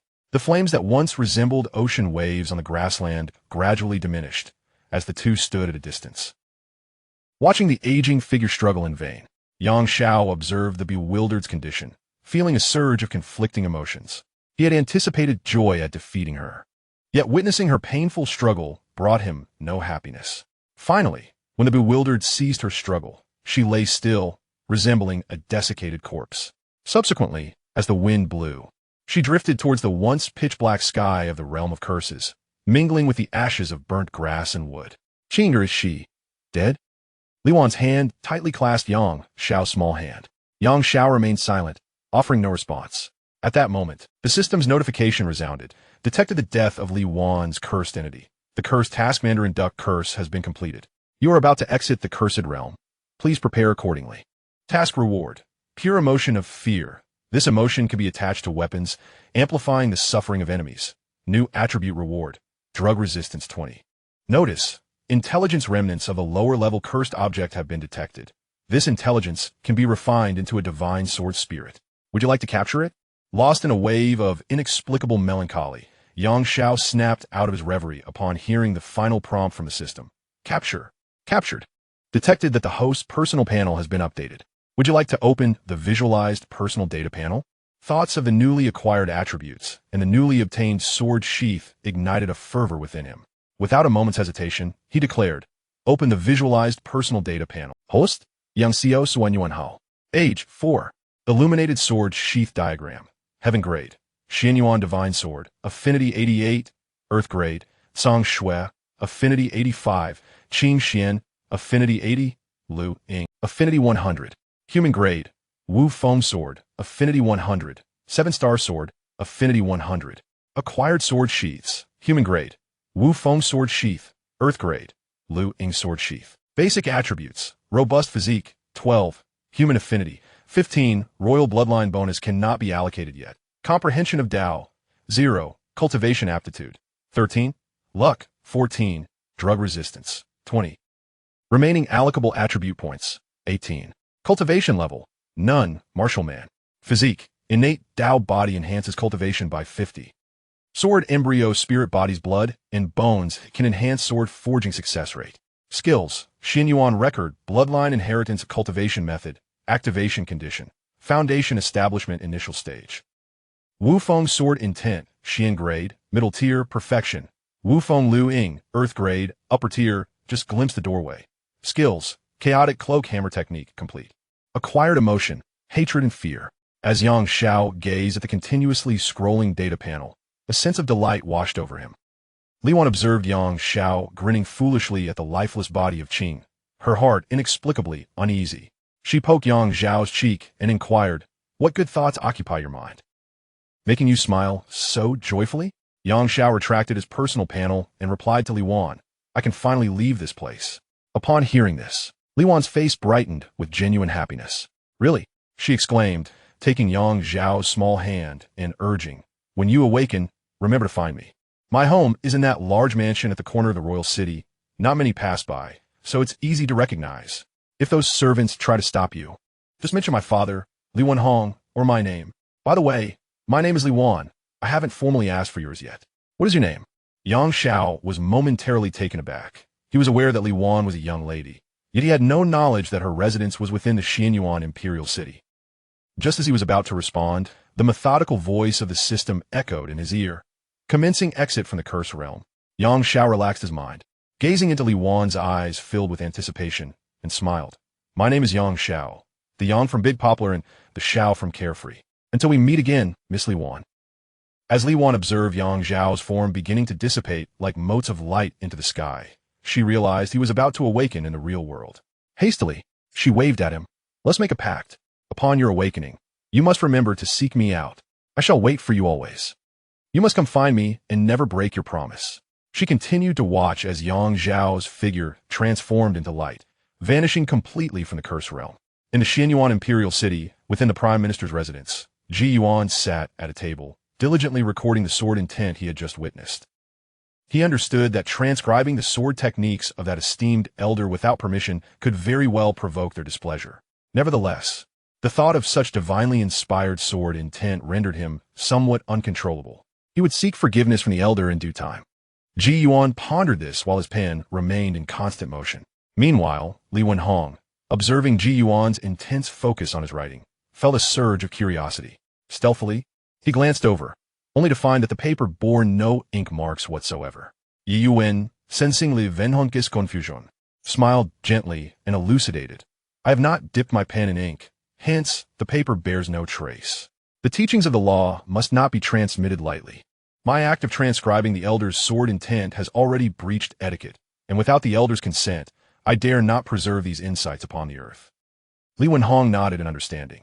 Though he had not practiced, it did not mean he was unaware of decorum. Just as Ji Yuan intended to tuck the blank sheet of paper back in his sleeve, the shadow sword, which had been resting peacefully in Li Wan's hand, began to tremble violently. Ji Yuan felt an inexplicable surge of anxiety, instinctively directing his gaze towards the small sword in Li Wan's grasp. The sword appeared as a mischievous child, poised to embark on an adventure, its tip aimed at the open sky beyond the window. To Yuan's astonishment, the sword shot forth with a swift whoosh into the heavens. The usually composed Ji Yuan felt a tumult of emotions. He could distinctly sense the severance of his connection with the shadow. The celestial sword he had carefully safeguarded for centuries had departed without so much as a farewell. Chapter 55. The Divine Sword Protects the Nation. What fear have we of ermine? Beside him, still bewildered by the unfolding events, Li Wenhong inquired, Mr. Ji, why has your celestial sword flown away? As their eyes met, he noticed that the once calm gaze of Mr. Ji was now glistening with moisture. Shadow returned. Ji Yuan's typically gentle demeanor transformed into one of urgency. Initially, he believed his shadow merely possessed the playful spirit of a child, eager to frolic and explore. As it soared ever farther away, a sense of terror enveloped him. The little sword displayed no inclination to linger, not even pausing for a moment. The incident transpired abruptly, leaving Ji Yuan no time to wait for Li Wan to awaken, and he hastily pursued the elusive blade, despite his ability to traverse vast distances in an instant. The shadow was inherently swift. Ji Yuan even affixed a speed talisman to his foot, yet he could still not catch sight of the sword's tail. This pursuit persisted for several years. Ultimately, he found himself akin to a forsaken old man, abandoned by a child, gazing vacantly towards the west where shadow had darted away. He seemed to be waiting, hoping for the wayward little sword to reconsider its course. In the Prime Minister's residence, on the bed, Li Wan murmured softly, Father. Hearing his daughter's call, Li Wenhong hurriedly approached, gently placing his hand on her forehead, and softly inquired, Waner, do you feel any discomfort? I wish to drink water. Li Wenhong repeatedly uttered words of reassurance, and, without summoning a servant, personally went to the table, pouring the tea he had just prepared for Ji Yuan into a delicate white porcelain bowl reserved for Li Wan. Observing that his daughter appeared significantly improved, he discreetly wiped away tears while she sipped her water. After Li Wan awoke, she felt neither pain nor weakness.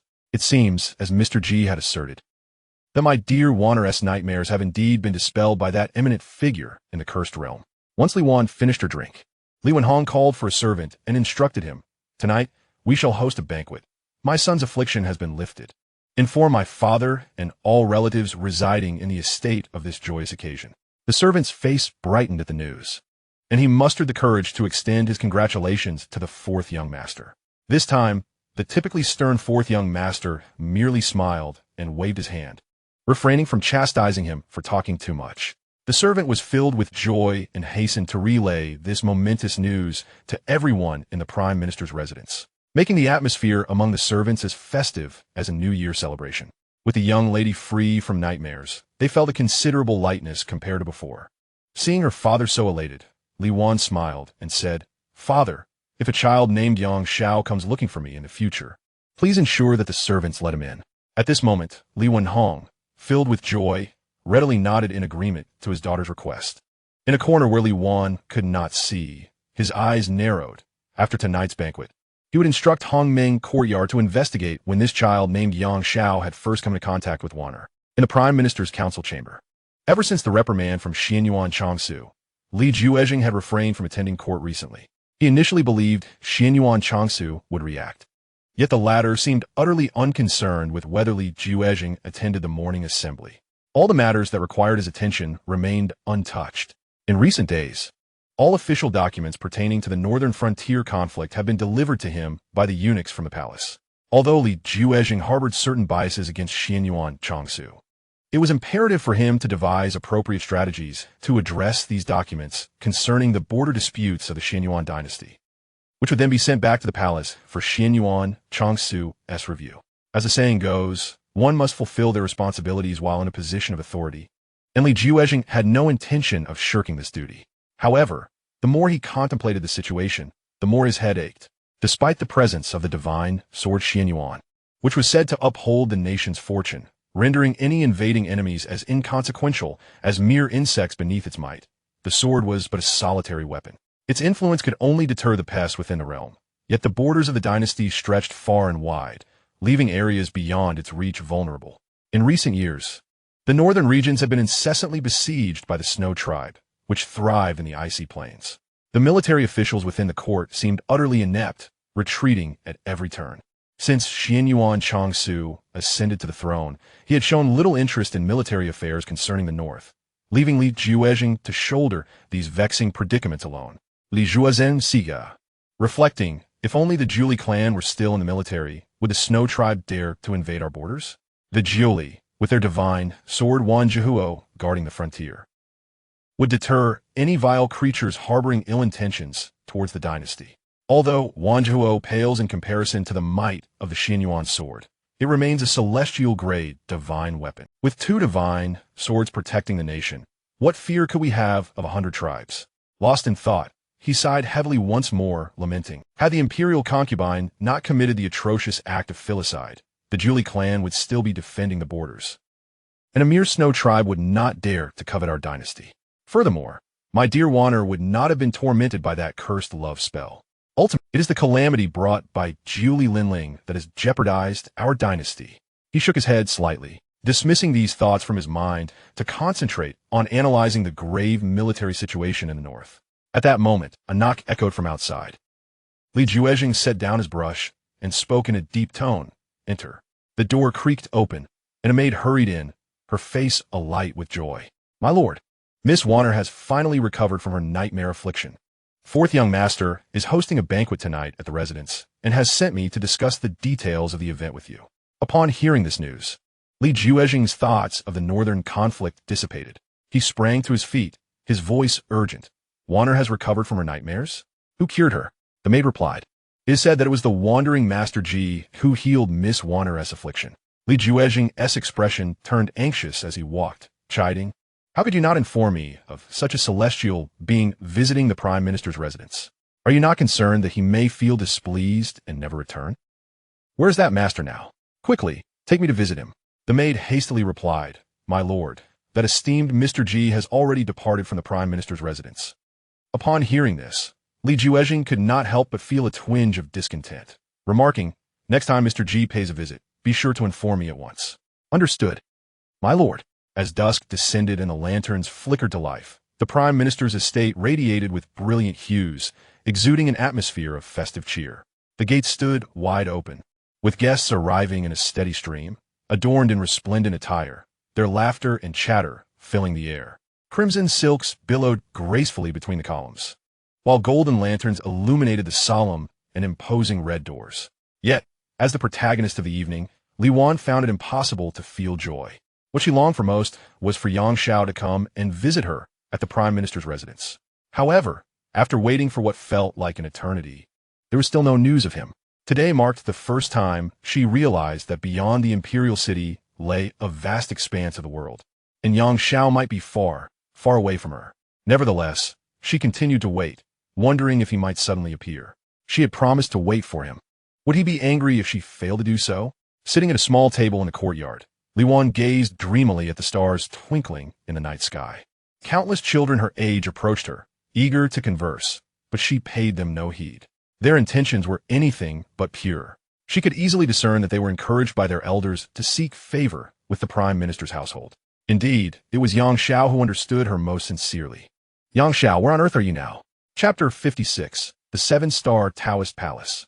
Hidden within a void in the western realms of the Xianyuan dynasty lies a celestial paradise, severed from the mortal world, known to the populace as the Xianyuan Cave Heaven. Within this sanctuary, the landscape is characterized by undulating mountains, with only a few rivers and lakes gracing the terrain. At the heart of Xianyuan Cave Heaven, 7 Taoist temples are nestled atop the sweeping peaks, interconnected by bridges. Viewed from above, these 7 temples form an image reminiscent of the Big Dipper constellation, leading the world to refer to them as the 7-Star Palace or the 7-Star Taoist Palace. At the foot of the 7-Star Taoist Palace, clusters of humble abodes quietly reside. Each dwelling bears signs of habitation, yet only a handful contain essential items such as pots, bowls, and beds. The remainder is adorned solely with images of the Big Dipper, beneath which incense burners are placed and cushions laid below. Aside from these sparse furnishings, the rooms reveal a stark emptiness, devoid of any comforts. Originally, these dwellings were not inherent to Xianxia cave heaven. They were hastily constructed shelters for those who sought enlightenment at the Seven-Star Palace. As the reputation of the Seven-Star Taoist Palace spread throughout the world, more and more individuals flocked to this place in search of wisdom and transcendence. Consequently, these temporary abodes grew in number, transforming into a haven for countless seekers of the Tao within the Xianxia cave heaven. However, to gain entry into the Seven Stars Palace for cultivation, one must meet exceedingly stringent criteria. Only those possessing extraordinary innate talent and who successfully establish their foundation before the age of 10 are deemed worthy to enter the sacred halls of the Seven Stars Palace.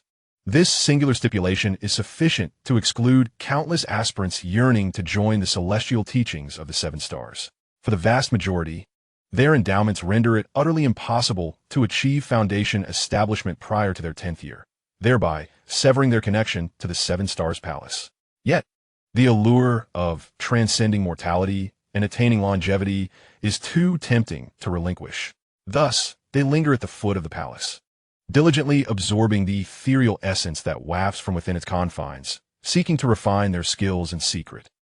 The Seven Stars Palace turns a blind eye to this act of essence stealing, for the meager amounts pilfered pale in comparison to the incense offerings they receive. Indeed, this world is not lacking in those with steadfast resolve. Although some children, hindered by inferior talents, fail to establish their foundations before the age of 10, their indomitable spirit allows them to succeed in foundation establishment through the methods learned at the Seven Stars Palace, albeit after the optimal age has passed. Regrettably, even if they achieve success, the seven sages of the palace remain unwavering in their decision not to accept them as disciples. Consequently, these children can only attain the status of nominal disciples, merely retaining the right to remain within the palace. Those who establish their foundations slightly later find themselves relegated to the status of menial disciples. Thus, the newly arrived children at Xianxia Dongtian all harbor a fervent desire to establish their foundations before turning 10, aspiring to become the favored disciples of the seven sages. Only by achieving such status can their paths in cultivation be smooth and expansive. Among the seven sages, with the exception of the last sage, Yao Guang, who has yet to accept any disciples, the others each have at least a few students. Notably, the most prominent in terms of disciples are the Tian Quan sage and the Kai Yang sage, whose combined disciples constitute nearly half of all students within the Seven Stars Palace. The remaining 5 sages, aside from Yao Guang, exhibit little interest in mentoring young disciples, resulting in a limited number of students under their tutelage.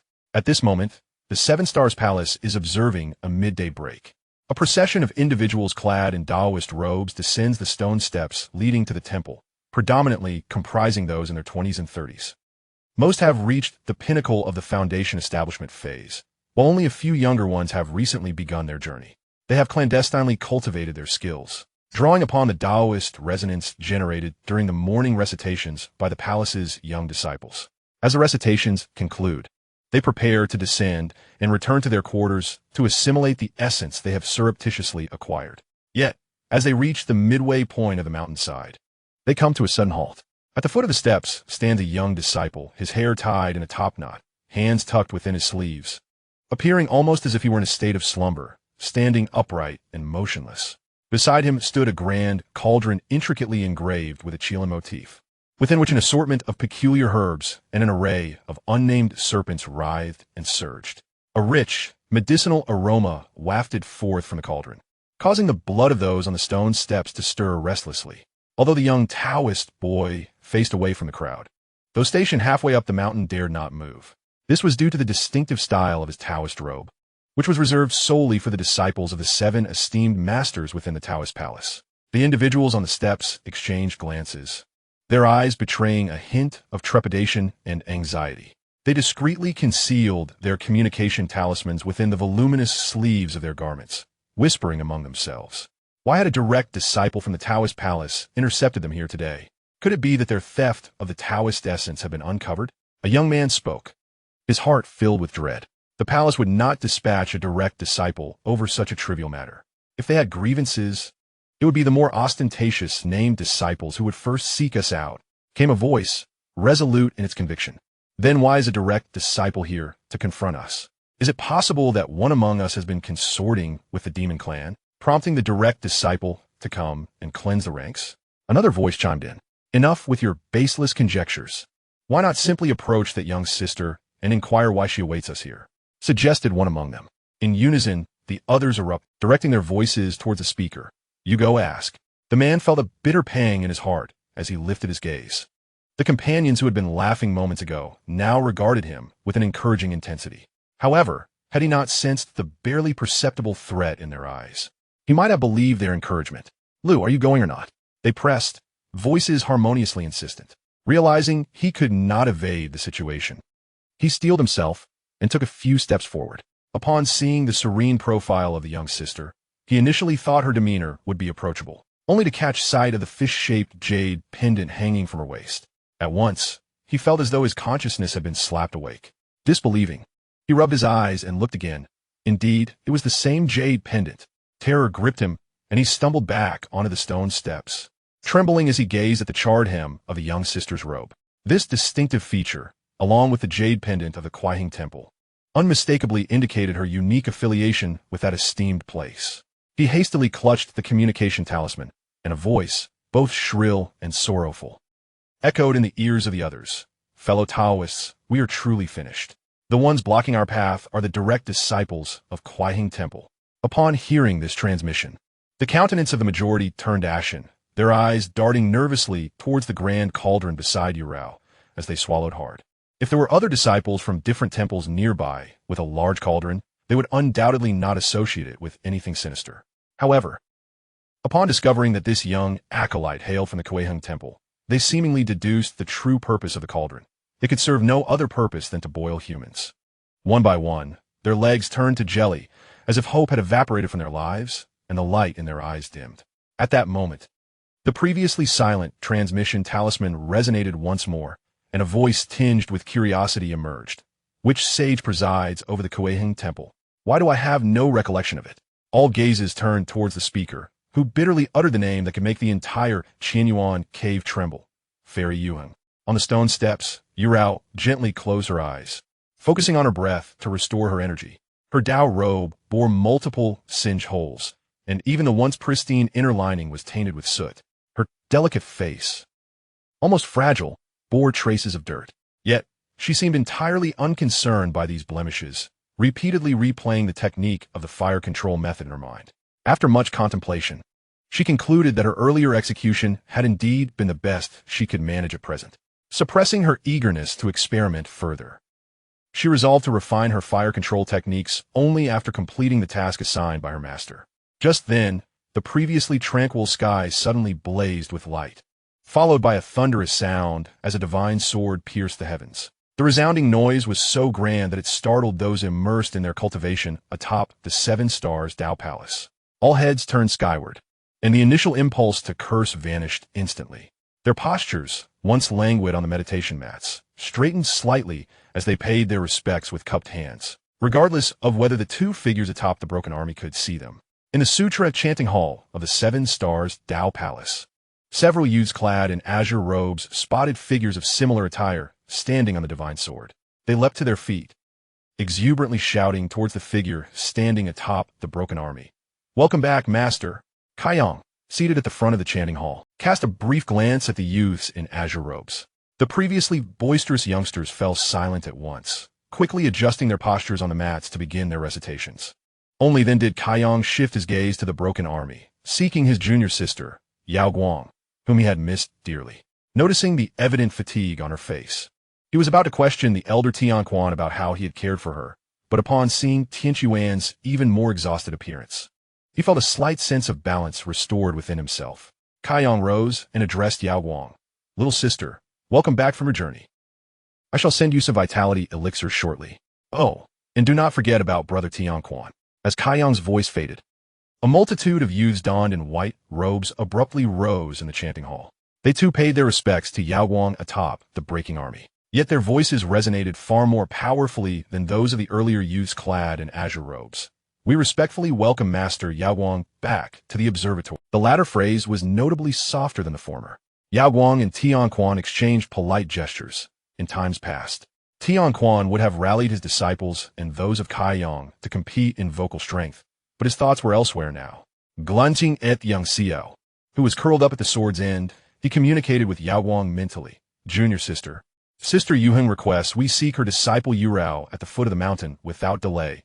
Hence we need not linger at the Seven Stars Dao Palace. Yao Guang nodded slightly. Approaching Xianxia, who would awaken in the time it takes for a stick of incense to burn, she gently caressed his presently tranquil face, murmuring, "It appears the life-prolonging elixir is taking effect. Little Taoist, hold on a bit longer. Senior Sister Yuheng will surely find a way to save you." In the next moment, a sound of rushing air echoed once more as the breaking army gracefully descended at the mountain's base. Yurao, who had been with her eyes closed, upon hearing the sword's arrival for the first time, promptly added a significant amount of firewood, inscribed with wooden spirit patterns, to the cauldron. Beneath the fierce flames, the medicinal liquid within boiled violently, with the dregs rising and falling like a bubbling hot pot. Yao Guang cradled Xianxia in her arms. As the breaking army swiftly diminished in size, it circled around Xianxia once, then, with a hint of reluctance, soared back into Yao Guang's storage ring. Yurao, I entrust this young Taoist to you. He is of utmost importance to me. Yurao promptly nodded in agreement. Her previously calm demeanor shifted as she beheld Yao Guang's innocent expression, causing her cheeks to flush slightly. Instinctively lowering her head, she said, Master Yao Guang, I will do my utmost. She accepted the sleeping Xianxia from Yao Guang's hands, and, under the gaze of all present, she unceremoniously tossed him into the boiling cauldron. A collective gasp reverberated through the onlookers. Even Tianquan's lips twitched involuntarily. Those who had been slumped on the stone steps, their eyes already devoid of light, now appeared even more lifeless. This ruthless figure from Koeheng Temple dared to throw those two individuals into the cauldron. Could those of them trapped here still hope for survival? Yao Guang quickly covered her eyes with her hands, unable to bear the sight. Yet, after a moment, she cautiously peeked through her fingers at the cauldron. The once turbulent liquid within had calmed significantly. Yurao, producing a small spoon from seemingly nowhere, dipped it into the boiling cauldron and tasted the broth. Insufficient potency, she murmured, her lovely brows knitting together.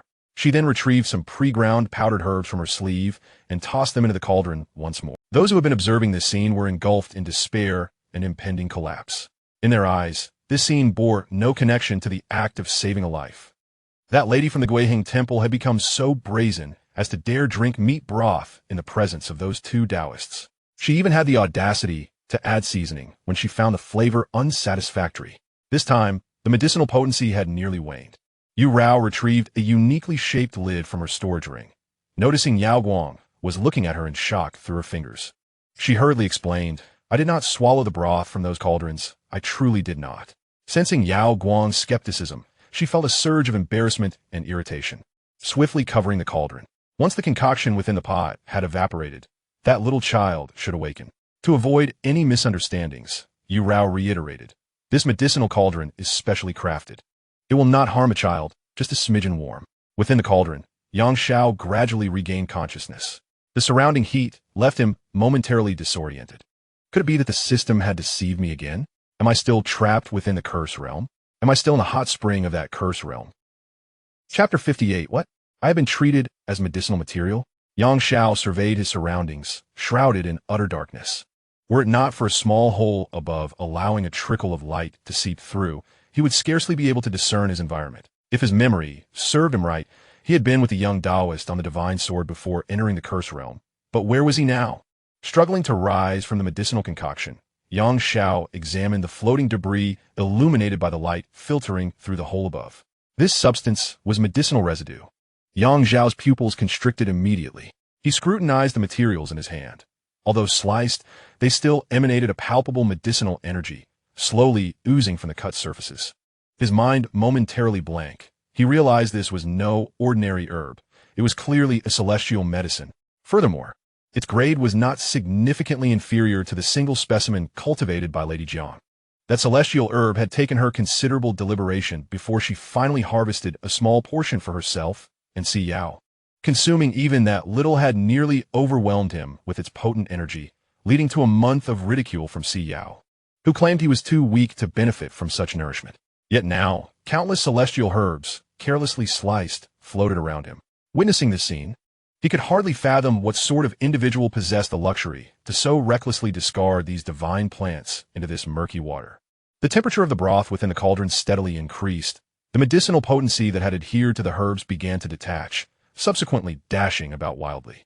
Xianxia gradually sensed something amiss. It felt as if insects were crawling upon his skin, an unbearable discomfort.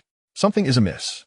Xianxia swam vigorously forward, but before he could cover even a meter, he collided with an exceedingly hard wall. Extending his hand, he felt the same texture as the copper wall he had encountered earlier. A sense of unease gripped his heart as a troubling suspicion began to surface in his mind. He commenced swimming in various directions, and indeed, his fears were confirmed. He was trapped within a vessel resembling a cauldron. Considering the herbs he had previously observed, an unsettling thought crossed his mind. He had likely been used as one of the ingredients for some concoction. He endeavored to calm himself, summoning the woofing sword to navigate within the cauldron. However, after a prolonged search, he found no exit that might lead to his escape. If I must shatter this wretched vessel to break free, then so be it. Woofing sword, cleave through this confining prison. He began to strike the vessel with his sword. Yet when the blade met the copper wall, it produced only a faint, muffled sound and no further reaction. Frustration welled within him as he struck the wall repeatedly. I have escaped the cursed realm, yet I am still trapped in this wretched place. Xianxia was driven to madness within a cauldron, though not a sound reached the outside world. Outside, the disciples of the Qixing Dao Palace began to converge at the foot of the mountain in ever-increasing numbers. The stone steps leading to the palace were teeming with people, including not only the direct disciples of various temples, but also numerous outer disciples and servants. Among them, the most conspicuous were those in plain robes who lingered at the mountain's base, alongside the uniformly attired disciples in blue and white robes. The stone steps, which typically seemed spacious, now felt exceedingly cramped. As the crowd swelled, some individuals, unable to bear the congestion, took to the skies on their swords. The scene upon the stone steps became truly magnificent, with a multitude of robed figures standing densely upon the steps, while hundreds soared above them on their swords, creating an imposing spectacle. Suddenly, a sound of breaking air echoed, and as the onlookers wondered who would dare to fly so ostentatiously in the presence of two esteemed uncles, a graceful figure clad in a soft yellow gown entered the fray. The disciples, hovering in the air, hastily retracted their sword techniques, momentarily forgetting the crowding on the stone steps, and stood in silence. Every gaze was filled with reverence for the newcomer. The elegant Tianji approached slowly, ultimately positioning herself beside Yao Guang and Tian Quan, gently saying, "Upon hearing the sword cry of Pajuan, I knew you had returned."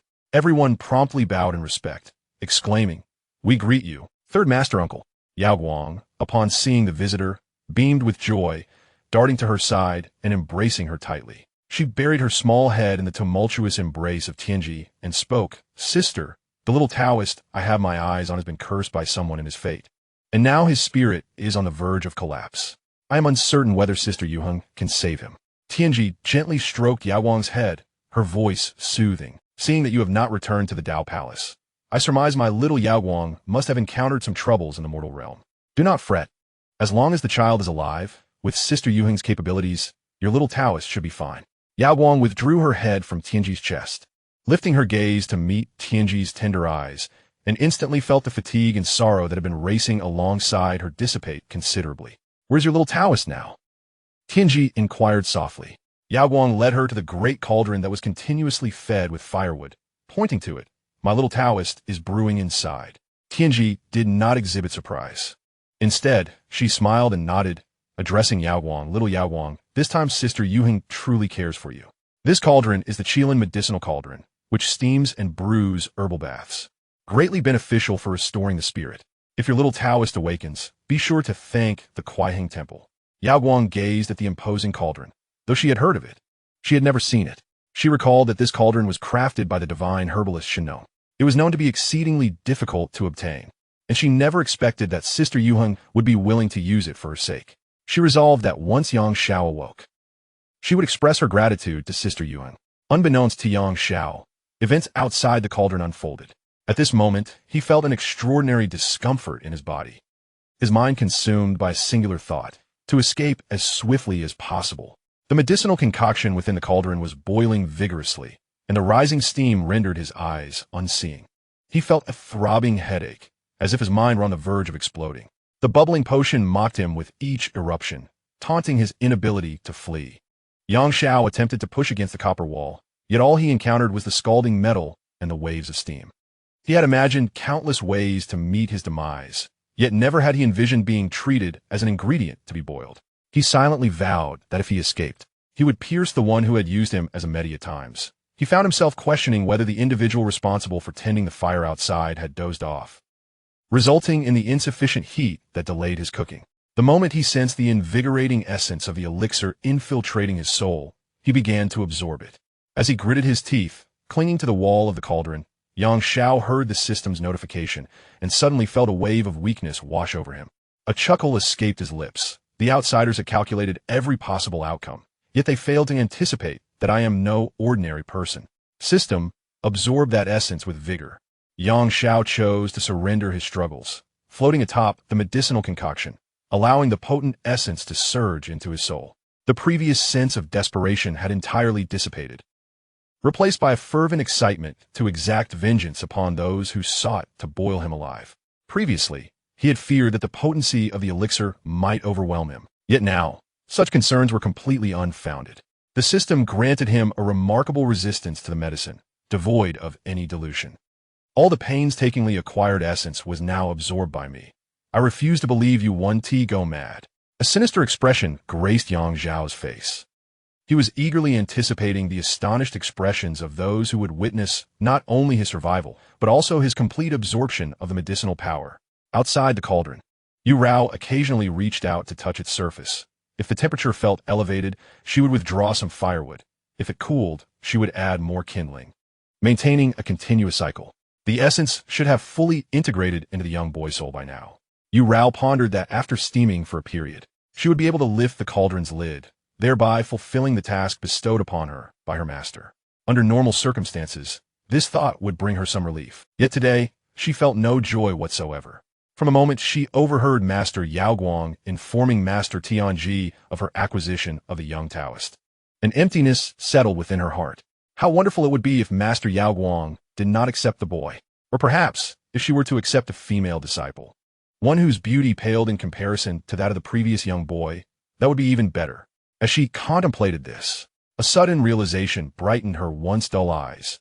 During her interaction with the young boy, he exhibited no cultivation whatsoever, not even at the qi refinement stage. This meant that if he wished to truly become a disciple under Master Yao Guang, he would need to start from the first layer of qi refinement and advance to the ninth. Moreover, he must successfully establish a foundation to qualify for training within the 7-star Dao Palace. Should this young boy fail to establish his foundation before turning 10, or only manage to do so after that age, he would still not become Master Yao Guang's disciple. A sense of elation washed over her, and she couldn't help but direct her gaze towards Yao Guang, only to find her eyes fixated intently on the medicinal. Yu Rao let out a faint sigh. It seemed that Master Yao Guang held this young boy in high regard. Her spirits once again plummeted, akin to the pangs of unrequited love when the pure, ethereal moonlight she adored turns its affections towards another. An emptiness enveloped her heart anew. I ought to be within the cauldron, rather than beside it. No one noticed the figure standing by the cauldron, hands tucked within her sleeves, as the seemingly placid Yu Rao's heart surged with tumultuous emotions. Upon the stone steps, the onlookers engaged in hushed conversations. Aside from the ragged Taoists who had witnessed Xianxia being cast into the cauldron, the rest remained oblivious to the true nature of the 3 elders gathered before the great vessel. Alchemy? Yet why employ a cauldron rather than a pill furnace? As the crowd pondered, a sudden waft of fragrant elixirs emanated from within the cauldron. This aroma alone invigorated many, their weary souls, dulled by years of cultivation, beginning to solidify. Some began to inhale deeply, yearning for every pore to absorb the medicinal scent. In the upper right corner of the steps stood several individuals clad in white, exuding a gentle and refined demeanor. Their meticulously arranged Tai Chi buns and graceful movements revealed an air of effortless authenticity. These were the disciples of the esteemed Kaiyang Zhenren. Their countenance remained composed, appearing far more refined than the outer disciples engaged in whispered gossip. This, of course, is contingent upon ignoring the contents of the transmission talismans they held. By the heavens, Master Kaiyang, the fragrance of this elixir suggests that the potion within the cauldron must be of exceptional quality. What joyous event is unfolding today? Not only is the usually reclusive Master Yaoguang present, but the long-absent Master Tianji has also made an appearance. Furthermore, this captivating aroma of the elixir seems far from ordinary. Could it be the time for new disciples to enter the Qianyuan cave for cultivation? Another voice interjected. The new disciples' entry into the Qianyuan cave for training is still some time away. Speaking of which, I recall Master lamenting recently about missing a celestial opportunity, having mistakenly assigned a highly gifted young disciple to Master Yaoguang. I had thought that Master Yaoguang was coming to take charge of that exceptional young Taoist. Yet upon seeing her return, I did not observe any young disciple accompanying her. Among the assembly, there was a young Taoist maiden, her lips crimson against her fair complexion, adorned in a simple white robe, her expression devoid of emotion. Yet, her voice echoed within the transmission talisman like an unrestrained goose. Senior Brother Kaishan, did you just say that Master Yaoguang is to take in a disciple? The voice of the Kaishan disciple responded. I merely speculated based on Master S' demeanor in recent days. However, given Master Yaoguang's esteemed lineage, it is indeed time for her to gather disciples, especially since she oversees the fierce and potent Pajuan star among the 7 stars, necessitating a legacy. The young Taoist maiden internally protested vehemently, lamenting within the talisman, I do not wish for my beloved Master Yaoguang to take in disciples. With a disciple, she will no longer teach us the arts. In the future, should there arise any unfamiliar spells, the only recourse would be to endure the sardonic expressions of our esteemed master. The other disciples, however, remained largely unaffected, for the exemplary students can scarcely fathom the plight of the underperformers. With the presence of this junior sister, the instances of admonishment from our master have notably diminished over the years. Listening to her anguished cries, reminiscent of a distressed goose, the others instinctively severed their communication, choosing to disregard her lamentations. Beneath them stood a youth clad in a robe of white and azure hues, who quietly remarked to his companion, just the fragrance of that medicinal concoction has already invigorated my spirit. One can only imagine the plethora of celestial herbs contained within that cauldron. His companion responded in hushed tones, indeed, the cauldron must be filled with countless spiritual herbs. Could it be that our masters have prepared this elixir to replenish our souls? Such thoughts are fanciful. There exists but a single cauldron, and the acolytes under our mentors scarcely have enough to share, let alone the outer disciples. We, as mere attendants, should not indulge in such dreams. Their whispers, though soft, resonated clearly in the ears of those attuned to the ways of cultivation. As they conversed, many outer disciples felt a spark of excitement, believing the medicinal broth to be reserved for them, as the inner disciples generally abstained from such potions, favoring pills instead. With this notion, they convinced themselves that a portion of the broth was destined for their consumption. Chapter 60. The Sacred Body of the Brewed Elixir. Amidst the whispers on the stone steps, those who had witnessed the harrowing act of casting a child into the cauldron turned pale. They scarcely felt the elation that the aroma of the herbs should evoke. Yet, the fragrance clung to them like a mischievous sprite, enticingly weaving through their senses. Despite their attempts to constrict their nostrils to resist the alluring scent, it enveloped their spirits in a warm embrace, rendering them reluctant to act against it. Although they reluctantly inhaled the captivating aroma, a lingering hint of sanguine undertones haunted them. At this point, that child must have thoroughly absorbed the essence, wouldn't you say? They calculated the passage of time, only to perceive that the once pervasive fragrance was gradually dissipating. Also sensing the anomaly was Yu Rao, who stood beside the cauldron, her finely arched brows knitting together in concern. Why does it feel as though the potency of the medicine has diminished so drastically? These are all top-tier celestial herbs. Logically, their efficacy should not wane so swiftly. Approaching the cauldron, she touched its surface, noting that the temperature remained unchanged. Yao Guang, observing Yu Rao's unusual demeanor, hurried over to inquire, "Little Yu Rao, is there something amiss within the cauldron?" Yu Rao, unable to meet Yao Guang's gaze, replied candidly, "Master Yao Guang, the medicinal potency within the cauldron is rapidly depleting. I suspect the child inside is absorbing an excessive amount of this energy. I am currently unable to manage this matter. It is imperative that my esteemed master comes to assess the situation." if the medicinal essence within the cauldron has indeed been entirely absorbed by this young lad. His spirit may risk being overwhelmed. Yao Guang's delicate visage immediately tensed, a grave expression adorning her features as she gazed intently at the grand cauldron. Little Dao, you must hold on. Within the cauldron, Xianxia had wholly acclimated to the surrounding warmth, at this moment experiencing an extraordinary sensation akin to being enveloped in amniotic fluid. A delightful bliss washing over him. Under this enchanting feeling, he even entertained the notion of residing within this cauldron for eternity. Lying sprawled amidst the concoction, he no longer needed to exert effort to control his body, and he would not sink to the bottom. I am the broth, and the broth is me. Yang Zhao's spirit soared, as if he had transcended into a realm of euphoria, effortlessly guiding the woofing sword through the depths of the cauldron. Were a beam of light to pierce through at this moment, it would unmistakably reveal the rosy hue on his face, much like that of a tipsy drinker.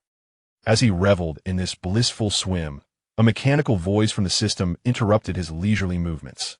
All surrounding medicinal essence has been thoroughly absorbed. Given that this is the host's first encounter with such a monumental concentration of medicinal power, a reward of directed attributes, drug resistance 10, has been granted. Current host attributes: robust physique, 12, human affinity, 15, royal bloodline bonus not yet allocatable. Comprehension of Tao, 0, cultivation aptitude, 13, luck, 14, drug resistance, 2010. Remaining allocatable attribute points, 18.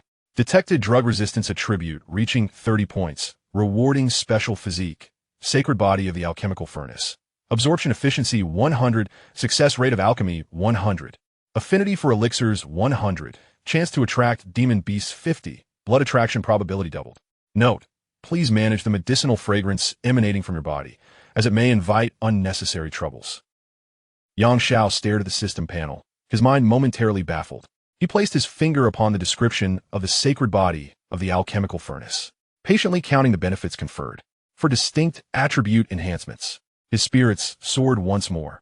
Were he to rate the system, he would undoubtedly bestow it a 5-star review. Just as he joyfully swam through the concoction, the previously silent cauldron emitted a subtle sound. Yang Xiao fixated on the top, a cruel smile gracing his lips. My dear cooker, you have finally remembered your young master. He pointed 10 swords at the cauldron's opening, chuckling at the thought of the person who dared to open it being pricked like a hedgehog. Outside the cauldron, the once bustling stone steps had fallen silent.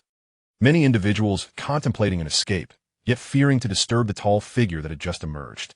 This figure, clad in a dark blue Taoist robe, stood tall and poised, akin to a pine tree in a secluded valley, both majestic and agile. The dark blue Taoist robe billowed gently in the wind, accentuating her snow-white skin, willow-like brows, and eyes reminiscent of autumn waters, within which lay a profound, elusive radiance. As she walked, her steps were steady yet imbued with an unpredictable fervor, as if she might erupt into an unexpected fit of laughter at any moment.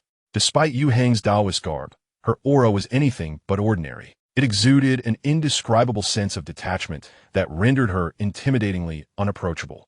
Her smiles were rare, each one akin to the fleeting bloom of a night flower, enough to instill a sense of dread. Yet, within her gaze, there lingered a subtle hint of madness, barely perceptible, which dissuaded onlookers from drawing closer.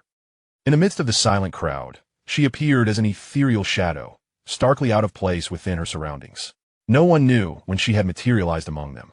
They simply understood that in the presence of this celestial being, it was best to lower their heads and speak little, serving as innocuous background figures. Yu Rao observed her quietly appearing master with a heart that, contrary to the fears of others, was filled with respect. Master, a slight mishap has occurred, she began. Previously, the meticulously prepared elixir to restore the soul was placed in the divine farmer's cauldron and cooked alongside the child brought back by Master Yao Guang. Logically, there should not have been any further incidents. However, strangely, the efficacy of the potion seems to have vanished, and not a trace of its fragrance remains in the air. Fearing that my missteps might jeopardize the child's life, I had no choice but to seek your assistance. I humbly ask for your forgiveness. Yu Heng shifted her gaze from her disciple to her fellow practitioners, who were acting like ostriches, and coldly commanded, "Come here." Yao Guang and Tian Quan exchanged furtive glances. When they turned back to Tianji, they discovered that she had silently moved to Yu Heng's side, also observing them. With heavy hearts, they They approached and bowed in greeting. We pay our respects to Sister Yuheng. Yuheng's attention first fell upon Tian Quan, who involuntarily trembled at her scrutiny. Noticing his reaction, Yuheng smirked slightly. If brother is feeling unwell, you may come to Kuei Hung Temple at any time. I can provide you with treatment. Tian Quan forced a smile. Clasping his hands in response, there's still many spiritual herbs at Kaiyang. There's no need for sister to worry. Yuheng's eyelids drooped slightly as she regarded Tian Quan with indifference, her voice cool and detached. I suppose you believe that Brother Kaiyang's medical skills surpass my own. I shall visit Xiaoyang Temple to seek his guidance. I ought to enhance my own medical expertise. In the recitation hall of the 7-star Dao Palace, Kaiyang lay peacefully on a mat, absorbing the essence of the sun, when suddenly a chill crept up his back. He furrowed his brow and turned over, allowing the sunlight to warm his back, attempting to dispel the cold. Tian Quan had intended to explain, but, after a prolonged hesitation, simply cupped his hands and stepped back beside Tianji, both watching Yao Guang. Upon seeing Yao Guang, a fleeting smile flickered in the depths of Yuheng's eyes. She extended her hand, yearning to caress Yao Guang's delicate face. However, observing her trembling demeanor, she withdrew her hand. You stand there, Yao Guang exclaimed, as if granted a reprieve, smiling at Yuheng before aligning herself with her senior brothers and sisters. Approaching the grand cauldron, a flicker of uncertainty danced in her eyes. With her slender fingers, she deftly flicked open the lid. In that very moment, as her head leaned into the cauldron's opening, several flying swords surged toward Yuheng's face like a tempest. Chapter 61. Have you consumed my broth? Just as 10 unadorned blades were about to make contact with Yuheng's visage, a collective gasp echoed through the crowd. With their keen eyesight, they discerned the lethal nature of the projectiles aimed at Yuheng. 10 swords, imbued with a murderous intent, sought to claim her life. Who possessed such audacity to strike at this esteemed lady? The wretched creatures of the Northern Demon Tribe? Had they truly lost their senses to provoke her? At that moment, the expressions of all present mirrored one another, mouths agape, eyes wide as if to burst from their sockets. Just as the unadorned blades were on the verge of piercing Yuheng's form, she gently tilted her head, causing the surrounding scenery to distort slightly. The 10 swords, akin to missiles stripped of their guidance, veered erratically from their intended path. Remarkably, not a single blade grazed Yuheng's hair. As the crowd collectively exhaled in relief, one of the unadorned swords, seemingly possessed of a will of its own, abruptly reversed course, darting back toward Yuheng's neck. No one anticipated such a maneuver from the wielder. A murmur of apprehension rippled through the assembly, the atmosphere chilling in an instant. It became challenging for the onlookers to discern whether the sudden drop in temperature stemmed from the fierce aura emanating from Yuheng or from the collective intake of cold breaths in astonishment. Under the astonished gazes of the crowd, the rogue sword severed a few strands of Yuheng's hair, which drifted gently into the cauldron. The spectators instinctively swallowed hard, leaning forward in an attempt to discern the contents of the cauldron, yet they dared not make excessive movements, fearful that even the slightest sound might draw Yuheng's eye. In stark contrast to the tension surrounding them, Yuheng displayed no sign of emotion on her proud countenance. With her eyelids lowered, she regarded Xianxia, whose cheeks were flushed, languishing in the cauldron. Xianxia had anticipated delivering an unforgettable surprise to the one who opened the cauldron. Yet he could never have foreseen that none of his 10 swords would find their mark. Witnessing the failure of his assassination attempt, Xianxia endeavored to communicate with the Wu Feng sword using the method of shadow capture. Upon successfully establishing a connection with one of the swords, a surge of joy welled up within him, prompting him to subtly redirect the blade towards the woman's neck. However, he was taken aback once more when his efforts bore no fruit. The expression of delight that once graced his face gradually morphed into one of rigidity. He found it hard to believe that since acquiring the Wu Feng sword, he had never encountered anyone capable of so effortlessly evading his mastery of the supreme sword technique. The combination of Wu Feng's sword intent and windless shadow capture. The individual before him was likely at a cultivation level surpassing the foundation establishment stage. Perhaps even stronger, a potent sense of danger surged within Xianxia. Though he was met with a gaze akin to that directed at a lifeless object, he feigned fearlessness and returned the stare defiantly. His voice, though strained with an effort to maintain composure, resonated in the ears of all present. You, the child-devouring sorceress. What are your intentions? His youthful tone captured the attention of everyone, causing a momentary lapse in their thoughts. How could there be a child within a medicinal cauldron? A torrent of questions surged through their minds, and the communication talismans concealed within their sleeves flickered to life, betraying their uncontrollable desire to discuss the unfolding situation. Yao Guang, initially in a state of daze, recognized the familiar voice and, as if awakened from a dream, rushed to Yu Heng's side, pleading, "Senior sister, that is my little disciple. Please do not harm him." Yu Heng, unfazed by her junior sister's evident anxiety, regarded Xianxia with a hint of indifference and inquired, "What did you just call me?" At that moment, Xianxia was too preoccupied to heed the words of the emotionless Ice Queen before him. Upon hearing Yao Guang refer to the man-eating sorceress as senior sister, his previously quizzical thoughts crystallized into realization. He finally understood why he had not found himself on the flying sword after awakening from the curse realm. The young Taoist nun's friendliness was merely a pretext for her ulterior motive to consume him. He leaned against the cauldron's wall, his body gradually slipping into the medicinal concoction, allowing the now powerless broth to engulf him. His emotions were a complex tapestry, so the young nun I trusted was the very one who sought to devour me. Unaware of the misunderstanding blossoming in Xiao's heart, Yao Guang observed her senior sister, who was about to erupt in anger due to Xiao's dismissal. She incessantly patted the cauldron, urging, "Little disciple, do not remain submerged in the medicinal concoction. The potency of a celestial remedy is overwhelming, and excessive absorption could be detrimental to your health. Come out quickly. Senior sister has used a considerable amount of high-grade celestial medicine to heal your shattered spirit. You ought to express your gratitude to Yu Heng." Listening to Yao Guang's somewhat anxious explanations, Xiao cautiously emerged his head from the cauldron.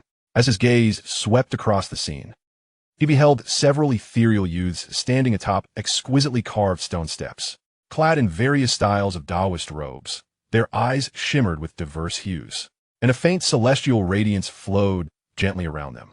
The surroundings were unlike anything he had ever witnessed, suffused with a kaleidoscope of colors, reminiscent of a dream. Some individuals floated upon celestial swords, their gazes fixated upon themselves. As if sensing the attention directed towards them, they offered subtle nods to Xianxia. All eyes were drawn to the timid visage of the child peering from the cauldron, the communication talisman hidden within sleeves flickering with light. As myriad voices soared through the air, had that little fellow just manipulated those swords? Judging by his physique, he could scarcely be 4 years of age. At 4, I was still a naive little master in the mundane world. This child is indeed of the human race. I could hardly believe my eyes when he emerged. Can it be that our untrained children possess such extraordinary beauty? One might even wonder if this child were a ginseng spirit. No wonder Master Yao Guang was willing to take on a disciple this time. If I encountered such a charming little apprentice, I too would find it hard to resist. As this thought resonated, all gazes converged upon the young sister, who spoke softly. "Sister Qingtong, this child is merely 4 years old." Yu Heng observed her little sister muster the courage to stand before her for the first time and chose not to dwell on Xiao's impolite behavior. She approached Yu Rao and said, "Disciple, the child's spirit should be unharmed at this moment. Once he stabilizes, bring him to me. The incantations afflicting him must be resolved promptly to prevent future complications for your master Yao Guang." Yet, after taking just 2 steps forward, Yu Heng halted, adding, "Disciple, please check how much medicinal potency remains in the cauldron." Yu Rao nodded and, cradling her hands, approached the cauldron. Under Xiao's slightly puzzled gaze, she produced a small spoon from her sleeve and delicately sampled the concoction beneath her. Xiao observed the young girl as if she were oblivious to his presence, savoring the potion she had brewed, and could not help but inquire, "Is my soup to your liking?" Yu Rao, engrossed in her tasting, paid him no heed. In a fleeting moment, her previously closed eyes widened in astonishment as she gazed at the broth, crafted from superior celestial herbs. Her heart racing. Why does this medicinal broth possess no trace of potency whatsoever? Chapter 62. If you blossom, the fox and insect shall come. Yu Rao, astounded, glanced at Xianxia, who returned her gaze with equal bewilderment. She sensed an anomaly in her perception and, undeterred, approached the cauldron once more, tasting the potion again. Her expression one of disbelief. Indeed, the broth contained not a shred of medicinal efficacy. First and foremost, one could rule out the possibility that the divine farming cauldron had absorbed the medicinal essence. Thus, only one scenario remained. Such immense medicinal power has been absorbed entirely by this child immersed in the cauldron. To her astonishment, This complex and rich essence did not overwhelm the child's spirit. How powerful must this child's soul be? For a moment, she stood frozen, her heart tumultuous like raging waves. Xianxia observed the girl, seemingly entranced. As she repeatedly ladled the potion that had once been infused with his essence in her mouth, a sense of confusion stirring within him.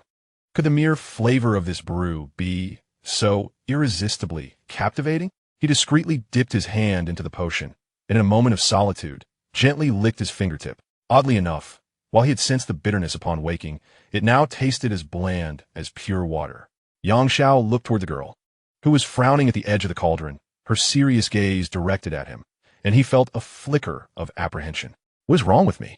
Just as he contemplated inquiring about his condition, he noticed the girl had dashed to the side of the seemingly unapproachable woman. Her voice was barely a whisper, yet amidst the crowd, it was distinctly audible. Master, the medicinal power of the cauldron has completely dissipated. At this revelation, Yu Heng's tightly shut eyes fluttered open, and gasps of disbelief echoed through the gathering.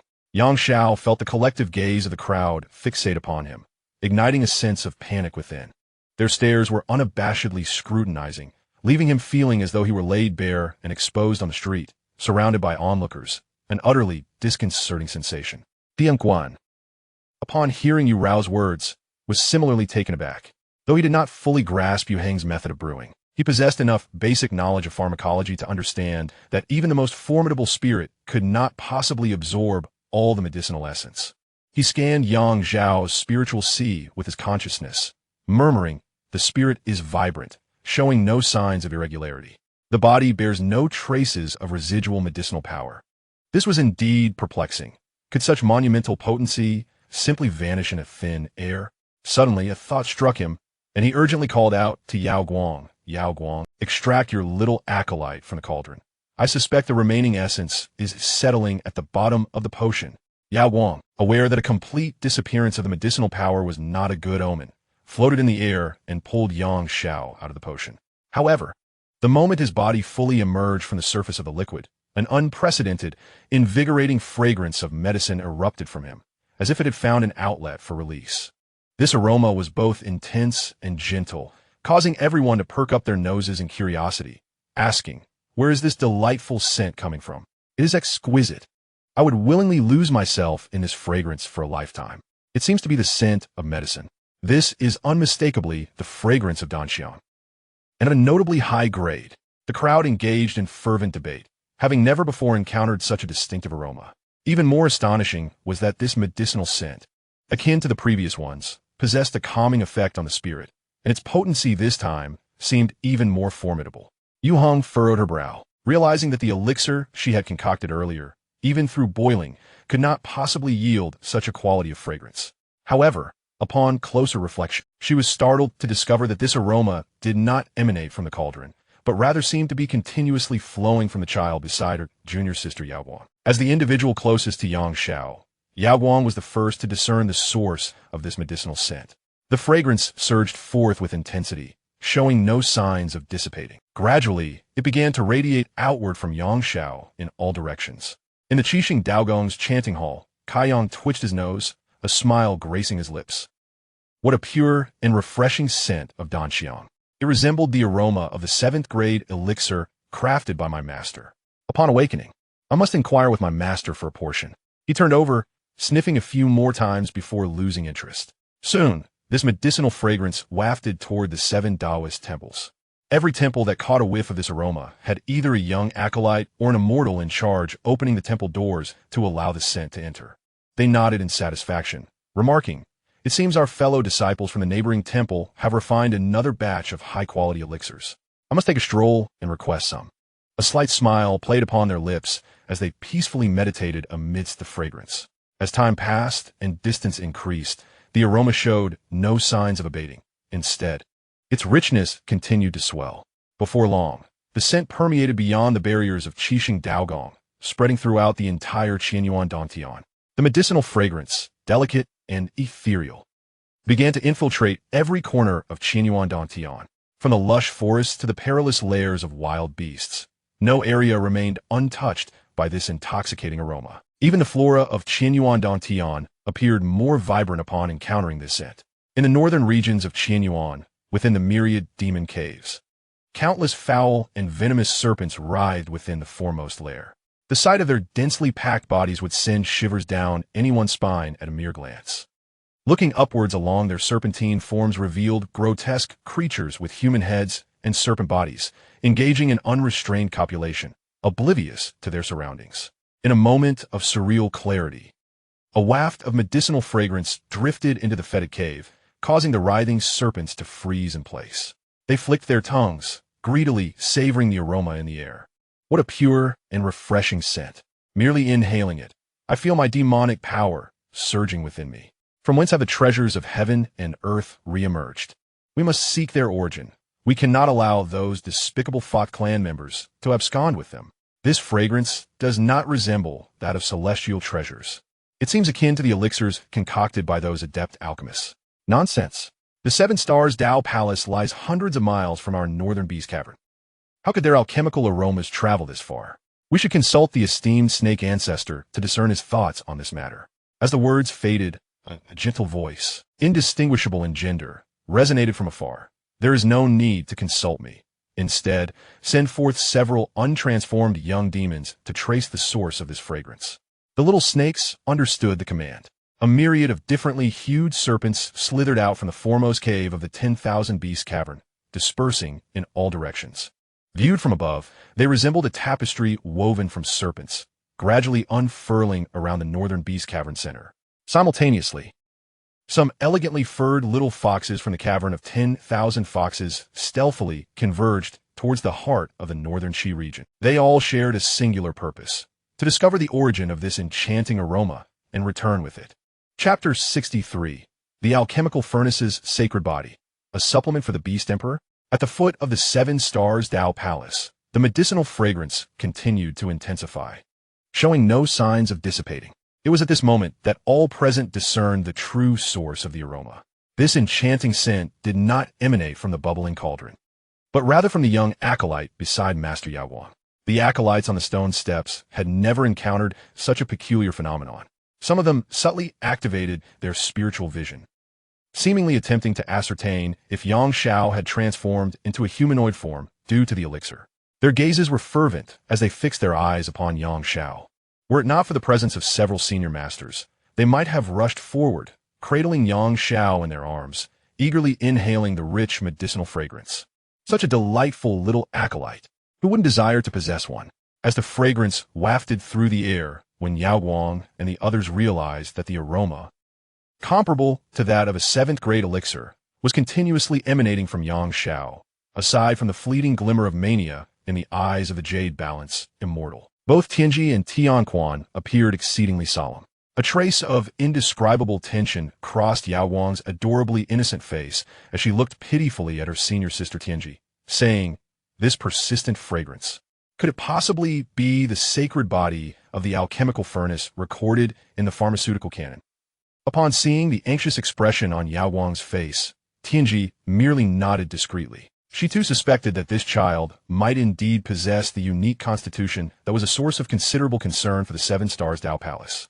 Tianji approached Xianxia, crouching down beside him, and softly inquired, "Little one, do you feel any discomfort or notice any differences in your body?" Xianxia was bewildered by the sudden seriousness in the gaze of the gentle lady and the young acolyte. After a thorough examination of his own body, he found no discernible differences from his usual self. Xianxia shook his head and remarked, "I feel no different from my past. Is there something amiss with me?" Tianji softly inquired, "Have you noticed the faint fragrance of medicine emanating from your body?" Xianxia raised his arm and sniffed, detecting only the subtle bitterness lingering from the cauldron, with no other scent present. He replied, "Aside from the bitterness, there is nothing else." Tianji slowly rose, casting his gaze towards his junior disciples, and inwardly sighed. The presence of an enduring medicinal aroma, which one fails to recognize, is explicitly recorded in the ancient text Shun Nong's Herbal Classic. When such a condition arises, it typically indicates that the individual possesses the sacred body of the medicine furnace. A rarity in this world. Since the advent of documented history, only 2 individuals with this physique have been recorded. The first to possess this extraordinary constitution was the spirit herb immortal from the primeval era, who was formed from the very first spirit herb of heaven and earth. Due to the uniqueness of his own fate, the heavenly Tao actively infused him with the spiritual essence of the world, making him the first living being to embody this physique. At that time, this constitution was unparalleled, and the concept of the sacred body of the medicine furnace had yet to be established, with no one understanding its specific implications. It was only after the spirit herb immortal was devoured by the demon emperor of that era, enabling the latter to ascend as the demon emperor and transcend this realm, that the world came to realize the most significant function of this constitution was to serve as the finest supplement for the demon emperor.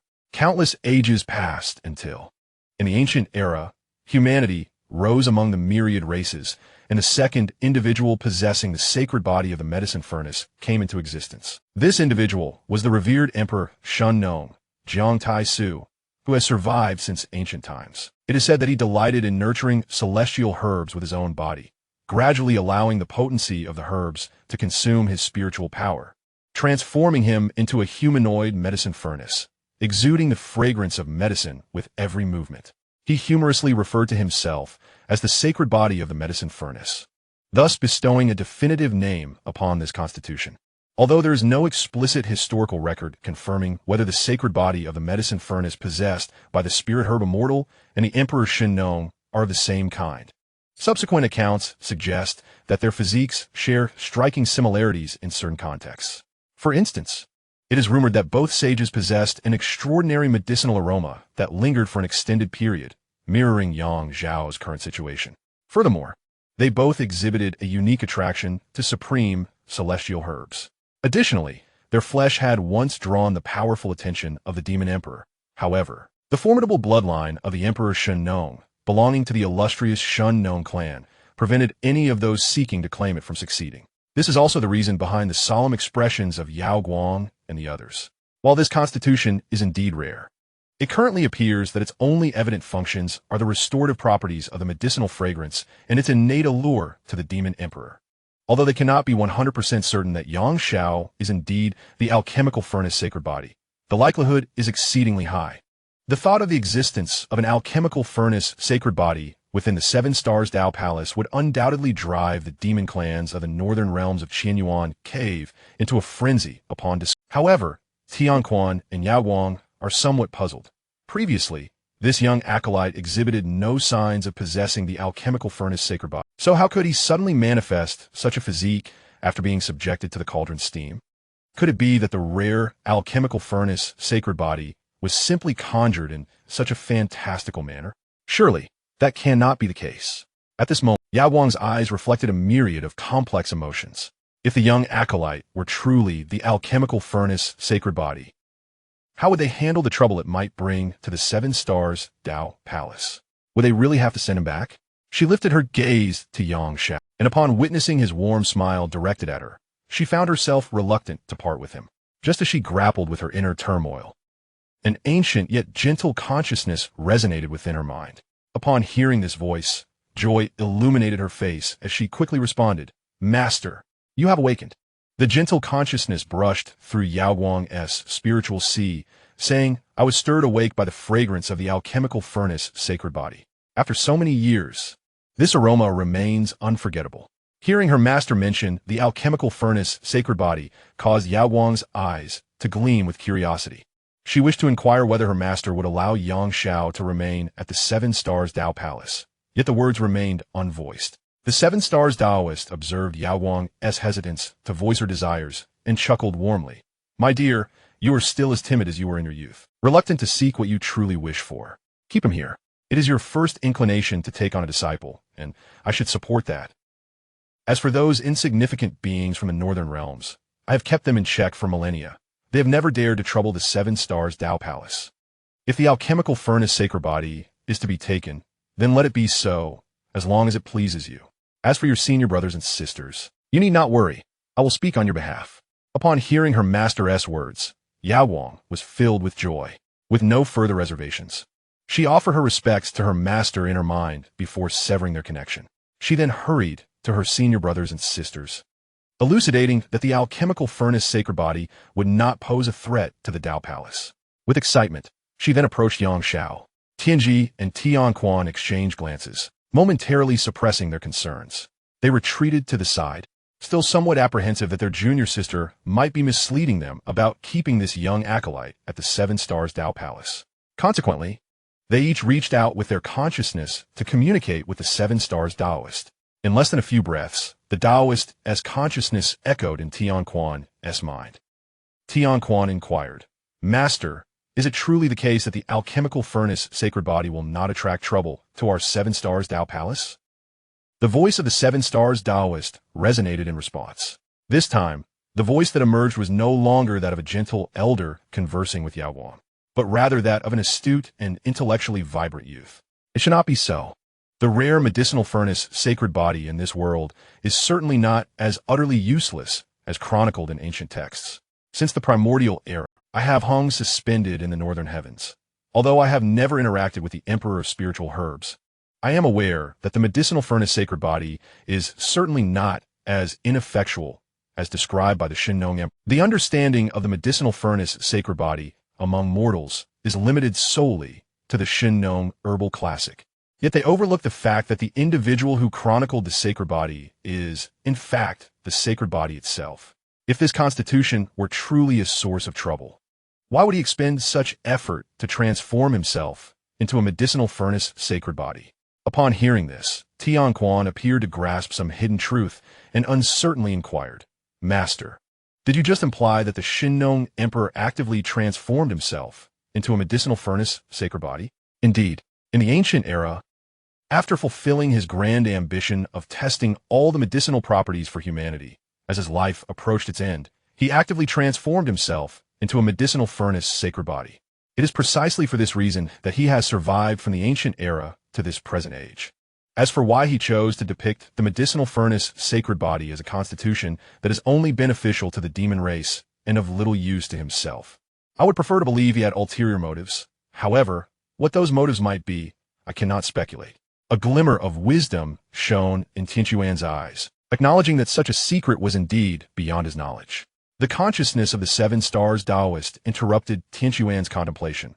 This time, our Seven Stars Palace has fortuitously encountered a medicinal furnace sacred body. It need not be regarded as a nuisance. It is imperative to thoroughly investigate the precise characteristics of this constitution. Only by fully comprehending its nature can we discern whether it is advantageous or detrimental to the Seven Stars Tao Palace. Most importantly, your younger sibling holds a deep affection for the young disciple who possesses the medicinal furnace sacred body. It would not be amiss to keep him around for observation. Once we have entirely grasped the peculiarities of this constitution, we can make a decision at that time. Tianquan's expression grew serious as he bowed to the consciousness of the Seven Stars Taoist. "Master, I shall remain attentive to the other characteristics of this constitution." After the Seven Stars Taoist consciousness imparted a gentle word of approval, the connection with Tianquan was severed. Simultaneously, Tianji was also attempting to contact the consciousness of the Seven Stars Taoist. When the junior sister mentioned that the master had agreed to allow the child with the medicinal furnace sacred body to stay in the Seven Stars Tao Palace, Tianji felt a surge of concern. What if the medicinal fragrance emanating from this child incited commotion or even adoration within the Tao Palace? Although this fragrance is merely pleasant for cultivators above the God transformation stage, it poses a fatal temptation for those younger disciples who have just begun their path. Should any of them succumb to this allure and commit acts contrary to humanity, it would indeed be a loss that outweighs any gain. While Tianji trusts in the character of the disciples within the Tao Palace, some matters must be preemptively guarded against. As long as the incessant aroma emanating from the child can be resolved, the concerns that had previously troubled her would essentially be alleviated. After several attempts, Tianji finally established a connection with the consciousness of the Seven Stars Taoist. Eagerly, she inquired, "Master, how should we address the fragrance produced by the sacred body of the alchemy furnace?" This time, the voice of the Seven Stars Taoist was neither the frail tone of an elder nor the knowledgeable intonation of a youth, but rather a slightly mature feminine timbre. "Do not fret over this matter. It shall be entrusted to Yuheng for resolution." Tianji paused for a moment, hesitating, but ultimately nodded. It made sense, for although her junior sister often engaged in actions that bewildered many, her medical skills and pharmacological knowledge were indeed among the finest in this realm. Although the sacred body of the alchemy furnace was only briefly mentioned in ancient texts, It should pose no challenge for her sister to dispel the fragrance from child. Realizing that her master had severed the connection, Tianji turned her gaze towards Xianxia. She recalled how her sister's methods of healing had induced nightmares in countless cultivators, causing her to worry whether it was prudent to entrust this child, who was yet to reach the age of 5, to Yuheng's care. At that moment, she noticed Tianquan gazing intently at Xianxia as well, prompting her curiosity. Junior brother Tianquan, what did Master convey to you? Tianquan, observing the curiosity etched on Tianji's face, bowed respectfully and replied with a gentle smile. Master shared some secrets with me. She mentioned that the sacred body of the alchemy furnace may not be as straightforward as the ancient text suggests. Would you like me to elaborate? Tianji shook her head, indicating her lack of interest. Xianxia sensed a peculiar change in the gazes of those around him since his emergence from the Great Cauldron. He silently concealed himself behind Yao Guang, cautiously peering out with half his face exposed. Whether it was merely a figment of his imagination, he perceived an indescribable expression among them, one reminiscent of the chilling looks from his past life when infatuated men trailed beautiful women. He felt as though he were the object of such pursuit. Xianxia tugged at Yao Guang's sleeve, yearning for her to lead him away from this uncomfortable setting. Upon noticing the glimmer of timidity in his eyes, Yao Guang couldn't help but smile. Since the first moment she laid eyes on this little fellow, he had exuded an air of maturity. Now, witnessing his timid demeanor, she found him irresistibly adorable. As Xianxia continued to tug at her sleeve, and seeing her remain still, he was on the verge of expressing his desire to leave when he suddenly felt someone grasping the collar of his garment from behind his neck. Chapter 65. Little junior sister, hand this Taoist child over to me. Xianxia turned around and discovered that the one who had lifted him was none other than the cold woman he had seen earlier when he opened the cauldron lid. He was momentarily taken aback by her imposing presence. His words caught in his throat as he stared intently into Yuheng's eyes, as if silently inquiring, "What is your intention in raising me?" Yuheng, noticing the boy's unwavering demeanor, regarded him with a glimmer of amusement in her gaze. Subsequently, her lips parted gently, yet the words she uttered sent a chill through the hearts of all present. Even the typically daft Yao Guang stared at Yuheng in shock, as if questioning whether he had misheard. The question was, "Would you like to acknowledge me as your master?" As those words echoed in the air, an eerie silence enveloped the scene, with many doubting their own hearing. Did Master Yuheng wish to take Yao Guang's disciple? The shock resonated within everyone. Yet only a handful of junior disciples exhibited a fervent glimmer in their eyes. If given the choice, they would undoubtedly choose the celestial maiden Yuheng. Despite her occasionally chilling demeanor, she was undeniably the foremost authority in guiding her disciples along the path to immortality. In terms of providing cultivation resources and various elixirs, she never hesitated to be generous with her students. Consequently, the disciples of Kuei Heng Guan possessed a cultivation level significantly higher than those of other sections. However, curiosity swirled among the crowd. How could this young disciple, who was clearly designated as Yao Guang's protege, be so brazenly contested by Yuheng? Among the peers present, the most astonished was Yu Rao, Yuheng's direct disciple. She gazed at her master in disbelief. Unlike the others, she felt no discontent at the prospect of her master claiming the disciple favored by her junior. Instead, she was intrigued by what specific quality her master saw in this young boy. Only she understood the stringent criteria her master employed when selecting disciples. To gain entry into Kuei Hengguan, one must not only establish their foundation before the age of 10, but also fulfill a hidden requirement, achieving at least one grade of Tao foundation during their establishment. It was at the age of 8 that she had first garnered her master's attention by attaining a lower grade Tao foundation, which allowed her to enter Kuei Hengguan for cultivation. Prior to joining the sect, she had been quite proud, believing herself to be the most gifted among her peers. Although those who entered the Qian Yuan Dong Tian alongside her also succeeded in establishing their foundations, their Tao foundations bore no grade, indirectly affirming her exceptional talent. However, upon entering the sect, her pride was shattered by the accomplishments of her senior brothers and sisters, as all of them boasted a mid-grade Tao foundation, with the exception of herself. It was then that she learned the reason for her master's favor was not her innate talent, but rather her early attainment of a low-grade foundation due to her age. In the realm of cultivation, the significance of one's foundation becomes increasingly evident with each. The foundation building stage, as the commencement of the path to transcendence, is far more crucial than the average person perceives. The higher the grade of the foundation established during this stage, the broader the path to immortality becomes. In this world, nearly 70% of individuals possess no grade foundation during their establishment, while only 30% may exhibit a grade, and among those, most are classified as low grade. The so-called graded foundations refer to the aptitude displayed during the foundation building phase. Generally, the qualities of foundations are categorized in a no grade, low grade, middle grade, high grade, and the legendary supreme grade, which is believed to be mere folklore. It is widely accepted that the supreme grade has never been realized, as achieving a high-grade foundation is already a manifestation of divine favor.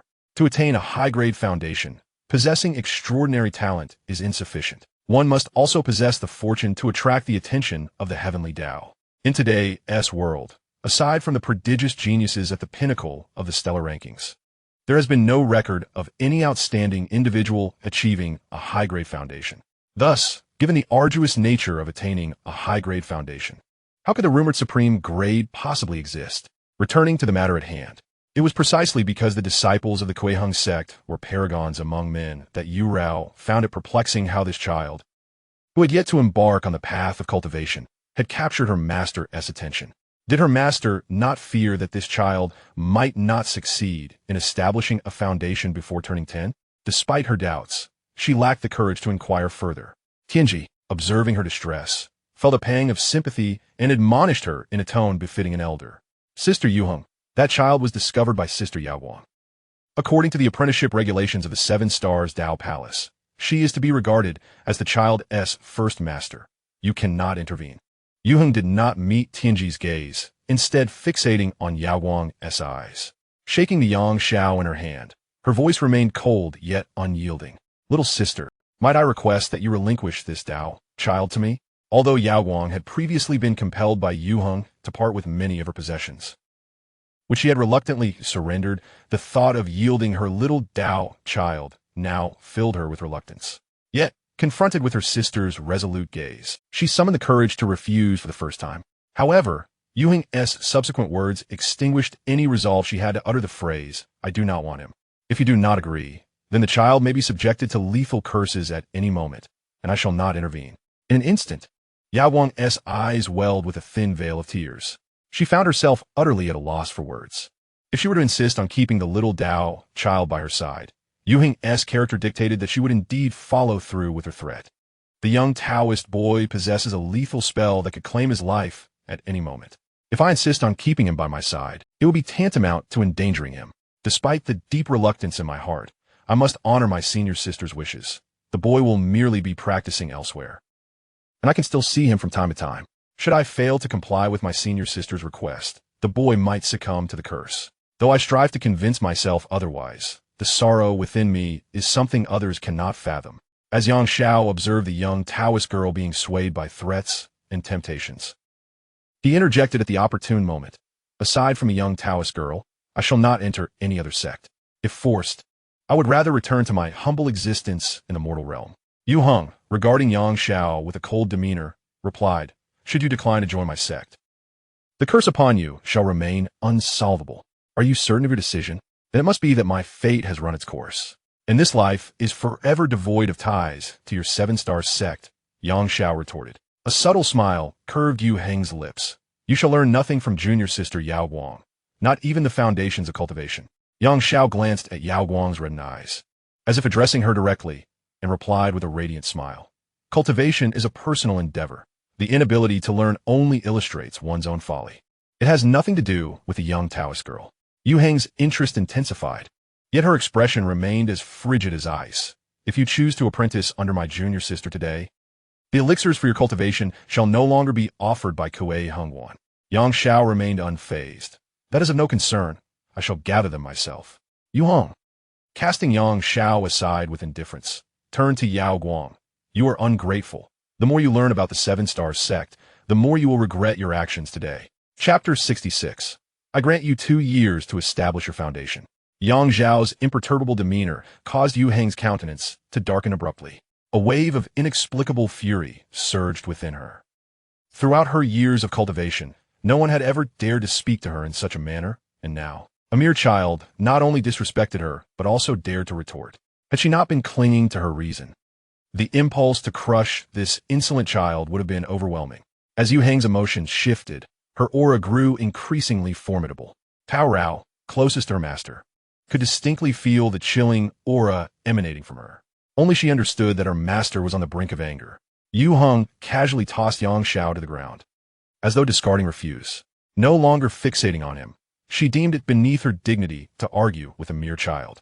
If she wished, she had countless means to incorporate him into Kuei Hengguan. With a slight lift of her eyelids, she turned to Yao Guang and coldly inquired, "Junior sister, may I take this child into Kuei Hengguan?" Seeing the woman's aggressive demeanor, Xianxia could not help but speak up. "I am unwilling, and my resolve is firm. There is no need for such relentless interrogation, little Taoist priestess."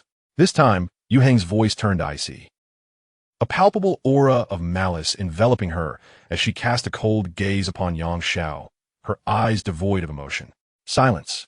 A flicker of dark brilliance flashed in Yu Hang's eyes, and in an instant, countless silken threads surged forth, ensnaring Xiao's throat and the surface of his skin. The threads multiplied rapidly, swiftly cocooning him entirely. With each breath, the strands constricted tighter, and Xianxia felt as though he were ensnared by a colossal titan serpent, utterly incapable of escape. He labored to breathe, feeling akin to a zongzi tightly bound in silk, with only his eyes and nose exposed, barely able to perceive the world around him. The areas enveloped by the threads seemed devoid of sensation, utterly unfeeling. In this moment, Xianxia truly discerned the profound indifference lurking within that woman's gaze. This indifference was no facade. It emanated entirely from her unyielding heart. She resembled a being devoid of emotions, as if nothing in this world warranted her concern. Xianxia's gaze remained fixed upon Yu Hang as she approached Yao Guang. Yu Hang towered over Yao Guang, slightly bowing her head to scrutinize her, and Xianxia even perceived a slight tremor in the little Taoist priestess's shoulder. Yu Hang, looking down upon Yao Guang, parted her lips slightly, inquiring, "Is it permissible for this child to enter my Kuei Heng temple?" Yao Guang timidly raised her head. Although her gaze was filled with trepidation, it unmistakably harbored a refusal. In a soft voice, she replied, "I do not wish to give my cherished little Taoist to my senior sister." Yao Guang squeezed her eyes shut and shrank her head, no longer daring to meet Yu Hang's gaze. Everyone instinctively tightened their Taoist robes, attempting to shield themselves from the lethal intent radiating from Yu Hang. They couldn't help but feel concern for their junior sister, fearing that Yu Hang might unleash her wrath due to the refusal. After a prolonged moment, the menacing aura gradually receded from Yu Hang. Observing Yao Guang's timid demeanor, Yu Hang sighed inwardly. Deep within her eternally indifferent eyes, a flicker of complexity and helplessness emerged. "I shall ask you once more, junior sister, do you truly wish to take this child as your disciple?" This time, Yao Guang's gaze hardened with unwavering resolve, entirely devoid of trepidation. She fixed her gaze firmly upon Yu Hang's eyes and declared with conviction, "I want to take her." Yu Hang regarded her junior sister's steadfast and resolute expression, momentarily lost in thought. In that fleeting instant, she realized that her junior sister had transformed from the child who once relied on the protection of the 6 elders to thrive. Now, it seemed she was capable of standing alone. Perhaps it would be best to acquiesce to her junior sister's wishes? Such was the thought that lingered in her mind. However, when she recalled the glimpse of the future she had inadvertently caught in the small child, she once again dismissed such thoughts. The aura emanating from Yu Hang surged, the oppressive force of the peak of the transformation stage confronting Yao Guang directly. She inquired, word by word, "Once this child becomes your disciple, the karma entwined with him will be intricately linked to you. Can your fragile frame bear this burden?" Yao Guang, feeling her senior's escalating pressure, summoned her own cultivation to respond. "I can bear it." Yu Hang's tone was sharp, her formidable presence seemingly intent on pinning Yao Guang to the ground as she continued. "If this child were to upheave this world in the future, all karma would revert to you. Would you still accept that?" Yao Guang straightened her shoulders and replied, "Since I have chosen this young disciple, I shall bear his karma without hesitation. Do not regret it. I shall not regret it." This time, Yu Hang appeared to resign herself, her overwhelming aura gradually dissipating. She flicked her sleeves and ceased to regard Yao Guang, approaching the cocooned Xianxia, delivering her cold proclamation. "I grant you permission to cultivate at the Xiaoyao temple." Xianxia squirmed on the ground like a worm, and Yu Hang continued, "But there is one condition." This time, Xianxia ceased his writhing, fixing his gaze on Yu Hang, meeting her indifferent eyes. You must establish your foundation before the age of 6. In contrast to others who may do so by the age of 10, you must achieve this 4 years earlier. Furthermore, your foundational quality must not be lower than inferior grade. Should you fail to meet these conditions, you shall still enter my Kueheng temple. At her words, an uproar erupted in the vicinity. How could such stringent demands possibly be fulfilled? Only those exceptionally gifted prodigies on the star list might stand a chance of meeting Yuheng's criteria. This time, they did not even use sound transmission talismans. Instead, voicing their protests openly, Yarrow gazed at her master, momentarily incredulous. She too deemed this utterly impossible. Having been at the peak of the Qi refining stage prior to her foundation establishment, she had managed to succeed before the age of 8. Yet, she vividly remembered the immense effort she had expended in that endeavor. Thus, considering the current lack of cultivation in this child, even with extraordinary talent, it would require 4 years merely to ascend from the 1st to the 9th layer of Qi refinement, let alone establishing a foundation. If one were to assess the child's present state of utter lack of cultivation, achieving even an unranked foundation before the age of 10 would be a remarkable gift. After all, for a child without any foundation, the path of cultivation is fraught with challenges and obstacles. Starting from 0, every step demands immense effort and time. The requirements set forth by the master to complete the foundation by the age of 6, with a foundational quality not lower than inferior grade, would likely be daunting for the brothers and sisters in the temple as well. As a fellow practitioner, Yao Guang was acutely aware that this was an unreasonable demand. Tentatively, she ventured, "Senior sister, might it be possible to extend the cultivation period by another 2 years? The young acolyte is merely 4 years old, yet you expect him to establish his foundation by the age of 6. With merely 2 years to progress from 0 cultivation to a successful foundation, this seems utterly unattainable." Yu Hong responded with cold indifference. "If that is the case, let him become my acolyte at Kueheng Temple. He shall then be treated like any ordinary seeker of the Tao, without restrictions." Chapter 67. Why must such small children perform a formal apprenticeship? Yao Guang felt as though she had struck a pillow with her fist. Her heart was anxious, yet she felt powerless. She could only place her hopes in Xianxia, wishing that his innate Tao physique would grant him an understanding of the Tao that surpassed that of ordinary mortals.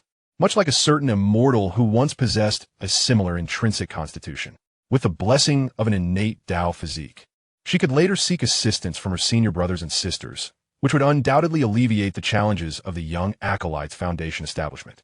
Her small face bore a serious expression, yet her heart was filled with determination. If all else failed, she would exchange her years of accumulated cultivation resources for foundation establishment materials. She was resolute in her desire to ensure the young acolyte entered the Xiaoyao temple. In stark contrast to Yao Guang's concerns, Yang Xiao appeared bewildered. Since arriving in this world, his encounters with practitioners have been limited to Granny Ghost Mountain and Lady Jiang, the goddess of the river.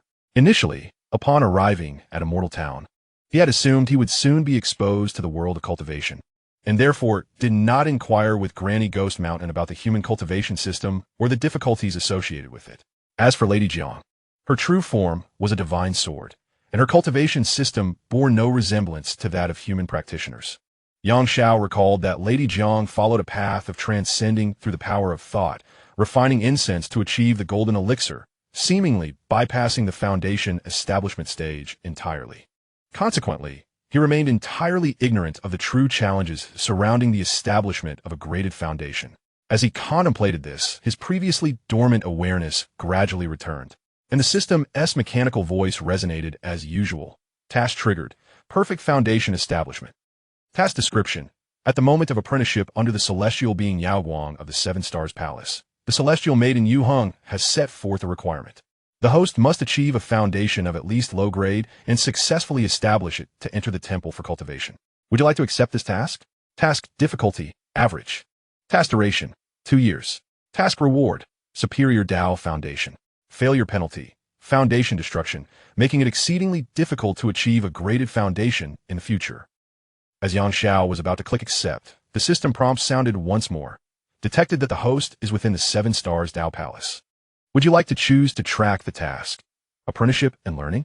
Note, completing this task will reward you with foundation establishment pills. The quality of the system's pills will greatly enhance the host's success rate in foundation establishment. Yang Xiao paused. Upon hearing about the system's quality foundation establishment pills, He felt a surge of joy and quickly exclaimed, "Track the task. Apprenticeship and learning.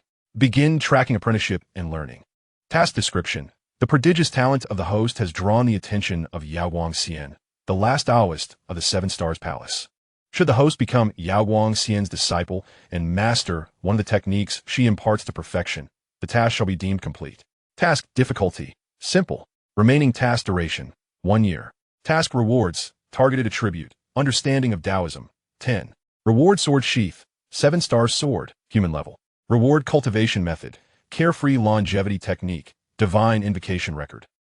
Reward skill. 2 instruments and 4 symbols fist. Reward elixir. Foundation establishment pill. Failure penalty. Reclamation of the innate Tao body. Yaoguang was immersed in the sea of spirits, searching for techniques pertaining to qi cultivation and foundation establishment, when she suddenly felt a gentle touch on her ankle. She opened her eyes to find Xianxia, ensconced in a cocoon of spider silk, rubbing against her feet. Seizing the moment, while her senior sister Yuheng was distracted, Yaoguang swiftly employed her technique to dispel the cocoon enveloping Xianxia. He instantly felt a wave of relief, and before he could stretch his body, he gazed at Yaoguang and tentatively inquired, "Little Taoist, should I not yet enter your Taoist temple, would you still be willing to accept me as your disciple?" A registered disciple would suffice.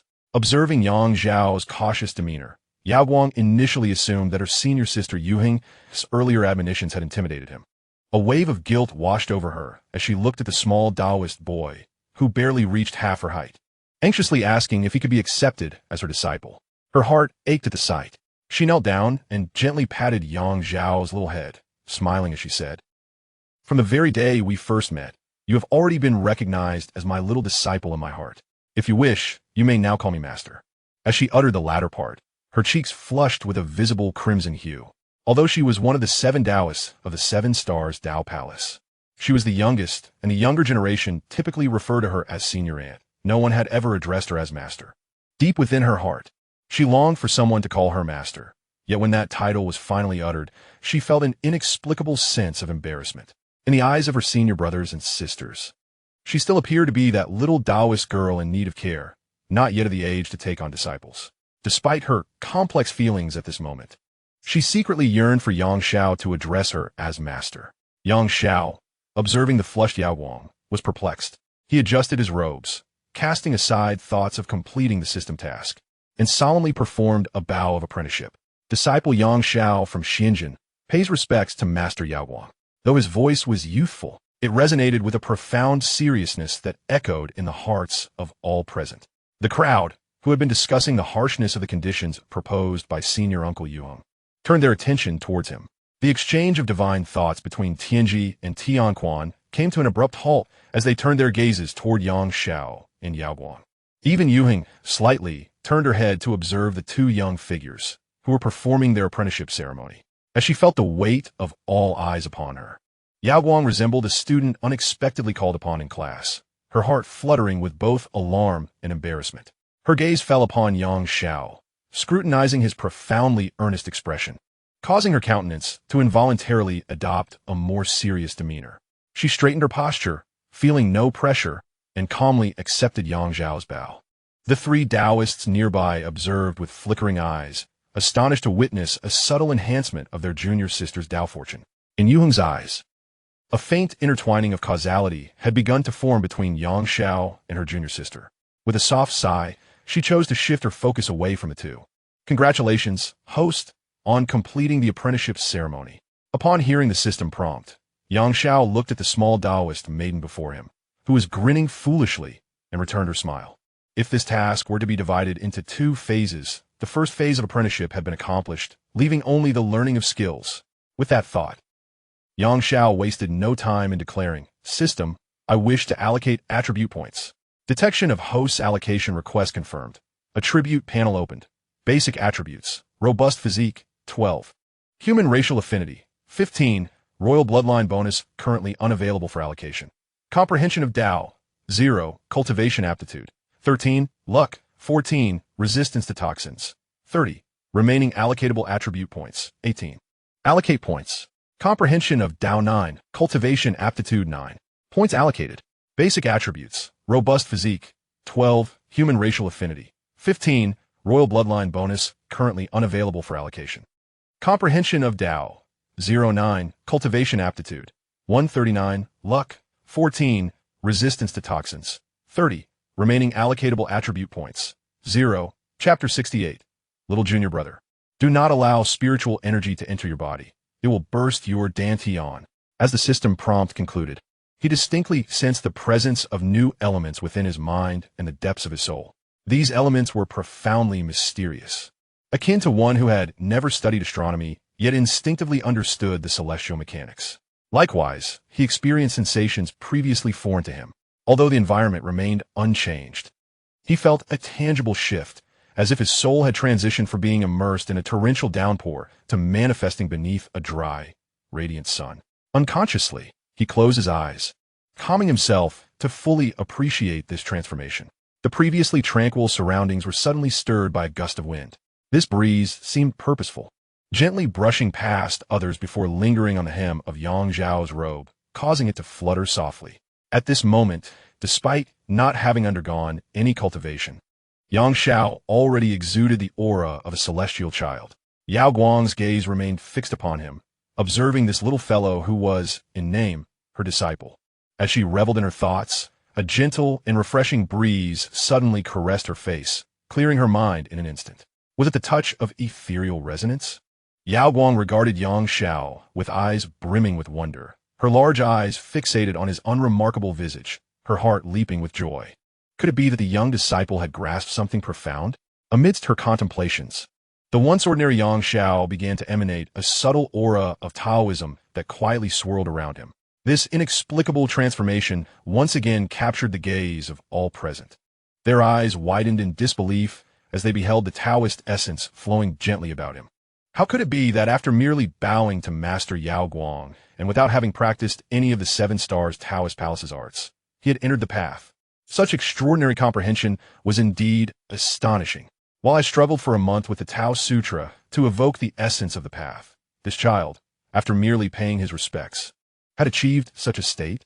I found it challenging to discern whether this was a boon bestowed by the heavenly Tao upon the young disciple at the moment of his first initiation or a testament to his exceptional talent. Aside from the slightly astonished disciples, the 3 Taoists from the 7 Stars Palace appeared notably composed, for they understood that Xianxia was the second known innate Tao body. Nevertheless, they had not anticipated that such an innate constitution would facilitate such effortless perception of the Tao. Yao Guang understood that those who possessed the innate Tao body would experience a remarkable difference in their cultivation of the 7 Stars Palace's Taoist arts. Yet she had not expected that merely establishing a master-disciple bond would lead the young disciple to enter the path so swiftly.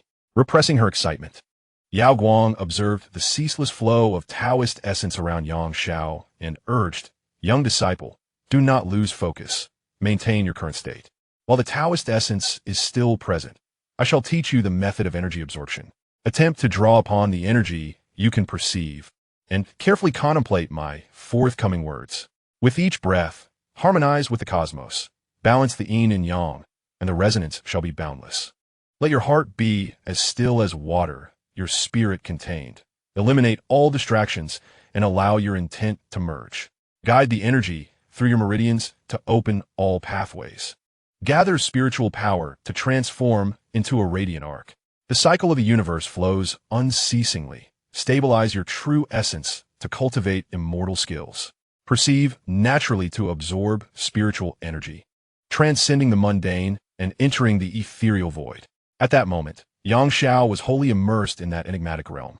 As he subconsciously heard Yao Guang's voice, the energy he felt within him began to flow gently in accordance with his thoughts. Soon, a layer of spiritual light manifested around him.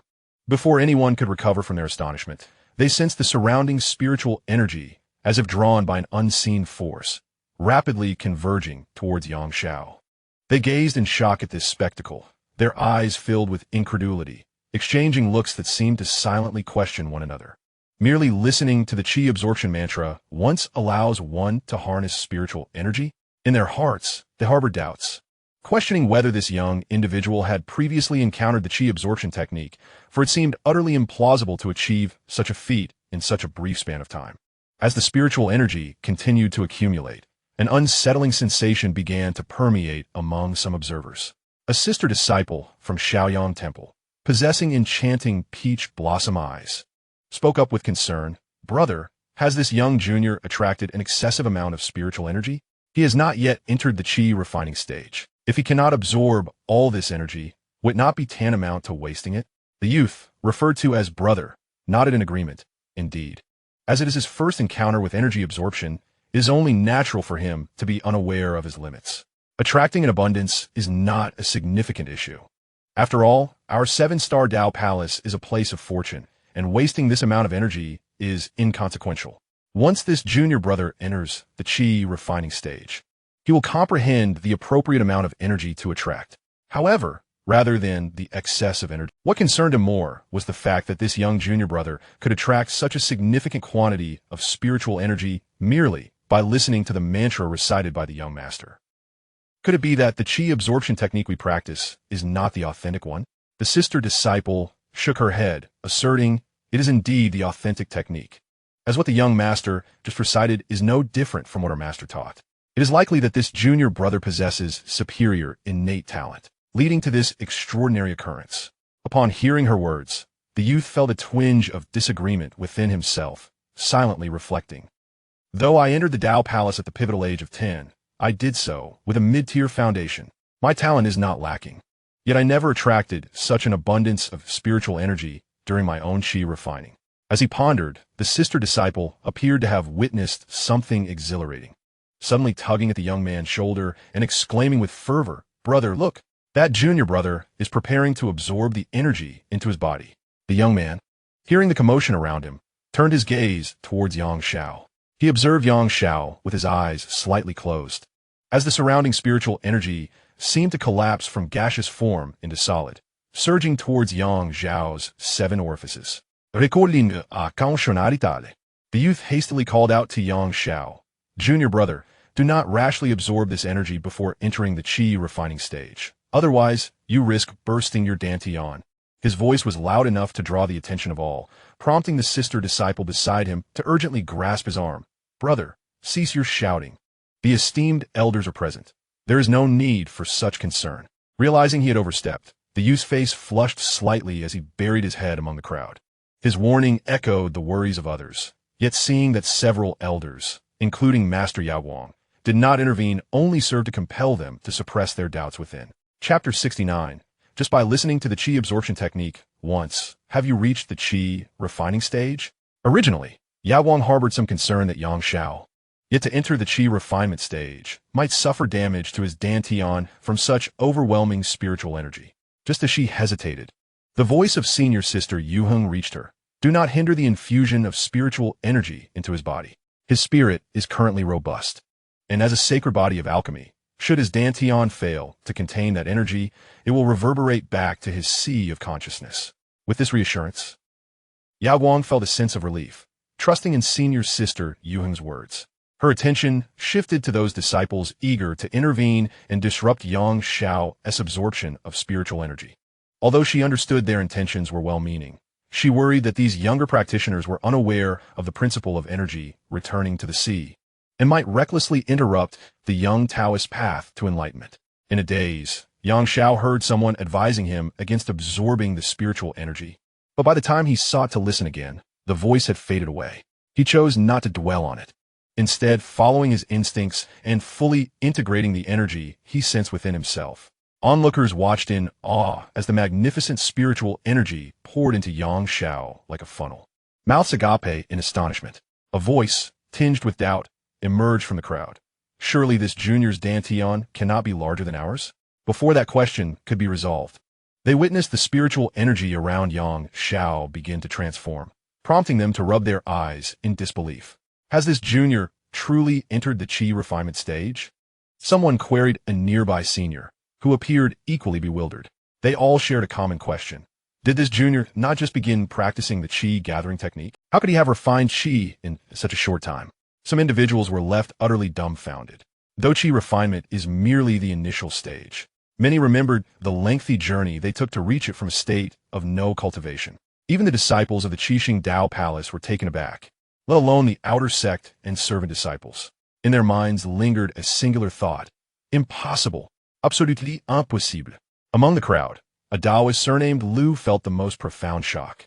At this moment, he realized just how vast the chasm between himself and true genius was. In the mundane world, he had reached the innate realm through martial arts by the age of 8, lauded as a prodigious talent. However, since embarking on the path of cultivation, he understood how ludicrous his title of genius was in the realm of immortality. His innate reputation in the secular world barely amounted to the chi refinement stage in the realm of cultivation. With his qualifications, he couldn't even qualify as a servant disciple in the Qixing Dao Palace. His practice depended solely on furtively sneaking into the palace each day to pilfer a bit of Taoist essence. "I'm also a genius," thought Taoist Lu, bitterness welling within. He had once held disdain for those so-called direct disciples, respecting them only outwardly. Not once did he consider that his talents were inferior to theirs. Had he been able to cultivate since infancy like them, he believed he could have established a foundation before turning 10, with sheer talent alone. Standing on the same starting point as those prodigies, he believed he could surely enter the 7-star Dao Palace and become a favored disciple. However, the true emergence of a genius, Xianxia, reshaped his understanding of brilliance. In comparison to such talent, had he been so foolish all along? He murmured to himself, reflecting on his cultivation journey. His family, renowned for their wealth in the mundane world, had introduced him to martial arts from an early age. With their unwavering support, he had not disappointed their expectations, achieving the innate martial artist realm at a tender age, causing quite a stir in the local community. Becoming an innate martial artist at 8 years old, he was already qualified to hold an elder-s position in some century-old clans. Yet, after witnessing the celestial beings, he realized that his title of innate martial artist was but a jest. Undeterred by his family's opposition, he ventured alone into the Qianyuan cave heaven in search of cultivation opportunities. He initially believed that with his extraordinary talent, having reached the pinnacle of martial arts at 8, his path in immortality would be smooth. However, reality dealt him a harsh blow. Merely stepping into the chi refinement stage took him an entire year to grasp the rudiments. Transitioning from the 1st to the 9th level of chi refinement consumed him a full 3 years. It took him 12 years to progress from chi refinement to foundation establishment. And even then, his foundation was merely ordinary, devoid of any distinction. In stark contrast to those who established their foundation at 10, he found himself doing so at 25. Despite this, he still refused to concede that his talent was inferior to theirs. Only now did he awaken to the truth. There truly existed geniuses who compelled him to look up in awe. He felt profoundly that his years of steadfast cultivation paled in insignificance before these extraordinary talents. In the presence of such remarkable geniuses, even if he considered his own gifts exceptional, he was left with a sense of futility. He pondered whether it was time to depart from this place bound by obsession. Congratulations, host, on entering the chi refinement stage. Your journey of cultivation has officially commenced. You have been awarded 5 distributable attribute points. This time, Xianxia seemed oblivious to the system's notification. He was entirely immersed in a peculiar sensation. A novel feeling surged within him like a tide. His body appeared to undergo a marvelous transformation, with every cell brimming with vitality, emanating a gentle warmth. His limbs felt extraordinarily light, as if a mere flick of movement could send him soaring. Xianxia could distinctly sense a gentle yet powerful stream of energy flowing within him, akin to a lively brook nourishing every corner of his being. His senses had heightened beyond the ordinary. As he slowly opened his eyes, he saw the little Taoist girl standing before him, her cheeks flushed with excitement. Xianxia felt a surge of joy within him as he addressed Yao Guang. "I have entered the chi refinement stage, master." Yao Guang nodded her little head, naturally noticing the changes occurring in Xianxia.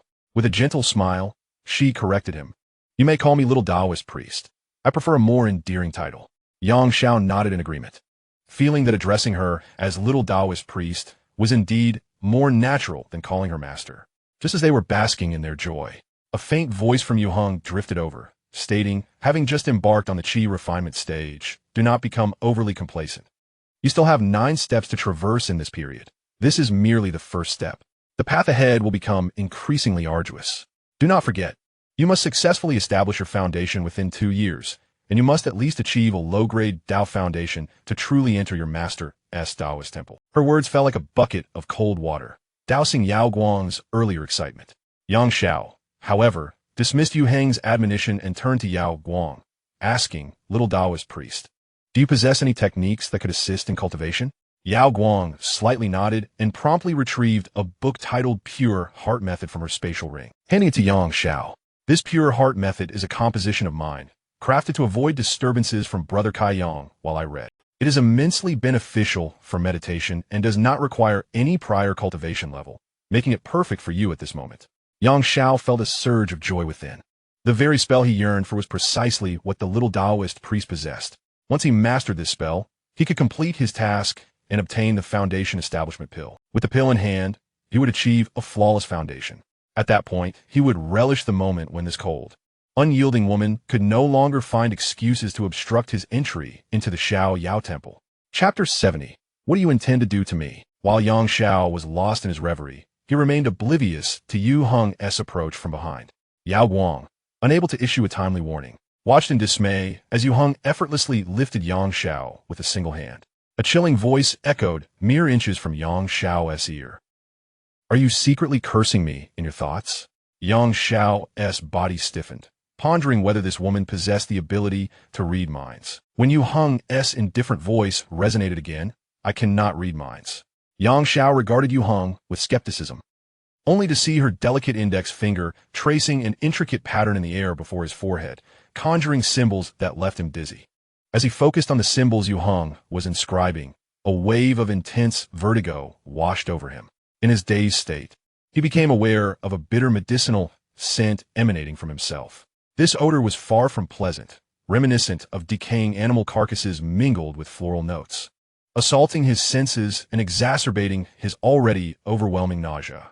Observing Xianxia, who, like a naive fool, dared to gaze upon the Taoist art of someone at the pinnacle of the divine transformation stage with his nascent qi refinement cultivation, Yu Heng could not help but interject, "Should you continue to look, your spiritual sea will be utterly tumultuous."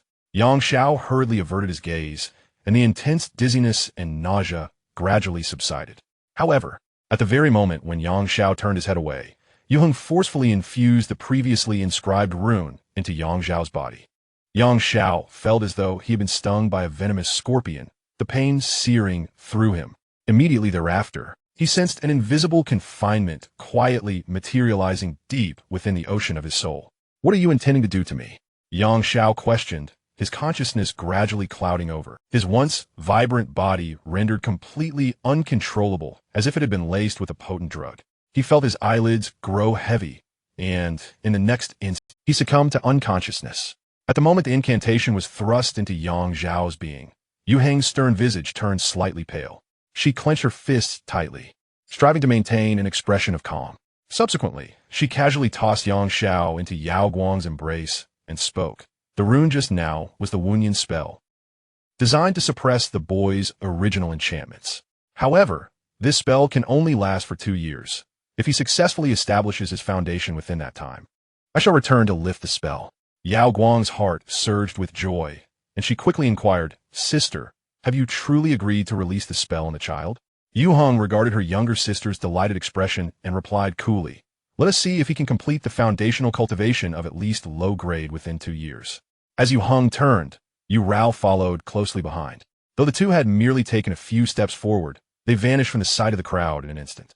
Once everyone detected that the presence of Master Yu Heng had completely dissipated, the tension that had gripped their hearts finally eased. "Sister, it is time for you to return to the temple. Should you have any needs, feel free to seek me out." The voice of Tianji floated lightly through the air. Yao Guang hastily bowed and replied, "Sister, I shall go if I miss you." Upon lifting her gaze, she found that Tianji's figure had also vanished from the scene. Only Tian Quan and Yao Guang remained. Noticing that Xianxia would no longer be in peril due to the enchantment, and that his junior sister had safely returned to the palace, Tian Quan felt it was time for him to rest as well. Before departing, he conveyed to Yao Guang mentally, "Do not harbor any resentment towards Yu Heng because of this child. Her care for you is no less than ours. Her demands surely have their reasons." Yao Guang shook her head and responded, "I would never hold any resentment towards Sister Yu Heng. Please do not worry, brother." Tian Quan smiled and affectionately ruffled Yao Guang's hair, then turned to address the cloistered disciples hidden among the crowd on the Ascension Stone steps. "You little rascals, taking advantage of my absence to slack off. Not cultivating in the temple, but instead coming here to gawk. Aren't you afraid of being surpassed in your cultivation by the disciples of other temples?" On the Ascension Stone steps, the crowd stirred, and seeing that the disciples of his temple did not come forth to face him, Xianxia's voice turned stern. "At this hour, after lingering here for so long, I must spell it out for you. Only when I press the issue will you fools remember to attend to your evening studies." Upon hearing the reprimand from their master, a few young disciples clad in azure robes timidly emerged from the crowd. They had presumed their master had overlooked them. But now that they had been singled out, it was no longer tenable to remain hidden among the throng. The young disciples quickly bowed towards Xianxia, their faces flushed with embarrassment, and replied, "Yes, master. We shall return to the temple at once." Xianxia, dismissing them with a mere wave of his sleeve, instantly vanished from their sight. The azure-clad disciples swiftly summoned their magic, soaring upwards on their swords towards the summit of the ascending immortal stone steps. The remaining disciples exchanged hesitant glances, deliberating for a considerable time before ultimately deciding to return to their own temple as well. In the end, only the disciples in white robes and a few practitioners, who dwelled at the foot of the mountain and were not affiliated with the Seven Stars Tao Palace, remained on the steps. The white-robed disciples, being students of the Xiaoyang Temple, were not particularly anxious to return, as they speculated that their venerable master might still be in slumber.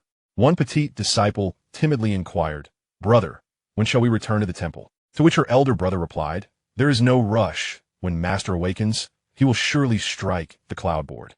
We shall return once we hear its sound." As they spoke, a figure clad in white detached from the group and dashed towards Yaoguang. "Yishuan, where are you going?" called out the disciple. But the one referred to as Yishuan had already reached Yaoguang's side. Yishuan did not glance back at her elder brother. Her thoughts were entirely consumed by Xianxia, cradled in Yaoguang's embrace.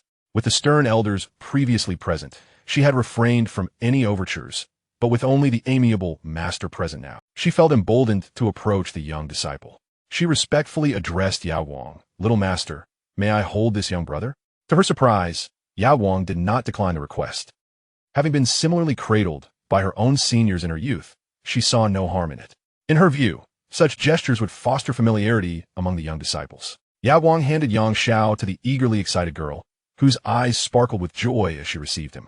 Clutching Xianxia, her heart raced with exhilaration.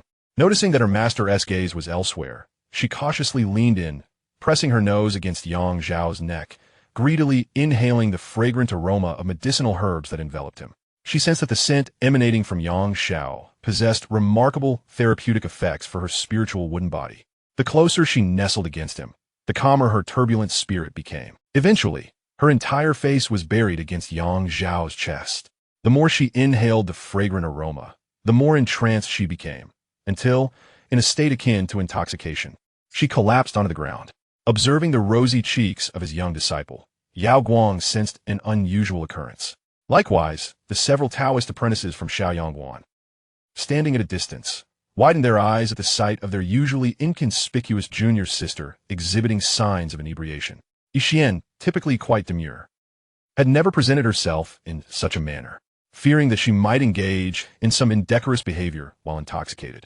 They hastily abandoned any formalities towards Yaoguang and hurriedly surrounded Yixian, lifting her away. A few days later, Xianxia awakened languidly in the study of Yaoguang. After sniffing the air to confirm the absence of the foul stench, he finally felt a sense of relief. Xianxia was deeply concerned that he might once again be trapped within a cursed realm.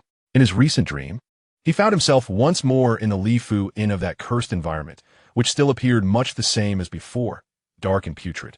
He awoke in the same inn, with the ever-attentive innkeeper knocking at his door, and the rotund proprietor still fiddling with his abacus behind the counter.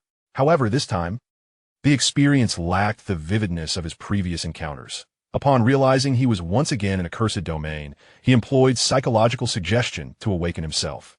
Sitting up from the bed, he discovered that his clothing had been changed into a light blue Taoist robe, and upon inspecting his inner garments, he noted they too had been replaced with a uniform style. Xianxia paid little mind to who had changed his clothes, for at his age, with a body devoid of any noteworthy allure, it mattered little if others glimpsed what should remain unseen. Now, with even the slightest movement, He felt a distinct twinge of pain. Clearly, the binding that Yuhong had imposed upon him still lingered, detectable only through careful attention, as it was otherwise quite elusive. Xianxia sat at the edge of the bed, surveying his surroundings. In the rustic Taoist temple, a sliver of morning light streamed through the mottled window panes, casting its glow over the fragrant air filled with the scent of ancient texts. Wooden desks, laden with time-worn scriptures and manuscripts, were arranged throughout the room, some neatly stacked while others lay in disarray. Beside these tomes, an ancient bronze incense burner emitted a subtle sandalwood aroma, intertwining with the musty scent of the pages, evoking a profound sense of tranquility within Xianxia. On the wall hung a slightly faded Taoist maxim, its subtle wisdom flowing gently, and as Xianxia contemplated it, he recognized that its essence mirrored that of the young Taoist maiden. Sitting at the bedside, he attempted to call for her. The previously closed door creaked open slowly, revealing the cautious visage of a slightly bewildered young girl peering inside. She was not Yao Guang. Instead, she sported two adorable bun-like hairstyles and possessed a striking countenance. Upon noticing Xianxia seated on the bed, she inquired in a tender, youthful voice, "Little senior brother, you're awake. Would you like some water?" Xianxia gazed at the exquisitely crafted young girl before him, a twinge of curiosity stirring within him. "Did you just call me senior brother?" The little girl emerged from behind the door, allowing Xianxia to clearly see her complete form. Aside from her facial features, which bore a striking resemblance to that of a real human, the remainder of her body was composed of seemingly substantial paper. A paper figure? Or perhaps a paper figure that has gained sentience. As these thoughts crossed his mind, the paper girl approached Xianxia, bowing gracefully and stating, "You are the first disciple of the esteemed Yao Guang, and thus, it is only fitting that I address you as senior brother." Her large, expressive eyes regarded him intently, and Xianxia, as if awakening from a reverie, nodded in acknowledgement. He chose not to dwell on the terminology she employed. Noticing the paper girl fixating on him without blinking, he felt a twinge of discomfort, despite knowing she was not a living being. He inquired of the paper maiden, "Where is the little Taoist priestess, my master, at present?" The girl appeared to ponder for a moment, and after a brief pause, she replied, "Today, there is an early class conducted by the esteemed Yao Guang. She must be teaching the morning lesson to the senior disciples at Shaoyang Temple." Xianxia nodded sleepily, finding it difficult to envision how the little priestess, with her somewhat naive expression, could conduct a class. "If time permits, I shall attend one of her lessons," he mused. He leapt from the bed, and the paper girl asked, "Senior brother, do you wish to meditate and cultivate?" Xianxia nodded, for his foremost task was to complete the second phase of the system's apprenticeship, which involved mastering a technique from the little priestess, thereby securing a foundational elixir of superior quality from the system. As he prepared to sit on the ground to practice the clear heart technique bestowed upon him by the little priestess, a delicately crafted paper hand extended a mat towards him. Observing the perpetual smile on the paper girl's face, he expressed his gratitude before placing the mat beneath him and commencing his inaugural practice of the clear heart technique. Uncertain if it was due to an enhancement in his attributes, Xianxia experienced no resistance as he practiced the technique. Though the characters inscribed by the little priestess were exceedingly obscure, he found himself reading them with ease, devoid of any pressure. He guided his breath as described in the clear heart technique. In less than a handful of breaths, he felt as though he had been drawn into an expansive realm. All his distracting thoughts seemed to be severed, dissolving into mere illusions and carried away by the wind. With each breath, strands of Taoist essence that had been suspended around Shaoyang Temple appeared to be drawn towards him, as if someone had grasped their tails. The nearby paper girl, witnessing Xiao's seamless entry into the realm of cultivation, refrained from disturbing him further. She gazed in admiration as the threads of Taoist essence entwined around her newly initiated senior brother, and with careful steps, she exited the room, leaving the door ajar. In this manner, should any issues arise with the junior brother inside, she would be able to detect them promptly. The paper girl sat alone on the steps outside, her heart yearning to comprehend the profound essence of the Tao that had converged around her.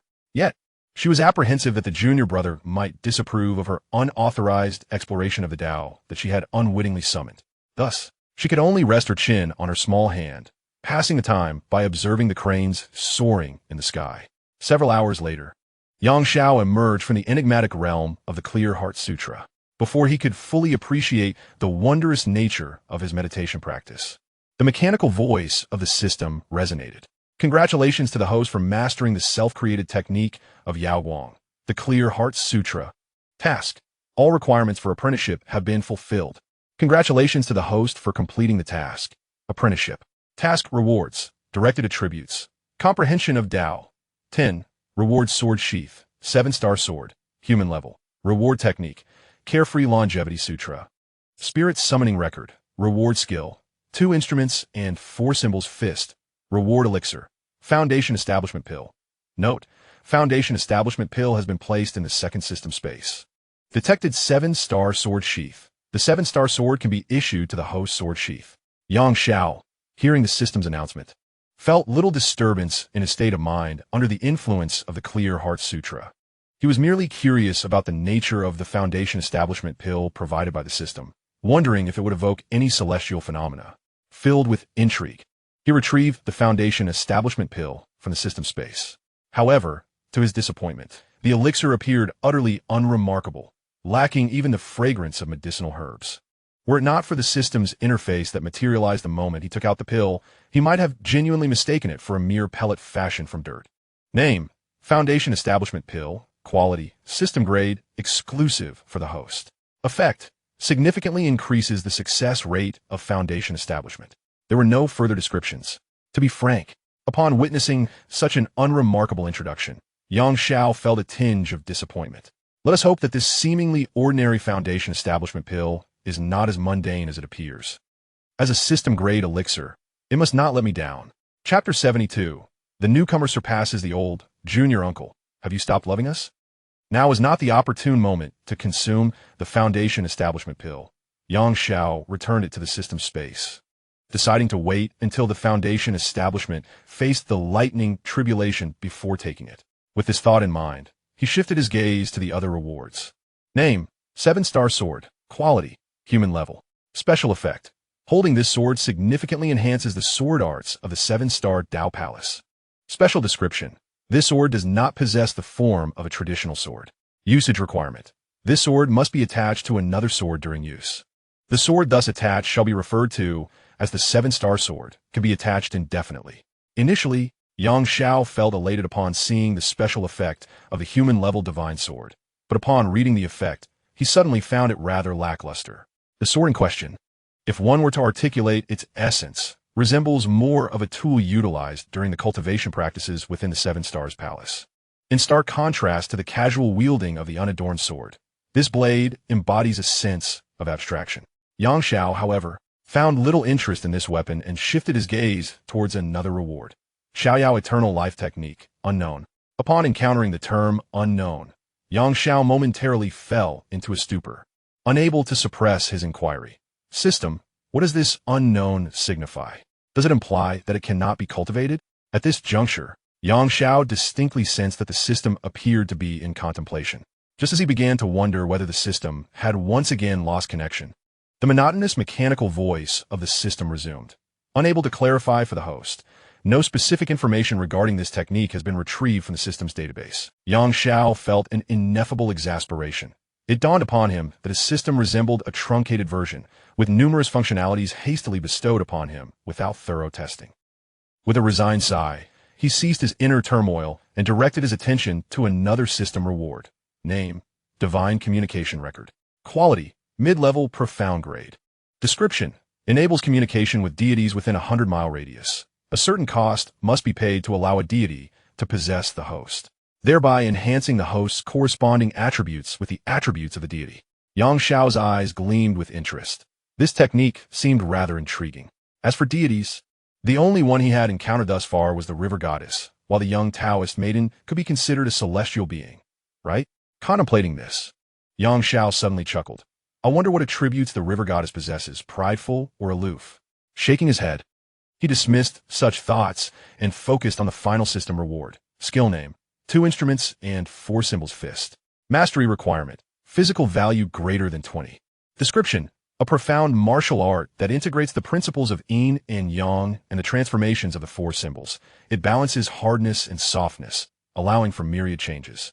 Capable of both offense and defense, with extraordinary power. Special effect. Extended strong attacks can breach defenses. Xianxia nodded slightly, speaking to himself. Currently, my physical value stands at 12, with 5 points remaining. Once I acquire more points later, I shall invest them into my physical value and observe the specific effects of this fist technique. After reviewing all system rewards, a profound sense of fulfillment enveloped Xiao's heart. He did not allow himself to linger in idleness, for time was of the essence. He must swiftly reach the 9th level of Qi refinement.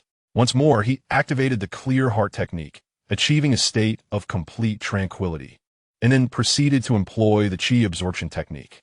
This time, bolstered by the clear heart technique, Xianxia could distinctly sense certain elements in his surroundings being drawn toward him. Meanwhile, at the Shaoyang Temple's cultivation hall, Yaowang sat cross-legged upon a mat, with the essence of the Tao swirling around her. Beneath her lay an expansive hall, where dozens of solemn disciples from the Shaoyang Temple sat upon meditation cushions, their faces etched with gravity. A faint aura of Taoism subtly flowed around them as they formed hand seals, the flickering lights of various mystical arts shimmering in and out of sight. After a considerable interval, Yaowang gently opened her eyes, the Taoist essence surrounding her dissipating entirely. Today, I shall conclude our practice here, she declared. As she spoke, Yaowang rose, prompting the previously closed eyes of the disciples, who had been absorbing her teachings, to snap open. The majority of them lamented, "Master, could we not practice for a few more hours?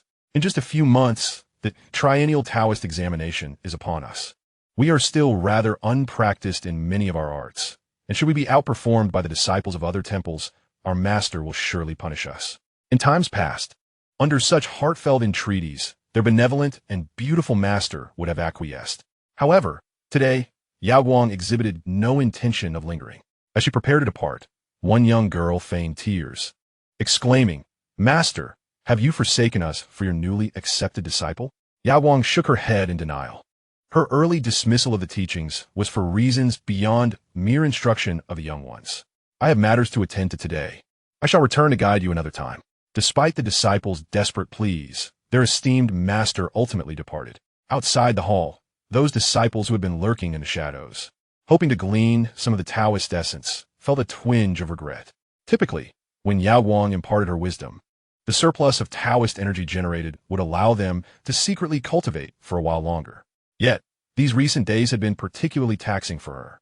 In her time, aside from her 5th senior sister, Yuheng, she had visited all her other senior brothers and sisters at the 7 Stars Taoist Palace. She had exchanged her cultivation resources for any spells and talismans beneficial for foundation establishment.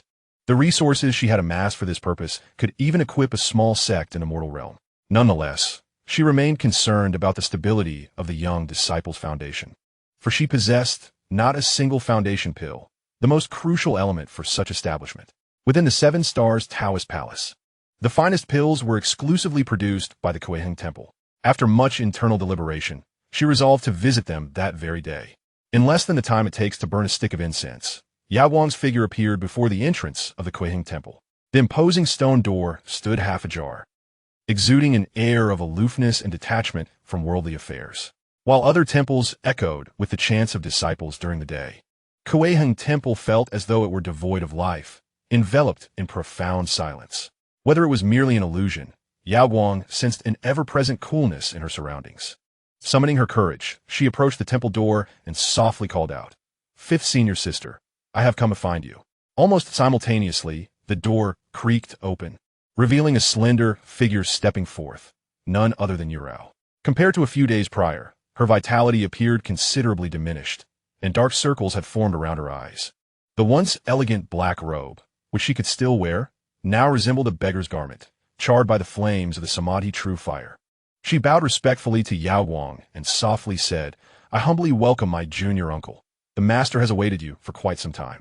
Upon hearing this, Yaowang seemed somewhat ill at ease. Had she not come today, would senior sister Yuheng still be waiting? Under Yurao's guidance, Yaowang walked along the cobblestone path into the courtyard of the temple. She observed several medicinal cauldrons arranged in the yard, piquing her curiosity, as these cauldrons bore a striking resemblance to the legendary Shenong medicinal cauldrons. The flames beneath danced vigorously, and within, the elixirs bubbled as usual.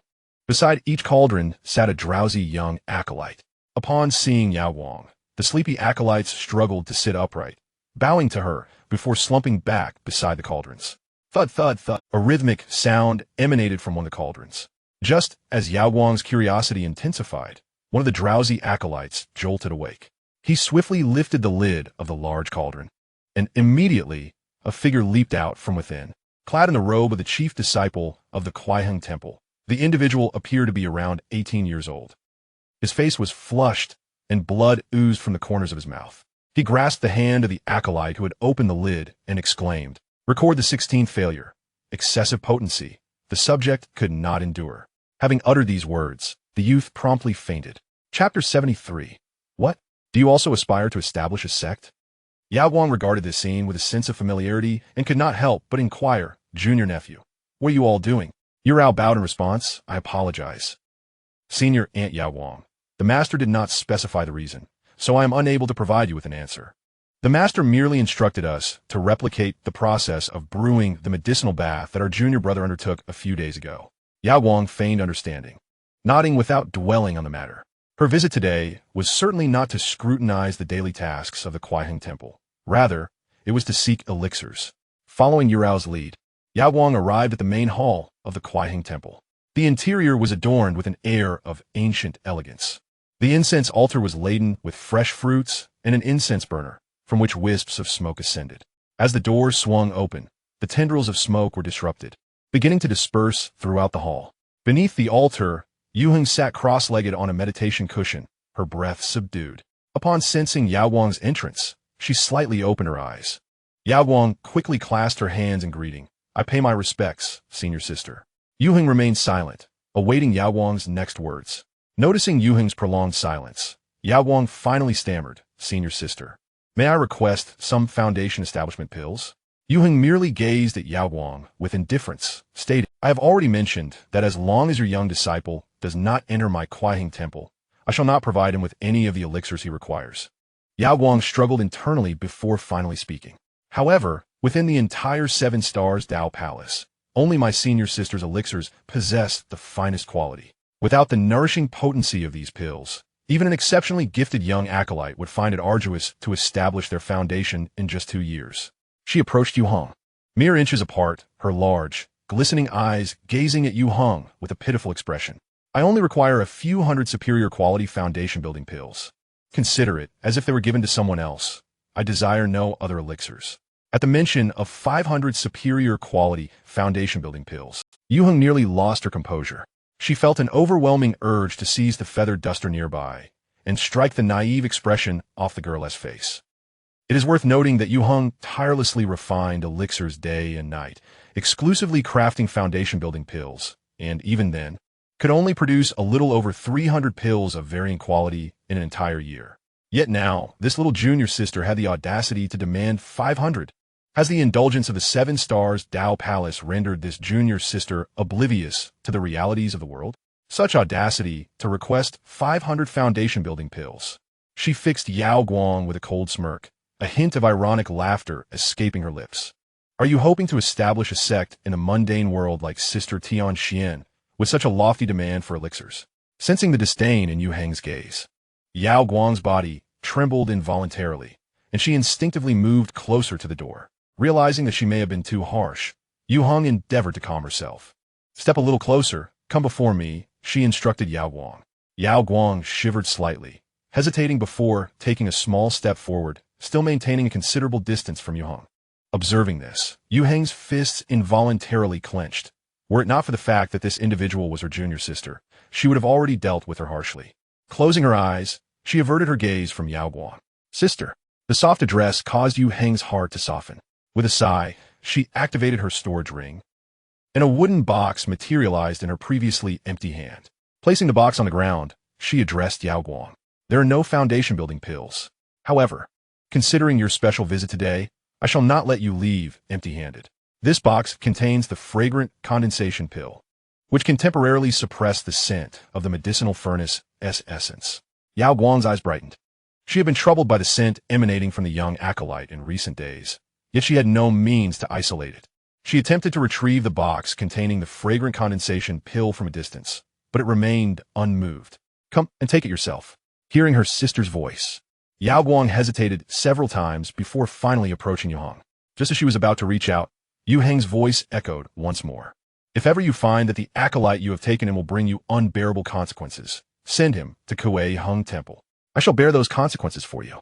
At that moment, Yu Heng's face was solemn, leaving Yao Guang momentarily at a loss. She picked up the wooden box from the ground and, with equal seriousness, addressed Yu Heng. I shall bear the consequences of the young Taoist on my own. Senior sister need not worry. I am grateful for the elixir you bestowed upon me. I shall take my leave now. After uttering these words, Yao Guang hastily turned and walked towards the door. A palpable sense of urgency enveloped her. She had just perceived genuine concern in her senior sister's eyes. For a fleeting moment, it dawned upon her why her senior sister had imposed so many requirements to deter the young Taoist from entering the Xiaoyao Temple. Even after stepping out of the Kuei-Heng Temple, she remained restless, typically disinclined to ponder matters beyond cultivation. This time, however, she found herself unusually contemplative. Could it be that the young Taoist harbors immense karmic burdens? She glanced back at the grand entrance of the Kuei-Heng Temple. Does my senior sister doubt my ability to bear the young Taoist's karma? With this thought, her expression grew resolute. With my cultivation, regardless of the karma the young Taoist incurs today, I shall be more than capable of shouldering it. Resolving thus, she glanced at the box in her hand and soared towards the Xiaoyao Temple. As Yao Guang ascended to a considerable height, she sensed the spiritual energy that had previously dispersed among the Xiaoyang Temple, the Tianquan Temple, and other Taoist sanctuaries converging towards a singular direction. Could it be that a certain senior brother was comprehending the laws of heaven and earth, drawing all this spiritual energy to himself? Yet, she quickly dismissed this notion. The Seven Stars Taoist Temple had long established a regulation. Any Taoist arts that consumed vast amounts of spiritual energy must be practiced outside the confines of the Seven Stars Temple. Her fellow brothers were surely aware of this decree. Although the Qianyuan cave heaven is a blessed land, it is also distant from the greater world, making it inherently challenging to cultivate spiritual energy. Therefore, the demand for spiritual energy within the Qianyuan cave heaven is substantial. To selfishly draw spiritual energy for personal use is not only unethical, but would also invite condemnation from all within the temple. However, she felt puzzled. That direction seemed unmistakably to lead to her own Xiaoyao Temple. She hastened toward that direction, and upon arriving at the Xiaoyao Temple, she was astonished to find the usually tranquil sanctuary bustling with activity. The young Taoists she was familiar with had gathered in mass. Before she could even land gracefully, the crowd raised their heads in unison, their eyes wide with astonishment. Before Yao Guang could voice her inquiries, the throng of young Taoists erupted into an uproar. Yao Guang Shu is over there. The one who has drawn all that spiritual energy is certainly not Yao Guang Shu. I knew that given her character, it would be impossible for her to attract such a vast amount of spiritual energy while we are in our meditative pursuits. Those who have misunderstood her, kneel and apologize. If the young Shu is not present in the temple, then who else could be drawing such energy? Chapter 74. Is the new disciple taken in by Shu a ginseng doll? In the study of the Xiaoyao Temple, Yang Xiao sat serenely upon a mat, his eyes gently closed, exuding an aura of tranquility. As Yang Xiao delved deeper into the cultivation of the breath of qi technique, a faint white light began to emanate from his body, reminiscent of the first rays of dawn or mist rising from the earth. This ethereal glow was none other than spiritual energy. His body acted as a magnet, drawing in all the surrounding spiritual essence and creating a formidable energy field around him. Within this field, the spiritual energy seemed to take on form, colliding and merging, producing a soft hum, the purest sound in the cosmos. As the spiritual energy continued to gather, the currents enveloping Yang Xiao surged with vitality, nearly taking on a tangible quality. In that moment, his body radiated a dazzling brilliance, akin to sunlight breaking through clouds to illuminate the land. He realized he had reached the third level of qi refinement. A thought arose in Yang Xiao's mind, and he slowly exhaled a breath of turbid air, ceasing the operation of the breath of qi. He gently opened his eyes, and the five senses, previously obscured by the calm heart technique, gradually returned to him. The cacophony from outside the Xiaoyang Temple reached his ears, rising from his meditation mat. He strolled to the door, noticing it slightly ajar, and reached out to push it open with a delicate touch. On the stone steps outside, a paper doll resembling a young girl sat contentedly, with spiritual energy swirling gently around her 7 orifices. A portion of the spiritual essence Xianxia had absorbed during his cultivation now lingered around her paper form. While the spiritual energy held no real utility for her physical body, the sensation of being enveloped by it was akin to the warm sunshine of winter, wrapping her insensible form in a cozy embrace. As she squinted her eyes and relished this delightful feeling, the sound of the door creaking open caught her attention. She quickly rose and looked at Xianxia, her expression tinged with curiosity. "Junior brother, have you finished your cultivation?" she inquired. Xianxia nodded, curiosity piqued. "Why is it so noisy outside? Has something happened?" The paper doll regarded Xiao's perplexed expression and explained, "Brothers and sisters from other temples have gathered outside. It seems the spiritual energy you attracted during your cultivation has drawn them here." Xianxia was unaware of the extent of the spiritual energy he had summoned, nor did he realize that attracting an excess could disrupt the practices of his fellow cultivators. Thus, he found it puzzling that merely engaging in the absorption of spiritual energy could lead to such a commotion outside the temple. He questioned why those brothers and sisters preferred to remain outside in noise rather than enter the temple. "Shouldn't we open the door to let them in?" Xianxia asked. The paper doll, aware that he was still unfamiliar with the customs of the 7 Stars Dao Palace, clarified. "If no one knocks or requests an audience with the temple master, it indicates they are merely passing by or taking a brief rest. The young ones inside need not pay them any mind." Xianxia nodded in understanding. Originally intending to return to his cultivation, he felt a lingering curiosity about what the gathered brothers and sisters outside might be discussing. After considerable contemplation, Xianxia ultimately resolved to investigate the matter at hand. Accompanied by the paper doll girl, he approached the temple gate, gently prying it open a crack to peer outside. The sheer throng of people startled him.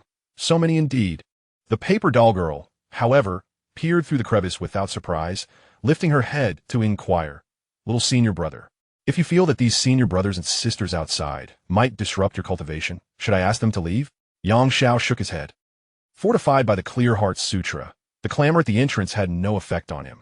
He observed the vibrant youth, seated in pairs outside the temple, their demeanor and posture reminiscent of a beautifully rendered classical painting. As he discreetly admired the scene beyond the door, he suddenly overheard a senior brother sitting at the entrance suggest, "Shall we go in and see if Master Yaowang is indeed gathering spiritual energy?" The brother beside him shook his head, replying, "No, we should wait here. Perhaps Master Yaowang has stumbled upon some profound Taoist insight and momentarily forgotten her surroundings in the Qixing Dao Palace, attracting all this spiritual energy. If we knock, she will certainly sense it, and if we disturb her enlightenment, do you think Master would spare you?" The initially inquisitive brother chuckled awkwardly, "Then let us wait. I'm not overly curious either." Xianxia, upon hearing their discourse, wore an expression of perplexity. It seemed he was the only one cultivating in the Xiaoyao temple, and the little nun was clearly absent. Why did these brothers believe she was within? Meanwhile, a young fairy clad in a simple yellow robe sniffed the air and remarked to her companion, "That tantalizing fragrance of medicinal herbs seems to be drawing near."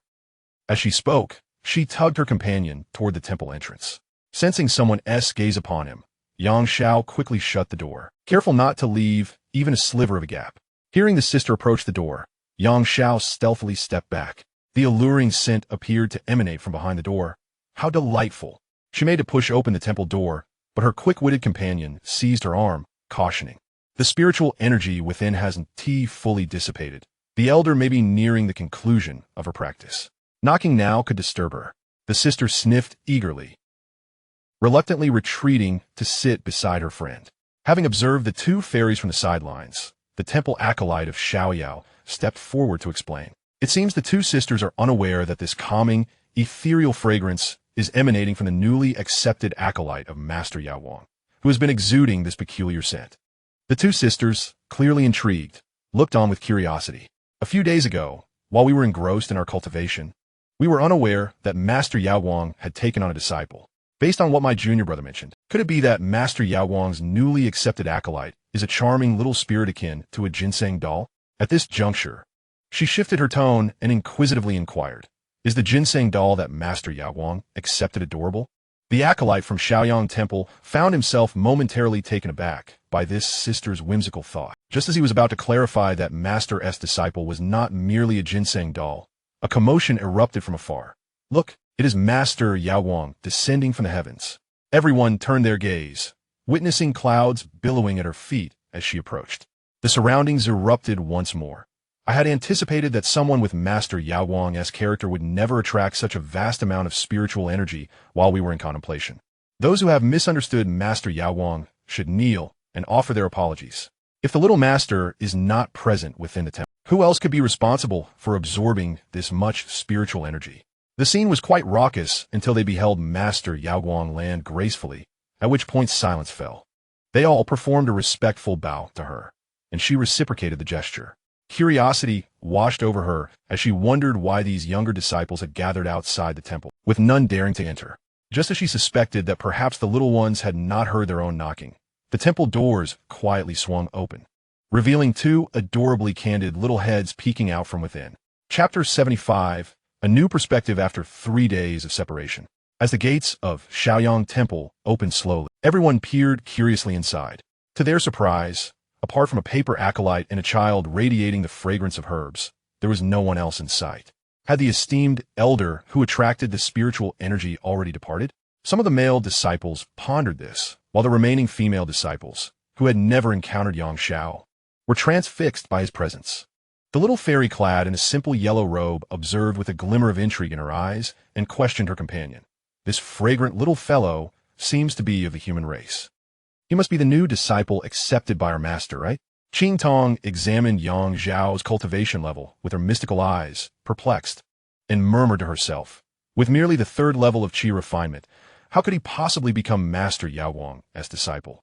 A Xiaoyang Temple disciple who had witnessed Yang Xiao as acceptance as a disciple just days prior intended to offer an explanation. However, upon hearing that he was only at the 3rd level of qi refinement, the words caught in his throat. 3rd level of qi refinement? Surely you must be mistaken, sister. He thought to himself, simultaneously activating his mystical vision to scrutinize Yang Xiao as cultivation. The mystical energy shimmered, confirming the aura of the 3rd level of qi refinement enveloping Yang Xiao. His complexion involuntarily twitched, his eyes fixated on Yang Xiao. Though there was not a whisper of wind, tears silently streamed down his cheeks. He seemed entranced, repeatedly uttering, "Impossible."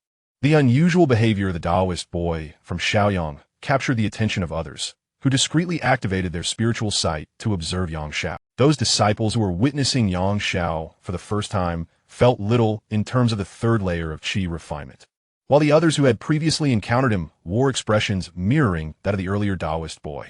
However, this time, instead of exclaiming impossible, they declared him an absolute prodigy. In just a few days, if one counted the time spent eating and sleeping, merely 3 days had passed. Moreover, if memory served correctly, this junior disciple had even been knocked unconscious for a spell by Master Yuan, leaving him scant time for cultivation. How could he have ascended directly from the onset of qi refinement to the 3rd layer? Such a pace of cultivation could scarcely be matched by anyone other than Brother Yu Chen, who had already made his mark on the stellar rankings. Either he had resorted to consuming elixirs or practiced some forbidden technique. Otherwise, it was utterly incomprehensible. Yang Xiao felt increasingly uncomfortable under their scrutinizing gazes, yet he found himself powerless to change the situation. Should he truly gouge out their eyes one by one? But why did the young Taoist maiden regard him with such astonishment and unreserved curiosity? Could there be something amiss with his Taoist robe? He lowered his gaze to inspect his attire, noting that all areas that should be covered were indeed well covered, leaving no part exposed for their viewing pleasure. Growing uneasy under their stares, he hastily approached Yaowang, hoping that proximity would deter their attention. Unlike his usual address of little Taoist maiden, he respectfully referred to her as master. Yaowang, as if awakened from a dream, quickly knelt and examined Yang Xiao from head to toe. The vitality at his root was abundant, his blood energy robust, and his spiritual sea had once again broadened, all indicating that the young Taoist boy had indeed cultivated to the 3rd layer of qi refinement. Nonetheless, her concerns remained, prompting her to employ her spiritual awareness to scrutinize his condition closely. She observed the vigorous currents of energy flowing within him, and, upon realizing that his cultivation was not the result of temporary enhancement from elixirs, she finally felt reassured. At this moment, Yaowang, still somewhat incredulous, exclaimed, "Young Taoist, you have actually reached the 3rd layer of qi refinement. Xianxia nodded. After finishing his recent cultivation, he indeed sensed he had attained the third layer. Yet the scrutinizing eyes of Yao Guang and the surrounding seniors made him hesitant to affirm it. Instead, he inquired, could it be that cultivating too quickly is detrimental? The group fell silent, taken aback. Who claimed that rapid cultivation was a bad thing? Swift progress was indeed a blessing. The path of cultivation inherently involves navigating countless challenges. The faster one advances compared to others, the more advantageous the position. Of course, one must ensure that their foundation is solid. Having a high cultivation level without corresponding strength is akin to drifting weeds on water. There can be no hope of victory against peers at the same level. Observing the astonished expressions of those around her, the fairy clad in a pale yellow dress curiously inquired of the disciple from the Xiaoyang sect. Surely, a young acolyte who has yet to reach the foundation establishment stage should not evoke such disbelief from you. At this moment, the Xiaoyang disciple had lost all interest in conversing with this elder sister from the Tianji sect. He felt as though his resolve had been severely shaken by this young junior. He had devoted countless days and nights to his cultivation, progressing from the qi refining stage to the third level of qi refinement over the course of more than 6 months. Moreover, his rapid advancement was made possible only through the full support of a sect devoted to cultivating immortals. With a vacant expression, he addressed the Tianji disciple, Qing Tong, saying, "Perhaps you should inquire directly with this junior brother about the duration of his journey from the qi refining stage to his current level." After uttering these words, he walked away like a lost soul towards the group of similarly disheartened junior disciples at the Xiaoyang sect. Qing Tong, watching her junior's retreating figure, felt a similar surge of curiosity clawing at her. Approaching Yao Guang, she performed a respectful gesture and, gazing tenderly at Yang Zhao's youthful visage that aligned perfectly with her aesthetic, she gently asked, "Junior brother, may I inquire, if it is not too much trouble, how long it took you to progress from the qi refining stage to the third level?" Yang Zhao glanced at Yao Guang, noticing her eager gaze upon him, and felt no lingering reservations. He withdrew his hand from Yao Guang's palm, bowed to Qing Tong, and replied, "In response to my elder sister's inquiry, I commenced my formal cultivation of the breath-absorbing technique upon awakening today, which took approximately." Pausing, Yang Zhao found himself momentarily lost. Having shielded his senses during cultivation with the calm heart technique, thus losing track of time. Just as he grappled with this, a youthful voice chimed in. "From the moment our junior brother awoke today until he completed his cultivation, it took approximately 3 hours. Though Paper's voice was soft, it resonated clearly in the ears of all present. Had it not been for the fact that the Paper acolyte could not lie, they might have doubted her words. This meant that he had progressed from the qi refining stage to the third level in merely 3 hours. Qing Tong's voice wavered in disbelief. When had the qi refining stage become so effortless? Her words rippled through the crowd, and as everyone's eyes widened in astonishment, a girl clad in a dark blue robe, clearly a disciple of the Tianshu sect, pushed her way forward. With an expression of palpable animosity, she pointed an accusing finger at Yang Zhao, shouting, "How dare you lie?" Chapter 76. Even geniuses fear the delicate. How dare you lie, even with your extraordinary talent? It is impossible to advance from the qi refining stage to the third level in just 3 hours. The emotions of the female disciple were visibly tumultuous, her chest heaving with agitation.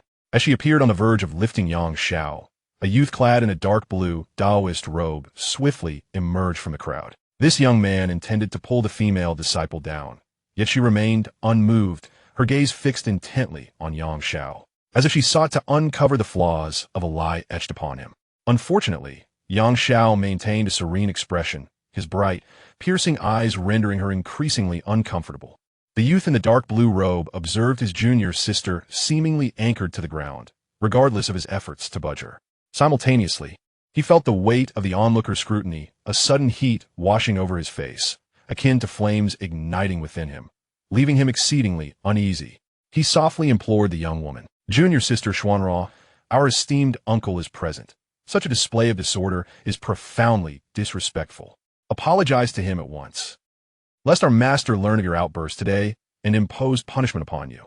Yet Xuanra disregarded her senior brother's earnest entreaty and instead directed her fury at Yang Zhao, exclaiming, "Why do you dare to deceive yet refuse to acknowledge it?"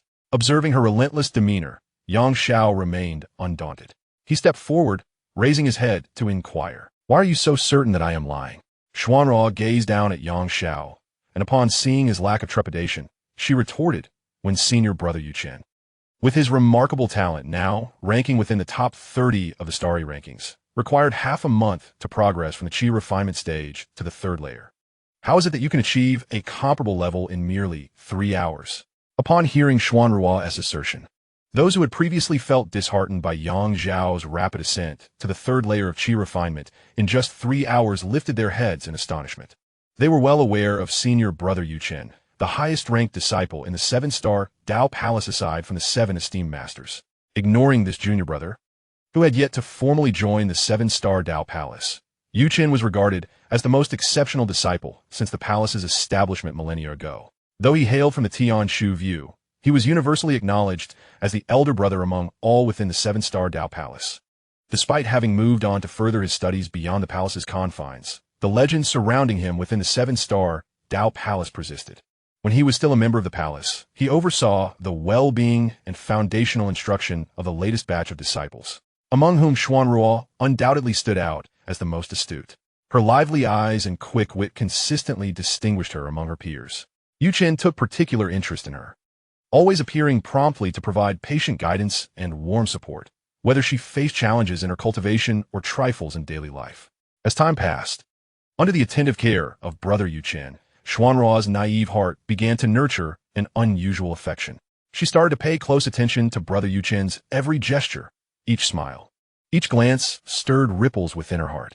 Gradually, this emotion expanded and intensified within Xuanrua, becoming increasingly fervent. Ultimately, unable to suppress her feelings any longer, she resolved to boldly pursue brother Yuchen. Alas, like flowers that love, yet rivers that remain indifferent, Yuchen ultimately rejected her, citing his commitment to the unfeeling path of cultivation as his excuse.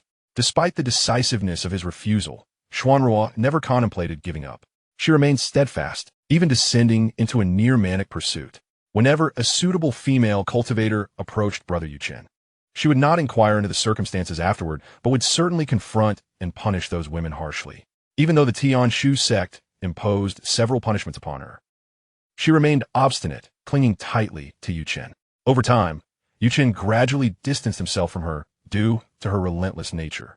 However, the more he withdrew, the more fervent Xuanrua became, until one day, seizing an opportunity while Yuchen was engrossed in his training, she attempted to use a love-inducing powder to ensnare this prodigious brother. Fortunately, Yuchen's profound cultivation thwarted her scheme.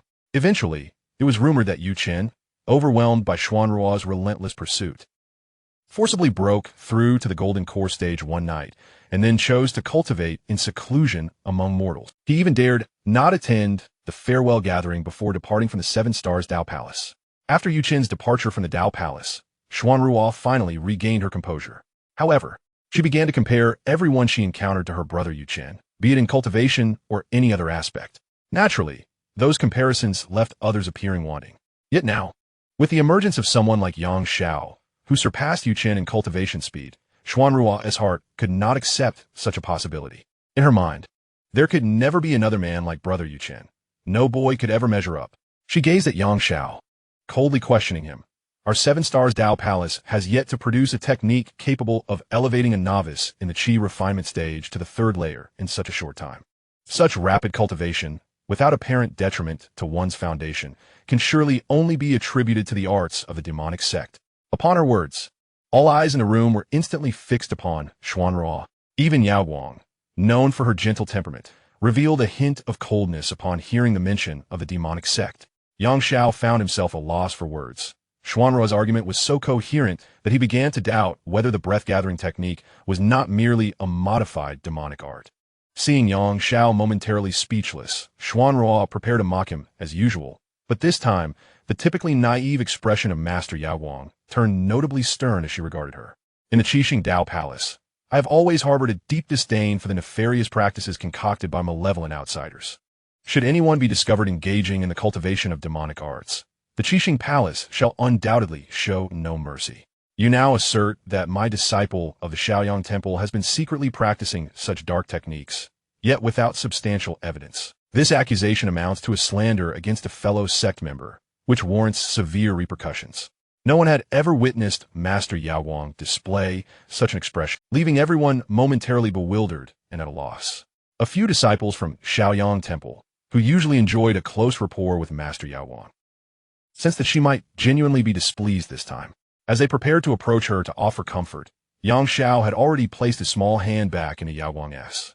Little Taoist, what troubles you? Noticing Yang Xiao's gesture, Yao Wang momentarily appeared dazed before reverting to her endearing and lovable demeanor.